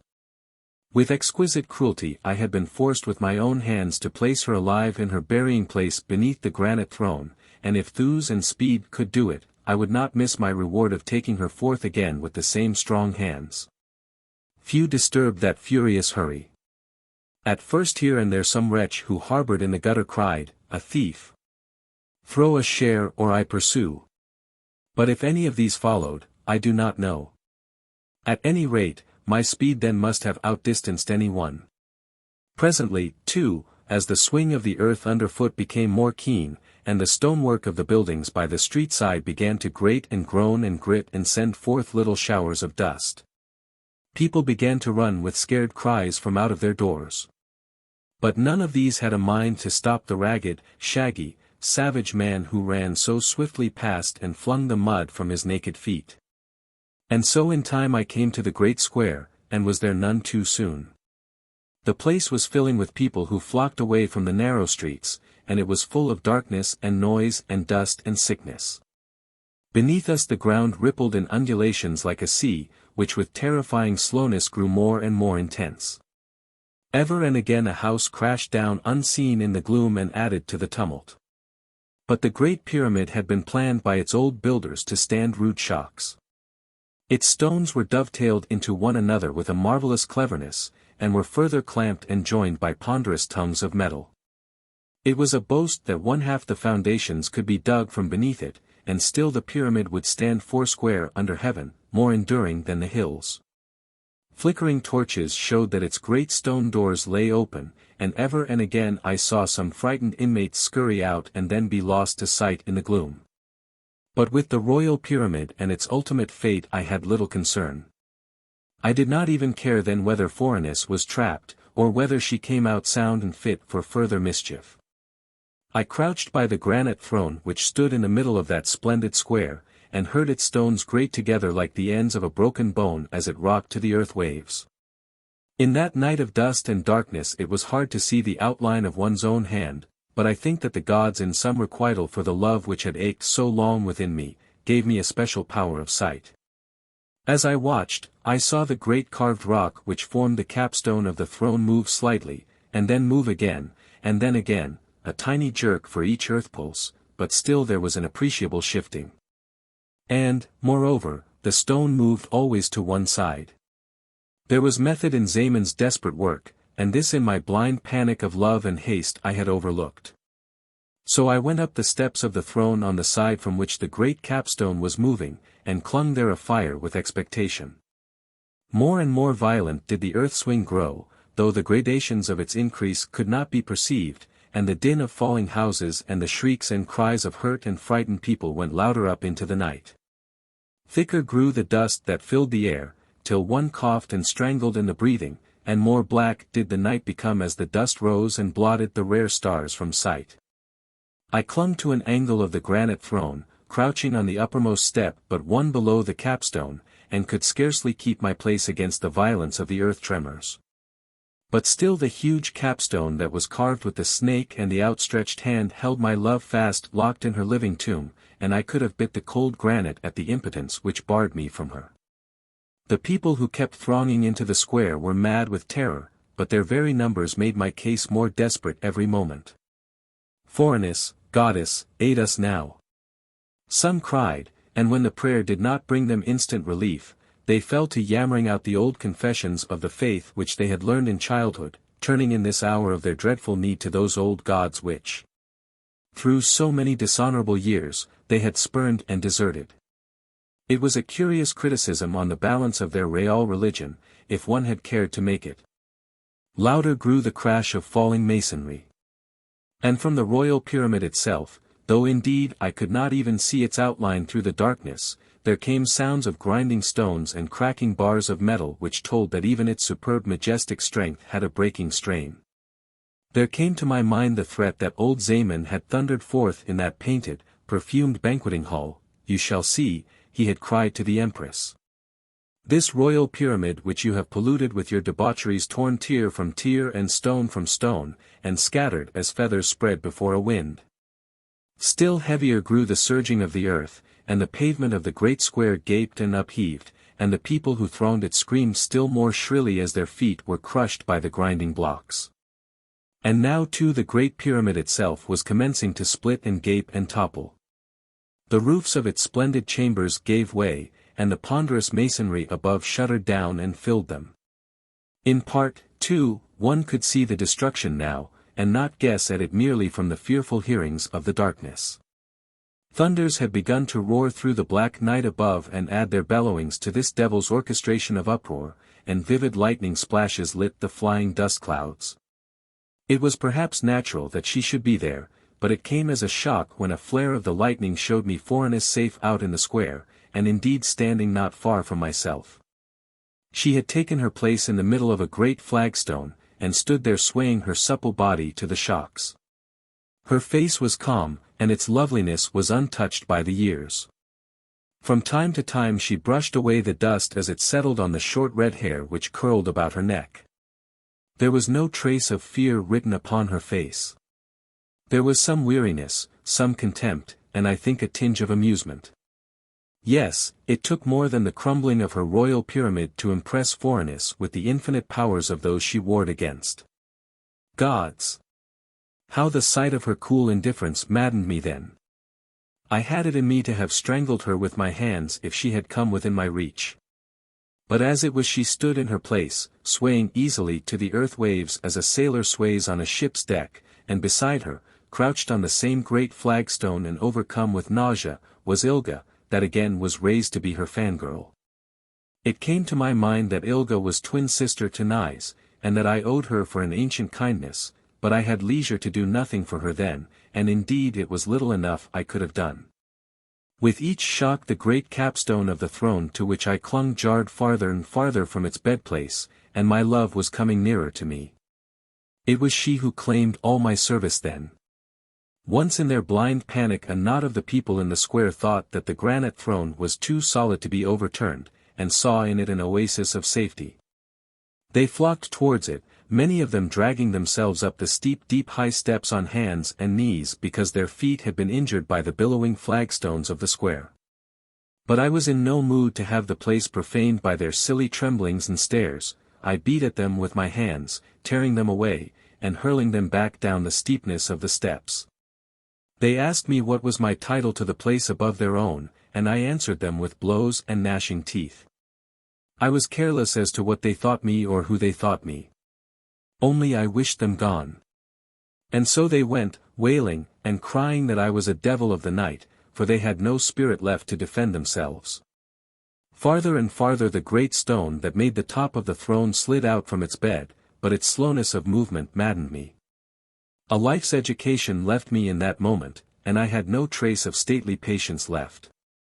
In my puny fury I thrust at the great block with my shoulder and head, and clawed at it with my hands till the muscles rose on me in great ropes and knots, and the high gods must have laughed at my helplessness as they looked. All was being ordered by the three, who were their trusted servants in their good time. The work of the gods may be done slowly, but it is done exceeding sure. But at last when all the people of the city were numb with terror and incapable of further emotion, save only for Phorenice, who still had nerve enough to show no concern, what had been threatened came to pass. The capstone of the throne slid out till it reached the balance, and the next shock threw it with a roar and a clatter to the ground. And then a strange tremor seized me. After all the scheming and effort, what I had so ardently prayed for had come about, but yet my inward sank at the thought of mounting on the stone where I had mounted before, and taking my dear from the hollow where my hands had laid her. I knew Phorenice's vengefulness, and had a high value for her cleverness. Had she left Naïs to lie in peace, or had she stolen her away to suffer indignities elsewhere? Or had she ended her sleep with death, and, as a grisly jest, left the corpse for my finding? I could not tell, I dared not guess. Never during a whole hard-fighting life have my emotions been so wrenched as they were at that moment. And, for excuse, it must be owned that love for Naïs had sapped my hardihood over a matter in which she was so privately concerned. It began to come to my mind, however, that the infernal uproar of the earth tremor was beginning to slacken somewhat, as though Zaemon knew he had done the work that he had promised, and was minded to give the wretched city a breathing space. So I took my fortitude in hand and clambered up on to the flat of the stone. The lightning flashes had ceased, and all was darkness again and stifling dust, but at any moment the sky might be lit once more, and if I were seen in that place, shaggy and changed though I might be, Phorenice, if she were standing near, would not be slow to guess my name and errand. So changed was I for the moment that I will finally confess that the idea of a fight was loathsome to me then. I wanted to have my business done and get gone from the place. With hands that shook I fumbled over the face of the stone and found the clamps and bars of metal still in position where I had clenched them, and then reverently I let my fingers pass between these, and felt the curves of my love's body in its rest beneath. An exultation began to whirl within me. I did not know if she had been touched since I last left her, I did not know if the drug would have its due effect, and let her be wakened to warmth and sight again. But, dead or alive, I had her there, and she was mine, mine, mine, and I could have yelled aloud in my joy at her possession. Still the earth shook beneath us, and masonry roared and crashed into ruin. I had to cling to my place with one hand while I unhasped the clamps of metal that made the top of her prison with the other. But at last I swung the upper half of them clear, and those which pinned down her feet I let remain. I stooped and drew her soft body up on to the flat of the stone beside me, and pressed my lips 100 times to the face I could not see. Some mad thought took me, I believe, that the mere fierceness and heat of my kisses would bring her back again to life and wakefulness. Indeed, I will own plainly that I did but sorry credit to my training in calmness that night. But she lay in my arms cold and nerveless as a corpse, and by degrees my sober wits returned to me. This was no place for either of us. Let the earth's tremors cease, as was plainly threatened, let daylight come, and let a few of these nerveless people round recover from their panic, and all the great cost that had been expended might be counted as waste. We should be seen, and it would not be long before some one put a name to Naïs, and then it would be an easy matter to guess at Deucalion under the beard and the shaggy hair and the brown nakedness of the savage who attended on her. Tell of fright. By the gods! I was scared as the veriest trembler who blundered among the dust clouds that night when the thought came to me. With all that ruin spread around, it would be hopeless to think that any of those secret galleries which tunneled under the ground would be left unbroken, and so it was useless to try a passage under the walls by the old means. But I had heard shouts from that frightened mob which came to me through the din and the darkness that gave another idea for escape. The city is accursed, they had cried, if we stay here it will fall on us. Let us get outside the walls where there are no buildings to bury us. If they went, I could not see. But one gate lay nearest to the royal pyramid, and I judged that in their panic they would not go farther than was needful. So I put the body of Naïs over my shoulder, to leave my right arm free, and blundered off as best I could through the stifling darkness. It was hard to find a direction. It was hard to walk in that inky darkness over ground that was tossed and tumbled like a frozen sea, and as the earth still quaked and heaved, it was hard also to keep a footing. But if I did fall myself a score of times, my dear burden got no bruise, and presently I got to the skirts of the square and found a street I knew.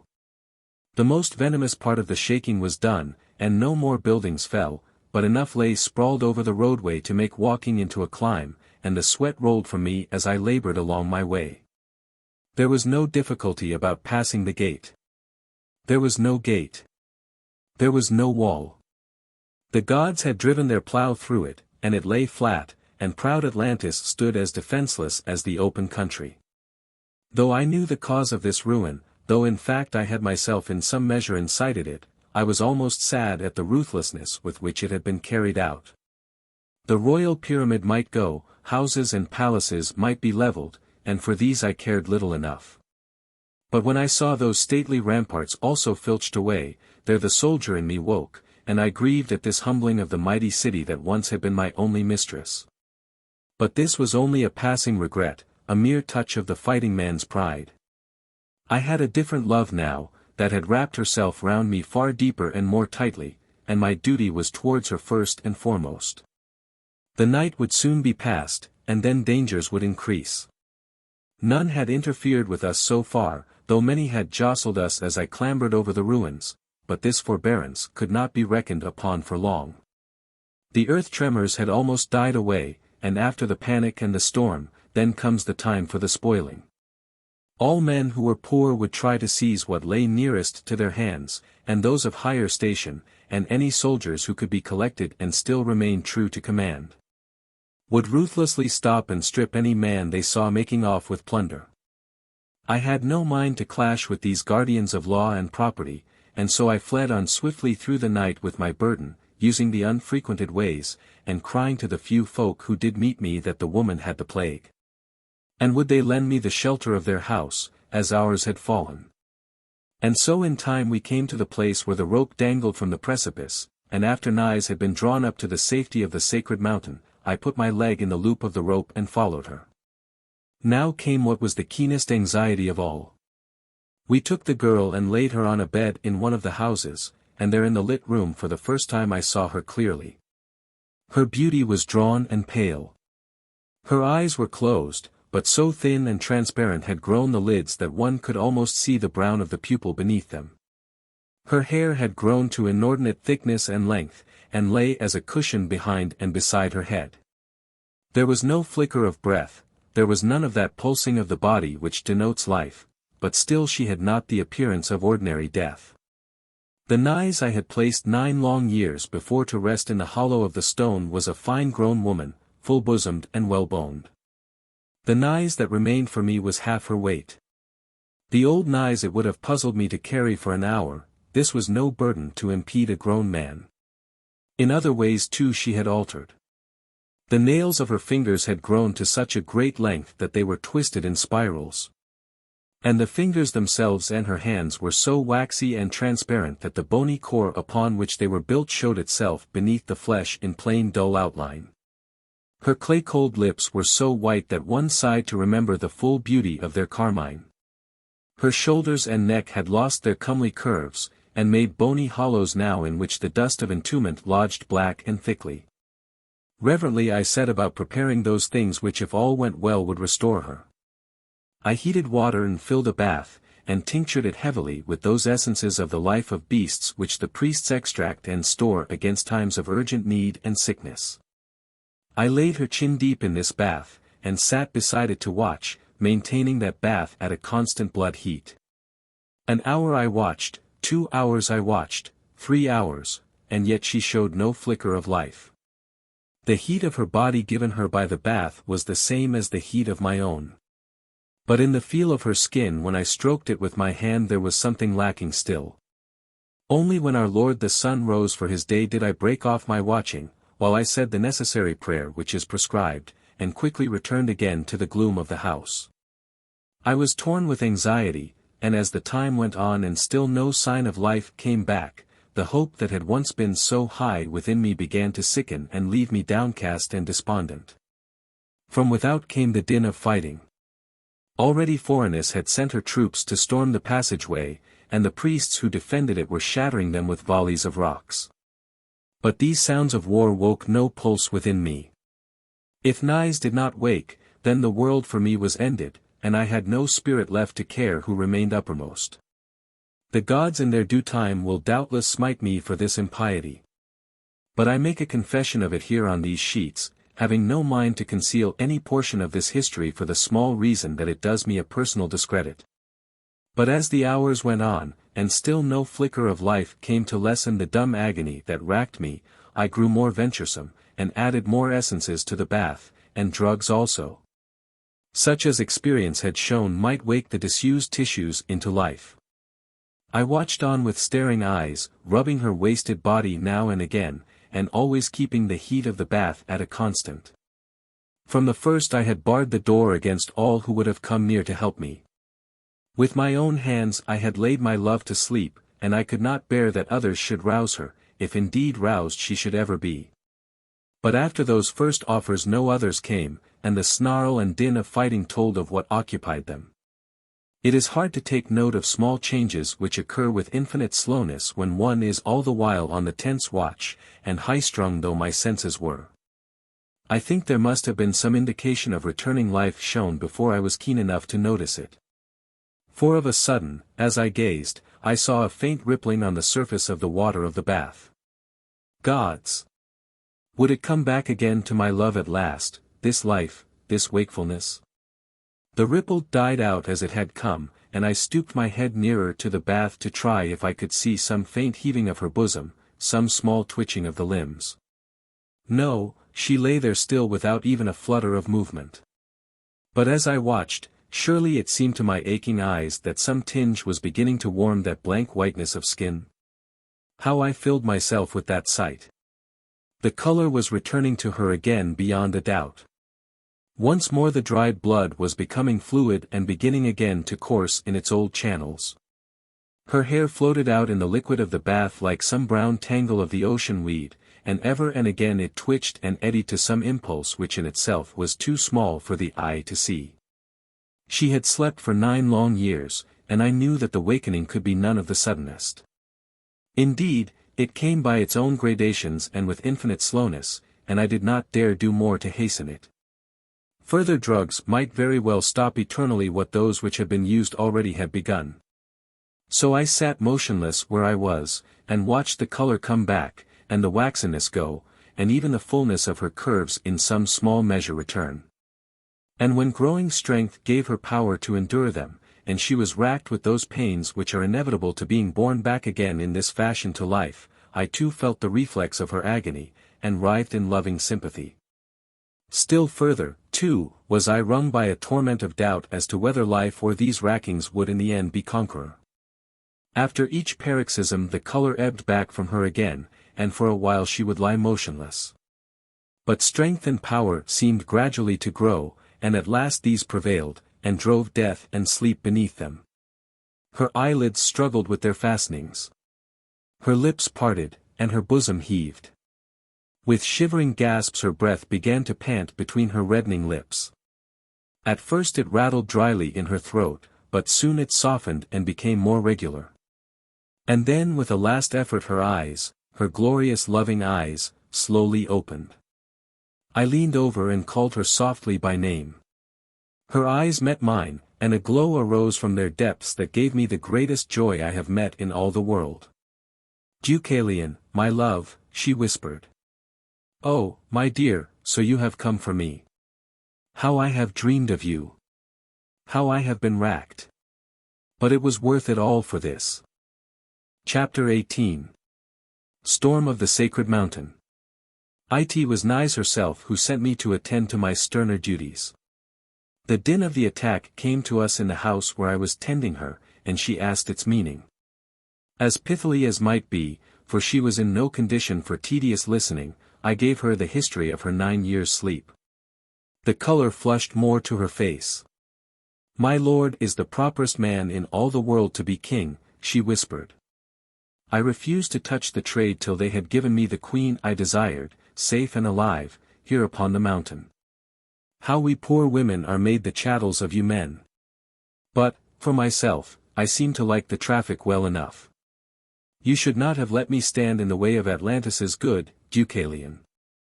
Still, it is very sweet to know you were weak there for once, and that I was the cause of your weakness. What is that bath over yonder? Ah! I remember. My wits seem none of the clearest just now. You have made the beginning. Your strength will return to you by quick degrees. But it will not bear hurrying. You must have a patience. Your ear, sir, for one moment, and then I will rest in peace. My poor looks, are they all gone? You seem to have no mirror here. I had visions that I should wake up wrinkled and old. You are as you were, dear, that first night I saw you, the most beautiful woman in all the world. I am pleased you like me," she said, and took the cup of broth I offered her. "My hair seems to have grown, but it needs combing sadly. I had a fancy, dear, once, that you liked ruddy hair best, and not a plain brown." She closed her eyes then, lying back among the cushions where I had placed her, and dropped off into healthy sleep, with the smile still playing upon her lips. I put the coverlet over her, and kissed her lightly, holding back my beard lest it should sweep her cheek. And then I went out of the chamber. That beard had grown vastly disagreeable to me these last hours, and I then went into a room in the house, and found instruments, and shaved it down to the bare chin. A change of robe also I found there, and took it instead of my squalid rags. If a man is in truth a king, he owes these things to the dignity of his office. But, if the din of the fighting was any guide, mine was a narrowing kingdom. Every hour it seemed to grow fiercer and more near, and it was clear that some of the gates in the passage up the cleft in the cliff, impregnable though all men had thought them, had yielded to the vehemence of Phorenice's attack. And, indeed, it was scarcely to be marvelled at. With all her genius spurred on to fury by the blow that had been struck at her by wrecking so fair a part of the city, the Empress would be no light adversary even for a strong place to resist, and the sacred mountain was no longer strong. Defences of stone, cunningly planned and mightily built, it still possessed, but these will not fight alone. They need men to line them, and, moreover, abundance of men. For always in a storm of this kind some desperate fellows will spit at death and get to hand grips, or slingers and archers slip in their shot, or the throwing fire gets home. Or, as here, some newfangled machine like Phorenice's fire tubes make 1 in 1,000 of their wavering darts find the life. And so, though the general attacking loses his hundreds, the defenders also are not without their dead. The slaughter, as it turned out, had been prodigious. As fast as the stormers came up, the priests who held the lowest gate remaining to us rained down great rocks upon them till the narrow alley of the stair was paved with their writhing dead. But Phorenice stood on a spur of the rock below them urging on the charges, and with an insane valor company after company marched up to hurl themselves hopelessly against the defences. They had no machines to batter the massive gates, and their attack was as pathetically useless as that of a child who hammers against a wall with an orange, and meanwhile the terrible stones from above mowed them down remorselessly. Company after company of the troops marched into this terrible death trap, and not a man of all of them ever came back. Nor was it Phorenice's policy that they should do so. In her lust for this final conquest, she was minded to pour out troops till she had filled up the passes with the slain, so that at last she might march on to a level fight over the bridge of their poor bodies. It was no part of Phorenice's mood ever to count the cost. She set down the object which was to be gained, and it was her policy that the people of Atlantis were there to gain it for her. 2 gates then had she carried in this dreadful fashion, slaughtering those priests that stood behind them who had not been already shot down. And here I came down from above to take my share in the fight. There was no trumpet to announce my coming, no herald to proclaim my quality, but the priests as a sheer custom picked up Deucalion, as a battle cry, and some shouted that, with a king to lead, there would be no further ground lost. It was clear that the name carried to the other side and bore weight with it. A company of poor, doomed wretches who were hurrying up stopped in their charge. The word Deucalion was bandied round and handed back down the line. I thought, with some grim satisfaction, that here was evidence I was not completely forgotten in the land. There came shouts to them from behind to carry on their advance, but they did not budge. And presently a glittering officer panted up, and commenced to strike right and left among them with his sword. From where I stood on the high rampart above the gate I could see him plainly and recognized him at once. It matters not what they use for their battle cry, he was shouting. You have the orders of your divine Empress, and that is enough. You should be proud to die for her wish, you cowards. And if you do not obey, you will die afterwards under the instruments of the tormentors, very painfully. As for Deucalion, he is dead any time these 9 years. There it seems you lie, my lord Tatho. I shouted down to him. He started, and looked up at me. So you are there in real truth, then? Well, old comrade, I am sorry. But it is too late to make a composition now. You are on the side of these mangy priests, and the Empress has made an edict that they are to be rooted out, and I am her most obedient servant. You used to be skillful of fence, I said, and indeed there was little enough to choose between us. If it please you to stop this pitiful killing, make yourself the champion of your side, and I will stand for mine, and we will fight out this quarrel in some fair place, and bind our parties to abide by the result. It would be a grand fight between us two, old friend, and it goes hard with me to balk you of it. But I cannot pleasure you. I am general here under Phorenice, and she has given me the strongest orders not to peril myself. And besides, though you are a great man, Deucalion, you are not chief. You are not even one of the 3. I am king. Tatho laughed. Few but yourself would say so, my lord. Few, truly, but what they are powerful.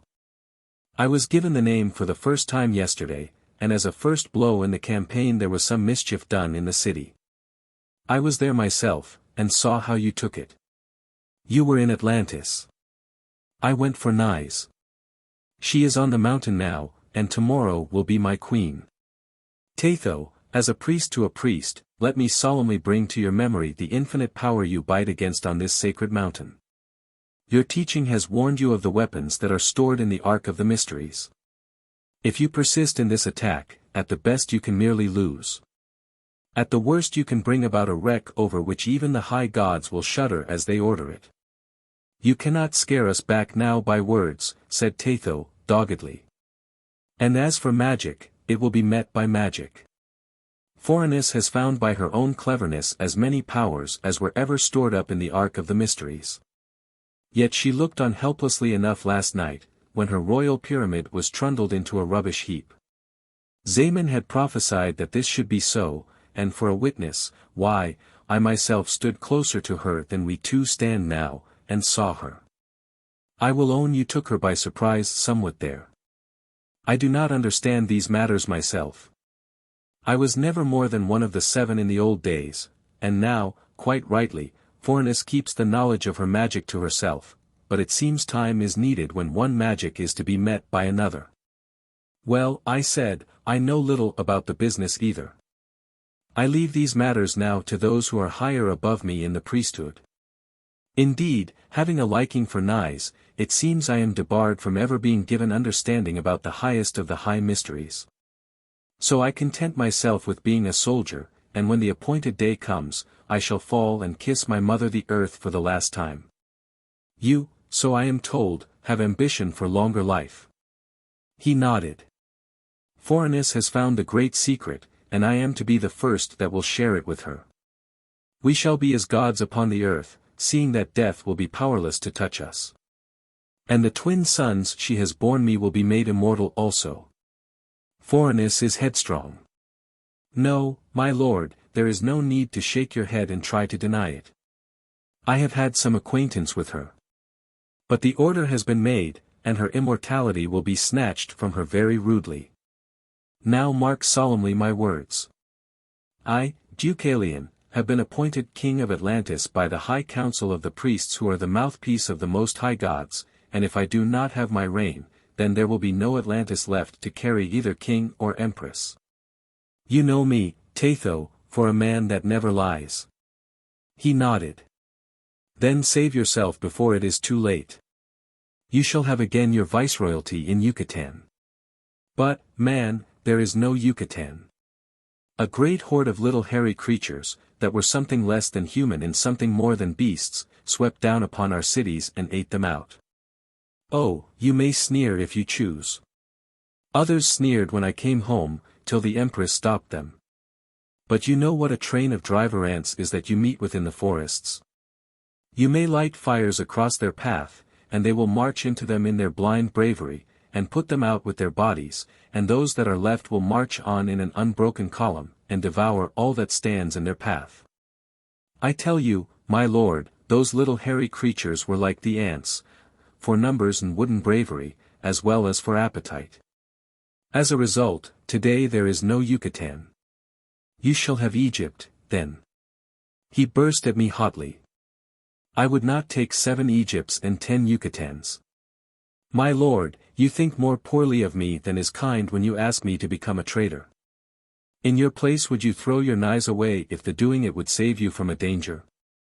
That is different. In no degree. You have a kindness for her. I have all that and more for Phorenice, who is, besides, my wife and the mother of my children. If I have qualms, and I freely confess I know you are desperate men up there, and have dreadful powers at your command, my shiverings are for them and not for myself. But I think, my lord, this parley is leading to nothing, and though these common soldiers here will understand little enough of our talk, they may be picking up a word here and there. And I do not wish them to go on to their death, as you will see them do shortly, and carry evil reports about me to whatever gods they chance to come before. He saluted me with his sword and drew back, and once more the missiles began to fly, and the doomed wretches who had been halting beside the steep rock walls of the pass began once more to press hopelessly forward. They had scaling ladders certainly, but they had no chance of getting these planted. They could do naught but fill the narrow way with their bodies, and to that end they had been sent, and to that end they humbly died.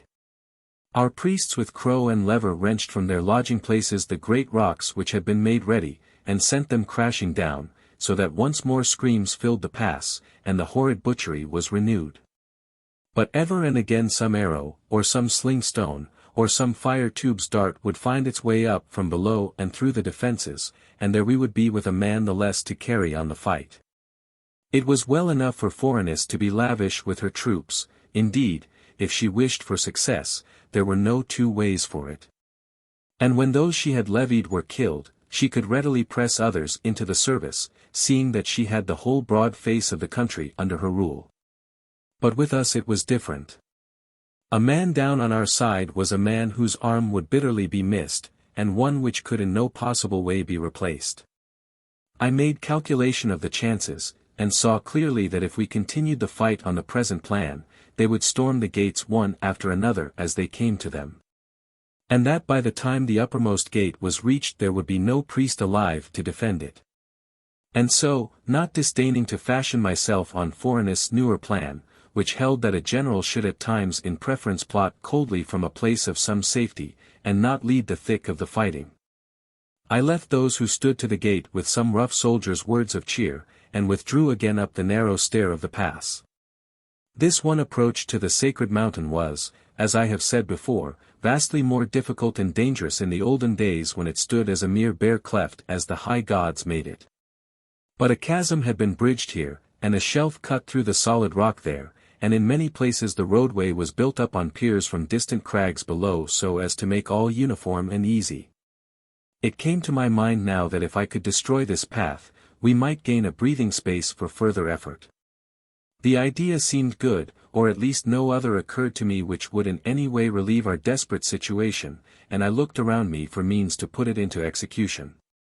Up and down, from the mountain to the plains below, I had traversed that narrow stair of a pass some thousands of times, and so in a manner of speaking knew every stone and every turn and every cut of it by heart. But I had never looked upon it with an eye to shaving off all roadway to the sacred mountain, and so now, even in this moment of dreadful stress, I had to traverse it no less than 3 times afresh before I could decide upon the best site for demolition. But once the point was fixed, there was little delay in getting the scheme in movement.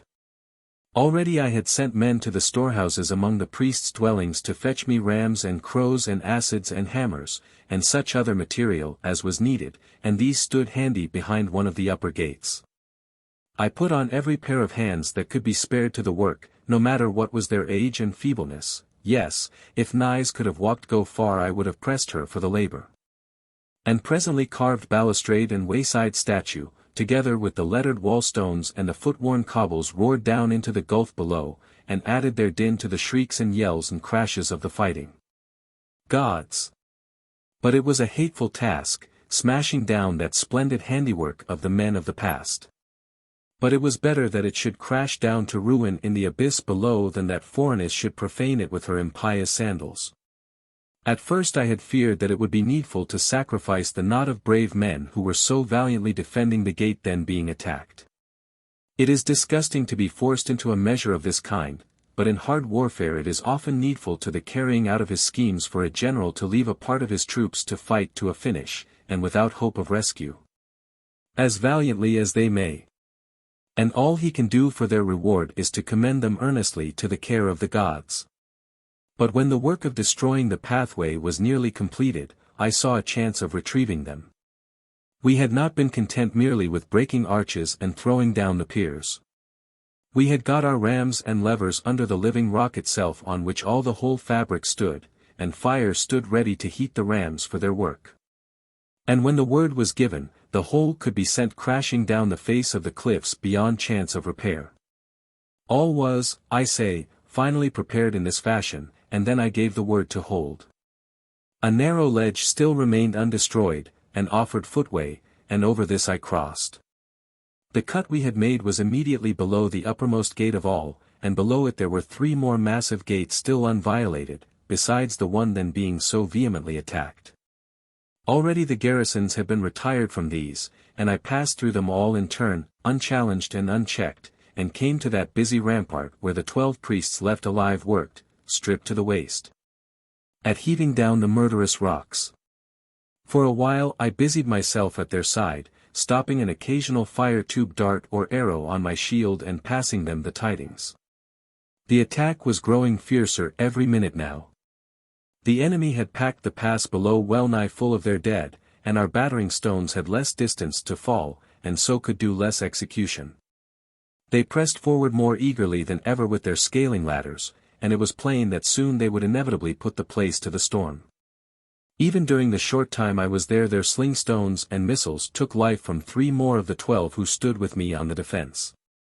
So I gave the word for one more furious avalanche of rock to be pelted down, and while the few living were crawling out from those killed by the discharge, and while the next band of reinforcements came scrambling up over the bodies, I sent my 9 remaining men away at a run up the steep stairway of the path, and then followed them myself. Each of the gates in turn we passed, shutting them after us, and breaking the bars and levers with which they were moved. And not till we were through the last did the roar of shouts from below tell that the besiegers had found the gate they bid against was deserted. One by one we balanced our way across the narrow ledge which was left where the path had been destroyed, and one poor priest that carried a wound grew giddy and lost his balance here. and toppled down to his death in the abyss below before a hand could be stretched out to steady him. And then, when we were all over, heat was put to the rams, and they expanded with their resistless force, and tore the remaining ledges from their hold in the rock. I think a pang went through us all then when we saw for ourselves the last connecting link cut away from between the poor remaining handful of our sacred clan on the mountain and the rest of our great nation, who had grown so bitterly estranged to us, below. But here at any rate was a break in the fighting. There were no further preparations we could make for our defense, and high though I knew Phorenice's genius to be, I did not see how she could very well do other than accept the check and retire. So I set a guard on the ramparts of the uppermost gate to watch all possible movements, and gave the word to the others to go and find the rest which so much they needed.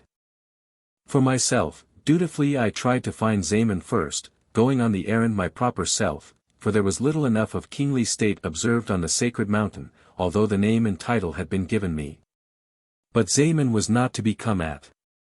He was engaged inside the Ark of Mysteries with another of the three, and being myself only one of the 7, I had not rank enough in the priesthood to break in upon their workings. And so I was free to turn where my likings would have led me first, and that was to the house which sheltered Naïs. She waked as I came in over the threshold, and her eyes filled with a welcome for me. I went across and knelt where she lay, putting my face on the pillow beside her. She was full of tender talk and sweet endearments. Gods! What an infinity of delight I had missed by not knowing my Naïs earlier. But she had a will of her own through it all, and some quaint conceits which made her all the more adorable. She rallied me on the new cleanness of my chin, and on the robe which I had taken as a covering. She professed a pretty awe for my kingship, and vowed that had she known of my coming dignities she would never have dared to discover a love for me. But about my marriage with Phorenice she spoke with less lightness. She put out her thin white hand and drew my face to her lips. "It is weak of me to have a jealousy," she murmured, "knowing how completely my lord is mine alone, but I cannot help it. You have said you were her husband for a while. It gives me a pang to think that I shall not be the first to lie in your arms, Deucalion." "Then you may gaily throw your pang away," I whispered back. I was husband to Phorenice in mere word, for how long I do not precisely know. But in anything beyond I was never her husband at all. She married me by a form she prescribed herself, ignoring all the old rites and ceremonies, and whether it would hold as legal or not we need not trouble to inquire. She herself has most nicely and completely annulled that marriage, as I have told you. Tatho is her husband now, and father to her children, and he seems to have a fondness for her which does him credit. We said other things too in that chamber, those small repetitions of endearments which are so precious to lovers and so beyond the comprehension of other folk, but they are not to be set down on these sheets. They are a mere private matter which can have no concern to any one beyond our two selves, and more weighty subjects are piling themselves up in deep index for the historian. Phorenice, it seemed, had more rage against the priest's clan on the mountain and more bright genius to help her to a vengeance than I had credited. Her troops stormed easily the gates we had left to them, and swarmed up till they stood where the pathway was broken down. In the fierceness of their rush the foremost were thrust over the brink by those pressing up behind before the advance could be halted, and these went screaming to a horrid death in the great gulf below. But it was no position here that a lavish spending of men could take, and presently all were drawn off, save for some half-score who stood as outpost sentries and dodged out of arrow-shot behind angles of the rock. It seems, too, that the Empress herself reconnoitered the place, using due caution and quickness, and so got for herself a full plan of its requirements without being obliged to trust the measuring of another eye. With extraordinary nimbleness she must have planned an engine such as was necessary to suit her purposes, and given orders for its making, for even with the vast force and resources at her disposal, the speed with which it was built was prodigious. There was very little noise made to tell of what was afoot. All the woodwork and metalwork was cut and tongued and forged and fitted first by skilled craftsmen below in the plain at the foot of the cleft. And when each ponderous balk and each crosspiece and each plank was dragged up the steep pass through the conquered gates, it was ready instantly for fitting into its appointed place in the completed machine. The cleft was straight where they set about their building, and there was no curve or spur of the cliff to hide their handiwork from those of the priests who watched from the ramparts above our one remaining gate. But Phorenice had a coyness lest her engine should be seen before it was completed, and so to screen it she had a vast fire built at the uppermost point where the causeway was broken off, and fed diligently with wet sedge and green wood. So that a great smoke poured out, rising like a curtain that shut out all view. And so though the priests on the rampart above the gate picked off now and again some of those who tended the fire, they could do the besiegers no further injury, and remained up to the last quite in ignorance of their tactics. The passage up the cleft was in shadow during the night hours, for, though all the crest of the sacred mountain was always lit brightly by the eternal fires which made its defense on the farther side, their glow threw no gleam down that flank where the cliff ran sheer to the plains beneath. And so it was under cover of the darkness that Phorenice brought up her engine into position for attack. Planking had been laid down for its wheels, and the wheels themselves well greased, and it may be that she hoped to march in upon us while all slept.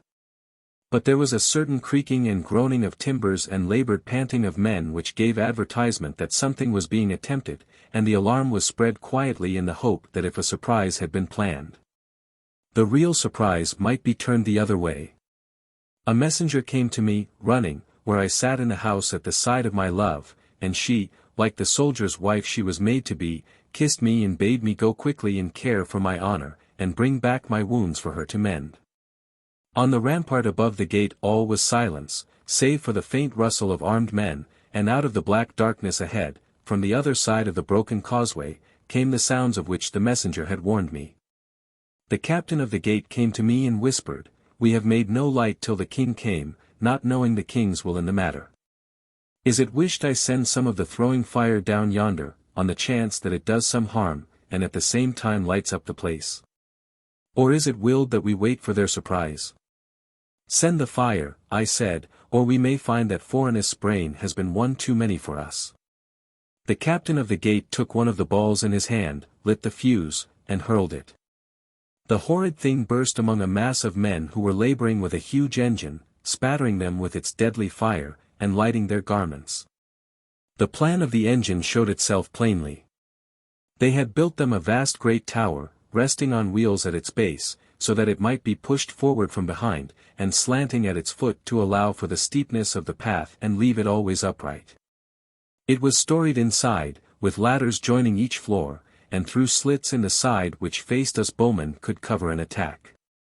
From its top a great bridge reared high above it, being carried vertically till the tower was brought near enough for its use. The bridge was hinged at the third story of the tower, and fastened with ropes to its extreme top. But, once the ropes were cut, the bridge would fall, and light upon whatever came within its swing, and be held there by the spikes with which it was studded beneath. I saw, and inwardly felt myself conquered. The cleverness of Phorenice had been too strong for my defense. No war engine of which we had command could overset the tower. The whole of its massive timbers were hung with the wet new-stripped skins of beasts, so that even the throwing fire could not destroy it. What puny means we had to impede those who pushed it forward would have little effect. Presently it would come to the place appointed, and the ropes would be cut, and the bridge would thunder down on the rampart above our last gate, and the stormers would pour out to their final success. Well, life had loomed very pleasant for me these few days, with a warm and loving Naïs once more in touch of my arms, but the high gods in their infinite wisdom knew best always, and I was no rebel to stay stiff-necked against their decision. But it is ever a soldier's privilege, come what may, to warm over a fight, and the most exquisitely fierce joy of all is that final fight of a man who knows that he must die, and who lusts only to make his bed of slain high enough to carry a due memory of his powers with those who afterwards come to gaze upon it. I gripped my axe, and the muscles of my arms stood out in knots at the thought of it. Would Tatho come to give me sport? I feared not. They would send only the common soldiers first to the storm, and I must be content to do my killing on those. And Naïs, what of her? I had a quiet mind there. When any spoilers came to the house where she lay, she would know that Deucalion had been taken up to the gods, and she would not be long in following him. She had her dagger.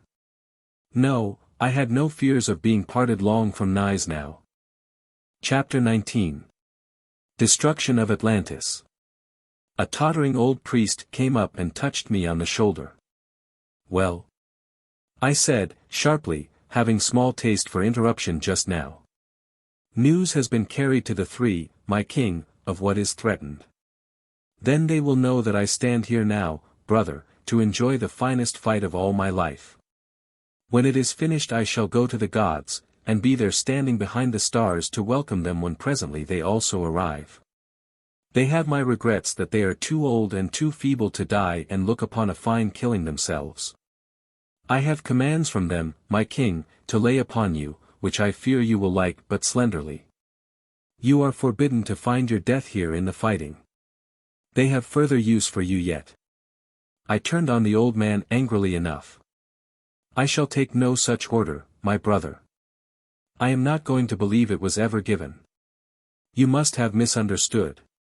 If I am a man, if I am a priest, if I am a soldier, if I am a king, then it stands to my honor that no enemy should pass this gate while yet I live. And you may go back and throw that message at their teeth." The old man smiled enviously. He, too, had been a keen soldier in his day.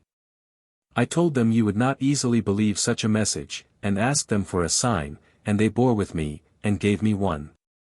I was to give you this jewel, my king." "How came they by that?" "It is a bracelet from the elbow of Naïs.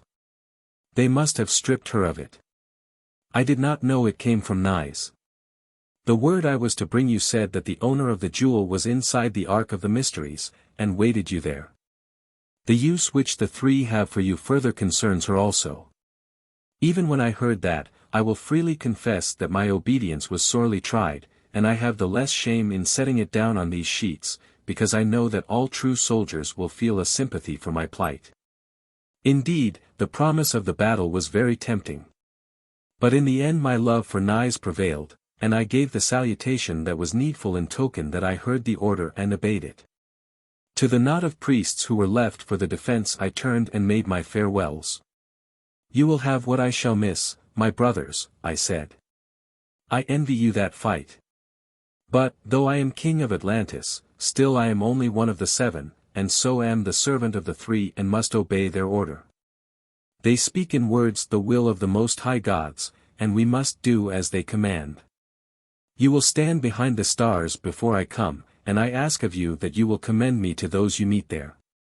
It is not my own will that I shall not appear there by your side. They heard my words with smiles, and very courteously saluted me with their weapons, and there we parted. I did not see the fight, but I know it was good, from the time which passed before Phorenice hordes broke out onto the crest of the mountain. They died hard, that last remnant of the lesser priests of Atlantis. With a sour enough feeling I went up to the head of the pass, and then through the groves, and between the temples and colleges and houses which stood on the upper slopes of the sacred mountain. Till I reached that boundary beyond which in milder days it was death for any but the privileged few to pass.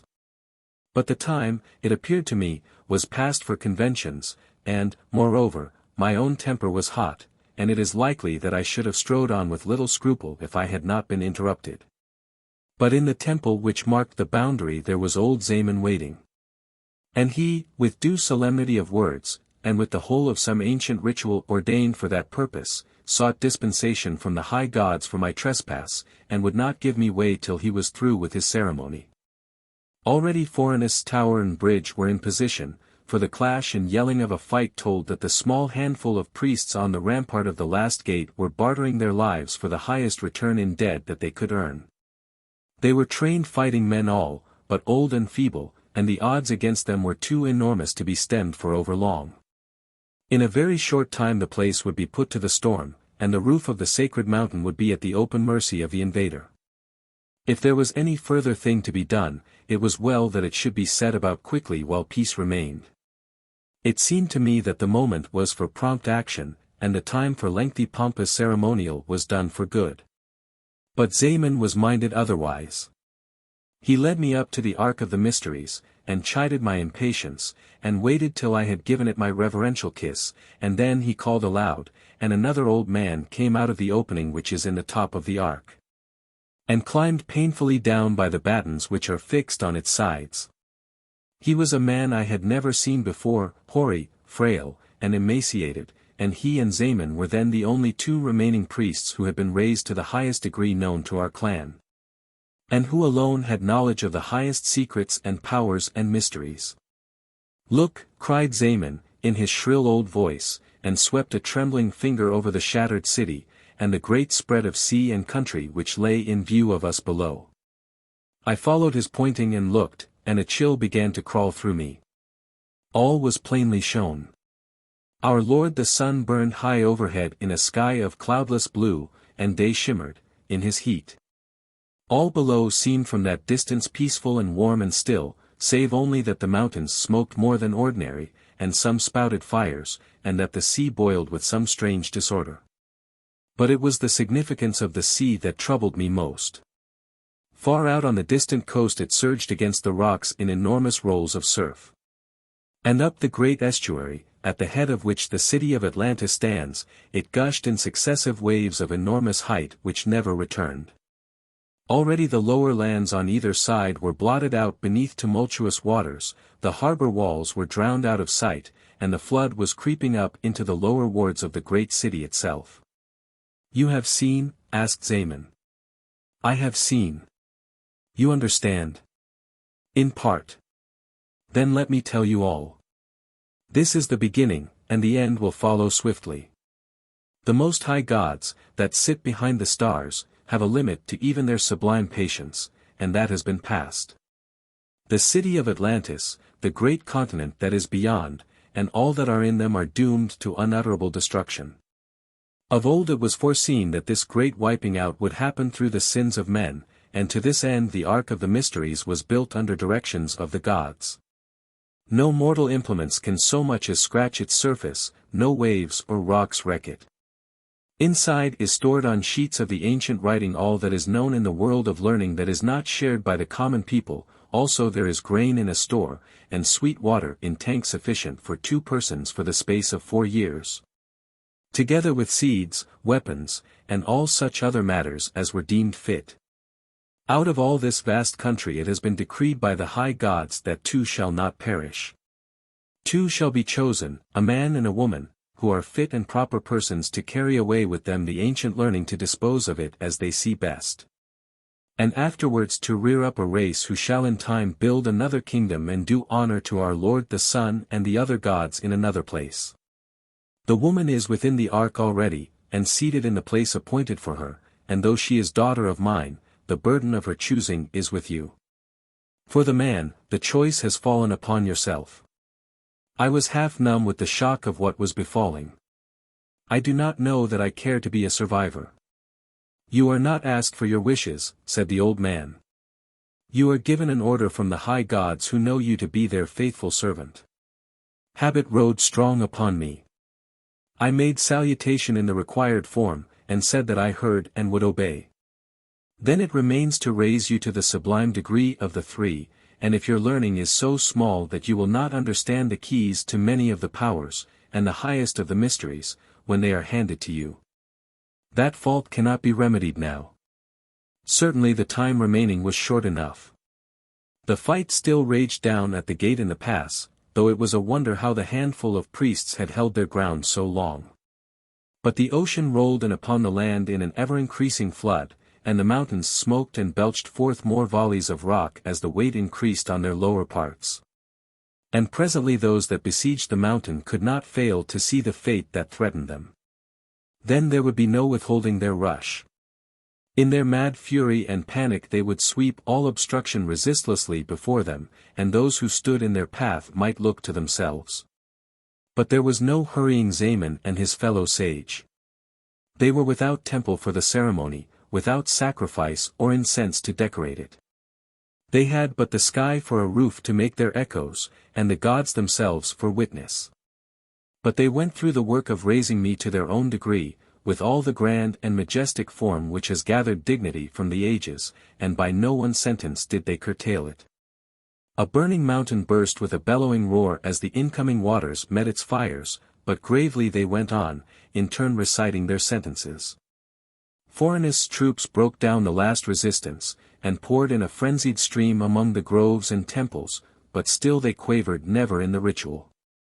It had been said that this ceremony is the grandest and the most impressive of all those connected with our holy religion, and certainly I found it so, and I speak as one intimate with all the others.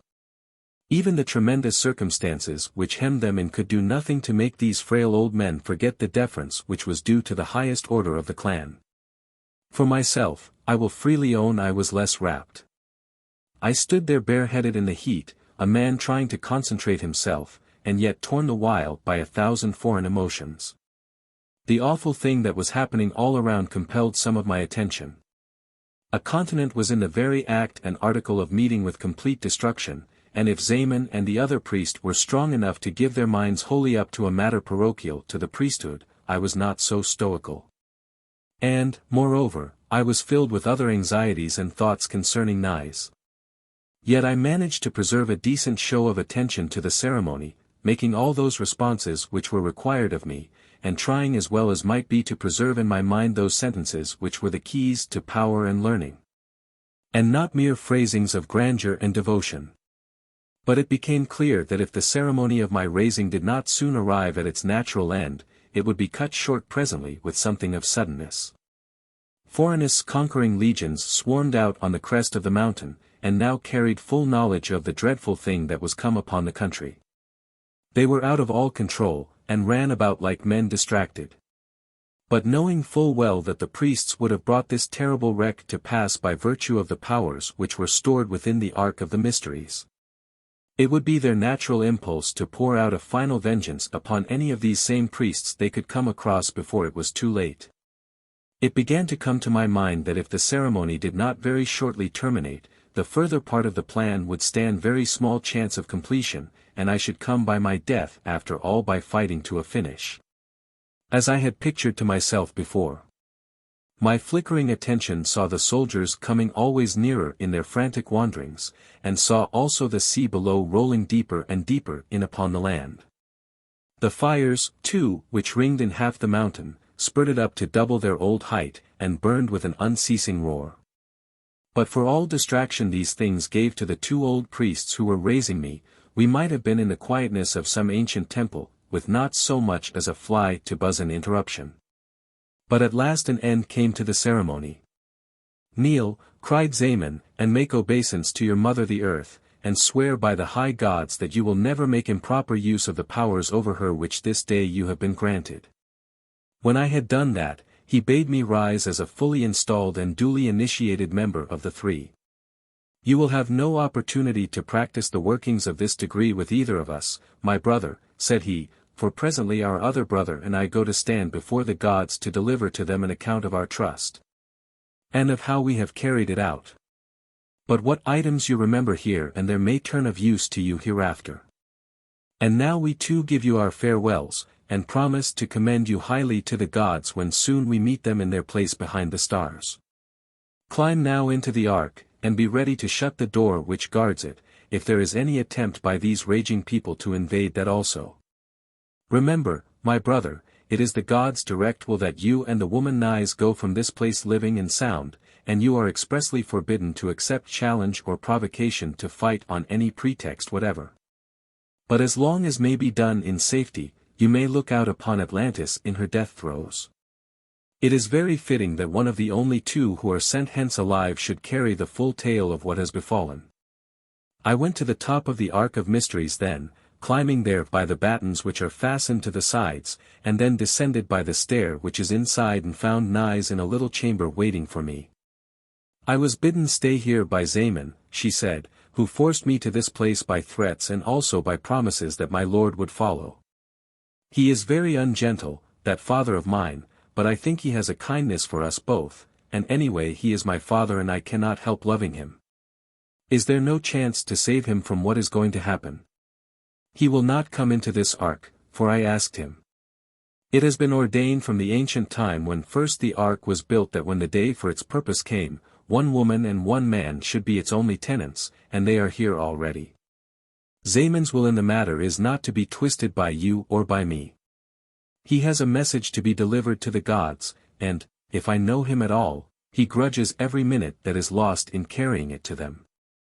I left her then, and went out again up the stair, and stood once more on the roof of the Arkansas. On the mountain-top men still ran about distracted, but gradually they were coming to where the ark rested on the highest point. For the moment, however, I passed them lightly. The drowning of the great continent that had been spread out below filled the eye. Ocean roared in upon it with still more furious waves. The plains and the level lands were foaming lakes. The great city of Atlantis had vanished eternally.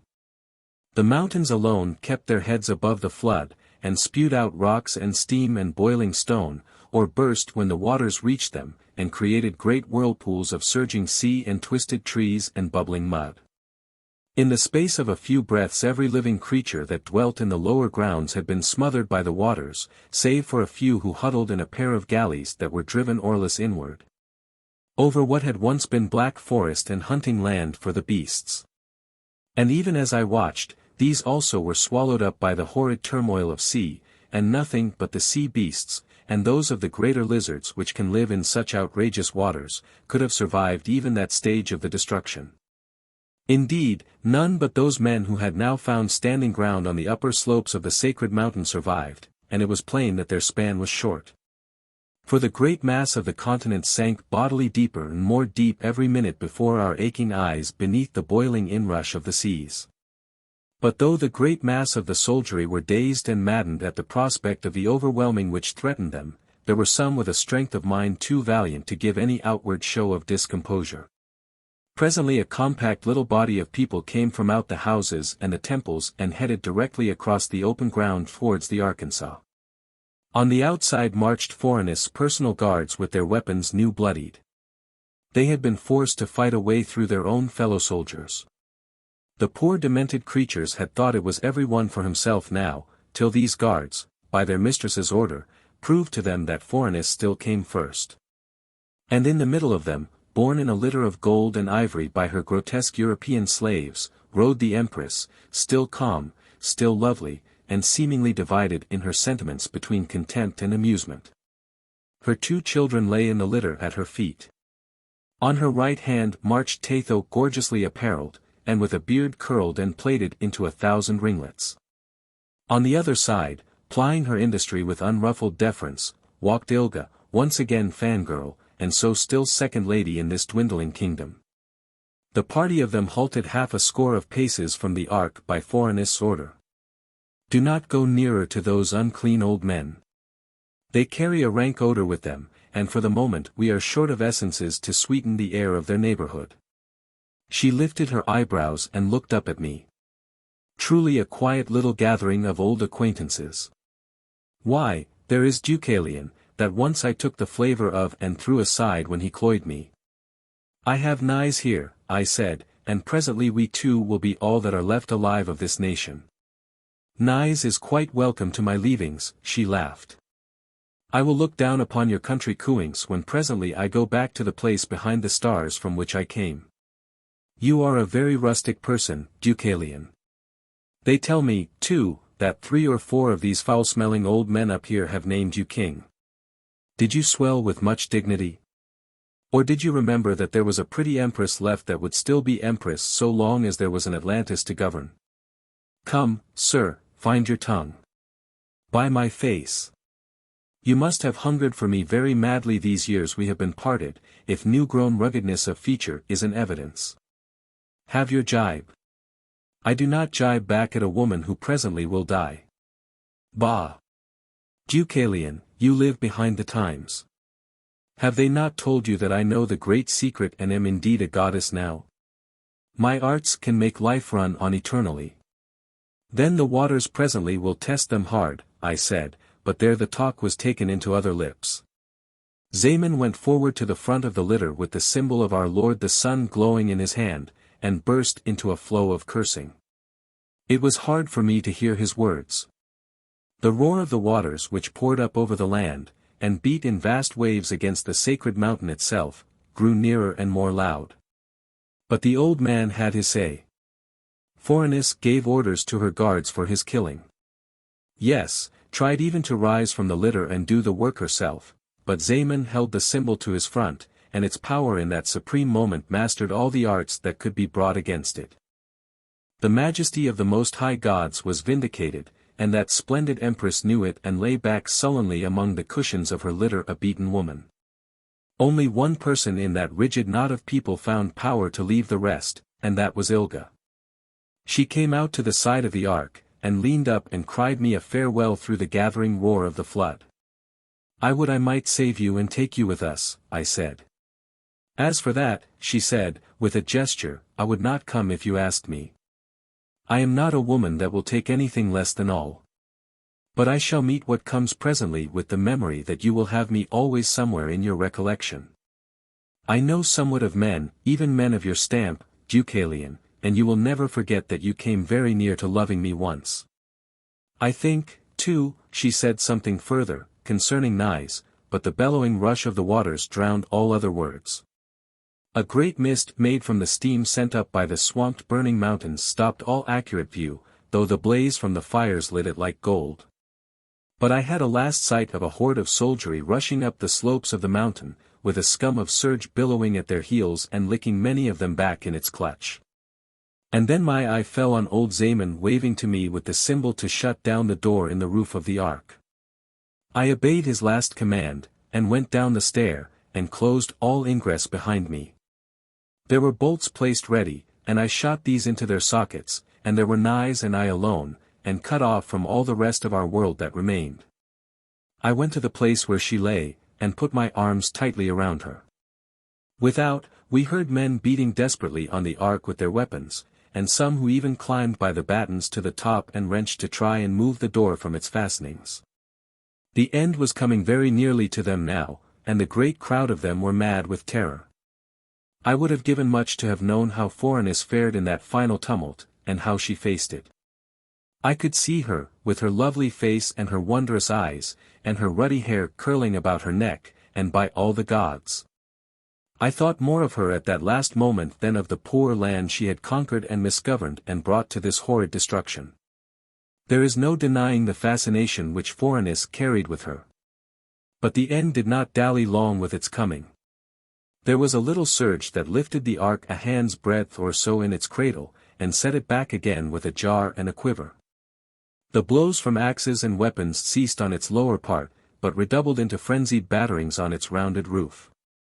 There were some screams and cries also which came to us but dully through the thickness of its ponderous sheathing, though likely enough they were sent forth at the full pitch of human lungs outside. And then another surge came, roaring and thundering, which picked up the great vessel as though it had been a feather, and spun it giddily, and after that we touched earth or rock no more. We tossed about on the crest and troughs of delirious seas, a sport for the greedy gods of the ocean. The lamp had fallen, and we crouched there in darkness, dully weighed with the burden of knowledge that we alone were saved out of what was yesterday a mighty nation. Chapter 20. On the bosom of the deep. The ark was rudderless, oarless, and machineless, and could travel only where the high gods chose.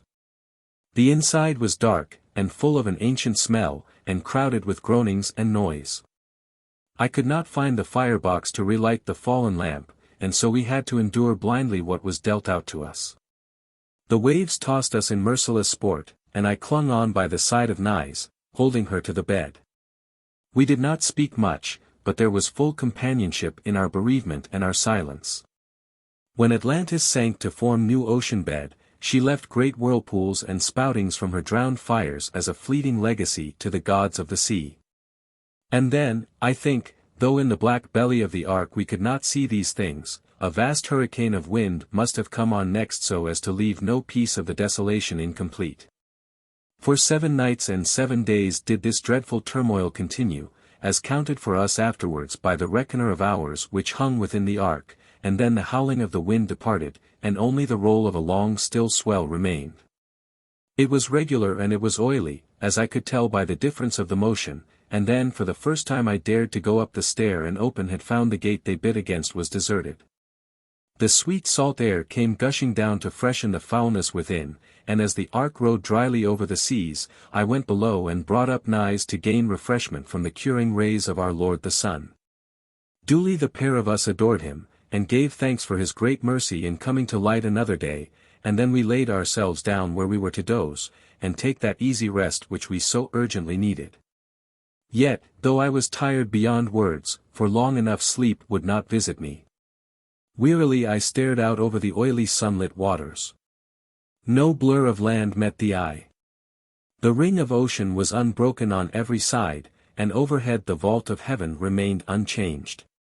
The bosom of the deep was littered with the poor wreckage of Atlantis, to remind one, if there had been a need, that what had come about was fact, and not some horrid dream.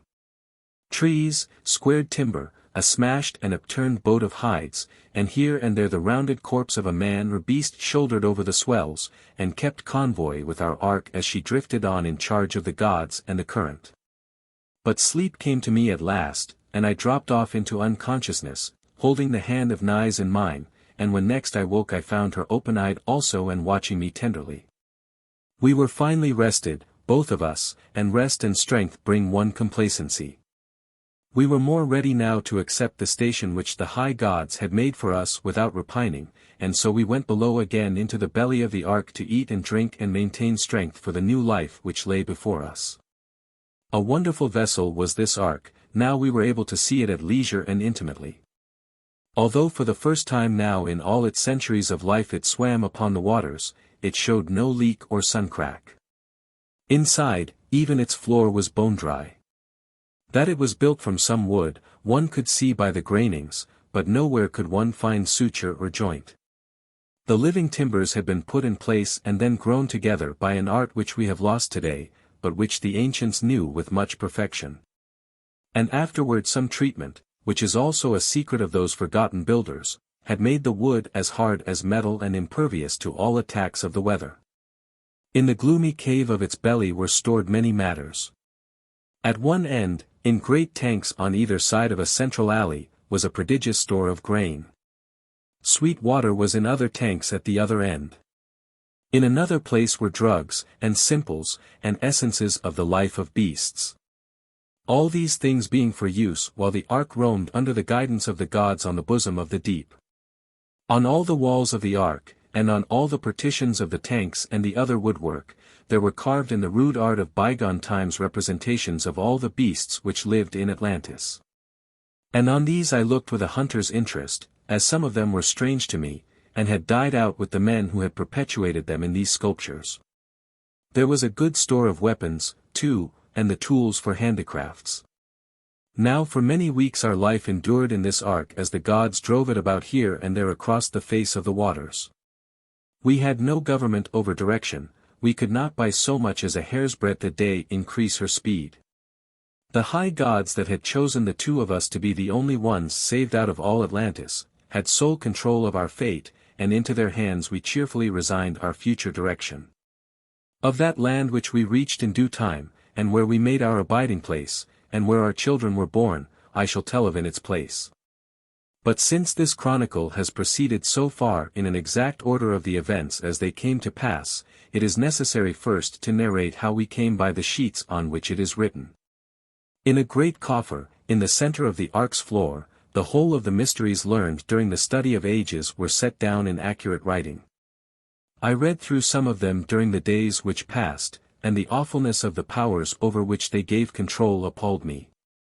I had seen some of these powers let loose in Atlantis, and was a witness of her destruction. But here were powers far higher than those, here was the great secret of life and death which Phorenice also had found, and for which she had been destroyed, and there were other things also of which I cannot even bring my style to scribe. The thought of being custodian of these writings was more than I could endure, and the more the matter rested in my mind, the more intolerable became the burden. And at last I took hot irons, and with them seared the wax on the sheets till every letter of the old writings was obliterated. If I did wrong, the high gods in their infinite justice will give me punishment. If it is well that these great secrets should endure on earth, they in their infinite power will dictate them afresh to some fitting scribes, but I destroyed them there as the ark swayed with us over the waves. And later, when we came to land, I rewrote upon the sheets the matters which led to great Atlantis being dragged to her death throes. Naïs, that I love so tenderly. Translator's note. The remaining sheets are too broken to be legible.